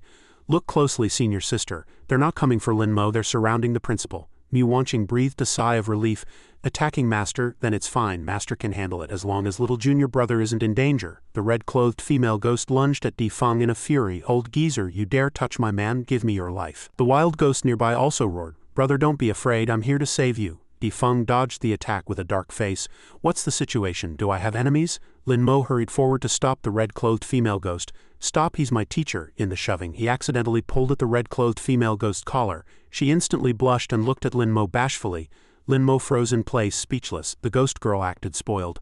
How naughty, husband. With so many ghosts watching, you actually want me to undress here. And Ran, watching from the side, clenched her fists and gnashed her teeth. Lin Mo, that guy, actually pulling and tugging with that female ghost. As Ran's anger flared, a system notification rang out. Congratulations to the host for obtaining 60 defense break points. Lin Mo wondered, where did these points come from? The female ghost's eyes were like silk. Wait until I've taught this old man a lesson, then I'll keep my husband company. Lin Mo's face was ashen as he shouted a stop. No need, quick, tell them to stop. The ghost girl pouted aggrievedly, then nodded submissively. Fine, I'll listen to you. After speaking, she opened her mouth wide and issued a command. Everyone stop. The wild ghost instantly froze in place. Di Feng's veins were bulging as he roared. Lin Mo, what on earth is going on? Explain this to me clearly. The red-clothed female ghost's face changed instantly, fiercely retorting. Old geezer, you dare try shouting at my husband. Lin Mo hurried to hold her back and explained, it's a misunderstanding. These are friends I met at the abandoned graveyard. They thought you were bullying me, so they acted. The female ghost suddenly became tender again, pressing close to Lin Mo. I haven't seen my dear in a long time. Lin Mo backed away repeatedly in fear. I still have things to do. You should leave now. The female ghost left reluctantly with the ghost swarm. My husband has big business to attend to, so I won't disturb him. If you go to the abandoned graveyard, you must find us for help. Di Feng appeared behind Lin Mo with a dark face. What are you dazing for? Continue the training. Di Feng stood ready again, summoning the shield ghost. This time we're going with 3. Lin Mo narrowly dodged a strike from the shield ghost and wailed, my god, the difficulty has leveled up again. Without a word, the shield ghost sent Lin Mo flying miles away with a single heavy punch. Covered in bruises, Lin Mo gritted his teeth and struggled to support himself. This old guy was practically using a public training session to settle a private grudge. In the silence of the deep night, only Lin Mo's rapid, heavy breathing could be heard. The training didn't end until the stroke of midnight. Principal Di Feng walked over with his hands behind his back and praised him in a flat tone. You performed quite well today. We continue tomorrow. An Ran immediately ran over, gently wiping the dirt from Lin Mo's face while whispering with heartache, You're a mess. Hurry and wipe the mud off your face. Suppressing his exhaustion, Lin Mo asked with a face full of pride, Well, was I handsome today? Mu Wanqing narrowed her eyes and smiled, stepping forward to offer her praise. I have to hand it to you. You're the most clever and sharp person I've ever seen, second only to Master. Hearing this, Lin Mo only gave a modest smile. The first senior brother must be very strong too, right? Mu Wanqing's eyes sparkled with excitement as she blurted out, Naturally, he's currently a wanted criminal in 7 countries. The expression on Lin Mo's face froze instantly, and he was speechless for a long time. A wanted criminal in 7 countries, he stammered a follow-up question. What about the other senior brothers and sisters? Lin Mo hurriedly made a stop gesture toward Mu Wanqing, his mouth hanging open in utter helplessness. Stop, stop, stop, I think I get the picture. So not a single one of them is a normal person, huh? Mu Wanqing narrowed her eyes and smiled brilliantly, softly adding, Although they don't get along with Master, they're quite friendly toward us fellow disciples. Lin Mo replied with a speechless, awkward smile. Hey, I doubt they're truly friendly. Mu Wanqing continued to smile, giving Lin Mo a friendly pat on the shoulder as she instructed, That's why only the 2 of us are left by Master's side now. We must be obedient and strive to be good disciples. Lin Mo didn't know what face to make and hurriedly nodded in agreement. Naturally. Suddenly, An Ran's face darkened, and she pouted, speaking with a hint of jealousy. Don't you think you should explain what's going on with that female ghost? Lin Mo scratched his head, explaining with an awkward stammer. You mean that female ghost? Caught in a predicament, Lin Mo didn't dare look and ran in the eye and muttered in a low voice, "That night, for some reason, I passed out in that ancient mansion in the abandoned graveyard. When I woke up, that female ghost was by my side. Ever since then, she's been pestering me. I'm really not lying. I truly can't remember what happened after I passed out." And Ran's expression was grim, her sharp gaze pressing him. "Is that all?" Lin Mo put on a face of honesty and reliability, raising 4 fingers as he replied firmly, "That's all." Mu Wanqing chuckled mischievously from the side, suddenly joining the excitement to ask, "Oh, and what did things look like when you woke up?" These words hit Lin Mo's weak spot. He was instantly tongue-tied, crying out internally that he was in trouble. If he said it out loud, he'd be finished. And Ran stood with hands on her hips, her face full of expectation, demanding an explanation from Lin Mo. "Hurry up and say it." Lin Mo suddenly had a flash of inspiration and began to ramble nonsensically. "Well, about when I woke up, we said or didn't say, or rather, if we were to say whether we should say it, it's basically that meaning. Actually, nothing was said, nothing happened. We said it's definitely like that. Is that kind of thing not okay? That's not what we said either. It depends on the person, so what can we do? We have to find a way. I didn't notice this before, but just as I noticed it, it had already been noticed. That's basically how it is, I'm telling you this, right?" Listening to Lin Mo's word salad for a long time, both Ran and Mu Wanqing were left dizzy, their heads spinning like rattles. Seizing the opportunity, Lin Mo quickly bid them farewell to make his escape. "Anyway, long story short, that's what happened. Good night, Ran." "Good night, senior sister." At this moment, Ran turned to Mu Wanqing with a dazed face and asked, "Could it be the story of 7 strong men and 1 delicate woman?" Mu Wanqing smiled helplessly, seeing through the truth. "He led us off track, we just listened to a bunch of useless nonsense." Finally realizing what had happened, Ran flew into a rage and shouted, "Lin Mo, you'd better explain yourself." Lin Mo squinted and laughed loudly, bolting away while not forgetting to look back and shout, "Ran, you're still in recovery. Tomorrow remember to protect your stomach before eating breakfast. If you eat on an empty stomach, that meal won't be called breakfast anymore." Mu Wanqing wore a speechless expression, shaking her head with a light sigh. Little junior brother is indeed a future pillar of talent. He will surely shine brilliantly in the future. Hearing this, Ran pouted crossly and retorted, "What kind of talent? I think he's just a total dork." The scene shifts to Lin Mo's dormitory, where everyone had already drifted into dreamland. Lin Mo gently pushed the door open, only to see Black Little Fatty suddenly poke his head out, saying with a face full of excitement, "You're finally back." Seeing Black Little Fatty's grinning face, Lin Mo frowned and asked in a low voice, "Why aren't you asleep? What are you making a fuss for in the middle of the night?" Black Little Fatty's eyes were full of expectation, his grin nearly reaching his ears as he whispered a reminder. "Brother Mo, the videos you promised me. The teacher series and that secret story about 7 strong men and 1 delicate woman, the 13-episode set." Lin Mo froze in place helplessly, momentarily tongue-tied, thinking the guy sure worked fast. He then replied, Sending it to you right now." Black Little Fatty's face was full of excitement and longing, a lecherous smile hanging on his lips. "Teachers, here I come." After sending them, Lin Mo turned to leave. "I'm going to shower, enjoy your show." A series of teaching materials from various teachers popped up on Black Little Fatty's phone screen. He instantly turned into a stone statue, his face written with despair. He felt terribly wronged and roared in a fit of rage, "What the hell is this garbage?" The system immediately popped up a notification. "Congratulations to the host for obtaining 500 defense break points." Inside the room, Lin Mo laughed so hard he doubled over, thinking he wasn't wrong. That truly was the complete teacher series of educational materials. Black Little Fatty's face was ashen as he looked at the phone screen with disgust, muttering, "What about 7 strong men and 1 delicate woman?" The theme song of the cartoon Calabash Brothers immediately started playing from his phone. Black Little Fatty was so angry he slammed the phone onto the ground and cursed loudly. "Damn you, Lin Mo!" The system popped up another notification. "Congratulations to the host for obtaining 500 defense break points." HU was startled awake by the commotion, sitting up abruptly and exclaiming, "What's wrong? Is a ghost attacking?" Black Little Fatty knelt on the ground unwillingly, venting his grievances. "Lin Mo, that dog bastard lied to me. Monster, release my grandpa." Seeing this, HU sighed helplessly. "Is it worth getting this agitated over a video?" Hearing the noise outside, Lin Mo laughed triumphantly, shouting in his heart that it was satisfying and that the plan was a total success. Later, on the rooftop of the Poplar Academy dormitory, Lin Mo was preparing to upgrade the Electrode Ghost. His face was solemn as he concentrated his energy to help the Electrode Ghost break through. Upon feeling its body filled with surging power, the Electrode Ghost let out a satisfying roar. A male student below suddenly poked his head out and cursed in the direction of Lin Mo. "Damn it, what's with the noise in the middle of the night? Are you going to let anyone sleep?" Lin Mo looked awkward and quickly apologized sincerely. "Sorry, I lost control for a moment." The male student had just caught sight of the electrode ghost's hideous appearance. His face turned deathly pale instantly, and he ducked back inside, not daring to complain further. It's fine, carry on, pretend I said nothing." Lin Mo's eyes flashed with excitement and anticipation. He patted the electrode ghost on the shoulder and said softly, "Then let's continue. Activate your third skill." Lin Mo concentrated his full power to amplify the energy, successfully exchanging the electrode ghost's third skill. The electrode ghost stood quietly, feeling every bit of change within its body. The electrode ghost's loyalty increased by 9, reaching 99. With loyalty maxed out, it would no longer decrease. The electrode ghost officially became a permanent contracted ghost. Lin Mo rested his chin on his hand, thinking with a solemn expression. "Finally, I have a way to deal with ghosts that have both armor and magic resistance. I won't be as helpless as before. This makes up for the shortcoming in my attack power." After finishing that, Lin Mo quickly ordered the recall of the electrode ghost. Immediately after, Lin Mo summoned a longsword with a grim face, then called forth the sword ghost. Lin Mo gripped the sword ghost tightly, concentrating his full strength to upgrade it.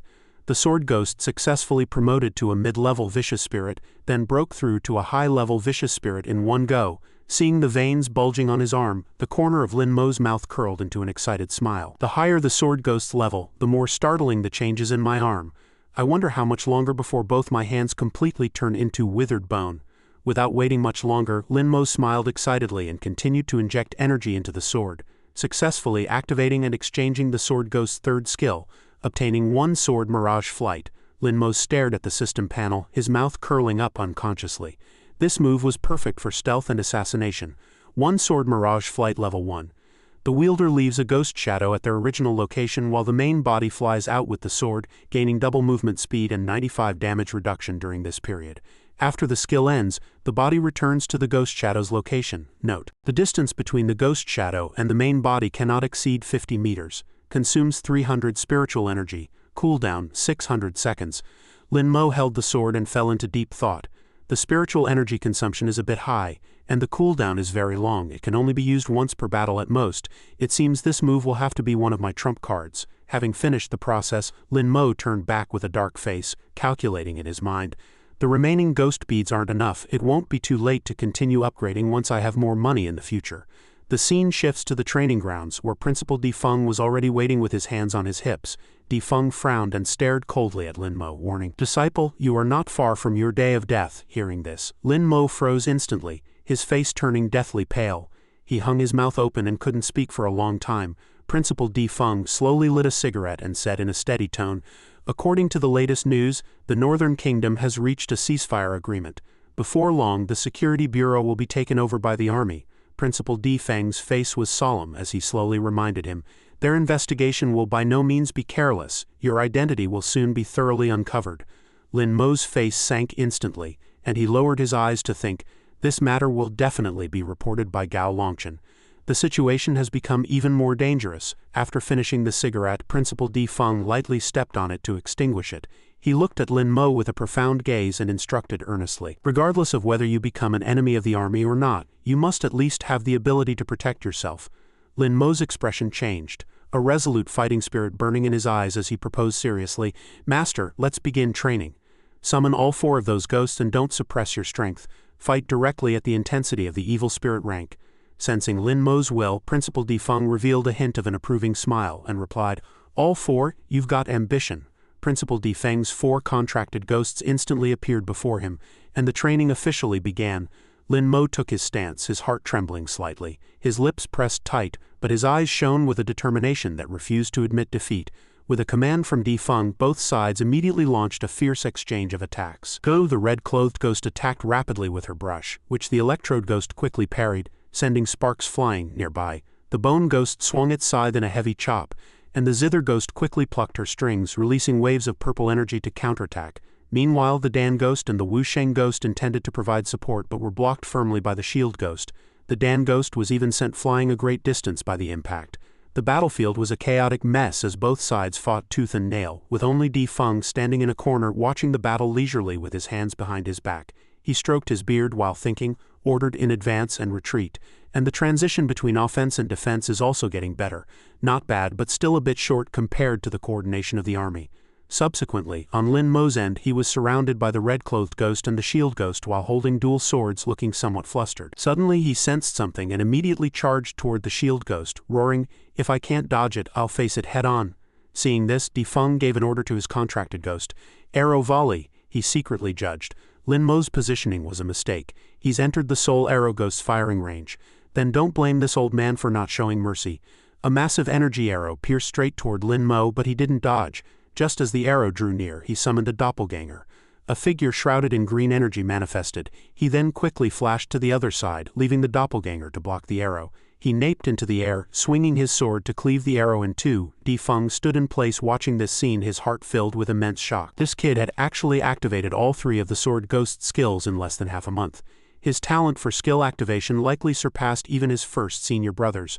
Lin Mo stared at the teacher before him, calculating in his mind to take advantage of the fact that one sword Mirage Flight was still active to quickly capture the leader. Suddenly his right eye turned red and he gave a great shout. "Blood curse!" Lin Mo turned into a gust of wind and charged toward his master. Defeng naturally wouldn't sit and wait for death. He raised his hand to summon the Blood Knight Ghost. A ghost with bandages wrapped around its chest, radiating powerful energy, manifested. Ghost chi instantly filled the area as the Blood Knight Ghost activated teleportation. It closely guarded Defeng in a defensive stance. Lin Mo executed a horizontal sweep, but was dodged. Defeng looked at the ghost behind him with a triumphant expression. "Dodged it, leader, you're still too careless." Lin Mo's mouth twitched slightly, thinking that the 8 Ghost Kings were indeed not easy to deal with. However, being able to force Defeng to summon another contracted ghost was a small achievement. Suddenly the shield ghost appeared out of nowhere and struck Lin Mo heavily from behind. Lin Mo's face was cold as he shouted sharply, "One sword Mirage Flight, retract." He instantly moved elsewhere and the heavy shield struck empty air. Immediately after, he sensed something was wrong and glanced back in terror, only to see 3 sharp arrows shooting toward him rapidly. At the critical moment, the Electrode Ghost used its chainsaw to block all the arrows. Lin Mo shouted with lingering fear. "Electrode Ghost, well blocked." He observed his surroundings tensely, secretly reminding himself not to let his guard down. "Training isn't over, continue," the Blood Knight Ghost said while observing the situation. Just now, he deliberately showed a flaw to lure the Shield Ghost and the Judge Ghost into attacking so he could use one sword Mirage Flight to break through easily. "Leader, you were played by him. Who would have thought that in a single night, he not only activated all 3 of the Sword Ghost skills but also mastered the essence of coordinating offense and defense." After a few rounds of exchange, the Blood Knight Ghost reached a conclusion. "In terms of contract limits, he is not inferior to you. In terms of skill activation talent, he is not inferior to your eldest disciple. In terms of ruthlessness and decisiveness, he is not inferior to your 8th disciple." The Blood Knight Ghost watched Lin Mo as he continuously dodged on the field, marveling in its heart. "In terms of craftiness and wit, he is certainly not inferior to your 2nd disciple." The Blood Knight Ghost patted Defeng on the shoulder and praised meaningfully. "Leader, you've taken in another good disciple." "Good disciple, stop mocking me." He then pointed in Lin Mo's direction and said seriously, "He's still green, he needs to keep practicing." Hearing this, the Blood Knight Ghost understood and spoke no more. Suddenly, the Blood Knight Ghost charged forward with excitement, leaving Lin Mo shocked and pale. "Then I'll go over and play too." The Shield Ghost and the Blood Knight Ghost launched a pincer attack on Lin Mo, forcing him to dodge repeatedly. The Blood Knight Ghost frowned in provocation. "Hey kid, want to ramp up the intensity? I'm getting serious." Lin Mo's face sank upon hearing this. "This much intensity is nothing, bring it on." As soon as the words left his mouth, the Blood Knight Ghost flew in to attack, sending Lin Mo flying. The Blood Knight Ghost shouted sharply, "You've got a big mouth." The Blood Knight Ghost looked up at Lin Mo, and surges of blood chi emanated around it, forming a tornado. Countless sharp blades flew out from the storm toward the sky. They pointed straight at Lin Mo, who was suspended in midair. At this moment, Lin Mo had no leverage, and could only grit his teeth and take the sharp blades piercing his skin. He secretly marveled in his heart that this move was too powerful, and it seemed Defeng was still holding back, otherwise this move would have definitely cut down to the bone. As he lost his center of gravity and fell, the red-clothed female ghost suddenly appeared. She used her body to catch him, cradling him in her arms. The red-clothed female ghost helped him stand steady and sighed with heartache. While Lin Mo was nearly exhausted at this point, his control wasn't proficient enough yet. He had to close the gap as soon as possible. He let out a great shout, "Keep practicing until dark." The moon was already hanging high in the branches. Lin Mo lay on the mud gasping for breath from exhaustion, while Defeng sat nearby smoking. Defeng held his cigarette and praised thoughtfully, "You performed well today." Lin Mo asked happily, "Master, can I fight a private second class now?" Defeng turned his head and teased with a wicked smile. "You can. 3 or 5 private second classes won't be a problem for you." Lin Mo felt a bit embarrassed and reminded him with a worried look. "Master, you're getting older. You should smoke less." Defeng's face was written with sorrow as he whispered, "Sigh, getting old. This is my only solace left." Lin Mo sat aside, falling into deep thought. During these past few days of training, Defeng had truly been teaching him with sincerity, treating him like a direct disciple. But wasn't he the very person who led the troops to invade the Fengmo kingdom, burning, killing, and looting? His heart was full of doubt. "I heard you are one of the 8 ghost kings, severer of the heavens and earth. You were the commander of the army back then." Defeng, with the cigarette in his mouth, was so startled that his whole body trembled, and he began to stammer. He fell into memory, then looked as if he had lost his soul, accidentally biting his tongue and crying out in pain as the cigarette fell. He wiped his mouth and began to recount the events of the past. "During that battle, I was still a deputy commander. I only rose to commander afterward." Lin Mo pressed on suspiciously. "Disputes between nations have existed since ancient times, but did you teachers really carry out massacres and looting?" Defeng pondered for a long time before finally speaking. "Yes, the one who gave the orders was the commander of the Allied forces at that time, my senior brother, your martial uncle." Lin Mo sat up abruptly in excitement. "It was him." Defeng looked at him calmly. "Don't get worked up, you'll meet him sooner or later. But not now. You must improve your strength as quickly as possible, otherwise meeting him will only lead to your death." He clenched his teeth, a flicker of shock and rage flashing in his eyes, his brow furrowed as he forced the words out from between his teeth. "I understand." Defeng closed his eyes, swallowing a sigh into his heart, and explained slowly, "In fact, I regretted it as soon as the fighting was over. I wish I had never participated in that war." Memories flooded back. The Fengmo kingdom advocated for peace. To facilitate invasion and looting, the Chu kingdom fabricated a shocking lie. They claimed that Fengmo was about to open the southwest barrier to allow tens of millions of evil ghosts from outside the continent to invade. His voice grew increasingly desolate. Once the rumors spread, nations and citizens alike condemned them. Therefore, the Chu kingdom mobilized an army and allied with other nations to crusade against Fengmo. At the time, I believed the rumors and joined the crusade as well. At this point, Defeng suddenly gnashed his teeth. "But I only learned the truth afterward. Not only did Fengmo not open the barrier, but they actually strengthened their city defenses. Who could have imagined that a dignified great nation would deceive the entire world?" Lin Mo was furious as he listened, summarizing through gritted teeth. "So the Chu kingdom took the opportunity to occupy Fengmo, massacre the people, and destroy my home." Defeng clenched his fists, his gaze dark. "The Chu kingdom deceived everyone. Not only did they massacre a large number of civilians during the war, but even after the war, they refused to let the remaining 100,000 citizens go." His voice grew more indignant. "The Chu kingdom resettled the surviving citizens of Fengmo on the outskirts of various cities, forcing them to live at the lowest level of society. Whenever a ghost tide strikes, they are the first to be hit, becoming human shields for the people of Chu." After hearing the principal's words, Lin Mo could no longer restrain himself and slammed his fist heavily onto the ground with a loud bang. A flash of red light instantly crossed Lin Mo's eyes as the ground cracked under his fist, and he roared in fury, "This is a blood debt of deep hatred. It can never be forgiven." Defeng took a deep breath, his demeanor very calm. As he spoke slowly to Lin Mo, "You would have found out about this sooner or later. Since you asked today, I will tell you." Lin Mo looked at him. "I didn't want to be part of that filth and hated staying in the army, so I opened this Poplar Academy. Taking you as a disciple was also a way to atone for my past mistakes." Defeng turned his head away to dodge the subject, or so it could be said. A look of weary acceptance flashed across the old principal's face as he sighed. "If you want to seek revenge against me, I won't blame you." Lin Mo continued to stare at him intently, responding with a serious expression. "No, this can't be entirely blamed on you, Master. If blame is to be placed, it belongs to the Chu kingdom." He leapt down from the large rock, light as a feather, and spoke simultaneously.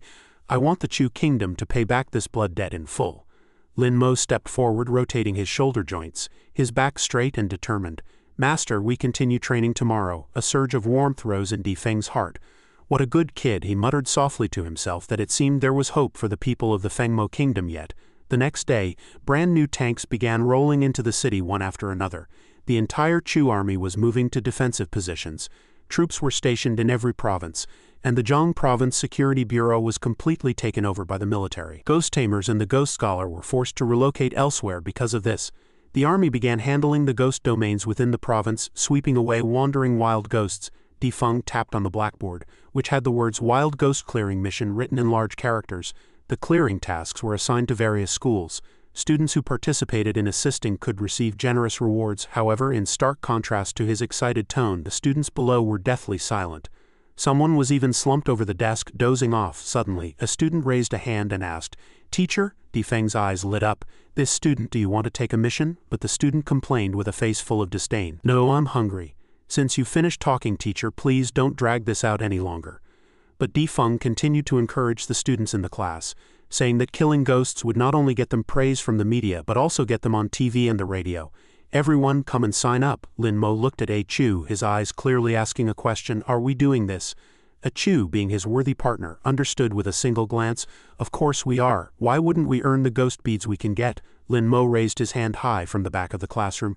"Teacher, we want to take the mission." Defeng, seeing him as a savior, hurriedly shouted, "Good!" After a round of fierce competition, Lin Mo and A Chu secured their mission. The school bell rang across the vast campus, marking the end of the day's studies. Lin Mo held a mission list: 2 mid-level vicious spirits in a haunted house, responsible school, Poplar Academy; 3 mid-level evil spirits in a swimming pool, responsible school, Lingfeng Academy; 6 primary-level malevolent spirits and 4 high-level evil spirits in a basement, responsible school, Snow Phoenix Academy. He asked in confusion, "Principal, why is the mission we're responsible for so weak? Why were the other schools assigned more ghosts than us?" Defeng only smiled and said, "Well, we are a higher vocational college. How can we compare to their key schools? Even this mission was something I had to snatch." He turned and walked toward the main gate, his attitude very composed and his tone carrying a hint of amusement. Having something was better than nothing, right? Suddenly, Defeng stopped, looked back at Lin Mo and A Chu, and gave a light chuckle, a glint of craftiness flashing in his eyes. "Besides, rules are meant to be broken." Lin Mo quickly understood Defeng's hidden meaning. "Master, are you telling us to go and snatch their missions?" But Defeng played dumb. "How, I never said such a thing." Lin Mo looked at A Chu beside him and high-fived him. "Whether it was our mission or not, we're going to snatch them." A Chu also nodded in agreement. "Exactly. At worst, we just won't take the reward. As long as we can get ghost beads from killing ghosts, who cares about the payment?" Inside the massive library lined with rows of bookshelves, Lin Mo walked leisurely down the aisle, his expression relaxed as if nothing were worth worrying about. At that moment, Lin Mo's footsteps stopped before a tall bookshelf. He glanced into the gap between the shelves, seemingly having found the person he was looking for. Seeing Ran sitting on the floor intently reading with her back against the bookshelf, he spoke slowly, "I knew you'd be here." And Ran replied flatly, "Reading books here doesn't cost money. If I don't read them now, I won't have another chance." He raised an eyebrow. "Leave? But the security bureau's warrant for you hasn't been rescinded yet. It's still very dangerous to go out now." And Ran rested her chin on her hand, her bright eyes staring at him. "I'm not a student of Poplar. How can I keep hiding here forever?" She stretched, glanced at him, and said softly, "Don't worry, I've been hiding from the security bureau for so many years. I know their limited abilities better than anyone." She paused, then slowly leaned closer to Lin Mo, continuing mysteriously, "I have a big business deal right now." And Ran leaned toward his ear, her warm breath brushing against him. "Wu Kun said that in the next couple of days the security bureau will be escorting a batch of supplies to Shin'e City. I plan to hijack it." Lin Mo was stunned for a long while after hearing this, his brow furrowing slightly, feeling very surprised by this news. He remained silent, and Ran's attitude was very determined. "They owe me all of this." Lin Mo looked at her, thinking to himself, "Directly stealing things from the security bureau, is there no law?" And Ran is truly bold. She turned back and stuck her tongue out at Lin Mo. "When I strike it rich, I'll share some with you." Lin Mo sighed softly. He had originally wanted to ask her to go snatch other schools' ghost-killing missions with him, but it seemed that wasn't going to happen. He looked at Ran and asked, "Only 3 people are going?" She shook her head with a look as if he were beyond help. That useless Wu Kun and the driver's rival didn't have much deterrent power either. After hearing this, Lin Mo immediately suggested, since it was just her, "How about I go too?" But before he could finish, Ran pressed a finger to his lips to stop him. "Shesh," she turned her head to hide a hint of sadness. "If you were discovered during the heist, the security bureau would have a reason to arrest you directly. I can't involve you." And Ran held up the book in her hand, showing the title to Lin Mo. "And I'm not as weak as you think. Look at this." He was beyond shocked. "Arrays. Arrays are things created by ghost tamers by circulating their own spiritual energy. Different arrays have different sizes and effects. Top-tier array masters can seal ghost domains and create barriers that block countless ghosts. but they are very difficult for ordinary people to learn. At most they can only suppress ghosts, so very few people study them. Lin Mo looked at her in surprise, his voice involuntarily rising a few notches. You learned such an obscure and difficult thing in such a short time. And Ran looked proud, her cheeks slightly flushed as she glanced at him sideways with a smile. Others might not understand it, but I'm not necessarily others. But as soon as she turned away, her heart couldn't help but ache for her poverty. One book costs tens of thousands, I can't afford it. Just as Ran put the book back on the shelf, Lin Mo reached out and took it down. You haven't finished it yet, have you? I'll just help you borrow it. Her attitude immediately became cheerful. Really? Thank you. Lin Mo shrugged and replied, it's a small matter. I'm still waiting for you to share some good stuff with me after you rob the security bureau. And Ran nodded firmly. Definitely. Lin Mo and A Chu stood in an open area. Rain poured down in torrents. Lin Mo looked at A Chu and said softly, the rain is too heavy, it seems we won't make it to the mission site tonight. He sighed. If only Black Little Fatty were here. We'd be fine if we just crawled into that trash can ghost. At that time, Little Fatty had firmly refused. No way, absolutely not. I haven't forgotten how you tricked me last time. I'm not falling for it this time. Echu held a hand over his head and asked Lin Mo, didn't you also have an appointment with Mu Wanqing? Where is she? He gave an embarrassed smile. The principal gave her some small tasks. She said she'd meet up with us later. Suddenly, a tall building appeared in the white curtain of rain. Lin Mo pointed ahead and shouted, there seems to be a house up there. Echu looked it over privately. It looks like a mortuary hall I saw back when I traveled everywhere with my dad to cut hair for people. Lin Mo asked curiously, what is a mortuary hall for? Echu lowered his voice in the torrential rain. His voice sounded extremely threatening in the rain. It's a yizhuang, a place where dead bodies are kept, however. Lin Mo didn't seem to care. Whatever, as long as we can avoid the rain, if some demons or ghosts actually show up. Just consider them as delivering ghost beads to us. Lin Mo and Echu walked side by side into the main gate of the mortuary hall. The rain continued to fall with no sign of stopping. Instead, it grew heavier. Heavy raindrops pattered rhythmically against the tiles, adding a bit more horror to the silent late night. Echu looked at the gate, pondered for a moment, and made a decision, which Lin Mo also agreed to. The rain was too heavy, we'll go inside to take shelter. Both men reached out simultaneously to push open the heavy wooden doors. A bone-chilling creak echoed through the empty space. The two entered a massive morgue. Cold corpses were piled up on both sides. Across from them was a small shrine where red candle flames flickered dimly, illuminating this eerie room. Suddenly, an old wrinkled face appeared behind Lin Mo and Echu without any warning. Her voice startled the two of them as soon as she spoke. You have disturbed my guests. Lin Mo gave a dry laugh, glanced at her, and asked softly, where are the guests? Old grandmother, we're only staying for one night and will leave at dawn. But the old woman replied, the people lying here are my guests. The old woman brandished the cane in her hand, frowning as she looked at Lin Mo. A mortuary hall is a place for the dead, not for the living. Get out. Lin Mo nodded, grabbed Echu's hand and turned toward the door to prepare to leave, not forgetting to look back at the old woman and say, all right, we're leaving now. Suddenly, the old woman saw the weapon on Echu's back and hurriedly called out to him, wait, you are a descendant of the barbers. Echu turned to look at her, nodded slightly, and answered very politely, though a few hints of doubt flashed in his eyes.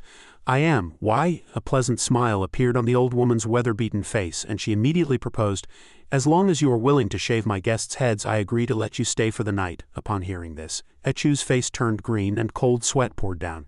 You want me to shave dead people's heads? Lin Mo chuckled twice. It's better than getting soaked in the rain outside. After a long time of conflicted consideration, Echu finally looked at the old woman hesitantly and nodded in agreement. All right then. Holding his sword, he asked the old woman in confusion, these people are already dead. Why do they need their heads shaved? She didn't explain, only simple urging. Less nonsense, hurry up and shave. With a dark face, Echu picked up a lock of hair from a corpse and pressed his short sword close to the scalp, shaving bit by bit.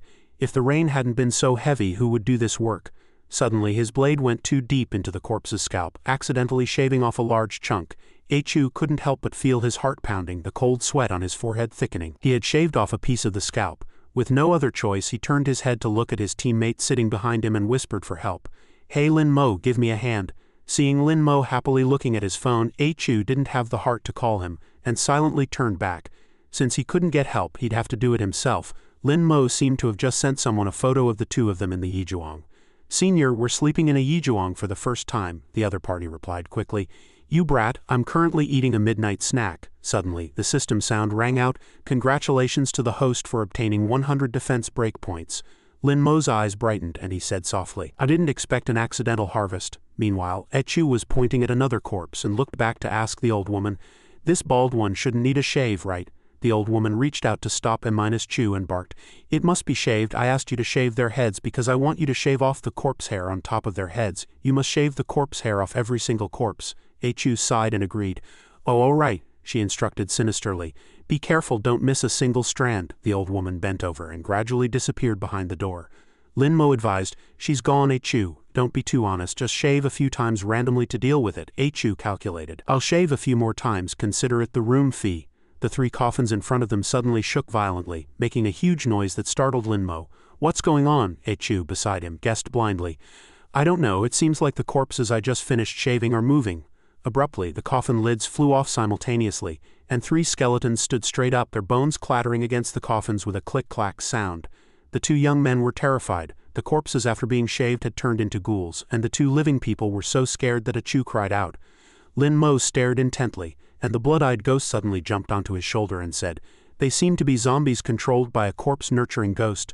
Lin Mo asked in confusion, What does a corpse-nurturing ghost do? The blood-eyed ghost then began a detailed analysis. The corpse-nurturing ghost would inject a wisp of its own ghost chi into a corpse to cultivate it. 49 corpse hairs would grow from the top of these bodies. When these hairs fell out naturally or were shaved off by a razor imbued with masculine energy, the corpse would fall under the ghost's control. Lin Mo thought with great interest, if I could contract this corpse-nurturing ghost, wouldn't I have a zombie army at my disposal? They'd be absolutely perfect for soaking up damage. With that thought, he immediately decided to add another one to his roster. He looked at Blood-Eye curiously and asked, Brother Blood-Eye, do you think that old woman just now was the corpse-nurturing ghost? Blood-Eye shook his head and replied, No, that old woman is human. She's likely being threatened by the corpse-nurturing ghost to handle matters for it. It seems this ghost is very cautious. Lin Mo used the power of his eyes to command, Blood-Eye, investigate thoroughly for me. Don't miss a single corner. He scanned the surroundings, but besides the dense ghost chi permeating everywhere, he found nothing unusual. Lin Mo looked toward the backyard and spotted the old woman with a flying ghost and cried out, In the backyard? He called for Chu to rush toward the ghost's location together. Lin Mo's face was cold as he decisively kicked open the door and charged out. The old woman shouted angrily, Who gave you permission to come to the backyard? Do you still want to stay at the mortuary hall or not? Lin Mo ignored her completely. Ghostly thing back there, get the hell out here. His face was expressionless as waves of spiritual energy fluctuated from his hands and he shouted, Still won't show yourself? Summon. The Electrode Ghost and Wu Sheng Ghost were summoned instantly, taking turns destroying the surrounding skeletal remains. Lin Mo threatened, Then I'll just destroy every last one of your corpses, the old woman worriedly said. If you destroy its corpses, it will definitely come looking for trouble with you. At that moment, the system prompted, Congratulations to the host for obtaining 100 defense breakpoints. Lin Mo replied enthusiastically, I'm exactly trying to get it to show its face. Countless marks, accompanied by a massive surge of blood energy, gradually manifested and spread throughout the entire courtyard. A pair of pale, lifeless hands reached out from beneath the ground, followed by a large number of corpses crawling out from the earth, letting out bursts of eerie roars. The old woman cried out in terror. It's over, it's all over. The corpse-nurturing ghost is enraged. At this moment, Blood-Eye on his shoulder reminded him, The corpse-nurturing ghost is summoning zombies. Whenever it successfully cultivates one, it stores it in a corpse storage bag, summoning them whenever needed. Facing the swarm of zombies roaring frantically and lunging at him, Lin Mo judged calmly, the combat power of these zombies is only at the level of primary-level malignant ghosts. Even if there are many of them, they shouldn't be a threat to us, right? Blood-Eye beside him hurriedly warned.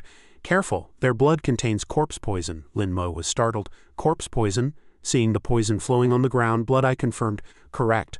Although their combat power is low, their nails, teeth, and blood all carry corpse poison. You must absolutely not touch them. Currently, the 2 young men were surrounded by the low growls of zombies. Lin Mo began to worry. With so many zombies, it's impossible to fight without contact. At this rate, we'll be worn down sooner or later. He kicked away a zombie that suddenly attacked him and shouted loudly, Can you find the corpse-nurturing ghost's true body and take it out directly? Hearing this, Chu quickly climbed onto the wall and shouted anxiously, I'll climb up and look, that ghost is very cunning, it might be hiding far away. Watching the area outside the gate filled with the sound of zombies scraping and Lin Mo shouting, Chu said in horror, Lin Mo, the outside is completely filled with zombies. They've got us surrounded so tightly not even a drop of water could get through. Lin Mo gritted his teeth and plotted. Since I can't find its hiding place, I'll find a way to force it to show itself. He then turned and threatened the old woman. Where is the corpse-nurturing ghost hiding? The old woman broke into a cold sweat from fear. I don't know, I really don't know. It kidnapped my grandson and threatened me to help guard the corpses here in the mortuary hall. Lin Mo focused his attention as she continued her defense. It leaves every time it finishes nurturing a corpse. I truly don't know where it is. Lin Mo was so angry he slammed her heavily onto the ground and cursed. Damn it! Watching the swarms of corpses surging toward him, Lin Mo suddenly felt something was off. Under the protection of the Wu Sheng ghost, Lin Mo pondered, destroying the corpses that have already been successfully cultivated has no impact on the ghost, but if I eliminate the ones that are about to be finished, I might be able to break its defense. He whipped his head back to stare intently at the old woman, testing her. Could this be the key to dealing with the corpse-nurturing ghost? He asked in a fierce tone. Where else is it hiding the corpses that haven't turned into zombies yet? The old woman was caught in a dilemma and pleaded, My grandson is still in its hands. If I tell you, my grandson will lose his life. Please have mercy and let me go. Lin Mo's attitude remained resolute. Speak, maybe we can even help you rescue your grandson. With a long sword held to her neck, the old woman's face was covered in tears as she said tremblingly, I'll talk. She shrank back and stammered her confession. In the basement over there are still hundreds of corpses hidden. As soon as she finished speaking, Lin Mo leapt over the zombie swarm. There were simply too many zombies behind him. Chu shouted loudly, Lin Mo, let me clear the way for you. With that, he activated his ability to summon the shadow ghost. Instantly, a dark shadow appeared, sweeping away the obstacles ahead. Lin Mo said gratefully, Thanks, good buddy, I'll settle this as quickly as possible. Chu alertly reminded him, be careful yourself. Lin Mo slowly walked into the eerie morgue, the smell of decay making him furrow his brow. Brother Blood-Eye, these corpses that haven't been fully nurtured yet shouldn't be poisonous, right? Blood-Eye confirmed. No poison. Hack them as much as you like. Lin Mo no longer hesitated, frowning as he prepared for battle. Good, let's see if you come out this time. Lin Mo swung his blade repeatedly at the corpses before him, and the system prompt rang out. He was excited and triumphant. Finally broke your defense, you little brat. Let's see how much longer you can hide. After a bout of hacking and slashing, severed limbs and broken arms were scattered everywhere. Lin Mo leaned on his sword for support, resting his hand on his forehead for a moment. 2 more floors to go. Keep at it. On the second basement floor, Lin Mo charged forward and sent several zombies flying with a few sword strikes. Following that, the system panel manifested. Congratulations to the host for obtaining 400 defense breakpoints. Detected corpse-nurturing ghost defense break progress has reached 69. Only 30 left for a direct contract. Upon reaching the 3rd basement floor and looking at the system panel, Lin Mo was still unsatisfied. Still not enough, let's put in more effort. Congratulations to the host for obtaining 200 defense breakpoints. Lin Mo laughed maniacally as he continued to hack and slash. Detected corpse-nurturing ghost defense break progress has reached 80. Only 19 left for a direct contract. On the other side, a mage sitting in a cave said dejectedly, How can the ghost chi on the corpses have completely vanished? He spread his fingers, his face contorted as he opened his mouth wide and roared, Which bastard is it? Who exactly destroyed my great corpse-nurturing plan? The little boy from the inn hiding behind the mage was pale with fear, his hands clenched tightly into fists in front of his chest. The mage turned around and grabbed the boy by the neck. I'll kill you. Tell your grandmother to sell me out. The boy struggled to breathe, weakly pleading for mercy. Don't kill me, don't kill me, the mage revealed a sinister smile. If you want to blame someone, blame your grandmother for not being able to keep a secret. Just as his hands tightened around the boy's neck, the system suddenly popped up a window. Ding, Mr. Corpse-Nurturing Ghost, congratulations on obtaining a lucky question opportunity. As long as you answer correctly, you will have the honor of becoming Lin Mo's contracted ghost. Please listen to the question. The mage turned his head in a fit of rage and roared, Listen to my foot, congratulations, your answer was correct. The question was, when Dad isn't home, what are we eating tonight? The answer was, listen to Mom. Contract progress, 10-20. The mage instantly transformed into a cloud of smoke and dissipated. The boy was released and slumped to the ground, his face full of bewilderment. What's going on? The mage's figure gradually blurred, his face filled with surprise. One could even see through his body to the dirt and gravel behind him. His body was forcibly pulled toward the direction of the mortuary hall. Subsequently, the mage's twisted and deformed body was sucked into Lin Mo's raised arm. Lin Mo looked at the mark on his arm and smiled with satisfaction. Contract successful. A group of zombies with green glowing eyes were lunging at Chu, but suddenly they froze. Only then did Chu wipe the cold sweat from his forehead and let out a sigh of relief. Seems Lin Mo succeeded. On this side, Lin Mo looked at his arm full of marks and laughed. Another one. Next time try to grow a bit more symmetrically. Subsequently, he reached out his arm and tried to summon. The mage flew out from his arm. Summon corpse nurturing ghost. The moment he showed his face, the mage waved his hands and broke into a loud curse. Bastard, on what grounds did you destroy so many of my corpses? Do you have any idea how much effort I spent to collect those corpses? Tisk, what are you shouting for? Lin Mo opened the system panel and clicked on the corpse storage bag. Inside, the mage's information was displayed. Corpse nurturing ghost, grade, primary level vicious spirit. Ghost chi, 570, only 430 left for the next level up. Loyalty 1, skills not yet activated. Corpse storage bag, zombies 11712. Note, the corpse nurturer actually possesses over 1,000 zombies, extremely powerful. The mage clutched that massive cloth bag tightly, his eyes bloodshot as he gnashed his teeth. Lin Mo only scratched his head and gave an awkward smile. If you hadn't insisted on hiding from me, I could have saved even more. In the room where the two stood, the ferocious corpses lay neatly in 2 rows. Lin Mo reached out a hand to signal him to look. Don't be angry. I only destroyed 2 floors. Didn't I leave 1 floor for you? What use is that? A single corpse hair takes at least half a year to fall off. I'd have to wait another 20 years. Lin Mo turned and said to the mage with a smile, I have a solution for this. My friend's barber blade can quickly shave off the corpse hair, saving you a lot of time. Hearing this, he asked happily, Really? Lin Mo immediately shouted toward the floor above, Achu, lend me your blade for a second. You got it. Achu, wearing yellow clothes, ran down the stairs and handed over his longsword with both hands. The blade is right here. Lin Mo didn't take it but said, Your swordsmanship is good. Help me shave off all the corpse hair on top of these corpses. But I don't know how to cut hair. Lin Mo gave a mischievous laugh. No need for precision. It's fine if you shave off the scalp along with it. That's even more convenient.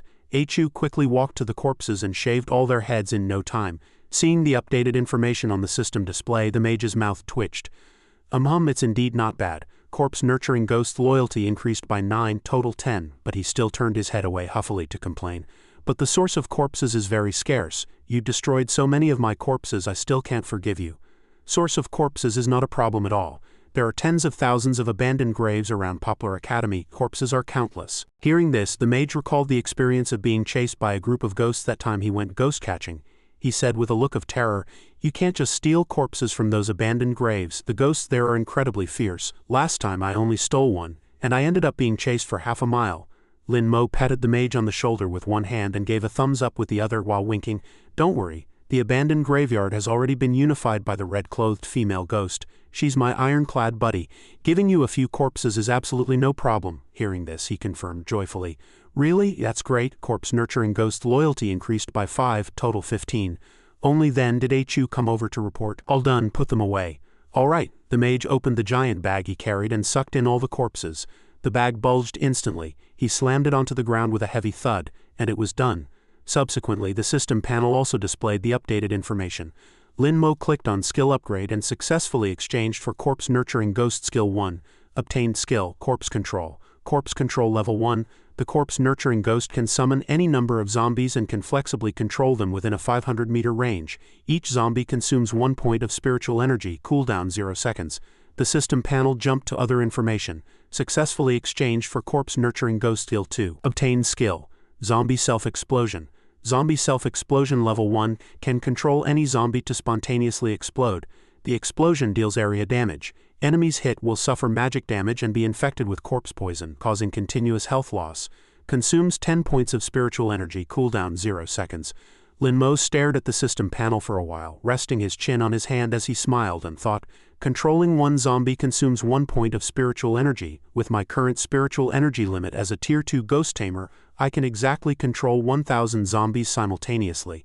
Not bad at all. Having finished the task, Lin Mo and Achu walked out of the door, and a figure ran toward them. It was the landlady of the inn. She asked in a trembling voice, My lord, is my grandson all right? Lin Mo pointed inside and smiled. Your grandson is on the mountain peak across from here, alive and well. Hearing this, the old woman wept with joy. Is it true? Thank you, young hero. Thank you. Faint moonlight filtered through the pitch-black night sky, and conversation echoed through the silent air. Everything was over. They could finally have a good sleep. Go get some rest. Tomorrow we still have to go to the swimming pool to complete the Security Bureau's mission. The next day, Lin Mo arrived at the location for the Security Bureau's mission. Eliminate the evil spirit in the swimming pool. He and Achu leaned against the ship's railing to catch the breeze. Suddenly he heard people talking behind him. Did you hear? Another person died at the Shufeng swimming pool. That's already the 12th this month. Lin Mo thought to himself, isn't the Shufeng swimming pool exactly the place where we're going to perform the mission? A woman took up the conversation. Of course I heard. I heard 1 or 2 of them died miserably. Their faces were completely black, like they'd been poisoned. I heard several police officers and security bureau agents who went to investigate also died. It must be a malignant ghost killing people." "Malignant ghost?" Lin Mo suddenly leaned over, patted one of them on the shoulder and smiled. "Is it really as terrifying as you say? I was planning to go there for a swim." The person turned their head, their face pale and expression terrified. "Don't go, absolutely don't go. Even if you swim in the river, don't go there. My aunt works as a lifeguard there. She saw 3 men die in the water with her own eyes." Lin Mo pondered for a moment and muttered to himself, "Drowning? Could it be a drowning ghost?" The person appeared even more frightened, reaching out to clutch their own neck as their body trembled, as if imagining a red-eyed, long-haired woman entangling them. No, they were strangled to death by a woman's long hair. Lin Mo continued his speculation. "Strangled by hair? Could it be a hair ghost?" The person shook their head and mocked. "I can tell at a glance you haven't been to school much. What hair ghost? I'm a Tier 2 ghost tamer. I've researched ghosts extensively." He pressed his finger to his chin, his eyes sparkling with a self-absorbed look. "As I see it, it must be a type of female ghost with extremely deep resentment." Lin Mo immediately retorted, making the person feel as if they'd been hit by a heavy blow. "Your research is way too half-baked. Just because someone was strangled by long hair, it must be a female ghost doing. Ancient men also kept long braids. It could also be an ancient male ghost doing." The person pulled a book from their pocket. "Don't disbelieve me. I've checked the data of those 12 deceased people." He flipped the book open and handed it to Lin Mo. "After checking the names, I found that all the victims were male. Even among the police who went to investigate, only the male officers met with misfortune. Have you ever seen a type of ghost that only kills men? It's definitely a female ghost with heavy resentment." Lin Mo rolled up his sleeves to reveal his arm, leaving the person dumbstruck. "Only kills men? Truly strange. If that's the case, this matter is indeed very dangerous." "Oops," he said stutteringly. "Say, 7 contracted ghosts, big brother. You are way too fierce." Lin Mo looked at his arm and said flatly and with some dissatisfaction, "What does this count for? It's only a single digit." Congratulations to the host for obtaining 50 defense breakpoints. That Tier 2 ghost tamer looked at him with an adoring face, his cheeks even turning slightly red. Ever since ghost tamers appeared, those with double-digit contracted ghosts can be counted on one hand. "A master? You are absolutely a master." He squinted and smiled, reaching out a hand to introduce himself. "My name is La Cheng from Xingxing Academy. From now on, you are my own blood brother." Lin Mo also reached out to shake his hand. "Lin Mo, Poplar Academy." Hearing the name, La Cheng jumped up in surprise. "You're the Lin Mo who broke the ghost domain trial record?" Lin Mo cupped his hands and closed his eyes with a face full of pride. "Low profile, keep it low profile." A moment later, the boat reached the shore. "We're here, let's go." Lin Mo and Chu stepped off the boat, turning to wave at La Cheng. "I've got business to attend to. Let's talk another time," La Cheng shouted back. "Guys, my mission is at the crematorium. If you're free, come by and give us some pointers." Chu turned to Lin Mo and asked, "The crematorium ghost seems to be a high-level evil spirit. Should we snatch that mission too?" "Of course we should, but let's deal with the swimming pool first." Lin Mo looked helpless, his tone sounding quite annoyed. "La Cheng said earlier that the ghost in the pool only targets men. This is going to be a bit tricky," he added with a serious face. "After all, our win against that evil spirit rank smoke ghost was pure luck. Facing an evil spirit with unknown intel, we can't guarantee a win. We need a plan." In less than a minute, Lin Mo clenched his fist and shouted excitedly, "I've got it." Under the blue sky and white clouds, several large trees shaded most of the corridor. By the swimming pool, several girls were whispering among themselves, "Is this really okay? Trust me, it'll work." The owner of the Shufeng swimming pool walked over and roared angrily, "What are you two doing here? This place is temporarily closed." "Go away," one of the girls flicked her smooth blonde hair. These 2 girls were actually Lin Mo and Chu, cross-dressed in skirts, were from Lingfeng Academy. "We're here to deal with the ghost in the swimming pool." Hearing this, the owner's attitude immediately softened. He bowed with a broad smile and said, "You 2 have finally arrived. I'm the owner. Because of the series of murders, I've been neglectful. Please get rid of that ghost. I will reward you handsomely." Lin Mo stood with hands on his hips, stroking his hair and curling his lip. "What's the use of a handsome reward? Give us something practical." The owner grinned and made a 10 gesture with both hands. "Easy. If you can solve that ghost, I'll give you 100,000 each." Lin Mo gave Chu a wink. "Okay, let's work." Not wanting to waste time, Lin Mo grabbed the owner's hand to leave. "Fine, we'll move now. By the way, boss, you lead the way." The owner's face turned deathly pale as he firmly refused. No, there's a ghost in there that specifically kills men." He fled in panic, consumed by terror. "I absolutely cannot go in. You 2 go ahead. I'll go prepare the money for you." Lin Mo stared fixedly at his back, feeling that something was off about this owner. Perhaps he was just scared out of his wits. So the two walked toward the pool together, not wanting to wait another moment. If we wait any longer, the people from Lingfeng Academy will arrive. Let's get in there. Inside the eerie swimming pool, a girl in a swimsuit was holding up her phone. Fam, I've arrived at the pool. Not only did she show no fear, she even smiled and winked at the camera. Give me some likes and follow me. I'll take everyone to see the murder scene. The comments section immediately exploded. Holy crap, the streamer is so brave. Haven't there already been 12 murders here, as expected of the #1 outdoor explorer? So dangerous, so thrilling. There are still bloodstains on the ground. I'm starting to get scared. Should we pull out? Streamer sweetie, don't play with fire. I'd rather steal bike batteries to support you. Lin Mo walked onto the scene, his toes emitting a faint light. Lin Mo and HU walked in and asked with a bewildered look, "Oh, there's someone inside." The female streamer turned around, and the camera caught the two in the frame. Someone's coming, what the hell? Why are these two sisters' hips wider than mine? These two are definitely guys in drag. If they're not, I'll eat crap on live stream. I get it. I heard the ghost only kills men, so these two big shots are pretending to be girls to trick it. These brothers are really going all out. Suddenly, a gust of eerie wind blew past, lifting Lin Mo's skirt and revealing the boxer briefs underneath. Lin Mo reached out bashfully to cover his skirt.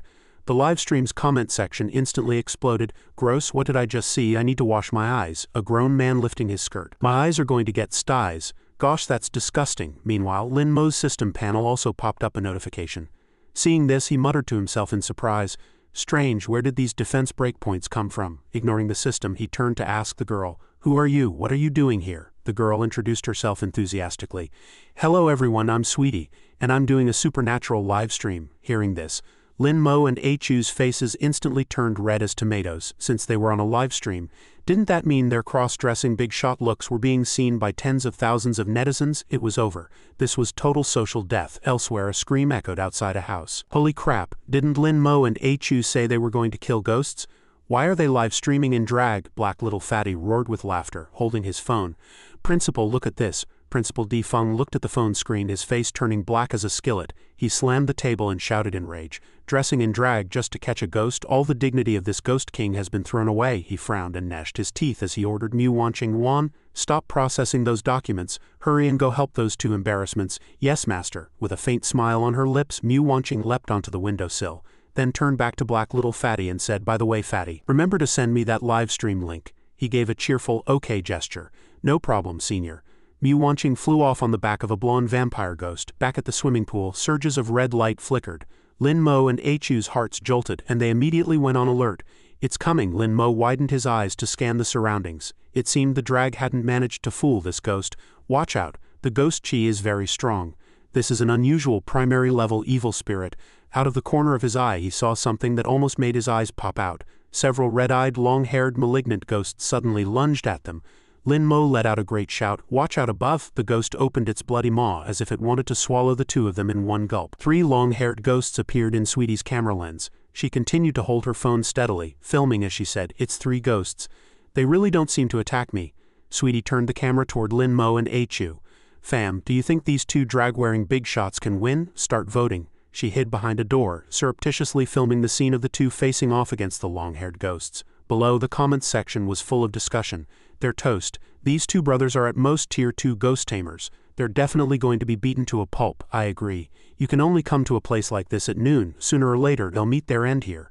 "Maybe not. I think these two have some skill. At least they can run away." The voting ended, and the results appeared on the screen. Can the drag big shots win? No. 98 yes, 2. Sweetie's sweet voice rang out just as the 3 ghosts charged toward Lin Mo and HU. "Let us witness the strength of these drag big shots together. Here they come." One of the ghosts lunged forward, opening a mouth full of fangs, its eyes blood red. Bursts of red light closed in on Lin Mo. HU swung his longsword, the blade glowing with a green light. He unleashed a horizontal sweep that struck the red light, triggering a violent explosion. Lin Mo and HU leapt backward simultaneously. Red light flickered in Lin Mo's right eye as he asked worriedly, "Why do they feel so strong?" Miss Blood-Eyed Ghost emerged to answer him.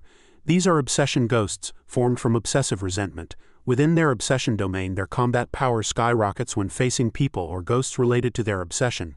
Hearing this, Lin Mo rested his chin on his hand and thought, "It seems the swimming pool is currently their obsession domain.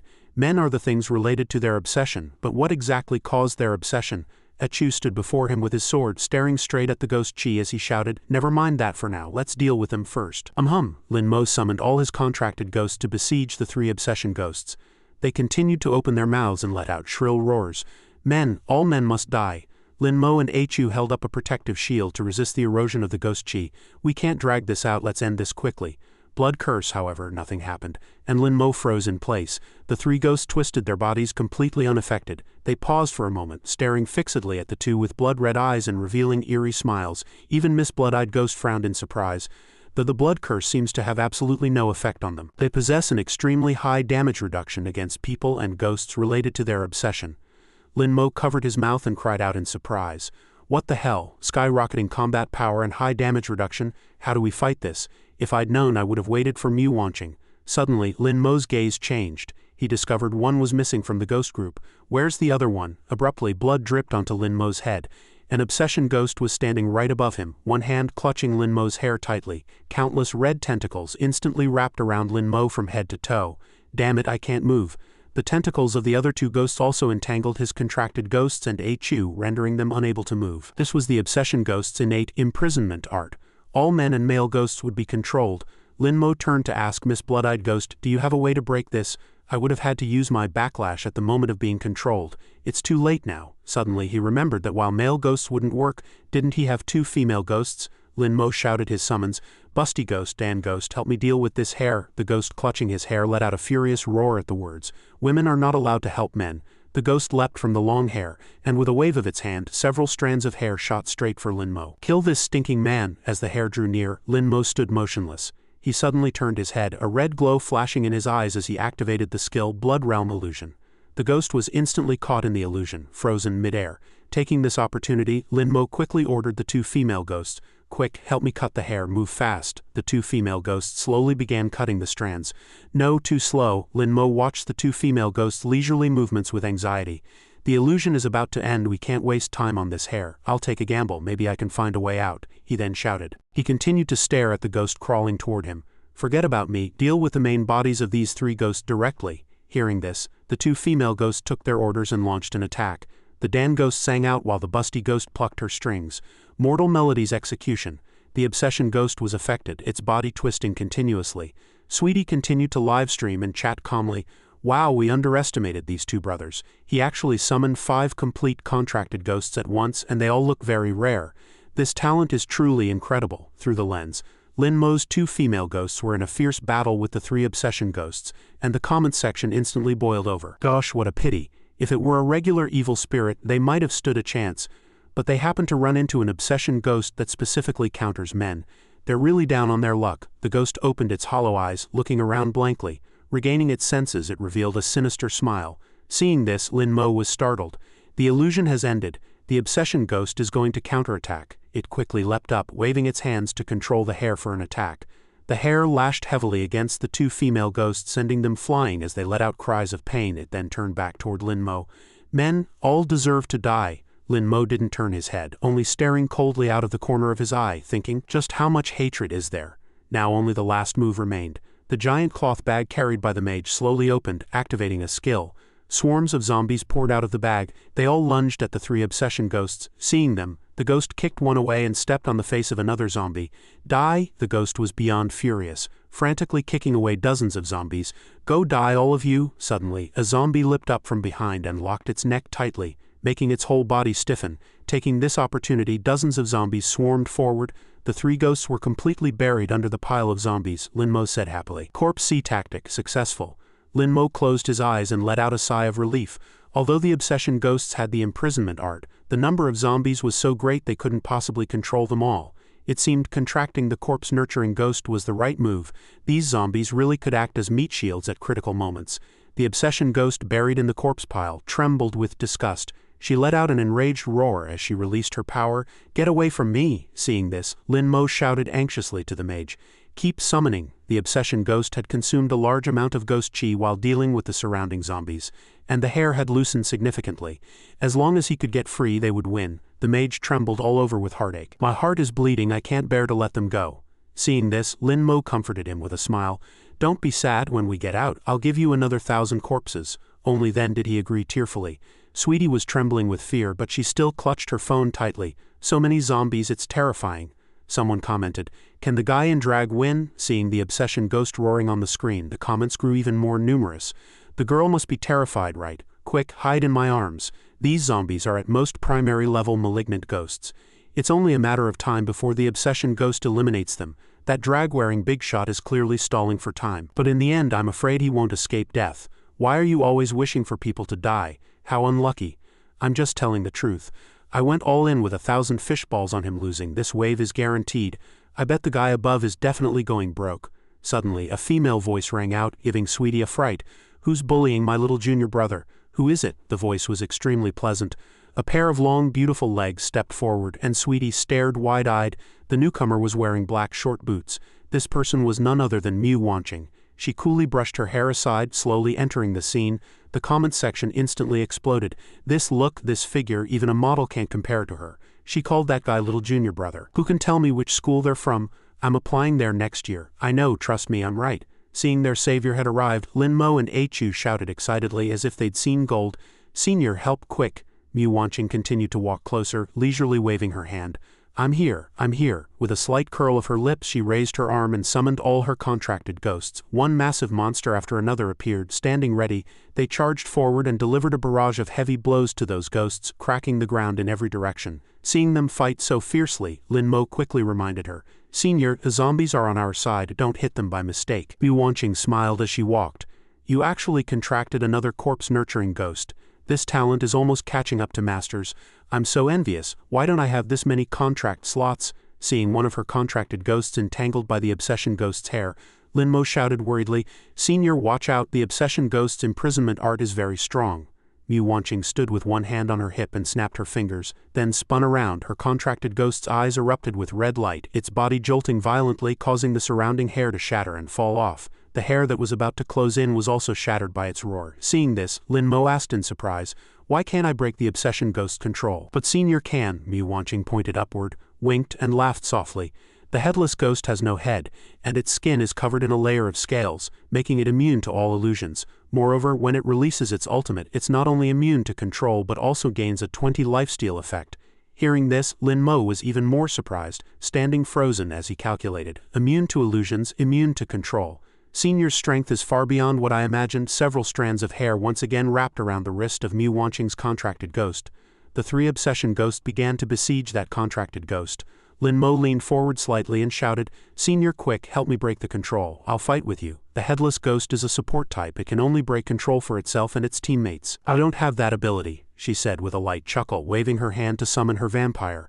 But no matter, once they're beaten to death, the control will naturally break. The vampire let out a roar as it charged out, its body spinning rapidly into a sharp blood-colored hurricane, frantically biting and crashing into the three obsession ghosts. Another contracted ghost leaped high into the air, swinging a mountain-breaking heavy hammer down with a resounding boom. The obsession ghost's hair was severed by the hurricane. Letting out a shrill warning, it quickly retracted its long hair and retreated. A ball of eerie green flame ignited in Senior Sister Manhua Name's palm, and she curled her lips into a smile. The battle isn't over yet. Immediately after, she unleashed the Ghost Warden's skill, Nether Prison. A massive pitch-black iron cage instantly took shape above the three obsession ghosts. Not good, it's a trap. One of the ghosts, with red eyes and green skin, revealed a sinister smile, and prepared to escape before the cage could drop. The other obsession ghost's eyes glowed with intense blood-red light as it attempted a forced breakthrough. However, the Ghost Warden suddenly reached out and used Soul Lock Connection, firmly entangling that obsession ghost. The eerie green chains instantly locked around its abdomen. Dragging it back into the cage by force, it struggled frantically inside, cursing shrilly. Damn you, you're a woman, yet you help men. You're the height of stupidity." As the three obsession ghosts were imprisoned, the hair-binding Lin Mo also dissipated, and he finally regained his ability to move. "Nicely done, senior sister." Using the combined attack of the headless ghost and the vampire to force the obsession ghosts into the warden's skill range, that coordination was practically a textbook example. A clean sweep. Lin Mo was full of praise for the senior's seamless execution of her skills. Holding his longsword, he walked slowly toward the cage. "All right, time to send you on your way." Facing the approaching god of death, the three obsession ghosts stopped struggling. Instead, they slumped to the floor, wailing in despair. "I'm not resigned. I won't accept this. It was men who killed us, so why are we the ones being punished in the end?" Hearing this, Lin Mo's footsteps faltered, and he fell into silence. The tip of his sword still rested against the cage bars. Just then, one of the ghosts suddenly spoke. "Wait!" It gripped the iron bars of the cage tightly, eyes brimming with tears, and pleaded, "Before you kill us, I want to ask you for a favor." Lin Mo raised an eyebrow and countered, I am human, you are a ghost, why should I help you? What can you give me in exchange? The other ghost pulled at its companion, growling with hatred. Why are you begging him? Not a single man is good. That's right, we're dead either way. The ghost clutching the bars roared hysterically. As long as I can get revenge, I'll do anything. Looking at her wretched state, Lin Mo's heart softened slightly, and his tone relaxed. Tell me first, what do you want me to help with? The obsession ghost's tears fell like rain as it spoke through gritted teeth. It's the person who killed us. Its voice was filled with infinite pain, the owner of this swimming pool. 3 months ago, that bald owner and the pool cleaner specifically harassed single girls who came to swim alone. He strangled them tightly by the neck, ignoring their frantic struggles. Remembering the tragedy of that time, its body couldn't stop trembling. Their legs were pinned down, kicking powerlessly in the air, but they couldn't break free at all. Before long, the struggling grew weaker and weaker until it stopped completely. After the girl was tormented to death, the owner actually faked the scene, saying she died of drowning. She died with immense resentment and grievance. At this point, the two obsession ghosts held each other and wept, taking turns to voice their accusations. That girl was me, I was the second victim. The ghost leaning on the outermost side added in a low voice, I was a journalist. It gripped the bars with both hands, its tone desolate.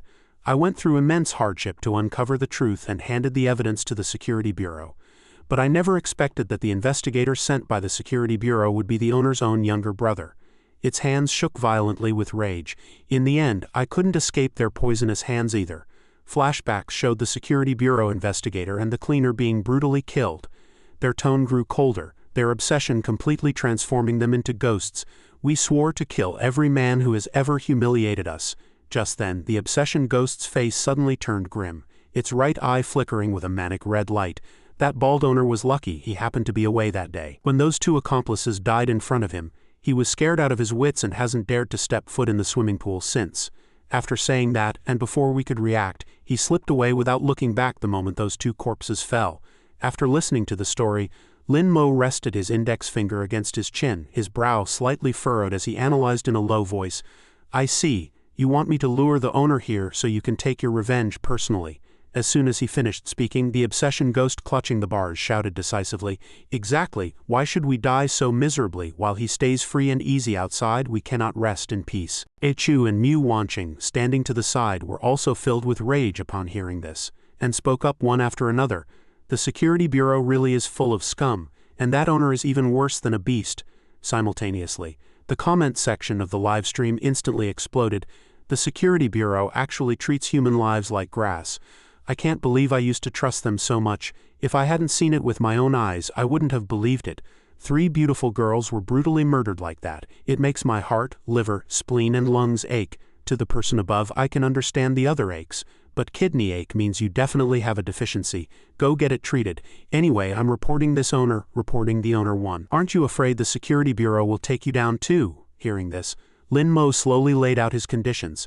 This isn't hard to do, but you have to tell me that secret first so I can see if the favor is worth the effort. The ghost's face was grim as it stared at him with burning eyes, lowering its voice. Then I'll tell you a major secret. At 10 p.m. 3 days from now, the Nanshan Ghost Domain will launch a full-scale breakout. They intend to completely crush the Chu army's defensive lines and burst through the blockade. This news left Lin Mo's trio stunned in place as if plunged into an ice cellar. Then the obsession ghost's voice echoed eerily again. The number 3 ghost head of the Nanshan Ghost Domain will personally lead 10,000 ghosts to pass through the northern suburbs of Lingling City. By now its face was covered in cold sweat as it slowly added, there are at least 20,000 local residents and 5,000 surviving Fengmo refugees there, who won't have time to evacuate. They will all die in the chaos of battle. To the Chu Kingdom, the lives of the Fengmo people are insignificant, but they absolutely do not want to see the local residents die a tragic death. Lin Mo fell into deep thought. Master had said that the Chu Kingdom settled the Fengmo people outside the city exactly to use them as meat shields. When 10,000 ghosts pass through, the first to fall will definitely be them. At this moment, the obsession ghost gripped the bars tightly and roared in anger. As long as you tell this news to the Security Bureau, it will definitely be a massive achievement. Is this secret enough for you to help me? Lin Mo revealed an unfathomable smile and praised. Good intel, I agree. I'll lure the owner in. He gripped his sword hilt so hard his knuckles turned white, saying in a deep voice, I won't sit idly by during this ghost tide either. Thinking of those displaced Fengmo people, he muttered to himself, not for the Chu Kingdom but for Fengmo. At this point, the system notification, acting as a bonus, rang out. Given that Lin Mo and Chu successfully defeated the obsession ghosts, they must fulfill their promise and perform a rap. Lin Mo excitedly tossed his things aside and with his back to the audience began his toneless recitation. Sister slays ghosts. Only because sister is too beautiful. Others are still being vain while taming ghosts, but sister kills ghosts without nonsense. He turned around and swayed to the rhythm. Only because sister is too beautiful, no ghost is a match for her. In a second she turns them to ash. Even the supreme of the ghost realm will collapse. The dream of invading the human world stepped on and shattered. Sister, only because sister is too beautiful. Just as the readers couldn't help but want to clap along to the beat, the author revealed a barbaric smile. Afterward, those two revealing maid outfits and schoolgirl uniforms were ruthlessly tossed onto the ground, and Lin Mo finally changed back into his crisp blue t-shirt. Work's done. Lin Mo put on his jacket and turned to Mu Wanqing. Senior sister, Chu and I will go lure the owner here. Mu Wanqing's face was full of rage as she clenched her fist and said coldly, "Good, even if you don't act, I want to slaughter him with my own hands." However, Chu stood in place, reaching out a hand to stop them, reminding them in a calm tone, "Wait a moment, Lin Mo, are you really going to kill him with your own hands?" Lin Mo's face was grim as he said in a deep voice, "Every debt has its debtor." He glanced at the angry obsession ghosts in the cage and continued, "That owner should naturally be left for them to handle personally." He glanced at Chu and added, "That way we won't be breaking the law. The security bureau won't be able to do anything to us." With that, a flash of excitement crossed his eyes, and he clenched his fist in admiration. "Good idea." Then he said seriously to Mu Wanqing, "Of course just the two of us isn't enough. We need you to cooperate in an act, senior sister." Mu Wanqing didn't decline, giving a thumbs up with full confidence. Meanwhile, outside the pool, the owner of the Shufeng swimming pool was sitting with his legs crossed, smoking, when he suddenly heard a dismissive voice. Those three ghosts were really hard to deal with. Chu and Lin Mo walked out side by side, chatting and laughing. "So what? They still became souls under our blades. Today's harvest is quite significant." Hearing this, the owner suddenly tossed his cigarette, stood up excitedly, and approached them with a face full of smiles. "You two young men, are the ghosts all dealt with?" Lin Mo conveniently held up the 3 ghost beads in his hand and replied with a raised eyebrow, "Naturally. 3 fresh evil spirit rank ghost beads."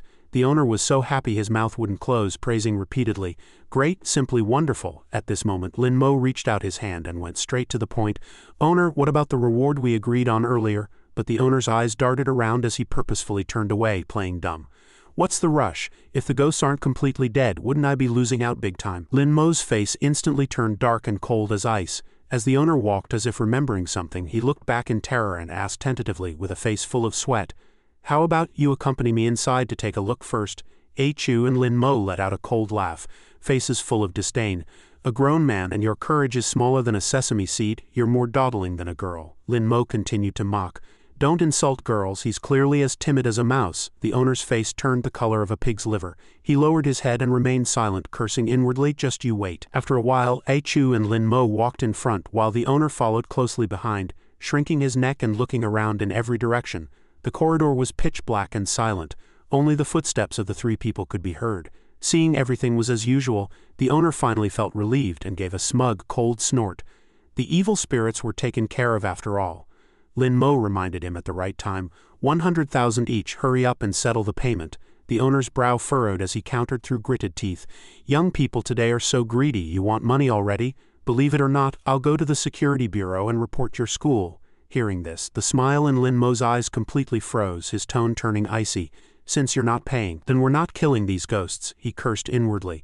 The man really was unredeemable trash. Hearing this, the owner panicked and spun around to question, "What did you say? The ghosts aren't dead, you lied to me." Just then, Chu and Lin Mo calmly took a few steps back and countered coldly, "Didn't you lie to us as well?" The owner was so angry he became incoherent. Lin Mo's eyes were full of murderous intent as he lightly spat out one word, "Release." Following the command, the 3 obsession ghosts emerged from the void. The owner was still trembling and asking, "Why are you backing away?" A roar laced with a poisonous aura suddenly echoed from behind. The owner looked back in terror, letting out a shrill scream. An obsession ghost roared, "You caused us so much misery. Today you'll pay with your life." Immediately, the 3 ghosts charged forward together, countless black strands of hair dancing wildly in the air, instantly sealing off all of the owner's paths of retreat. Overwhelmed by this terrifying power, the owner watched helplessly. As the long hair touched his face, he was so terrified that tears flowed down his face. He wanted to call for help, but his throat was gripped tightly by the hair, preventing him from making a sound. Immediately after, he was slammed heavily into the swimming pool, his entire body constricted by the hair until he couldn't move. He thought in despair, it's over. Completely over. Just then another obsession ghost appeared silently behind him. Its tone playful, your time of death has arrived. The owner's face turned deathly pale, completely devoid of color, as he roared frantically, help, save me. Linmo stood on the bank and let out a flat sigh. I haven't gotten the money yet, so I'm afraid I'm powerless to help. Hearing this, the owner struggled desperately, pleading with rapid-fire speed, I have money, this gold watch can be sold for 70 or 80,000, save me and the watch is yours. With that, he tossed the watch toward Lin Mo. Lin Mo caught it with quick eyes and hands, and the system immediately prompted, congratulations to the host for obtaining 100 defense breakpoints. While slowly wiping the watch, he smiled sinisterly, are you an idiot? Once you're dead, this watch will be mine anyway. The owner struggled in the water, swallowing several mouthfuls of water, and cursed in rage. Bastard, you're colluding with a malevolent ghost. This is a capital crime. The Security Bureau will never let you off. The system prompted again, congratulations to the host for obtaining 300 defense breakpoints. Lin Mo and Chu shared a look, pretending to be innocent in unison. Who's colluding with a malevolent ghost? Don't go making false accusations. You clearly fell into the pool yourself and were attacked by a wild ghost. The owner surfaced in a fit of rage, wanting to argue. You intentionally released the ghost to kill me. That's a death penalty offense. Lin Mo turned to look at Mu Wanqing.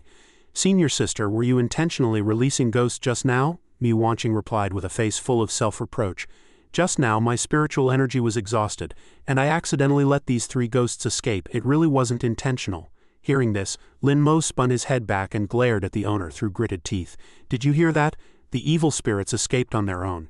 If you dare to keep talking nonsense, I'll sue you for libel. The owner trembled with rage, cursing continuously, bastard, colluding with malevolent ghosts. System prompt. Congratulations to the host for obtaining 500 defense breakpoints. Lin Mo immediately put on a face of righteous indignation and shouted to his companions, who says we want to harm him? Chu, senior sister, quick, save him. He made a show of charging forward, shouting, dreadful evil spirits, I'll fight you to the death. However, before he could take 2 steps, the 3 of them began to scream in weakness, as if sent flying by some invisible force. Lin Mo struggled to crawl up, saying while gasping for breath, these ghosts became too strong upon seeing you. We are truly powerless. Mu Wanqing also entered acting mode, wailing loudly toward the unconscious Chu on the ground. Some wiped away tears, while others bowed randomly toward the empty air. I can't do it. These ghosts are too fierce. Chu, you died such a tragic death. The viewers in the livestream were laughing their heads off, the comments scrolling rapidly. Oscar owes them a Best Actor award. This acting is simply incredible. According to regulations, a ghost tamer will be punished for failing to save someone in mortal danger. But they tried their best but couldn't save him. It's perfectly fine. Someone even took a screenshot to joke. That bald owner probably wasn't killed by the ghosts but was fuming to death because of these drama queens. So satisfying. Just then, countless strands of long hair suddenly tightened around the owner's throat. Even with all his strength, he could only squeeze out a few words of plea. No, I don't want to die. Before he could finish, the dense hair swept past like sharp blades, instantly cutting him into pieces that scattered across the surface of the pool. The 3 obsession ghosts let out a long roar toward the sky, and their resentment subsequently dissipated. They transformed into human forms and floated in midair, waving goodbye to the group with tears in their eyes, one of them whispering her thanks. Then they transformed into 3 azure ghost beads and, under the gaze of Lin Mo's group, slowly fell into Lin Mo's open palm. This miraculous scene was completely recorded by the camera. She clutched her phone, screaming and cheering with excitement. It was so satisfying. Punishing scum like that was practically the light of justice. Suddenly, students from Lingfeng Academy emerged from nowhere, pointing ahead and roaring, "Who are you? How dare you snatch our mission?" Lin Mo, who was facing them, immediately had his attention drawn and quickly turned to look. Then he calmly raised a hand, raising an eyebrow with an arrogant look as he countered, "Snatch a mission? In the business of scholars, can it really be called snatching? We are all ghost tamers. You kill ghosts, I kill ghosts.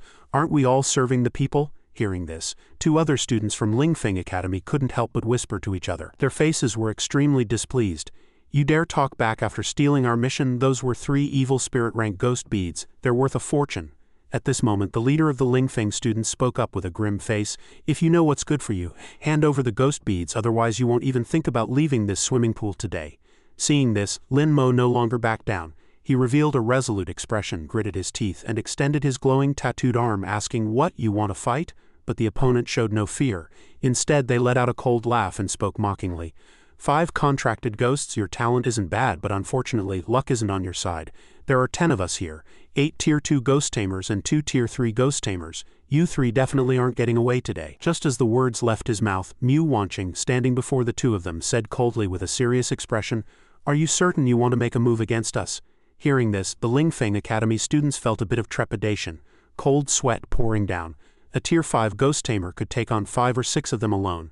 But not wanting to lose face, he shouted a question, "Who exactly are you people?" Lin Mo signaled Mu Wanqing to be quiet, then slowly narrowed his eyes and introduced himself. "This humble one is of humble talent, Sun Mo of Snow Phoenix Academy."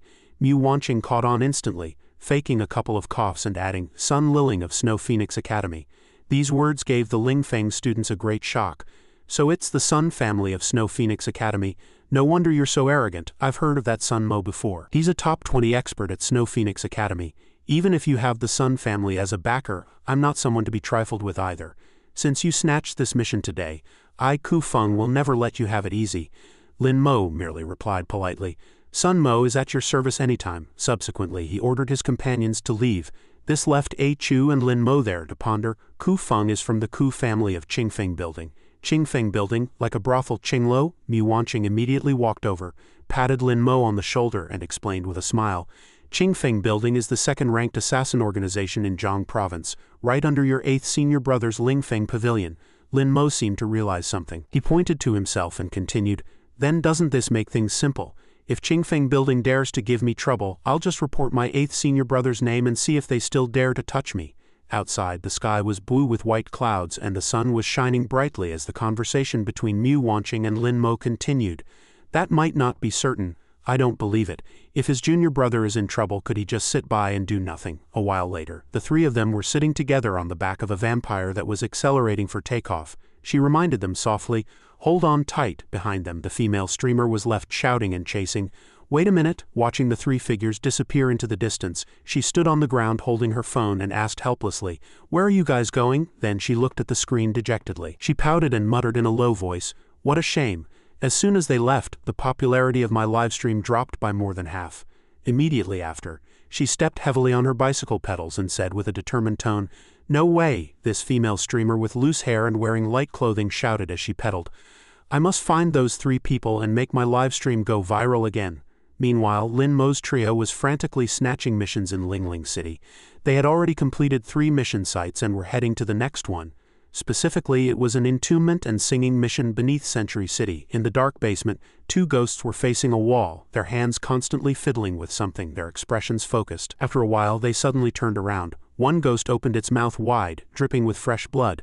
The other ghost stuck out a disgusting long tongue, attempting to be frightening.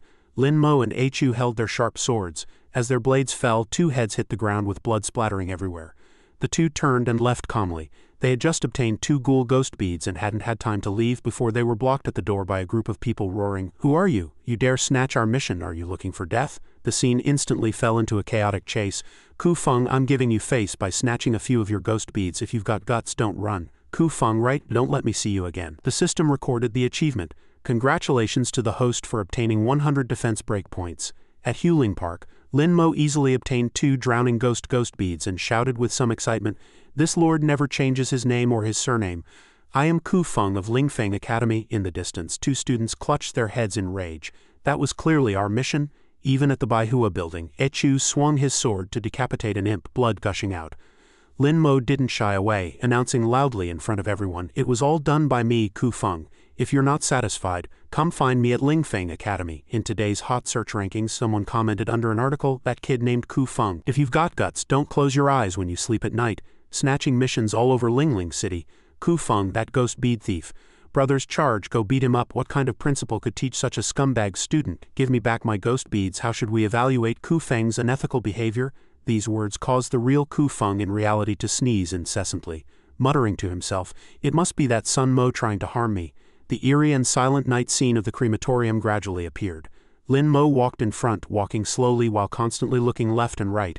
At this time, a few drops of cold sweat seeped from his forehead and he wiped his cheek and asked, "Is the mission over? Why is it so quiet here?" Suddenly, a scream erupted from a pitch-black room deep inside. Lin Mo's brow furrowed slightly, and he urged with a serious expression, "Move fast, the crematorium mission might not be over yet."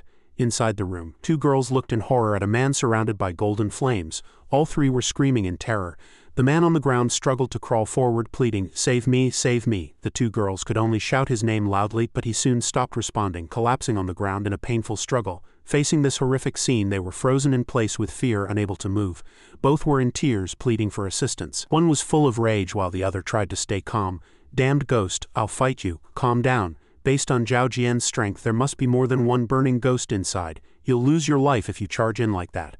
Just as the words were spoken, Lin Mo walked in from outside and took up the conversation. "Wait a moment, what happened here?" After hearing this, one of the girls hurriedly asked, "Who are you?" But she didn't get a direct answer. Lin Mo merely added, "We are here to support you. Tell us the situation quickly." Subsequently, a girl with braided hair lowered her head somewhat uneasily, and answered in a small voice, "According to the intelligence, there is a burning ghost in this crematorium." But when Zhao Jian opened a drawer to check, he was somehow sucked in. And then, before she could finish, the cabinet door suddenly slammed shut with a bang without any external force. Seeing this, Lin Mo furrowed his brow and speculated, "That's the burning ghost. It's appeared. Crematoriums are for incinerating corpses. Why would there be a burning ghost here beside him?" Chu explained with a serious expression, "If someone is burned alive in a crematorium, a burning ghost is created." Hearing this, Lin Mo immediately asked in confusion, "A living person? How cruel a heart would that take?" Then he remembered the enthusiastic look La Cheng had when he spoke to him. "I'm going to the crematorium for a mission. Big brother, come by and visit if you're free. Give us some pointers." This made Lin Mo confirm once again. "Right, is there someone named La Cheng here?" One of them immediately pointed to the incinerator over there and answered, "He's in that furnace." Hearing this, Lin Mo further questioned with a serious expression, "Is he dead too?" Just as the words left his mouth, a hand suddenly reached out from the eerie and horrific night, accompanied by a terrified scream. A boy covered in fire ran out in pain, shouting in panic, "So hot, so hot." A while later, the cabinet door slowly closed. La Zheng shouted while constantly patting his sleeves, "If I hadn't been prepared, I would have been burned to ash." The other girl who had asked for help also said to La Cheng, "It's so good that you're okay." Immediately, Lin Mo gave a thumbs up in appreciation. "You've got skill, actually not getting burned to death." This gave the other party a great shock, shouting, "Brother Mo!" Then the two greeted each other in an extremely awkward situation.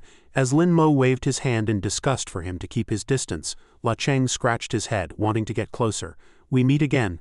Stand further away, that layer of bone ash on you is disgusting." One of Lin Mo's eyes suddenly turned blood red as he ordered with a serious expression, "Blood-eyed, open." Instantly, a red light spread out, allowing him to see through any object without obstruction. Lin Mo immediately saw an arrogant burning ghost sitting inside, while a greed ghost crouched in a corner. He furrowed his brow and reported, "There's not only a burning ghost inside but also a greed ghost." Hearing this, La Cheng quickly confirmed, "That's right, the greed ghost manifests gold and silver jewelry.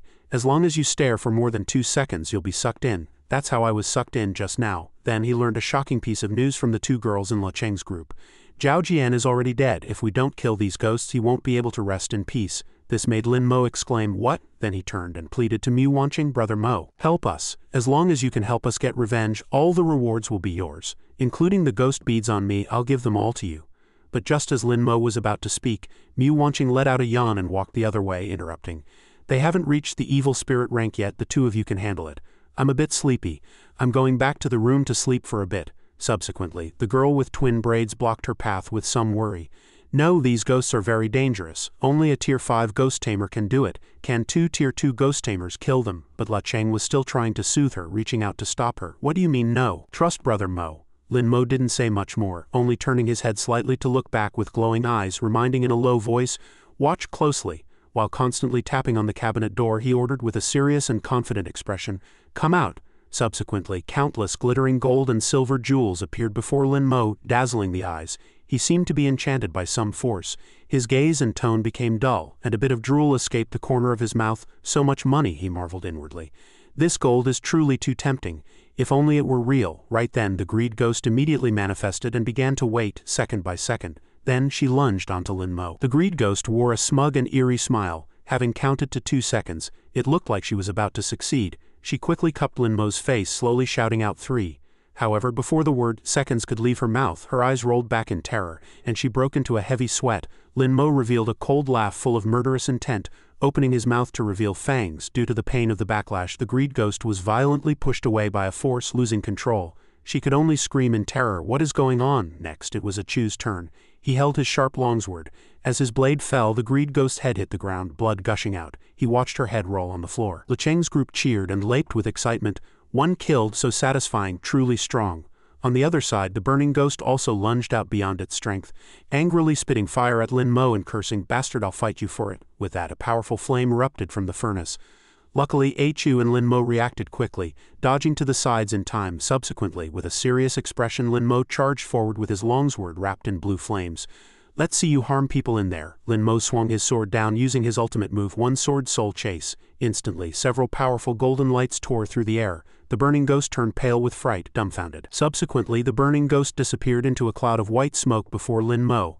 A while later, when the dust settled, the burning ghost's figure stood tall and proud once again. Immediately after, he used his unique skill, Corpse Burning Fire, to attack his opponent. The flames swirled and intertwined, forming a powerful attack. The burning ghost constantly opened its mouth wide, revealing jagged teeth to spray fire. It was as if he used all his strength to spray the scorching flames toward Lin Mo. Lin Mo quickly avoided the incoming heat wave, ordering with a serious expression, "Achu, move." This left the burning ghost dumbfounded, its body stiff and unable to move. Before it could regain its senses, a dark shadow raised a scythe and took a killing stance. It turned out Achu was standing on the ground, waving and shouting, "Summon Shadow Ghost." Immediately after, the burning ghost's head was suddenly separated from its body, blood splashing in the air before hitting the ground heavily. Its eyes were rolled back, its mouth not having had time to close. Then, out of nowhere, another burning ghost that had usurped evil spirit power crawled out, slowly moving toward the motionless corpse and shouting arrogantly, "Old man." Then he stood up, surrounded by massive flames, and roared in fury, "You dare." He opened his mouth wide to reveal white teeth, shouting with blood-red eyes, "I want your lives. Die, all of you, go to hell." At this time, Lin Mo quickly grabbed Achu's t-shirt. While pulling him away, he shouted with a serious expression, "Not good. The burning ghost's skill is about to finish charging. Run." Fortunately, as he led Lecheng and the others in jumping from the upper floor of the crematorium, the flames erupted from the window just then. So no one was injured. A while later, everyone looked at the scene before them. Suddenly, Achu and one of the girls who had asked for help spoke up. "The ghost is gone. If we had been a second slower, we would have been burned to ash like Zhao Jian." Luckily, Lin Mo had given the warning. Before she could finish, Lin Mo turned his head and looked at her hair, which had been singed curly by the heat wave, joking that it was a free perm. This left her only able to laugh awkwardly and take up the conversation. "What time is it, and you're still in the mood to joke?" Meanwhile, the other girl was also somewhat worried, cold sweat appearing on her forehead. "The teacher said the burning ghost is a ranged mage. To deal with it," she continued while thinking of the burning ghost's appearance, "either attack with a contracted ghost that has a longer range, or break through its skill range for a close-range attack. Let's see if a ranged attack works." After speaking, Lin Mo immediately put two fingers together, quickly summoning, "Summon Ghost Arrow." He immediately followed his master's order, quickly drawing the bow and nocking an arrow, firing at the evil spirit rank burning ghost that was teetering on the high window sill. But unfortunately, it didn't hit. Instead, it gave the opponent a chance to dodge. Seeing this scene, one of the girls who had asked for help shouted with a serious expression, "Summon, trying to run, swamp ghost, trap him." As soon as the words left her mouth, a green, wet figure appeared, opening its mouth to spray a glob of viscous liquid. This time, it finally hit the target in midair with ease. Subsequently, the opponent's body quickly collapsed onto the ground. Lin Mo immediately seized the opportunity, pointing at the target and ordering Ghost Arrow, "Good chance, fire." Subsequently, 3 sharp arrows tore through the air, moving like lightning, making them hard to see clearly. But that evil spirit rank burning ghost reacted with lightning speed, using its second skill, Fire Shield, for defense, blocking the arrows. The burning ghost hiding behind the fire shield smirked with a frown. "Ridiculous. Fire Shield can reduce physical damage by 90. You only killed my old man because of a sneak attack. In a head-on fight, you are simply no match for me." But Lin Mo, opposite him, revealed a blood-red eye, only continuing to calculate calmly, "Since physical damage is reduced, then I'll just use true damage." Hearing this, the burning ghost looked taken aback, its mouth hanging open as it shouted, "The blood curse, you're only a tier 2 ghost tamer, yet you've already activated the blood-eyed ghost's 3rd skill." As soon as the words left its mouth, Lin Mo snapped his fingers and replied excitedly, "Just a basic maneuver." A moment later, as the timer expired, Lin Mo's group watched as the creature was forced into a self-detonation. Thick white smoke instantly filled half the sky. It was over. The evil spirit-rank burning ghost lay motionless on the ground, eyes wide and mouth agape, its face frozen in utter disbelief. Meanwhile, Le Cheng and the girl with glasses who had asked for help beamed with joy, exclaiming excitedly, "That was amazing, so strong." However, they failed to notice the black shadow streaking toward them from behind. It was the greed ghost, arriving at high speed with its eyes wide, letting out a thunderous roar. "Where did you little punks come from, daring to run wild on my turf?" The sheer volume of the voice sent everyone into a panic, and they all turned back to face the malevolent ghost. Achu, however, showed no fear.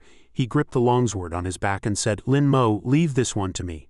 Suddenly, the figure on the ground erupted with a massive plume of fire, shouting, "No!" Fortunately, thanks to Lin Mo's warning, Achu managed to dodge just in time, narrowly avoiding the sudden blast. "Achu, watch out!" Consequently, the ball of golden flame slammed directly into the greed ghost, who hadn't had time to react. This sent the ghost into an immediate state of panic. The greed ghost's eyes rolled back as it was swallowed by the flames. No matter how piteously it wailed in agony, its body turned charred and black within seconds. Under the gaze of the crowd, its smoking remains collapsed onto the ground. Witnessing this, the two girls who had sought help were somewhat puzzled and asked, weren't they colluding to do evil things?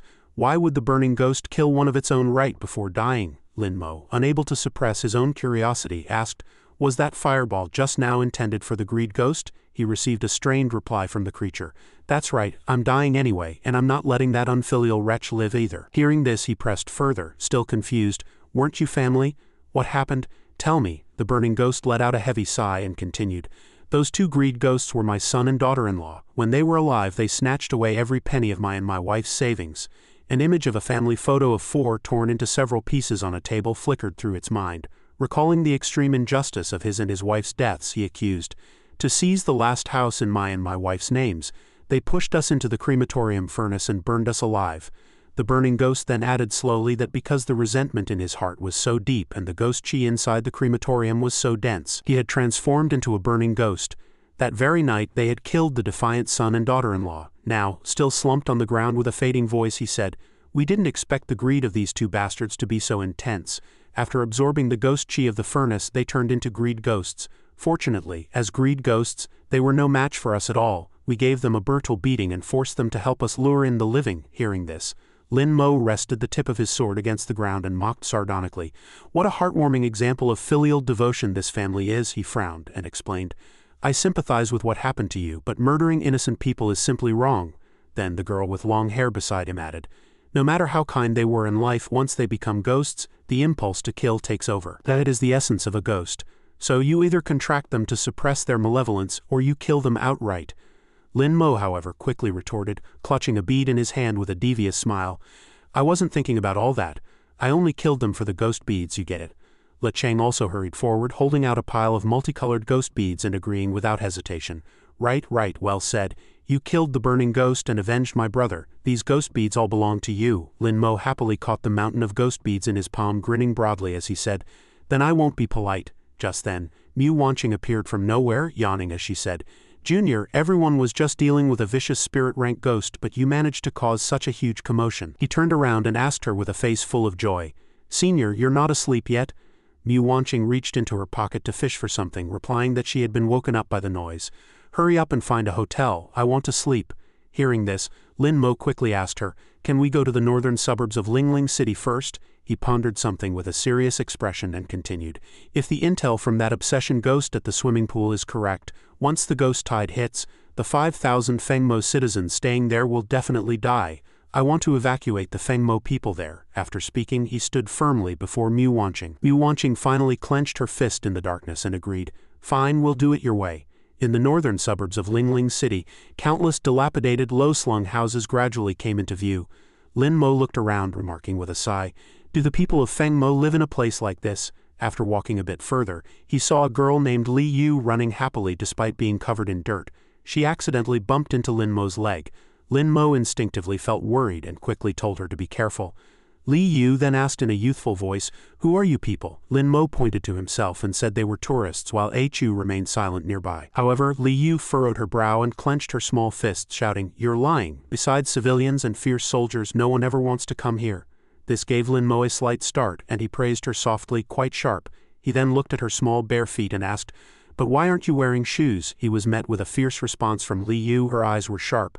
Isn't it because you people from the Chu kingdom destroyed our home? We people from Fengmo were brought here as slaves. We don't have the luxury of shoes like you do." As soon as she finished, Lin Mo's expression turned somber, and he lowered his head in dejection. After a moment, he gently reached out to touch Li Yu's face to comfort her, saying, "Not necessarily. One day, everyone will be able to dress as well as I do."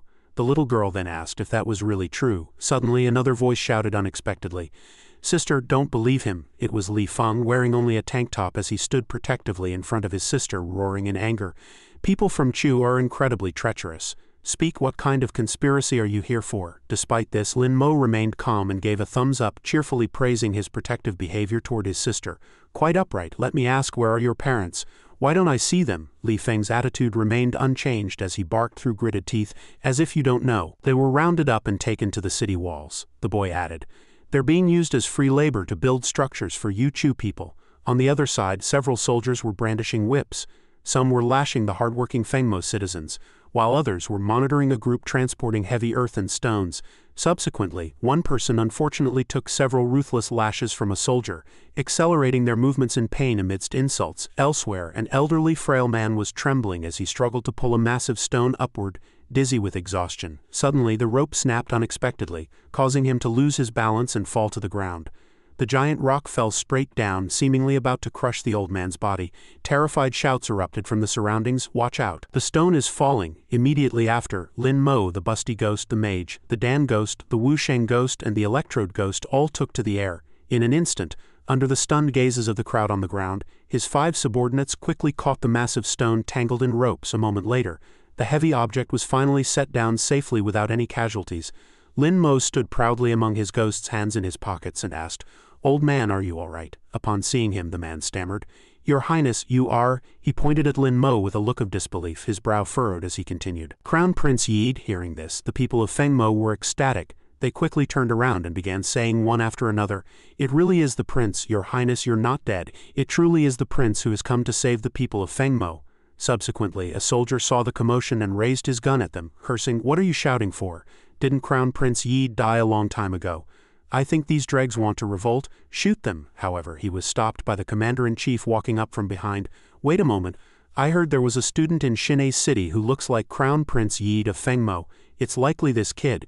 Don't be in such a hurry to act. This student has Severer of the heavens and earth backing him. If a riot really breaks out," he narrowed his eyes, his tone icy as he sneered with a grin, "wouldn't that give us the perfect excuse to open fire and mow them down?"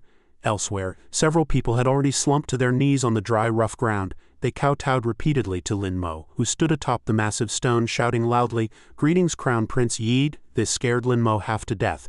He instinctively pointed at his own face, thinking, "Yid, is he referring to me?" So he and I looked that much alike. He was completely unaware that he was currently in the crosshairs of a sniper rifle in the distance. Lin Mo looked serious. He knew if he let the Fengmo people keep kneeling, he'd likely be hauled away by the security bureau. He quickly jumped down, and under the gaze of thousands of kneeling Fengmo citizens, Lin Mo wore an expression of helpless frustration. He pointed to himself and explained with great effort, "Listen carefully, I am not some prince. You've got the wrong person. Your prince was already in his 30s when he died.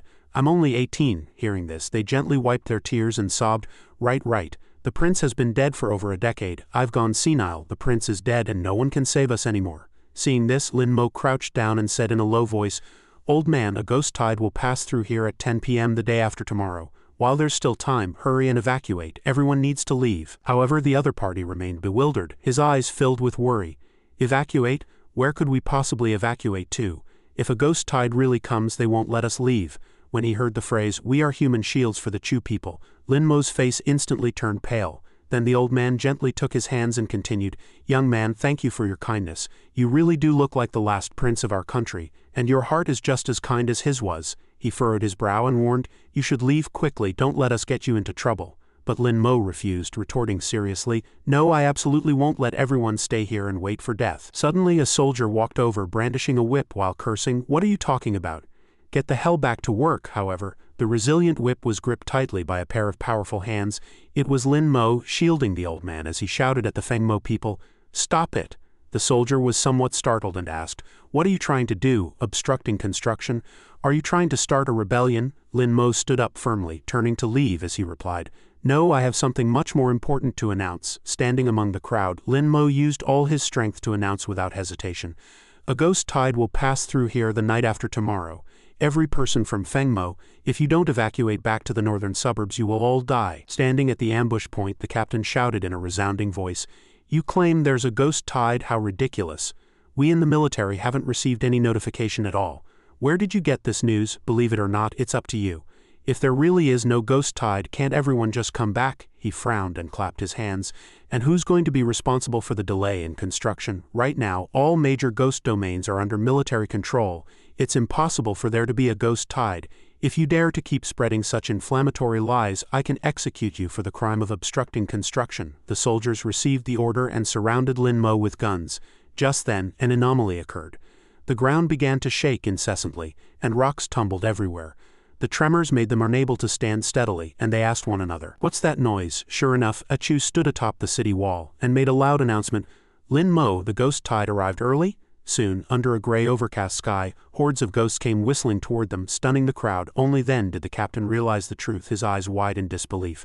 There really is a ghost tide on such a scale, the structures won't hold at all. He was so terrified he bolted, screaming, "Brothers, retreat, just get back to the Lingling city district." On Lin Mo's end, he was guiding the people to escape. "Workers, stop, the ghost tide is here, run!" The captain rushed over, brandishing his whip to clear a path ahead. As he charged, he shouted insults. "Dregs, get out of the way, you're only fit to be human shields." The workers were frozen, not yet realizing what was happening when Lin Mo barked at them. "Don't just stand there, get back to the tent area and get the children." He moved quickly and asked Achu about the situation. "Achu, how is it? I estimate this construction can only block the ghost tide for 3 minutes at most." Lin Mo summoned all the ghosts in his hand, preparing for battle. "I'll hold them off as long as I can to buy them some time to survive." The ghost tide climbed the city wall with sharp claws, their eerie red eyes glowing as they roared. Upon receiving Lin Mo's command, the Wu Sheng ghost and the Electrode ghost charged forward together. Don't let a single ghost through. As one wave was killed, another climbed up to die. They were as relentless as a swarm of cockroaches. A massive zombie ghost let out a thunderous boom as it slammed into the city wall, with other ghosts following closely behind. Faced with this frenzied assault, Achu appeared extremely tense. "Lin Mo, this building is about to collapse completely. We need to retreat." With a massive crash, a large hole was smashed into the wall. The soldiers could only watch in terror as the ghost tide launched its attack. Like hungry hounds, they swarmed through, snarling and gnashing their teeth. The terrified crowd trampled one another, fleeing with screams of agony. "The wall has fallen. Run!" Lin Mo turned back and shouted urgently. "Old man, faster, the ghost tide is right behind us." "Young man, our legs can't handle it, we really can't run anymore." "You go on, our old bones are as good as dead anyway. If we can save the youth of Fengmo, we'll die satisfied." Hearing this, his mind was in a whirl, and he muttered to himself, "I absolutely cannot let the people of Fengmo die here." Lin Mo made a firm proposal. "Achu, you protect the elderly, and go first. I'll cover the rear." Achu replied reluctantly, "Cut the nonsense, if we're going together." Lin Mo roared, "Listen to me, go." Achu was stunned by Lin Mo's words, wavering in indecision. Lin Mo charged toward the ghost tide with his sword, leaving behind the words, "Don't dawdle, go." Realizing the situation, Achu agreed, "Fine, I'll take them first, then I'll come back for you." Lin Mo cast a spell to summon the corpse-nurturing ghost. The corpse-nurturing ghost opened its cloth bag and hundreds of green-eyed little ghosts shot out. They grew in size, roaring as they slammed into the ghost tide. The little ghosts intertwined to form a human wall of shields blocking the assault. However, the disparity in numbers was vast.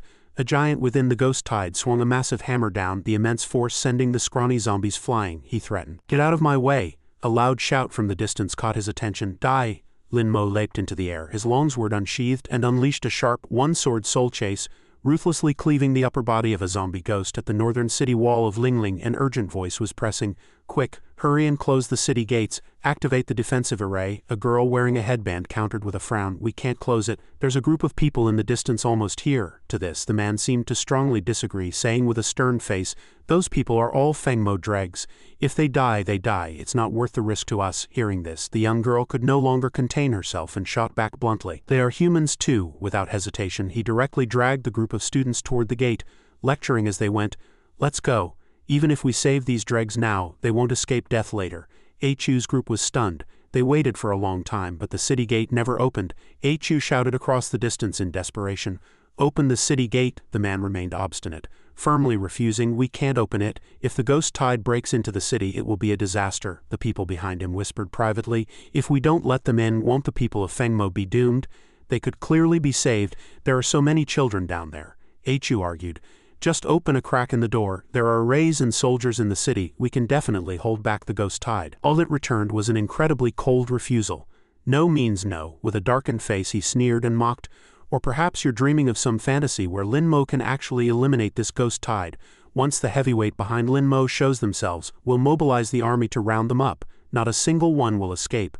Faced with such shameless provocation, Achu could only swallow his fury. Turning his back to the crowd, he silently cursed that the selfish bastard deserved to die.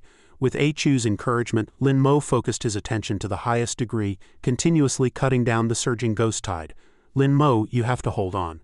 Since the enemy had a decisive advantage in numbers, Lin Mo's contracted ghosts were trapped in a heavy encirclement. The electrode ghost was deathly entangled by a mud swamp ghost, unable to break free. On this side, the Sanskrit ghost plucked her zither strings to unleash her ultimate technique, continuously firing sonic threads that bound the mud swamp ghost, rendering it motionless. The electrode ghost seized the opportunity, swinging its saw down to split the ghost clean in half. Just then, the Dan ghost was grabbed by the collar by another wave of ghosts and hoisted into the air. Her chest was heaving and she was gasping for breath from maintaining her opera performance, which sent the Wu Sheng ghost into a frantic panic, shouting out for his junior sister. Before he could fall back to defend, countless corpse ghosts appeared behind him like reincarnated starving ghosts. They pounced on the Wu Sheng ghost, biting and gnawing until he wailed in agony. This scene gave the ghost tide the upper hand, and one of the ghosts watched it all with a sinister grin. Immediately after, it charged forward, launching a flying kick and barking a threat. Die! The Dan ghost was still paralyzed with shock when a flash of sword light streaked past, and the 1,000-year-old ghost instantly dissipated into thin air. It was one of Lin Mo's one-sword soul-slaying strikes, cutting through a segment of the ghost tide. The opera ghost said gratefully, "Thank you. Once all the Fengmo citizens are inside the city, we retreat immediately." Upon receiving the order, the group responded in unison. Understood. On the city wall, that girl raised her phone to record the scene. "Look everyone, it's that boy in the girl's outfit from the swimming pool. To save the refugees of the Fengmo kingdom, he's fighting the ghost tide alone with everything he's got. He has absolutely no intention of backing down."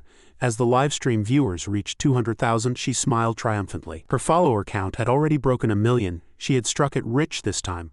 On the screen, comments flew across the display. "This is intense, holding back so many ghosts by his own power. He's a true genius. But why won't the security bureau open the gates? This guy has the guts to face the ghost tide alone. What are they afraid of? I've said it before. When ghosts show up, the security bureau runs faster than I do. In the end, we still have to rely on schools and the army. I hope this guy holds out and gives the security bureau a slap in the face. Don't dream. The ghost tide is so dense he won't last 10 minutes. In the distance, a pair of eyes continued to watch Lin Mo. She evaluated him silently. He was clearly a rogue and a petty man, yet now he's risking his life for these refugees. He's a real hero. Achu gripped his longsword and charged through the swarm of corpses, sprinting toward Lin Mo. He hurriedly reported, "Lin Mo, Gao Longchen refuses to open the city gates. What do we do now?" Lin Mo froze, asking again in disbelief. "What?" Using his longsword to prop up his body, Lin Mo exhaled a breath of turbid air and took a defensive stance, his tone carrying a hint of finality. "There's no way back now, we can only hold our ground here." Lin Mo issued an emergency order. "All zombies, listen up, form a circle and protect the Fengmo citizens." Wails and howls echoed all around. At this point he gnashed his teeth in fury. "As for the debt that old man owes, I will definitely make him pay it back 100-fold in the future." Gao Longchen stood on the wall smug about his calculations. As long as he wasn't dead, someone would always be there to protect him. He let out a long sigh, looking down. On Lin Mo's side, he was moving forward relentlessly. Wherever he passed, the ghost tide fell in swaths as he fought them to the death. The civilians were protected behind the shields of the Fengmo ghosts. "Look at this young man killing ghosts to protect us. It's almost as if the crown prince were still alive." An old man sighed with emotion, rubbing his reddened eyes. "Yeah, when I saw him just now, I really thought the crown prince had been resurrected.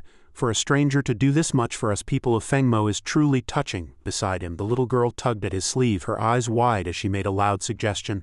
"Grandpa, let's sing the anthem of the Fengmo kingdom to cheer him on." "That's a brilliant idea." Holding hands in unity, they sang the first line of the lyrics. "Wake up, people of Fengmo. From the slumber of death, from the barbaric and brutal oppression, build a new life now." The singing traveled far, catching Lin Mo's attention. This song made one's blood boil. The singing echoed passionately. "In the river of life, even the most brutal enemy will be subjugated. At this moment, let us prove to the world that the blood of Fengmo still flows in our veins." On the wall, Gao Longchen plotted through gritted teeth. If the contracted ghosts of these Fengmo dregs hadn't been crippled, they would definitely be a massive threat to the Chu kingdom. The singing enraged the ghost-tide legions. They became even more frantic, surging forward in a relentless stream. Echu wiped the blood from the corner of his mouth, his expression grave as he cried out in alarm. "This is bad, the main force of the ghost tide has arrived." They bared their fangs and claws, their eyes blood-red. In the next wave of the ghost tide there were over 1,000 evil spirits. Only now did Lin Mo sense the gravity of the situation, pulling out his phone to call for support. It seemed he had no choice but to call for backup. His message was sent out. "Senior sister, help, I'm about to lose my life." The other party replied, eating a midnight snack, "I'll head over when I'm done. Eat faster, any later and you'll just be coming to collect my corpse." After sending the last message, 3 ghosts appeared before him, staring him down. Mu Wanqing watched the live stream of her junior's battle while eating. Where else could you find such a great opportunity for real combat practice? The sand ghost sprayed out countless clouds of sand and Lin Mo leapt into the air. He backed away a few steps and shouted, "Electrode Ghost, get over here." The Electrode Ghost charged forward, swinging its chainsaw frantically. It took to the air, aiming a lethal saw strike at the Sand Ghost. This move carried immense power, splitting the Sand Ghost's head wide open and sending blood splattering everywhere. It let out a piteous roar as its body dissolved like mud into a pool of filth, leaving the nearby Sand Ghost dumbstruck with terror. In the distance, a ghost lit a fuse and threw several bombs. Lin Mo's heart jolted, and he dodged nimbly. The bombs flew into the remaining ghost swarm, making them scream in terror. The bombs detonated, the violent explosion instantly leaving that demon without a trace of its remains. Behind him, Echu was sent flying, letting out a groan of pain. Lin Mo ran over to support his weakened friend. "Lin Mo, I can't hold out, I'm sorry for dragging you into this." The ghost tide grew more numerous, pressing in on the two with menacing gazes. Driven into a corner, Lin Mo sensed the spiritual energy in his body was almost exhausted. Were the two of them really going to die here today, on the city wall? Gao Shishi was frantic with worry, just about to reach out and summon, "No, I can't just watch Lin Mo and the others die." Gao Longchen suddenly grabbed her hand to stop her, making Gao Shishi cry out in surprise. "Dad," the old man warned her with a cold expression, "what are you trying to do? Since Lin Mo is risking his life to save the Fengmo dregs, it proves he is a Fengmo remnant himself." She clenched her fists and argued loudly. "But he's saving people." Gao Longchen's face was dark and he rebuked her word by word. "Those are Fengmo people, not Chu people. If you go to save them now and those dregs rebel and kill our citizens tomorrow, you will be a criminal of the Chu kingdom." Her whole body trembled, and she shrank back, not daring to reply. Just then a deep, powerful male voice rang out. "To hesitate in saving people, truly ridiculous." With that, a man jumped off the city wall with a blade in hand, mocking, "If the security bureau won't save them, I will." The crowd cried out in surprise at the sight. "My God, this kid is crazy. Jumping down is certain death. Isn't he that barber? How can he be so bold?" He landed steadily and entered a combat stance, the malevolent ghost staring him down. Without hesitation, he swept his blade to clear a path. His movements as fast as a ghost as he left a deep blade mark within the encirclement before quickly jumping away. His actions were extremely proficient, and in an instant, he stood before Lin Mo and Echu. He gnashed his teeth and used all his strength to plunge his long blade into the ground, unleashing his ultimate technique, Heavenly Ghost Slash. Countless blade lights erupted all around, shattering the ghost's encirclement. He stood there majestically, earning the admiration of Lin Mo and Echu. "Too strong," he turned back and teased. "Little Echu, your skills have regressed." Lin Mo asked, "Echu, who is this?" "This is my third uncle, nicknamed Fast Blade. He's very famous in the barbering trade. He only needs 10 seconds for a haircut." My God, a Tier 5 ghost tamer barber. He truly lives up to his reputation. He continuously launched attacks on the evil corpses. "In my prime, I only needed 3 seconds to finish a haircut." Lin Mo expressed his thanks. "Uncle Ali, thank you. It was nothing, just a matter of justice." Ali charged toward the ghost swarm with his blade. "Leave the malevolent ghost to me. You guys handle those small fry." Lin Mo sighed in admiration again. "Echu, your third uncle is a beast, naturally. My uncle's barbering techniques reached the pinnacle long ago." Lin Mo was amazed by what he heard, completely failing to notice something behind him preparing to ambush him. A barber is truly impressive, good skills and a sense of justice. That's rare in this society. Fortunately, his intuition was sharp. While dodging sideways, he quickly turned and used his longsword to block the ambush. But that thing was even craftier. It quickly entangled the blade, leaving Lin Mo unable to attack or withdraw his sword. Caught in a dilemma, the thing took the opportunity to use a tentacle to lock Lin Mo in a death grip. Because his spiritual energy was exhausted, he couldn't even bring out the basic power of the sword ghost. Several long-tongued ghosts were launching an attack. Seeing this, Lin Mo actually managed to smile. They mocked Lin Mo with loud laughter as if challenging him to escape. The tongue tightened further, choking Lin Mo until he couldn't breathe, his face turning a deep purple. "This is bad." At the critical moment, someone fired sharp arrows that hit those ghosts, not only severing the tongues but also knocking them to the ground. Saving Lin Mo, he was finally free to breathe again. His face pale, Lin Mo tore the ghost tongue from his neck, coughing while looking to see who was helping. Reinforcements had arrived. It turned out everyone had joined forces, forming a great unity to support him. "Big brother, we're here to help you." The other party scratched his head embarrassedly, smiling as he asked for Lin Mo's understanding. "I'm truly sorry. My ability is limited. I can only help you by firing arrows from a distance." Lin Mo naturally wouldn't care about such small things. He immediately cupped his hands to thank La Cheng and comforted the crowd. "I'm already very grateful that everyone could come to help." La Cheng then turned his head and shouted to the crowd, "Ghost Tamers, listen to my command, any real man. Follow me to provide long-range fire support. Consider this favor owed to me, La Cheng." Hearing this, the others also stepped up to help. Those with skills used skills, those with weapons used weapons, and those who could summon brought them all out. Very soon, the battle situation below was reversed, and many of the gathered ghost swarms were instantly blown away. The battlefield was a scene of chaos, and the pressure on Lin Mo below was greatly reduced as he swung his sword to parry that ghost's attack. Just then, more ghosts suddenly emerged around him, preparing to swarm him. Fortunately, Mu Wanqing arrived just in time, joining Lin Mo to clear the ghosts around them. "Sorry, little junior brother, I'm late."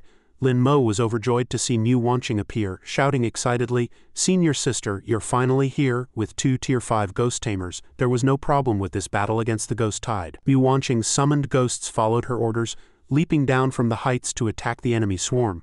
Seeing the situation had stabilized and only required a bit of control from her, Mu Wanqing turned and smilingly instructed Lin Mo, "You and Chu go rest first. Leave the rest to me." Lin Mo was elated to hear this, waving his hand in farewell as he walked away. "Thanks, senior sister, we'll be right back." He looked at his comrade Chu, filled with emotion. The two supported each other as they walked back. "Luckily we had you and your third uncle this time, truly good brothers, stepping up for justice." The two were walking when Li Yu ran over, cheering excitedly and handing water to them. "Look everyone, the two big brothers are back." The little girl was clutching several bottles of water to her chest, charging forward despite her brother's attempt to stop her. "I'm going to give them water." "Sister," Li Yu ran to Lin Mo and Chu, holding the water up to them. "Thank you, big brothers. If it weren't for you, not a single person of our Fengmo kingdom would have survived. Please have some water." Lin Mo crouched down and patted Li Yu's head in thanks. Chu took a large gulp of water. "Thank you. What's your name?" Li Yu happily introduced herself and her brother. "I'm Lingu Li Yu, and this is my brother Lingu Li Feng." Beside them, Chu listened while drinking, looking a bit surprised at the name. The Lingu clan of Nanwan Town in the Fengmo Kingdom excelled at controlling water ghosts. He hadn't expected them to have fallen to such a state. Hearing this, Li Feng furrowed his brow, clenching his fist and loudly announcing his resolve. "It's fine, I will definitely make a comeback." Li Feng asked Lin Mo somewhat hesitantly. Fortunately, Lin Mo was optimistic and knew how to comfort the child. "Can I become as strong as you, big brother? Of course, you might even become stronger than me." Facing the little fellow's self-doubt, Lin Mo, acting as a spiritual guide, immediately dispelled his self-blame. "I'm sorry, this morning I thought you were a Chu spy. It's fine." Just then, a massive anomaly from the distance caught Chu and Lin Mo's attention. Looking out, they saw countless ghosts surging forward like a tide, bringing a violent wind in their rear. "This is bad. An extremely powerful malevolent ghost is coming." Lin Mo and Chu immediately took a combat stance. He hurriedly commanded the children, "Hide in the zombie circle, leave the water here. Drink it when I come back, you two be careful." As soon as Lin Mo finished speaking, the two siblings ran back and slammed the door shut to protect themselves. Lin Mo and Chu continued to charge into the ghost swarm, throwing themselves into the fight. "Kill every single ghost. Had enough rest, let's keep fighting." Very soon they charged into the center of that blood-colored gale. They seemed to have no fear, but as they drew close, the two discovered an extremely tall black shadow at the center of the whirlwind. When Chu and Lin Mo stopped, the hurricane dissipated, and the ghost revealed within left them stunned for 5 seconds. Neither had expected that at the center of the whirlwind was a ghost with greenish-purple skin, a hideous face, and a shabby accessory around its waist resembling Monk Shaw's skull necklace. Chu and Mu Wanqing, after seeing the ghost clearly, blurted out in shock. The number 3 leader of the Nanshan ghost domain, the half-step ghost king, ghost-crushing corpse. Everyone knew the implications of this ghost appearing. If a half-step ghost king led a ghost tide to storm Lingling City, even with arrays and defense teams, it might not be held. Military support had to be requested immediately, or hundreds of thousands of civilians would be in danger. Of course, there were those in the crowd who didn't feel afraid but rather found it very interesting. Even a half-step ghost king has appeared. The forces behind the Fengmo remnants probably won't be able to stay still anymore. Once the army experts and mercenary ghost tamers arrive, they can all be wiped out together. Just as the person finished speaking, countless rhythmic footsteps rang out. The sound grew louder and closer. Wherever they passed, the nearby ghosts were all sent flying. Not a single ghost could stand in their path. Seeing our side was so majestic, everyone was naturally very proud. That person revealed a smug smile, waiting to see the coming great battle. They're here, near the ghost-crushing corpse. Countless black-robed figures sprinted out, intending to surround it. The ghost-crushing corpse stared intently at the crowd. Although they were dressed identically, it could sense that among them were Tier 5, Tier 6 and even Tier 7 ghost tamers. The ghost-crushing corpse cursed under its breath. It certainly wasn't going to sit and wait for death, allowing the other side to focus fire on its subordinates. It let out a roar toward the sky, releasing a skill to strike the humans. A move called Thousand Faces and Forms. As it launched its sudden assault, the ghost tamers also sensed it. They certainly wouldn't stand there and wait for death. The group immediately summoned their respective contracted ghosts to attack the corpse, such as the Bone Ghost, Centipede Ghost, and Jinx Ghost. The newly summoned ghosts all pounced on the corpse together, combining their power to hold up a shield that blocked those massive tentacles on the outside. The Bone Ghost utilized its own mist to blow out a hazy white veil of bone-chilling fog. The Centipede Ghost wore a sinister smile as it performed its centipede technique, causing its legs to instantly elongate and lash out at the blazing corpse. Those legs transformed into chains, firmly binding the blazing corpse's limbs and neck, leaving it to struggle and wail in a state of sheer panic. Under the Centipede Ghost's control, the blazing corpse was like a rag doll, ruthlessly slammed against the ground several times before the ghost relented. The Jinx Ghost, naturally unwilling to be outdone, leapt high into the air and charged at the blazing corpse, striking before it could recover. The final blow, the moment the Jinx Ghost shouted, "Ultimate defense break," the blazing corpse's pupils shrunk in terror. Even as a ghost, the fear it displayed at that moment caused it to break into a cold sweat. Boom, a massive character for 4 break pressed heavily onto the blazing corpse, pinning it to the ground and leaving it unable to move or even attempt to dodge. Immediately following that, the ghost exploded. As the scene was too bloody to be shown to minors, the image cut to a few splashes of blood. Please use your imagination. Lin Mo watched as this group of ghost tamers dispatched high-level ghosts in just a few moves, his mouth hanging open in shock. Even a half-step ghost king had been instantaneously killed by these black-robed men. Who exactly were they? He steadied himself and looked toward the direction they were charging, his heart jolting. This was bad. Their target was the Feng Mo civilians. Lin Mo immediately leaped down and charged toward the black-robed group. He let out a loud shout to catch their attention. "Stop, what do you think you're doing?" Lin Mo quickly circled to the front of the black-robed men, blocking their path and forcing them to stop and look at him. The black-robed leader didn't beat around the bush, directly telling Lin Mo with a cold face, seemingly finding him quite annoying, "Hand these Feng Mo civilians over to us." Lin Mo naturally refused. He stood his ground without moving, his expression even more tense than theirs. No, seeing this, the other side assumed Lin Mo was simply being stubborn. You can't protect this many refugees by yourself. After tomorrow, they will still be lowly commoners at the mercy of others. Hand them to me and they will not only live like human beings but also gain their freedom. The more Lin Mo listened, the angrier he became, shouting back in rebuttal, "Who just rushes in out of nowhere demanding people? Why should I trust you?" Just then, a person suddenly stepped out from the black-robed crowd, giving Lin Mo a fright as he didn't know who it was. The person walked up to Lin Mo and pulled down their mask to reveal their true face. Frowning, they hurriedly said to him, "Lin Mo, it's me." After seeing that it was an acquaintance, Lin Mo still found it somewhat hard to believe. Wasn't he that burly man under Ran's command? Hadn't his father rescued him from the security bureau before? The last time they met, he hadn't even reached the rank of a Tier 2 ghost tamer. How did it feel like he already had the strength of a Tier 4 now? The burly man was in a frantic hurry, having no time to catch up or explain, no time to talk. "Just trust us, you won't be wrong." Lin Mo remained silent for a moment, carefully weighing the situation. The other party was willing to communicate and showed no ill intent. Moreover, these black-robed men were highly likely related to his father, Lin Lan Lin Feng, if they were truly here to save the Feng Mo people, considering the pros and cons. Anyway, if this group really could save them, that would be great. As he couldn't look after everyone himself, in that case, please take good care of them. Unexpectedly, Gao Longchen and his group appeared on the heights at that moment. It seemed they had witnessed the entire process, letting out a loud laugh just as Lin Mo finished speaking. Gao Longchen's face was dark, his laugh more sinister than a ghost's. His heart was more poisonous than a snake or scorpion. "Feng Mo remnants, don't even think about escaping this time." Hearing this, the black-robed leader countered, "Has Director Gao thought this through? Offending the Black Lotus cult means being hunted to the very end." Gao Longchen continued to shout arrogantly, but his subordinates began to lose their nerve. To hell with the Black Lotus cult, we have the advantage in numbers, why should we be afraid of a few people? Charge. Upon discovering that his subordinates had all abandoned him and fled, Gao Longchen turned and cursed in a rage. You bastards, where are you going? Who the hell isn't afraid of death? The Black Lotus cult will retaliate against us. I'm quitting. Gao Longchen could only watch them leave, with no way to stop them. You dare desert your post and wait to pay the liquidated damages. Don't expect a single penny to be spared. Paying is better than losing my life. Damn it. Gao Longchen immediately looked toward his remaining confidants. Listen up, we can't rely on those mercenaries anymore. Now we can only count on you.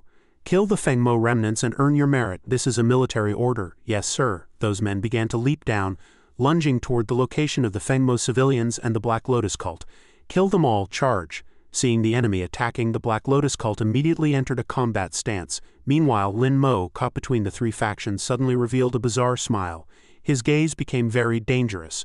It was his turn to hunt. Lin Mo immediately raised his longsword high and charged toward the ghosts on the side opposite the Black Lotus cult, shouting, "Black Lotus cult, charge! Soldiers of the Chu Kingdom, I'm here to help you." Then he pierced through a contracted ghost in front of a man with his sword. The movement was clean and efficient, without the slightest hesitation. The ghost felt terribly wronged but could not voice its grievance. That was my contracted ghost. Sorry, my eyes were blurry, I saw it wrong. Congratulations to the host for obtaining 40 defense breakpoints. Crap, you guy is a traitor, aren't you? Lin Mo of course wouldn't admit it, starting to play dumb to defend himself. Not at all, it's just that the fight is too chaotic. I can't tell friend from foe. Gao Longchen above immediately pointed at him and shouted, "Lin Mo, you really are a Fengmo remnant. This is treason. Sir, I've been wronged. It's because I'm too weak and can't control my ghost properly, which caused the accidental injuries." Lin Mo immediately pointed to the Electrode ghost and the Wusheng ghost. "If you don't believe me, I'll have them make it up to you right now." Electrode ghost, Wusheng ghost, go support the Chu soldiers. Upon receiving the order, the two ghosts let out a roar and entered combat mode. They sprinted into the battlefield. Then the Wusheng ghost's foot accidentally got in the way, tripping the Electrode ghost. As the Electrode ghost raised its chainsaw and lost its balance, the intended support move turned into a strike against their own army's contracted ghosts. The enemy was unscathed while the friendly forces were wiped out.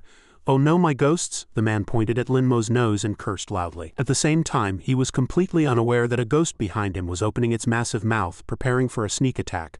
"Damn you!" The red ghost swallowed more than half of the man's body in one bite. While the man struggled, Lin Mo laughed secretly. "Sorry, my hand slipped. It was the same when Lin Mo controlled other ghosts. The enemy wasn't dead yet, but the friendly forces were nearly all gone. Oops, the skill went wide again." The system notifications continued to ring out, increasing his points. While those men were so angry their lungs were about to burst. Congratulations to the host for obtaining 100 defense breakpoints. You animal! 15 minutes later, only the Black Lotus cult members and the corpses of Gao Longchen's subordinates remained on the battlefield. Lin Mo continued his act. Wearing a "you're dead meat" expression, he threw a punch and charged at them. "How dare you touch my Chu soldiers, I'll fight you to the end." The Black Lotus cult leader cooperated by raising his hand to meet Lin Mo's punch, which had no killing power whatsoever. A mere boy overestimating himself. The moment the two exchanged blows, one pretended to miss, and the other pretended to be hit. The two played off each other. So strong, seeing Lin Mo suddenly fall to the ground and stay there without having put up much of a fight, the contracted ghosts behind him were utterly bewildered. "I can't go on," while the ghosts were still confused about the situation. The Lin Mo lying on the ground suddenly winked at them, and they understood instantly. The ghosts began to feign weakness, exhaustion, and paralysis, each posing more convincingly than the last, as if they were about to draw their final breath. "We can't go on either."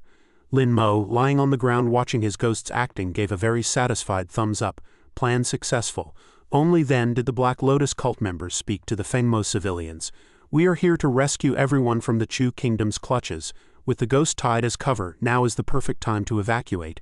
If we wait any longer, it will be too late. Please trust us." "Who are you?" The other side anticipated that no one would trust them easily. So he immediately pulled an object from his robes to show everyone. "With this, you should believe us." Unexpectedly, when he pulled away the black cloth, the object shown to the Fengmo civilians was a genuine imperial seal. Many people from the Fengmo kingdom recognized it, and they were instantly dumbfounded, their faces filled with shock. The imperial seal of Fengmo. While the two sides were negotiating, Lin Mo continued to fake a heavy injury on the ground. "Corpse nurturing ghost, can you recall your zombie swarm?" "I can." Upon receiving the order, the corpse nurturing ghost recalled all the zombies in an instant. It was both clean and swift. The Fengmo civilians only agreed to compromise after seeing the imperial seal. Since staying in the Chu kingdom meant death either way, they might as well trust them.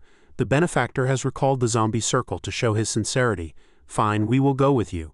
After successfully persuading them, the Black Lotus commander immediately ordered, "Clear the way." Gao Longchen, seeing the situation spiral completely out of control, was fuming with rage. But he could only stand on the city wall and roar down. Those refugees ran that way. After receiving Lin Mo's text, Mu Wanqing immediately informed A Chu, not noticing what was behind her. "Senior sister wants you to help the Fengmo civilians evacuate." A Chu, that's what Lin Mo said. The ghost suddenly swung its sharp claws in a sneak attack from behind, scaring Mu Wanqing so much she froze in place, unable to dodge in time. At this critical moment, Eli, third uncle, charged over and severed the ghost's claw, successfully saving Mu Wanqing. "Watch out." In the crisis, Eli reached out and put his arm around Mu Wanqing's waist to prevent her from falling. Eli's movements were very gentlemanly. He successfully sent the ghost flying 2 meters away while steadying Mu Wanqing. Eli asked with concern, "Are you all right?" The Nanshan ghost domain leader, who was heavily pregnant, was sent flying. Seeing the situation was unfavorable, she immediately withdrew her troops. "Brothers, our losses are heavy. We can't attack anymore?" Watching the previously aggressive ghost swarm now flee like cowards, retreating faster than one would drive away chickens, Eli looked at their retreating backs and mocked, "They've retreated, it should be fine now." Eli was so focused on watching them that he forgot he was still holding Mu Wanqing, and the two were very close. Mu Wanqing was a bit shy and spoke first. Thank you for saving me." Realizing he had been pressed against her until she spoke, Eli stood up awkwardly, his face turning red up to his neck. "No, it was nothing, a small matter." Just then, A Chu teased Eli in a low voice from the side, making him even more embarrassed. "If I remember correctly, third uncle is still single, right? You brat, why are you talking about that? I'm worried about third uncle's lifelong happiness." "Nonsense." Eli knocked a large bump onto A Chu's head before A Chu finally behaved. "You barbers travel far and wide, haven't you met a girl you like yet? Well, no rush, no rush." Everyone was in a joyful mood, with Gao Longchen being the sole exception. Gao Longchen was so angry he kept scratching the ground, trembling and unable to stand. He couldn't find a way to vent the rage stuck in his heart. Gao Longchen gnashed his teeth as he watched the situation turn more and more against him. There were no more soldiers to send to their deaths. Since the ghost tide has retreated, the troops can be mobilized. Fortunately, there were a few surviving confidants. Gao Longchen immediately ordered them to round up Lin Mo. Lin Mo colluded with the Black Lotus cult. "Arrest him." After hearing this, Lin Mo was so angry he stopped faking his injury and sprang to his feet. He cursed at Gao Longchen. "What Black Lotus cult? I was just attacked by those black-robed men too, of course." Gao Longchen didn't listen to his explanation at all, only intent on using him as a punching bag. "I don't care. Take him back for interrogation. I've been wronged. This is a massive injustice." After being arrested, Lin Mo still had a carefree attitude, not forgetting to shout to Mu Wanqing, "Senior sister, quick, go get master. Tell him his disciple has been kidnapped by a monster, and A Chu, don't forget to pick up all the ghost beads on the ground." "Shut up." They unhesitatingly hauled Lin Mo into a car and drove him away. Furthermore, they blocked A Chu and Mu Wanqing, who tried to approach. "Lin Mo, let's go." During the arrest process, Lin Mo still said calmly, "I haven't done anything to betray the Chu kingdom. Accidentally injuring soldiers was purely a slip of the hand. As long as I refuse to speak, the Security Bureau can't do anything to me." The others naturally did not agree. They chased the car while loudly protesting Gao Longchen's decision. "What crime did Lin Mo commit? You can't just arrest people randomly. Release him at once." The more everyone spoke, the angrier they became, wishing they could swallow Gao Longchen alive on the spot. A student was arrested for saving people while soldiers were promoted for doing nothing. This was unfair. Gao Longchen, of course, was not afraid of them. He even drove the car closer, as if provocatively saying, "I dare you." Currently, Gao Longchen was annoyed because his plan had failed. He turned and cursed at the crowd to vent his frustration. "Shut up, I'll see who dares to obstruct the Security Bureau's case." Snow Phoenix Gao Shishi walked over and grabbed La Cheng's arm, advising, "La Cheng, calm down. A direct conflict won't benefit us. Are we just supposed to watch?" Indeed, they had no other choice but to watch helplessly as the Security Bureau car carrying Lin Mo drove toward the execution grounds. This certainly didn't look good. Everyone began to think of ways to save Lin Mo. They called for everyone to find the media for exposure to rescue Lin Mo. Right, create public pressure on the Security Bureau. It seemed the Security Bureau wasn't idle at this time either. They were busy running around looking for materials to execute their plan and updating the battle situation. Everyone was incredibly busy, announcing things loudly. The defense line on the west side of Nanshan has also been breached. The ghost tide has reached Mingzhong. Just then, footsteps were heard from outside. Judging by the commotion, it was likely Gao Longchen and his group bringing Lin Mo. Sure enough, Gao Longchen's subordinates escorted Lin Mo to the location. Yo, the security bureau is pretty lively, huh? Having a group dinner? Once everyone saw it was Lin Mo, they were silenced. Every person stopped their work and stared at him with murderous gazes. Congratulations to the host for obtaining 10 defense breakpoints. Gao Longchen ignored his mockery and shoved Lin Mo into another room. Shut up. You'll get what's coming to you in a bit. Lin Mo looked at the interrogation room before him and revealed a conceited smile. He showed no fear regarding the situation he was about to face. Oh, is that so? After entering the interrogation room and being detained, he was continuously asked basic information by the security bureau staff. Name, gender, address, who's in the family. He was handcuffed, and his hands had to be placed on the table as he listened to the other party's rapid-fire questioning, which gave him no room to breathe. Confess honestly, hurry up. Lin Mo looked down at the handcuffs on his wrists and replied boredly. Lin Mo, male. Shishan Village, Chang'an Province. When asked about his family, Lin Mo's face darkened, but he still maintained a conceited and smug smile. In my family there's dad, mom, and a younger sister. We've been poor farmers for generations. Upon hearing this, Gao Longchen slammed the table and stood up. It seemed he completely disbelieved Lin Mo's testimony. Gao Longchen gnashed his teeth and glared at him, feeling like he was looking at an expert liar. Poor farmers? Who are you kidding? Where is the Security Bureau's investigation result? The subordinate beside him honestly reported the contents of the report. It is consistent with our previous investigation. Father, Lin Gang, born in 3067, address Shishan Village, Chang'an Province. Mother and Chang, born in 3063, Mapping Village, Chang'an Province. In 3081, the two were married via an introduction by matchmaker Wang. The very next year, a son, Lin Mo, was born. The subordinate broke into a cold sweat as he spoke, keeping his eyes on the grim-faced Gao Longchen as he continued. We also investigated matchmaker Wang. She confirmed that she's watched Lin Mo grow up since he was a child. After hearing the report verifying Lin Mo's identity, Gao Longchen was livid, even if he didn't want to believe it. The report said what it said. How could this be? Damn it. Lin Mo stared at Gao Longchen, who had tried to drive him into a corner, and thought to himself, the evidence is too perfect. I wonder how the old man pulled it off. However, no matter how unbelievable the evidence was, Gao Longchen remained convinced that Lin Mo had assisted the enemy. Lin Mo, then what was the deal with you colluding with the Black Lotus cult? Lin Mo curled his lip and began to complain. What? I was attacked by them too. Obviously the Security Bureau and I share a common enemy. I'm fully committed to dealing with the Black Lotus cult. Gao Longchen of course didn't believe him. He was so angry he had nowhere to vent, so he could only stare at Lin Mo with a stiff, grim face, not knowing what to say. Gao Longchen still wasn't completely resigned. He roared at Lin Mo in fury, slamming the table with a thunderous bang. Still acting, this time he didn't stay behind the desk to interrogate Lin Mo. Instead, he walked over and grabbed Lin Mo by the collar to threaten him. Gao Longchen looked down at Lin Mo and roared, You deliberately injured so many soldiers, and you still dare to play dumb. You are clearly a remnant of the Fengmo Kingdom. Congratulations to the host for obtaining 50 defense breakpoints. Lin Mo, of course, wouldn't admit it. He even stood his ground, stiffening his neck to argue back without a hint of fear. Don't go making false accusations. Where's your evidence? Hearing this, Gao Longchen became even more enraged and agitated. If you didn't collude with evil spirits, how could you conspire with those wild ghosts from the graveyard? And how could you escape from the half-step ghost king of the Kanglan ghost domain? Gao Longchen immediately voiced his suspicions and evidence. The most important piece of evidence is that you went to West China Hospital to see An Ran. She is one of the 12 priests of the Fengmo Kingdom. Contrary to the fear Gao Longchen expected, Lin Mo struggled to stifle a laugh this time because he despised Gao Longchen from the bottom of his heart. A mocking smile appeared at the corner of his mouth as he looked down at him. I don't know if An Ran is a priest or not. I only know she's your mistress. Hearing this, Gao Longchen was shocked, never expecting Lin Mo to know about that. Of course, once exposed, he would lose his job. Lin Mo curled his lip and continued, I went to visit her. Was I actually trying to cuckold you? Or do you want to charge me with seducing your mistress? The more he spoke, the angrier Gao Longchen became. Finally, unable to take it anymore, he grabbed Lin Mo, wanting to give him a beating. Son of a, congratulations to the host for obtaining 500 defense breakpoints. Seeing that Gao had flown into a rage and was about to hit him, Lin Mo provoked him further. What, planning to force a confession? Gao Longchen of course couldn't do that. There were cameras everywhere. Once news of a student being beaten for a confession leaked out, he'd be finished. So Gao Longchen merely shoved him back into his chair. But Gao Longchen didn't intend to let Lin Mo off. He rolled up his sleeves and smiled sinisterly. You think you can get through this just by being a fast talker? Dream on. Gao Longchen immediately touched the tattoo on his arm and summoned his contracted ghost.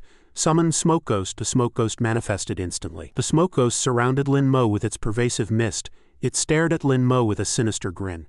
Seeing this, Lin Mo's smile faded. The Smoke Ghost leaned in and blew a puff of smoke at Lin Mo. "Little darling, try my hues of justice," Lin Mo muttered. "I only mentioned your mistress. No need to silence me, right?" The others in the back chimed in worriedly. "Director Gao, this isn't according to regulation. Hues of justice could kill him. We'll keep what he said from your wife." Gao Longchen, in the heat of his rage, turned and roared at the two of them. "It has nothing to do with that. Are you just going to watch while a Fengmo remnant wreaks havoc in the Chu kingdom?" Just then, someone suddenly kicked the door open. Everyone in the interrogation room turned toward the door in shock. The newcomer was Di Feng, who burst in furiously. "You dare arrest the disciple of a frontline commander? Release him at once." Upon seeing Di Feng, Lin Mo's face lit up with a brilliant smile, happier than if he'd found money. "My backup has arrived." Vice Commander Tan Ming stood behind with a grim expression, saying anxiously to Di Feng, "Commander Di, barging into the Security Bureau to demand a prisoner isn't exactly according to regulations." Hearing this, Di Feng snapped, "Regulations? Even your chief wouldn't dare talk to me about regulations. And you dare talk to me about them?" Yes, of course. Tan Ming couldn't reason with Di Feng, so he turned to ask Gao Longchen, "Director Gao, how is the interrogation going? Give me a little more time."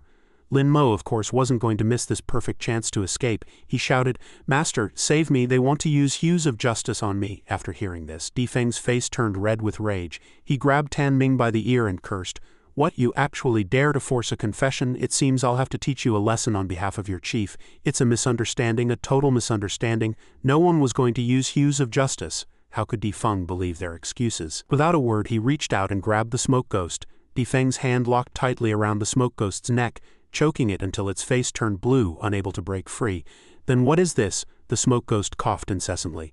Seeing this, Gao Longchen was scared out of his wits. He quickly abandoned the idea of having the Smoke Ghost interrogate Lin Mo. The Smoke Ghost returned to its place. Di Feng stared coldly as the Smoke Ghost turned into mist and returned to Gao Longchen's side. Not killing the ghost was already showing mercy. Only then did Di Feng settle the score with Gao Longchen. "So you're the one trying to frame my disciple, planning to use extrajudicial torture without evidence? I just wanted to scare him a little." Obviously, the explanation Gao Longchen gave failed to convince Di Feng at all, making him even angrier instead. "Then how about I scare you a little too?" Seeing that Di Feng was about to make a move, Tan Ming panicked. He immediately jumped in to mediate. "Please calm your anger. Gao Longchen, hurry up and release him." Gao Longchen had no choice but to obey the order, unlocking the handcuffs and releasing Lin Mo. If he didn't, the entire Security Bureau would be buried with him. As Lin Mo walked out, he began to complain to Di Feng, "Master, not only did I not commit a crime, I even risked my life to fend off the ghost tide and save the Chu workers." Gao Longchen's blood pressure skyrocketed upon hearing this. He began to speak rudely to Lin Mo. "Lin Mo, don't go too far. Congratulations to the host for obtaining 40 defense breakpoints." Di Feng hadn't even left yet. And Gao Longchen dared to insult his disciple. He was truly bold in the end. Gao was countered by Di Feng. "What, not satisfied? I understand. Since your disciple saved people, the Security Bureau will issue a public commendation and gift 2 additional evil spirit rank ghost beads as a reward." Di Feng led Lin Mo away. Before fully stepping out the door, Lin Mo made a face at Gao Longchen. "That's more like it. Let's go, disciple." Gao Longchen felt extremely unwilling, but what could he do? If word of the Hues of Justice incident got out, our careers would be over. Before leaving, Tan Ming didn't forget to reprimand Gao Longchen. "From now on, don't touch a single hair on Lin Mo's head unless you have concrete evidence." Gao Longchen was already annoyed at getting nothing out of the interrogation. Now, he'd not only been humiliated by Lin Mo and had his mistress exposed, but he was also being scolded by his superior. "Damn it, I will definitely avenge today's humiliation." Gao Longchen's eyes were blood red with hatred for Lin Mo. He immediately thought of 2 people who knew Lin Mo. The ones who knew his true identity, plus her. Somewhere else, what seemed to be a restaurant. After leaving the Security Bureau, the master and disciple went out to feast. The two raised their glasses in a toast. Lin Mo expressed his joy to Di Feng. "Thank you, master, for saving my life. I toast to you." After clinking glasses, Lin Mo drank it all down heroically in front of Di Feng. It was unclear whether the glass held water or wine. Seeing him so relaxed, Di Feng sighed. "Although I saved you today, the fact that you saved the Fengmo refugees is real. The military will definitely continue to target you. Once they make a move, a single strike will be lethal." Lin Mo still seemed very nonchalant. He wasn't afraid at all. Even if the higher-ups target me, don't I still have Master to protect me? Defeng told him an obvious fact. Master can't protect you every time. Besides, tomorrow I have to leave for the Northern Kingdom. What are you going to the Northern Kingdom for? Defeng told Lin Mo about the situation there. The 4 Northern Kingdoms are united to wipe out your senior sister's cult. This time, I'm afraid that little girl is going to lose her head. Although she turned traitor and left the sect, we were master and disciple once. I at least have to save her life. Lin Mo's attitude remained casual, even a bit dismissive. As soon as he finished speaking, he got a smack. Master is so good to his disciples. Ow! Defeng frowned as he stared at Lin Mo. With his hand on his leg, he reminded him, cut the nonsense. There are 3 things you need to do now. First, continue to get stronger. No resting. Next, Defeng held up 2 fingers for the second thing and asked Lin Mo, second, contract another powerful ghost. You should still have a contract slot, right? Ah yes. Hearing this, Lin Mo first asked for Defeng's opinion to see what kind of ghost he wanted him to contract. What kind of ghost does Master want me to get? Defeng took a deep drag of his cigarette, blew out a puff of smoke and said the name of a ghost he considered powerful. The Ghost Scholar. Defeng began to explain why he wanted Lin Mo to contract the Ghost Scholar. 2 days ago, the Kanglin ghost domain was breached and he was heavily injured. He's currently hiding in the graveyard next to our school. Lin Mo began to feel puzzled because he truly didn't quite understand. Contract the Ghost Scholar? Isn't he a half-step Ghost King? Not anymore. Thinking of the Ghost Scholar's moves, both were full of praise. The Ghost Scholar was quite special. His ultimate move could create 4 physical clones. Defeng continued. That's also why the Ghost Scholar is no longer a half-step Ghost King. His clones died in battle, so his overall cultivation level dropped. Lin Mo understood now. He said excitedly, like a student eager to turn in homework. So that means the Ghost Scholar's current level might not even be at the Evil Spirit rank? Maybe even lower, Defeng added, lest Lin Mo be unaware of the benefits. The Ghost Scholar is excellent. If you can contract him, your strength will increase greatly. After hearing the 2 things he needed to do, there was still the third. Lin Mo pressed, and the third thing, this matter was more complicated to explain. Defeng leaned in with the cigarette in his mouth and whispered in Lin Mo's ear, keep an eye on your 9th senior sister. Don't let that girl research any more forbidden arts after I'm gone. Lin Mo was stunned for several seconds after hearing this, staring at Defeng with wide eyes. He hadn't expected the seemingly harmless Mu Wanqing to be a troublemaker too. Could she be preparing to betray the sect as well? After chatting for a while, Defeng handed Lin Mo a ring. Take this. If you encounter something you can't solve, go to the Half-Ghost Cavern to find your 4th senior sister. By this time, Defeng was dead drunk. He clutched his stomach as he walked, saying, although she's a renegade, she's more obedient than the others. If you go to her in tears, there's probably a 30% chance she'll help you. Lin Mo stood up and followed behind Defeng.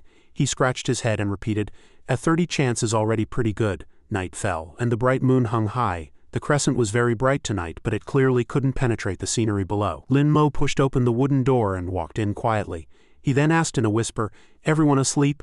Lin Mo climbed onto his bunk bed and found a red satchel and a note on it. What was this? It turned out Chu had collected these and left them in the bag for him. The note read, Lin Mo, here's your share. Seeing that his roommate had helped him collect these things, Lin Mo couldn't help but smile. Chu truly was a good person. Not a single ghost bead was missing. Lin Mo climbed into bed, deciding to go right to sleep. The long, exhausting day was finally over. Time for sleep. At this time it was very peaceful outside, or at least it seemed so in the background. The moonlight continued to shine upon the land, letting everyone sleep well. Lin Mo sat on his bed. The light in the room was now on and he had already taken a nap. He opened the satchel stuffed with ghost beads. Lin Mo immediately performed a hand seal. His whole body seemed to be enveloped in red flames, but it was actually the energy emanating from the countless ghost beads. Absorbing the ghost beads to upgrade skills. Following this was the constant ringing of system notifications. Upgraded Wu Sheng Ghost to primary level Evil Spirit. Successfully exchanged for Wu Sheng Ghost's 3rd skill, obtaining the passive skill, Fury. Level 1 Fury. Each strike taken from an opponent increases Fury by 5 points. Every 5 points of Fury increases the critical hit probability by 3. Fury points can reach a maximum of 100, granting a 60 critical hit probability. Spiritual energy cost is 0. Skill cooldown is 0 seconds. After strengthening this ghost, the next one upgraded as well. Upgraded Dan Ghost to primary level Evil Spirit. Successfully exchanged for Dan Ghost's 3rd skill, obtaining the skill. Rise and Fall. Level 1 Rise and Fall. Chant classic melodies to restore 10 health to our generals and increase combat attack speed for a short period. Spiritual energy cost 70. Skill cooldown 120 seconds. Lin Mo raised his tattooed arm and recalled all his contracted ghosts into the tattoos. Lin Mo looked at the results and smiled. The skills are really strong. This time, the Wu Sheng Ghost combat power when full of fury wasn't even inferior to the Electrode Ghost. Combined with the Dan Ghost's healing and attack speed buffs, it was an epic enhancement. Of course, Lin Mo had forgotten a ghost that had also contributed greatly to this affair. What about me? To help you, I have fewer than 100 zombies left. Those were my treasures nurtured for hundreds of years. Before Lin Mo could speak, the Electrode Ghost beside him gave a warning. What's so great about a pile of rotten corpses? If you stay arrogant, I'll chop you into mincemeat. The corpse-nurturing ghost wasn't having it. The zombies were gone, and now he couldn't even get back his basic rights and was being insulted. He wanted a fight. The Electrode Ghost of course wasn't afraid of the corpse-nurturing ghost. He clenched his fists and cracked his knuckles in anger. I gave you face, but now watch me knock your teeth out. The two ghosts began to scuffle while the other ghosts looked on. The Dan Ghost was busy shrinking into the Wu Sheng Ghost's arms. A fight? They're fighting. Stop it, you two. Stop it. Lin Mo indicated he was powerless. He clutched his head, feeling a headache over the matter. Having many contracted ghosts is great, but they're too noisy. As the two ghosts were in the middle of a fierce fight, Lin Mo walked over and separated them with his bare hands. Stop fighting. Lin Mo stood between the two ghosts. Then he stated his next plan. When Chu comes back, I'll borrow his blade and head to the graveyard. After resolving the senseless dispute, Lin Mo sighed and sat in a chair. He began to scroll through his phone to rest for a while. Lin Mo stole a glance at the other two female ghosts who were obediently reading the textbook. Female ghosts are better. They're quiet and they even help me copy my homework. While scrolling through his phone, Lin Mo suddenly saw something. He was so shocked he froze, staring at the phone screen. The screen displayed the latest news. Military supplies transported by the Security Bureau were completely looted. The loss of ghost beads is estimated to exceed 15 million. This doesn't even include the stolen ghost artifacts and arrays. The criminals are still under investigation. After reading the latest news, Lin Mo rested his chin on his hand and pondered. And Ran really is a woman of her word. But there were only 3 of them. How exactly did they pull it off? The others had already woken up. They came in from outside to greet Lin Mo. Brother Mo, you're finally awake. Are you skipping the afternoon classes? Hearing this, Lin Mo smiled triumphantly, picked up the homework the female ghosts had copied and handed it to them. Remember to turn in my homework. Seeing this, Black Little Fatty felt like crying with envy. I'm so stupid really. Why doesn't my trash can ghost have hands? If it did, I wouldn't have to suffer through copying homework. Congratulations to the host for obtaining 40 defense breakpoints. Seeing his friend so aggrieved, Lin Mo stepped forward, hooked an arm around his shoulder and joked, maybe you could train your trash can ghost to hold a pen in its mouth to write. You're a genius, honestly. After speaking, Lin Mo turned to Chu, thanked him and his family, and handed over 2 evil spirit rank ghost beads. Chu, thanks for everything with you and third uncle. We're brothers, don't be polite. Of course, there's no such thing as a free lunch. Lin Mo flashed an incredibly lecherous grin and made a request of Chu. One more thing. Lin Mo pointed at Chu's weapon and immediately asked to borrow it. Chu was somewhat surprised. Lend me your barber's blade for a bit. After nightfall, Lin Mo took the blade to the back mountains. The ghost scholar was hiding near the abandoned graveyard. Lin Mo found the surroundings too quiet, with no clues to find the ghost scholar. Thus he summoned the corpse-nurturing ghost to help with the search. The moment the corpse-nurturing ghost appeared in the graveyard, its grin nearly split its face. My God, you weren't lying to me. There are corpses everywhere here. While Lin Mo focused on the surroundings, the corpse-nurturing ghost excitedly moved one corpse after another, looking as if it had found true love. Before long, Lin Mo spotted a ghost shadow hiding behind a large mound of earth, and the ghost happened to spot him at the same time. The moment their eyes met, Lin Mo let out a shout and charged, but the ghost turned and bolted. However, it was no match for Lin Mo's sharp eyes, keen mind and long legs. Lin Mo appeared behind it in an instant, scaring the ghost half to death. Lin Mo grabbed the ghost by the collar, lifting it up like a little chick, which sent the ghost into a cold sweat. Call out all your associates and help me dig up every single corpse in this graveyard. Okay. The ghost was extremely obedient and immediately called out every other ghost in the area, each digging up a grave. The corpse-nurturing ghost watched, dumbstruck. Its face showed both dull shock and unsuppressible excitement. It completely forgot the morning's unpleasantness when it had complained about Lin Mo being unfair. A single man commanding a horde of ghosts, he truly was the boss of the abandoned graveyard. This was brilliant, a total piece of cake. Once the corpses were unearthed, the corpse-nurturing ghost lined them up in a long row, laughing loudly while injecting ghost chi into them. Lin Mo also summoned the Wu Sheng ghost to help, allowing the corpse-nurturing ghost to control the bodies faster. The ghost chi emitted by the corpse-nurturing ghost acted like a massive net covering all the corpses, waiting only for a command. The ghost stared at the scene, unable to stop grinning. Just then, the system made an announcement. Excellent, corpse-nurturing ghost loyalty has increased by 30, reaching 45. Lin Mo witnessed the whole thing from the rear. He rested his chin on his hand with a wry smile, thinking this guy was exactly like the electrode ghost. Just then, for some unknown reason, a beautiful red-clothed female ghost suddenly approached Lin Mo and pulled him into her arms. It was indeed her. Her appearance this time was so sudden it caught Lin Mo completely off guard. "Hubby, you didn't even say hello after coming here." Without waiting for Lin Mo to answer, the red-clothed female ghost reached out to tilt his chin up, forcing him to look at her. "You're not allowed to leave tonight. You have to stay with me." Naturally, Lin Mo refused. Aside from everything else, he still had to sign a contract with the ghost scholar. "No, I have urgent business." The red-clothed female ghost still wouldn't let go, even pinning him against a tree trunk. "What business could be more important than me?" "I heard the ghost scholar came to the abandoned graveyard." Hearing this, she immediately understood Lin Mo's intent. She breathed onto his hand and teased, "That's right, he came here to make trouble." But her next words gave Lin Mo a huge shock. "However, I've already defeated him personally and locked him in the ancient mansion." Lin Mo's attitude changed instantly. Instead of avoiding her, he grabbed her hand, making her blush. Lin Mo looked excited and immediately requested, "Then take me to see him quickly. Anything for my hubby." Submissively, the red-clothed female ghost led Lin Mo to the dungeon of the mansion. It was pitch black all around, save for faint light and strange sounds. Locked inside, the ghost scholar was still hurling insults at the red-clothed female ghost. "You stinking wench, when my army arrives, I'll burn this place to ash." In the middle of his tirade, the ghost scholar was stunned to see Lin Mo being brought in by the ghost, with Lin Mo even smiling as he greeted him. "Brother ghost scholar, are you doing all right?" The moment the ghost scholar saw Lin Mo, his face turned extremely grim, clearly unhappy to see him. "Lin Mo, it's you." Lin Mo walked closer nonchalantly.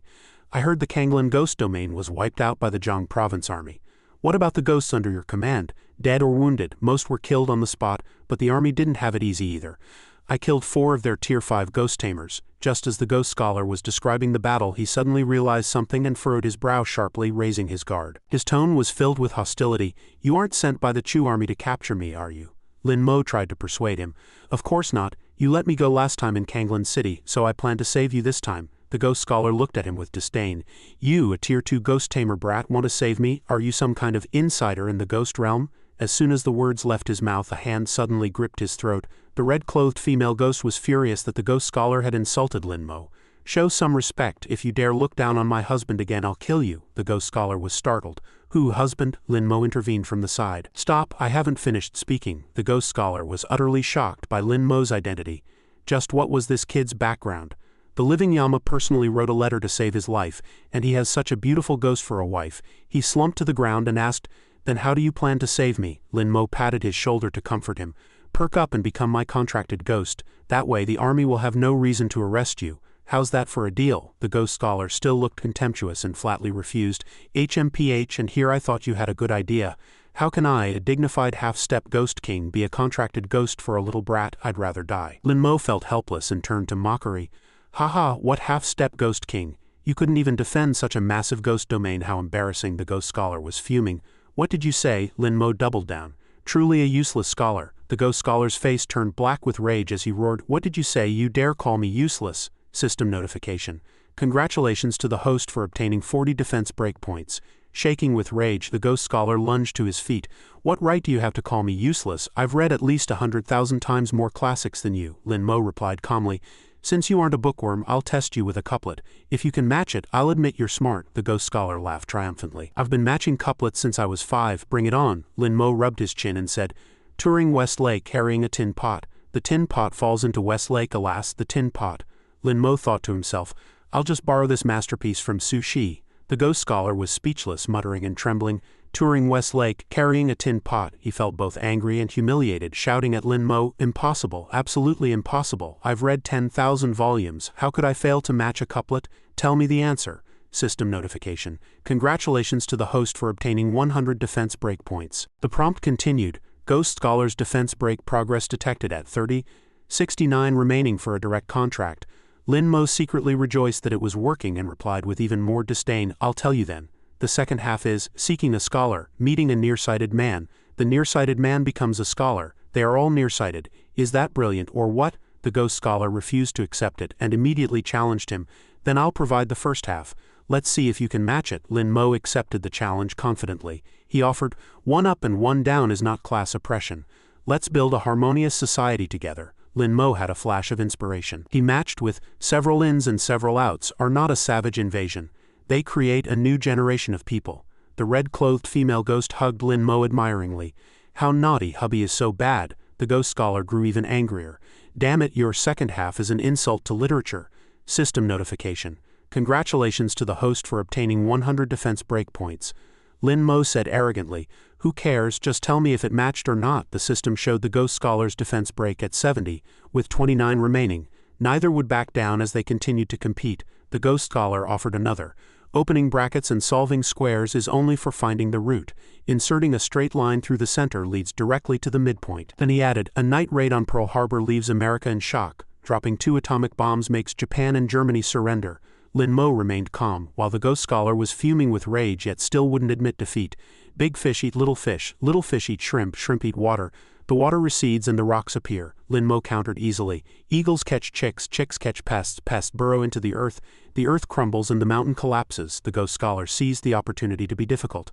Wrong, mine had 3 eats, yours has 3 catches, you lose. He laughed wildly with triumph. Lin Mo's expression didn't change. Then I'll change it. Master presses mistress, mistress presses the bedboard presses the ground moves and the mountain shakes, how's that? The ghost scholar was speechless and coughed up blood from rage. System notification. Congratulations to the host for obtaining 200 defense breakpoints. He stammered and trembled. You animal? The system detected the defense break had reached 99 and the option for a forced contract became available. Lin Mo patted his shoulder threateningly.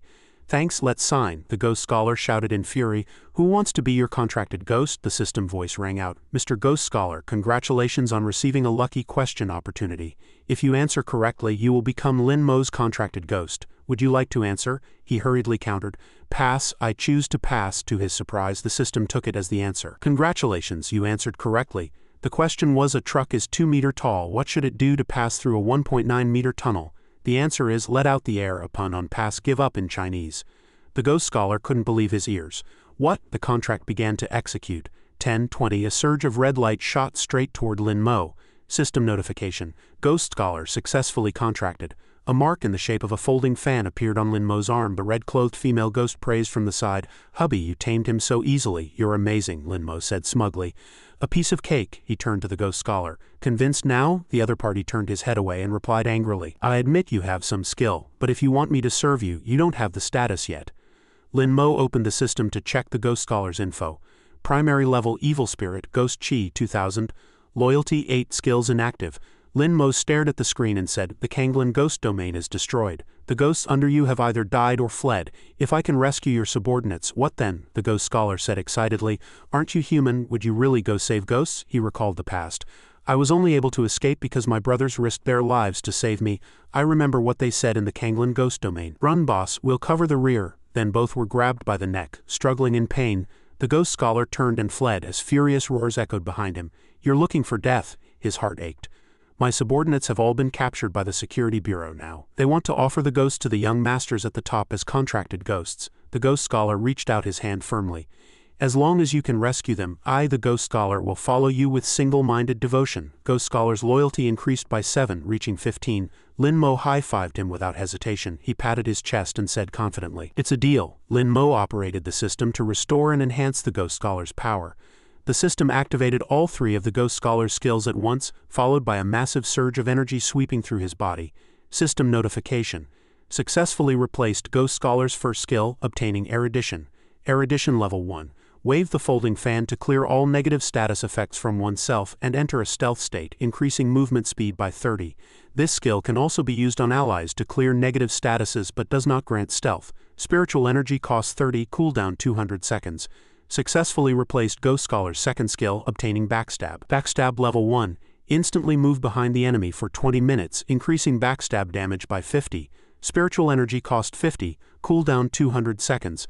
Successfully replaced ghost scholar's third skill, obtaining ghost shadow. Ghost shadow level 1. Create 2 ghost shadows to fight alongside you. Their damage scales with the main body. Ghost shadows can trigger backstab. Spiritual energy costs 60, cooldown 300 seconds. Lin Mo was beyond excited. Truly a powerful assassin, he marveled secretly. Master hadn't lied to him. The ghost scholar really was strong and could bypass contracted ghosts to attack the ghost tamer directly. Just then, the red-clothed female ghost spoke. "Hubby, business is finished, right?" Lin Mo instinctively looked back. The ghost grabbed Lin Mo's hand and placed it on her chest, suddenly saying, "Is it because I've made your heart race?" Lin Mo panicked. "Wait," he awkwardly withdrew his hand. "No, there's still one more bit of business," Lin Mo said seriously.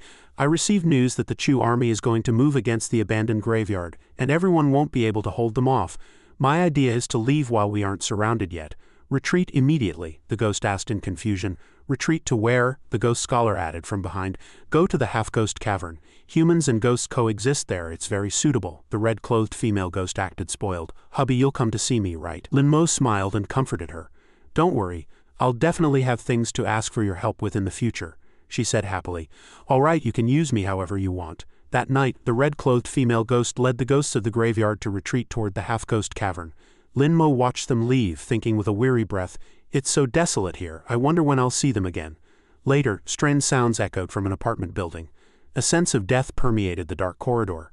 Lin Mo walked slowly. He hunched over, thinking that in the middle of the night, why would there be such a piteous cry that sounded neither human nor ghost coming from the balcony?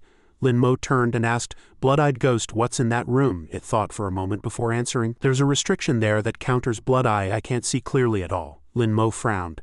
It seemed he would have to check personally. He used one sword projection to send his soul to investigate, and his soul floated to the edge of the door. Looking inside, Lin Mo was so shocked his eyes nearly popped out. His gaze was written with horror and astonishment. "What is that?" A youth with a distorted face was sitting in the room, covered in talismans. Unexpectedly, the one sneering while inflicting violence there was actually Mew Wanching. The man on the floor pleaded weakly, "Kill me, hurry up and kill me." But she laughed excitedly. "Bleh, I won't let you die, I want you to stay alive forever." Outside the door, Lin Mo held his breath as he observed, but Mew Wanching suddenly whipped her head around and let out a sharp cry. Realizing he was exposed, a jolt of panic surged through Lin Mo's heart. Damn it, one sword projection, retract his soul instantly snapped back into its shell, but terror still lingered on his face. He thought anxiously, "That was too close. I hope she didn't spot me." Little did he know that in the shadows a pair of blood-red eyes was staring fixedly at him. Mew Wanching approached, radiating murderous intent. "Little junior brother, did you see it all?" Lin Mo was so terrified he slumped to the ground. "Senior," Mew Wanching spoke with a chilling, killing intent. "Then I might as well let you live forever too," Lin Mo panicked. "Senior, please don't." Mew Wanching extended her long tongue and closed in on Lin Mo. In an instant, her tongue wound tightly around Lin Mo's neck. Lin Mo cried out in agony as Mew Wanching excitedly dragged his collapsed body toward her. One more person to attain eternal life. Lin Mo gripped the doorframe with all his might, his face deathly pale and his consciousness gradually fading. At this critical moment, the ghost scholar shouted to wake him. "Wake up, Lin Mo, this is an illusion." Seeing that Lin Mo couldn't break free, the ghost scholar swung his folding fan and struck Lin Mo hard on the forehead. A surge of sharp pain hit him, and Lin Mo jolted awake with a loud cry. He leaned against the wall, gasping for air as if he had just escaped death, his heart filled with lingering fear. "Damn it, when did I fall into an illusion? Blood-Eye, why didn't you react?" The blood-eyed ghost looked helpless. "My vision is linked with yours. I didn't notice when we were caught either." Beside them, the ghost scholar sighed. "This illusion can actually affect even contracted ghosts. It's truly too powerful. If I hadn't used my first skill to dispel it, the consequences would have been unthinkable." Lin Mo speculated with lingering trepidation. "It seems everything I saw might have been fake. All of it was Senior's roundabout way of warning me to stay away from her forbidden arts." Lin Mo hurriedly fled, muttering to himself, "Sorry, master, I can't handle this disciple. My strength just doesn't allow it." Meanwhile, Mew Wanching revealed a sinister smile, looking at the trembling corpse before her and sighing, "So cute." Beside the corpse, a phone screen was lit up. The phone screen displayed, "Ku Sung, son of the 13th floor manager of Qingfeng Building, is missing. A reward of 5 million is offered for accurate clues." In the early morning at Poplar Academy, people were whispering, "Hey, did you see the trending news online?" Qi Ming shared the news with Lin Mo. Apparently, many prominent figures had mysteriously disappeared recently, and the Security Bureau and the Army had established a special task force for major cases. Lin Mo immediately connected this to the scene with Mew Wanching last night. Could it be her? Suddenly, a hand lightly tapped Lin Mo's shoulder, giving him a massive fright. Mew Wanching greeted him as if nothing had happened. "What are you guys chatting about, Lin Mo?" Lin Mo broke into a cold sweat, turned around and stammered, "Nothing, senior. I called you several times and you ignored me." "What's everyone talking about?" Lin Mo dodged the subject. "Nothing, just some rumors online." Just then, Lin Mo's phone rang. It was in Ran. He took the opportunity to make an excuse to leave. "You guys chat, and Ran has something for me. I've got to go." On the other end of the line, and Ran reported, "The news you asked me to investigate about those ghosts from the Kanglan ghost domain has turned up a lead.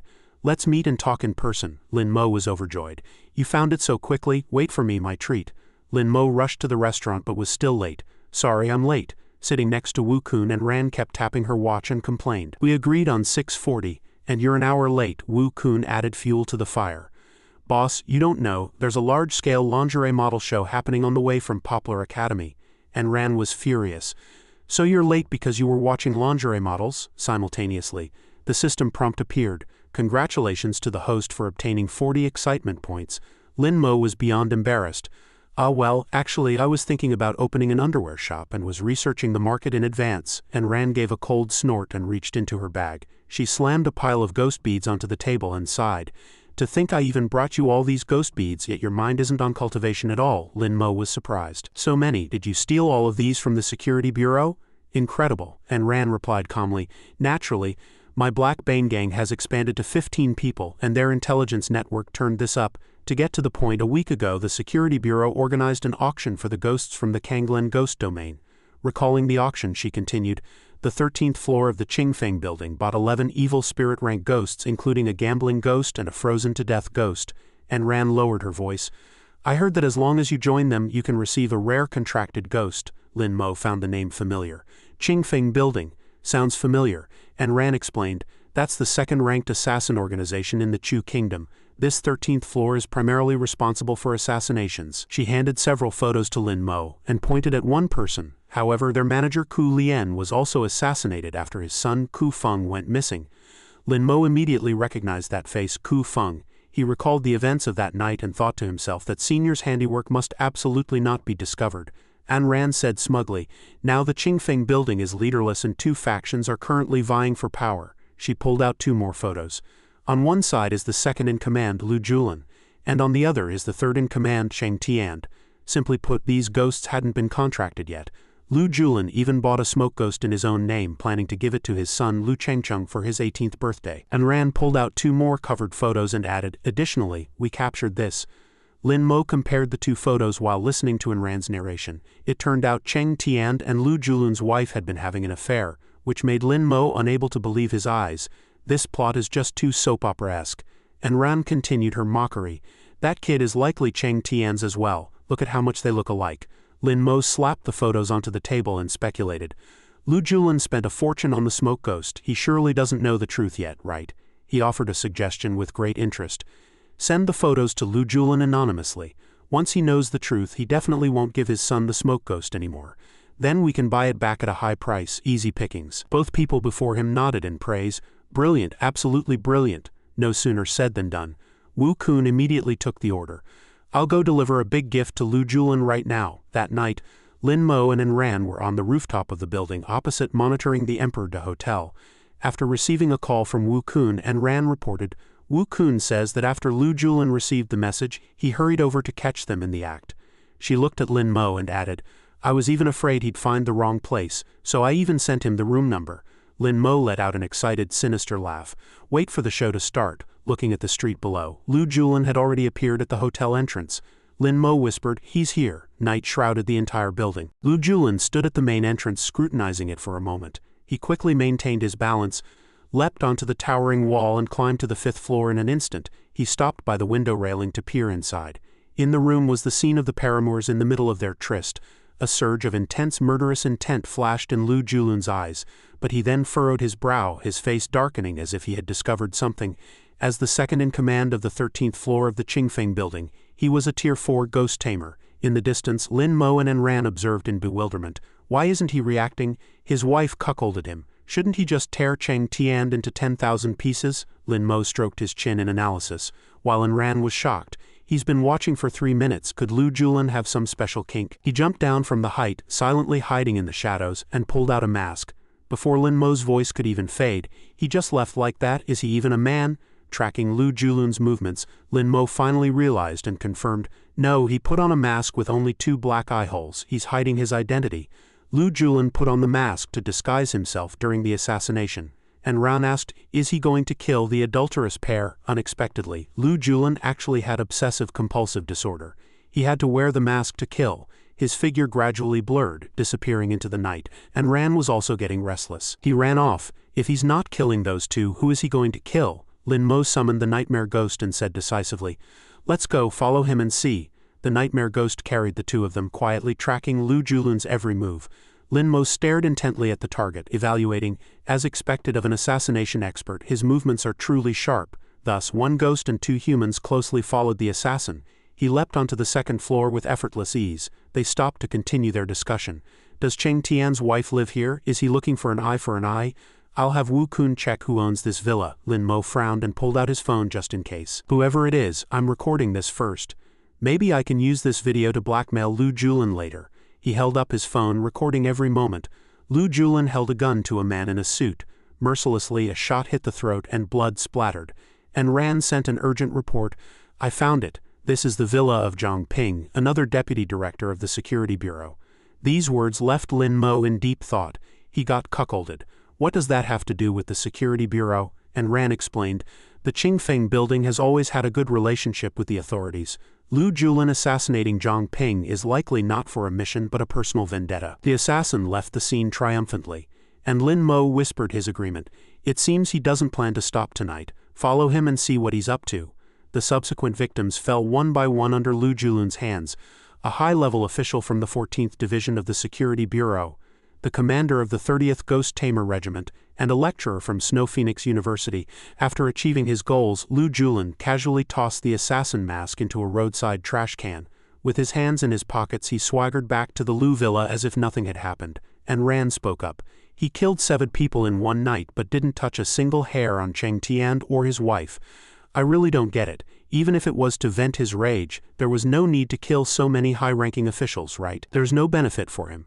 Lin Mo negated his previous words. Forget it doesn't matter who he kills, let's just go directly to him to buy the smoke ghost. In the silent late night at the Lu villa, Ran unhesitatingly reached out and rang the doorbell. The sweet voice of Lu Julun's wife, Zimei, rang out. Who are the two of you looking for? The two gave awkward smiles. And Lin Mo spoke. Hello, we are looking for Mr. Lu. Upon hearing this, Zimei invited the two into the house without any guard. Lin Mo thought to himself, so coquettish. No wonder she couldn't stand the loneliness. He turned his head and whispered, her breathing is very steady. Her expression is normal, not like they just had a fight. Could it be that Lu Julun hasn't confronted her yet and is pretending not to know? As Lu Julun walked down the stairs, Zimei called out, Hubby, someone's looking for you. The couple appeared very intimate, and she even kissed Lu Julun on the face to comfort him. You must be exhausted after finishing your mission. Get some rest after you talk. I know. Zimei retreated into the room happily, humming a song, completely failing to notice her husband's current expression. Watching that nauseating scene from earlier, Lu Julun raised his hand to wipe away that hypocritical kiss. Lin Mo clapped in admiration, making him feel a bit guilty. Lin Mo sarcastically mocked him. Mr. Lu really has a way of doing things, being cuckolded by your wife and still acting as if nothing's wrong. Lu Julun's face was tense, and he roared in humiliated rage. Who are you? What do you know? Lin Mo explained unhurriedly. We have no interest in your family matters. We are here to buy the smoke ghost in your possession. Lin Mo laid out his terms.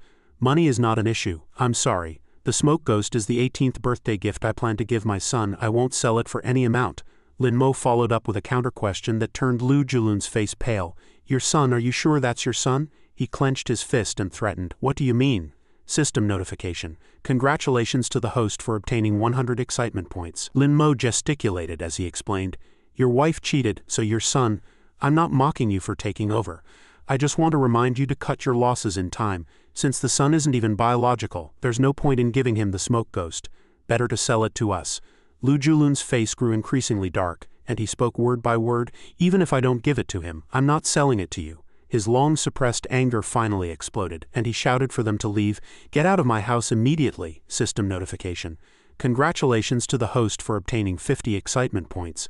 Lu Julun threw a punch at Lin Mo, which Lin Mo nimbly dodged. Lin Mo grabbed his wrist and comforted him. Don't be angry. You killed 7 big figures in one night, and you're still not cooled down. How do you know? Lu Julun provoked. Want to threaten me? It's useless. I forged evidence at all 7 scenes. Once the Security Bureau investigates, it will only lead back to Cheng Tian. And Ran asked in confusion, you killed people to frame Cheng Tian, so why didn't you just kill him directly? None of your business. I'll only tell you one thing. Threatening me is useless. Now get out immediately. The long-prepared Lin Mo said with a devious smile.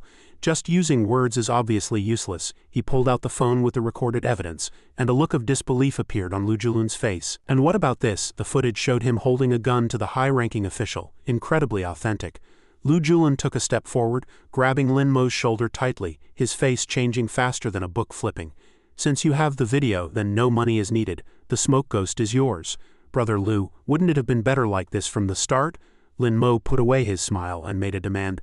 Besides the smoke ghost, I want you to hand over the gambling ghost, the frozen-to-death ghost, and the other 11 ghosts Ku Lien bought. Lu Julun's face was serious. You want to blackmail me? Even if you give the video to the security bureau, it won't prove I'm the killer. At most, it helps Cheng Tian clear his name and ruins my plan. It's not worth the huge risk of giving you all those auction ghosts. Lin Mo fell into a disadvantage and pondered for a moment. Clearing Cheng Tian's name and ruining the plan were indeed the only current values of this video. He had a sudden flash of inspiration and changed his tune. How about this? We delete the video and you give us the smoke ghost. Lu Julun took the opportunity to agree. Deal. But if you really want those ghosts the Qingfeng building bought, you have to do something for me. The sudden reversal of the situation left him and Ran stunned.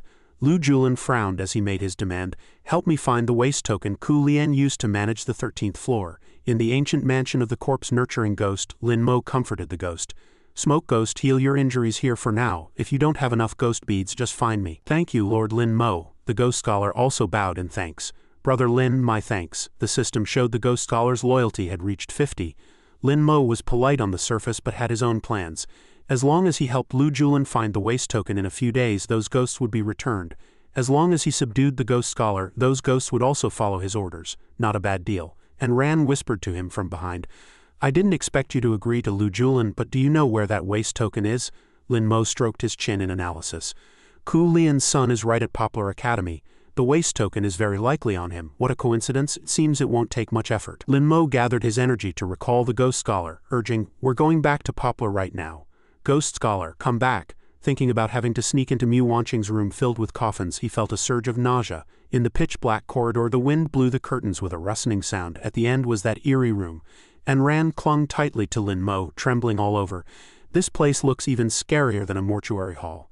Lin Mo activated his blood eye and said urgently, Let's move fast while Senior is away at class. He split the old lock with a single sword strike. The two quickly pushed the door and entered. The room was lit with a bizarre faint glow. Inside the glass cabinet sat soulless, motionless zombies in neat rows, a horrific sight. My God! They approached to confirm the identity of the zombie. Its Ku Feng blue veins bulged on his withered body. The two observed and discussed. No breathing, but the pulse is still beating. Lin Mo reached out his hand, preparing to open the cabinet. But Ran stopped him warily. Wait, what if he explodes when we open the cabinet? Better make some preparations first. Lin Mo found her reasoning sound and summoned the bandage ghost just in case. If this half-dead fellow explodes, I'll immediately use the bandages to control him. At least you're attentive. Lin Mo yanked Ku Feng out of the glass cabinet with a surge of strength. The moment his head emerged, Ku Feng instantly transformed into a zombie state, his face bulging with blue veins and his eyes wide with an unnerving, savage intensity. The scene before them was a shock. The zombie let out a low guttural growl like a rabid dog, green bile dripping from its maw. Lin Mo cried out in alarm and scrambled back as the corpse lurched upward, green slime erupting from its mouth while blue veins rapidly spider-webbed across its entire body. Seeing the situation spiraling out of control, Ran shouted urgently, It looks like he's about to vomit something up. Tell the bandage ghost to move now. Ku Feng clawed desperately at his own throat, letting out several muffled thuds from his wide-open mouth before being completely constricted by the surging bandages.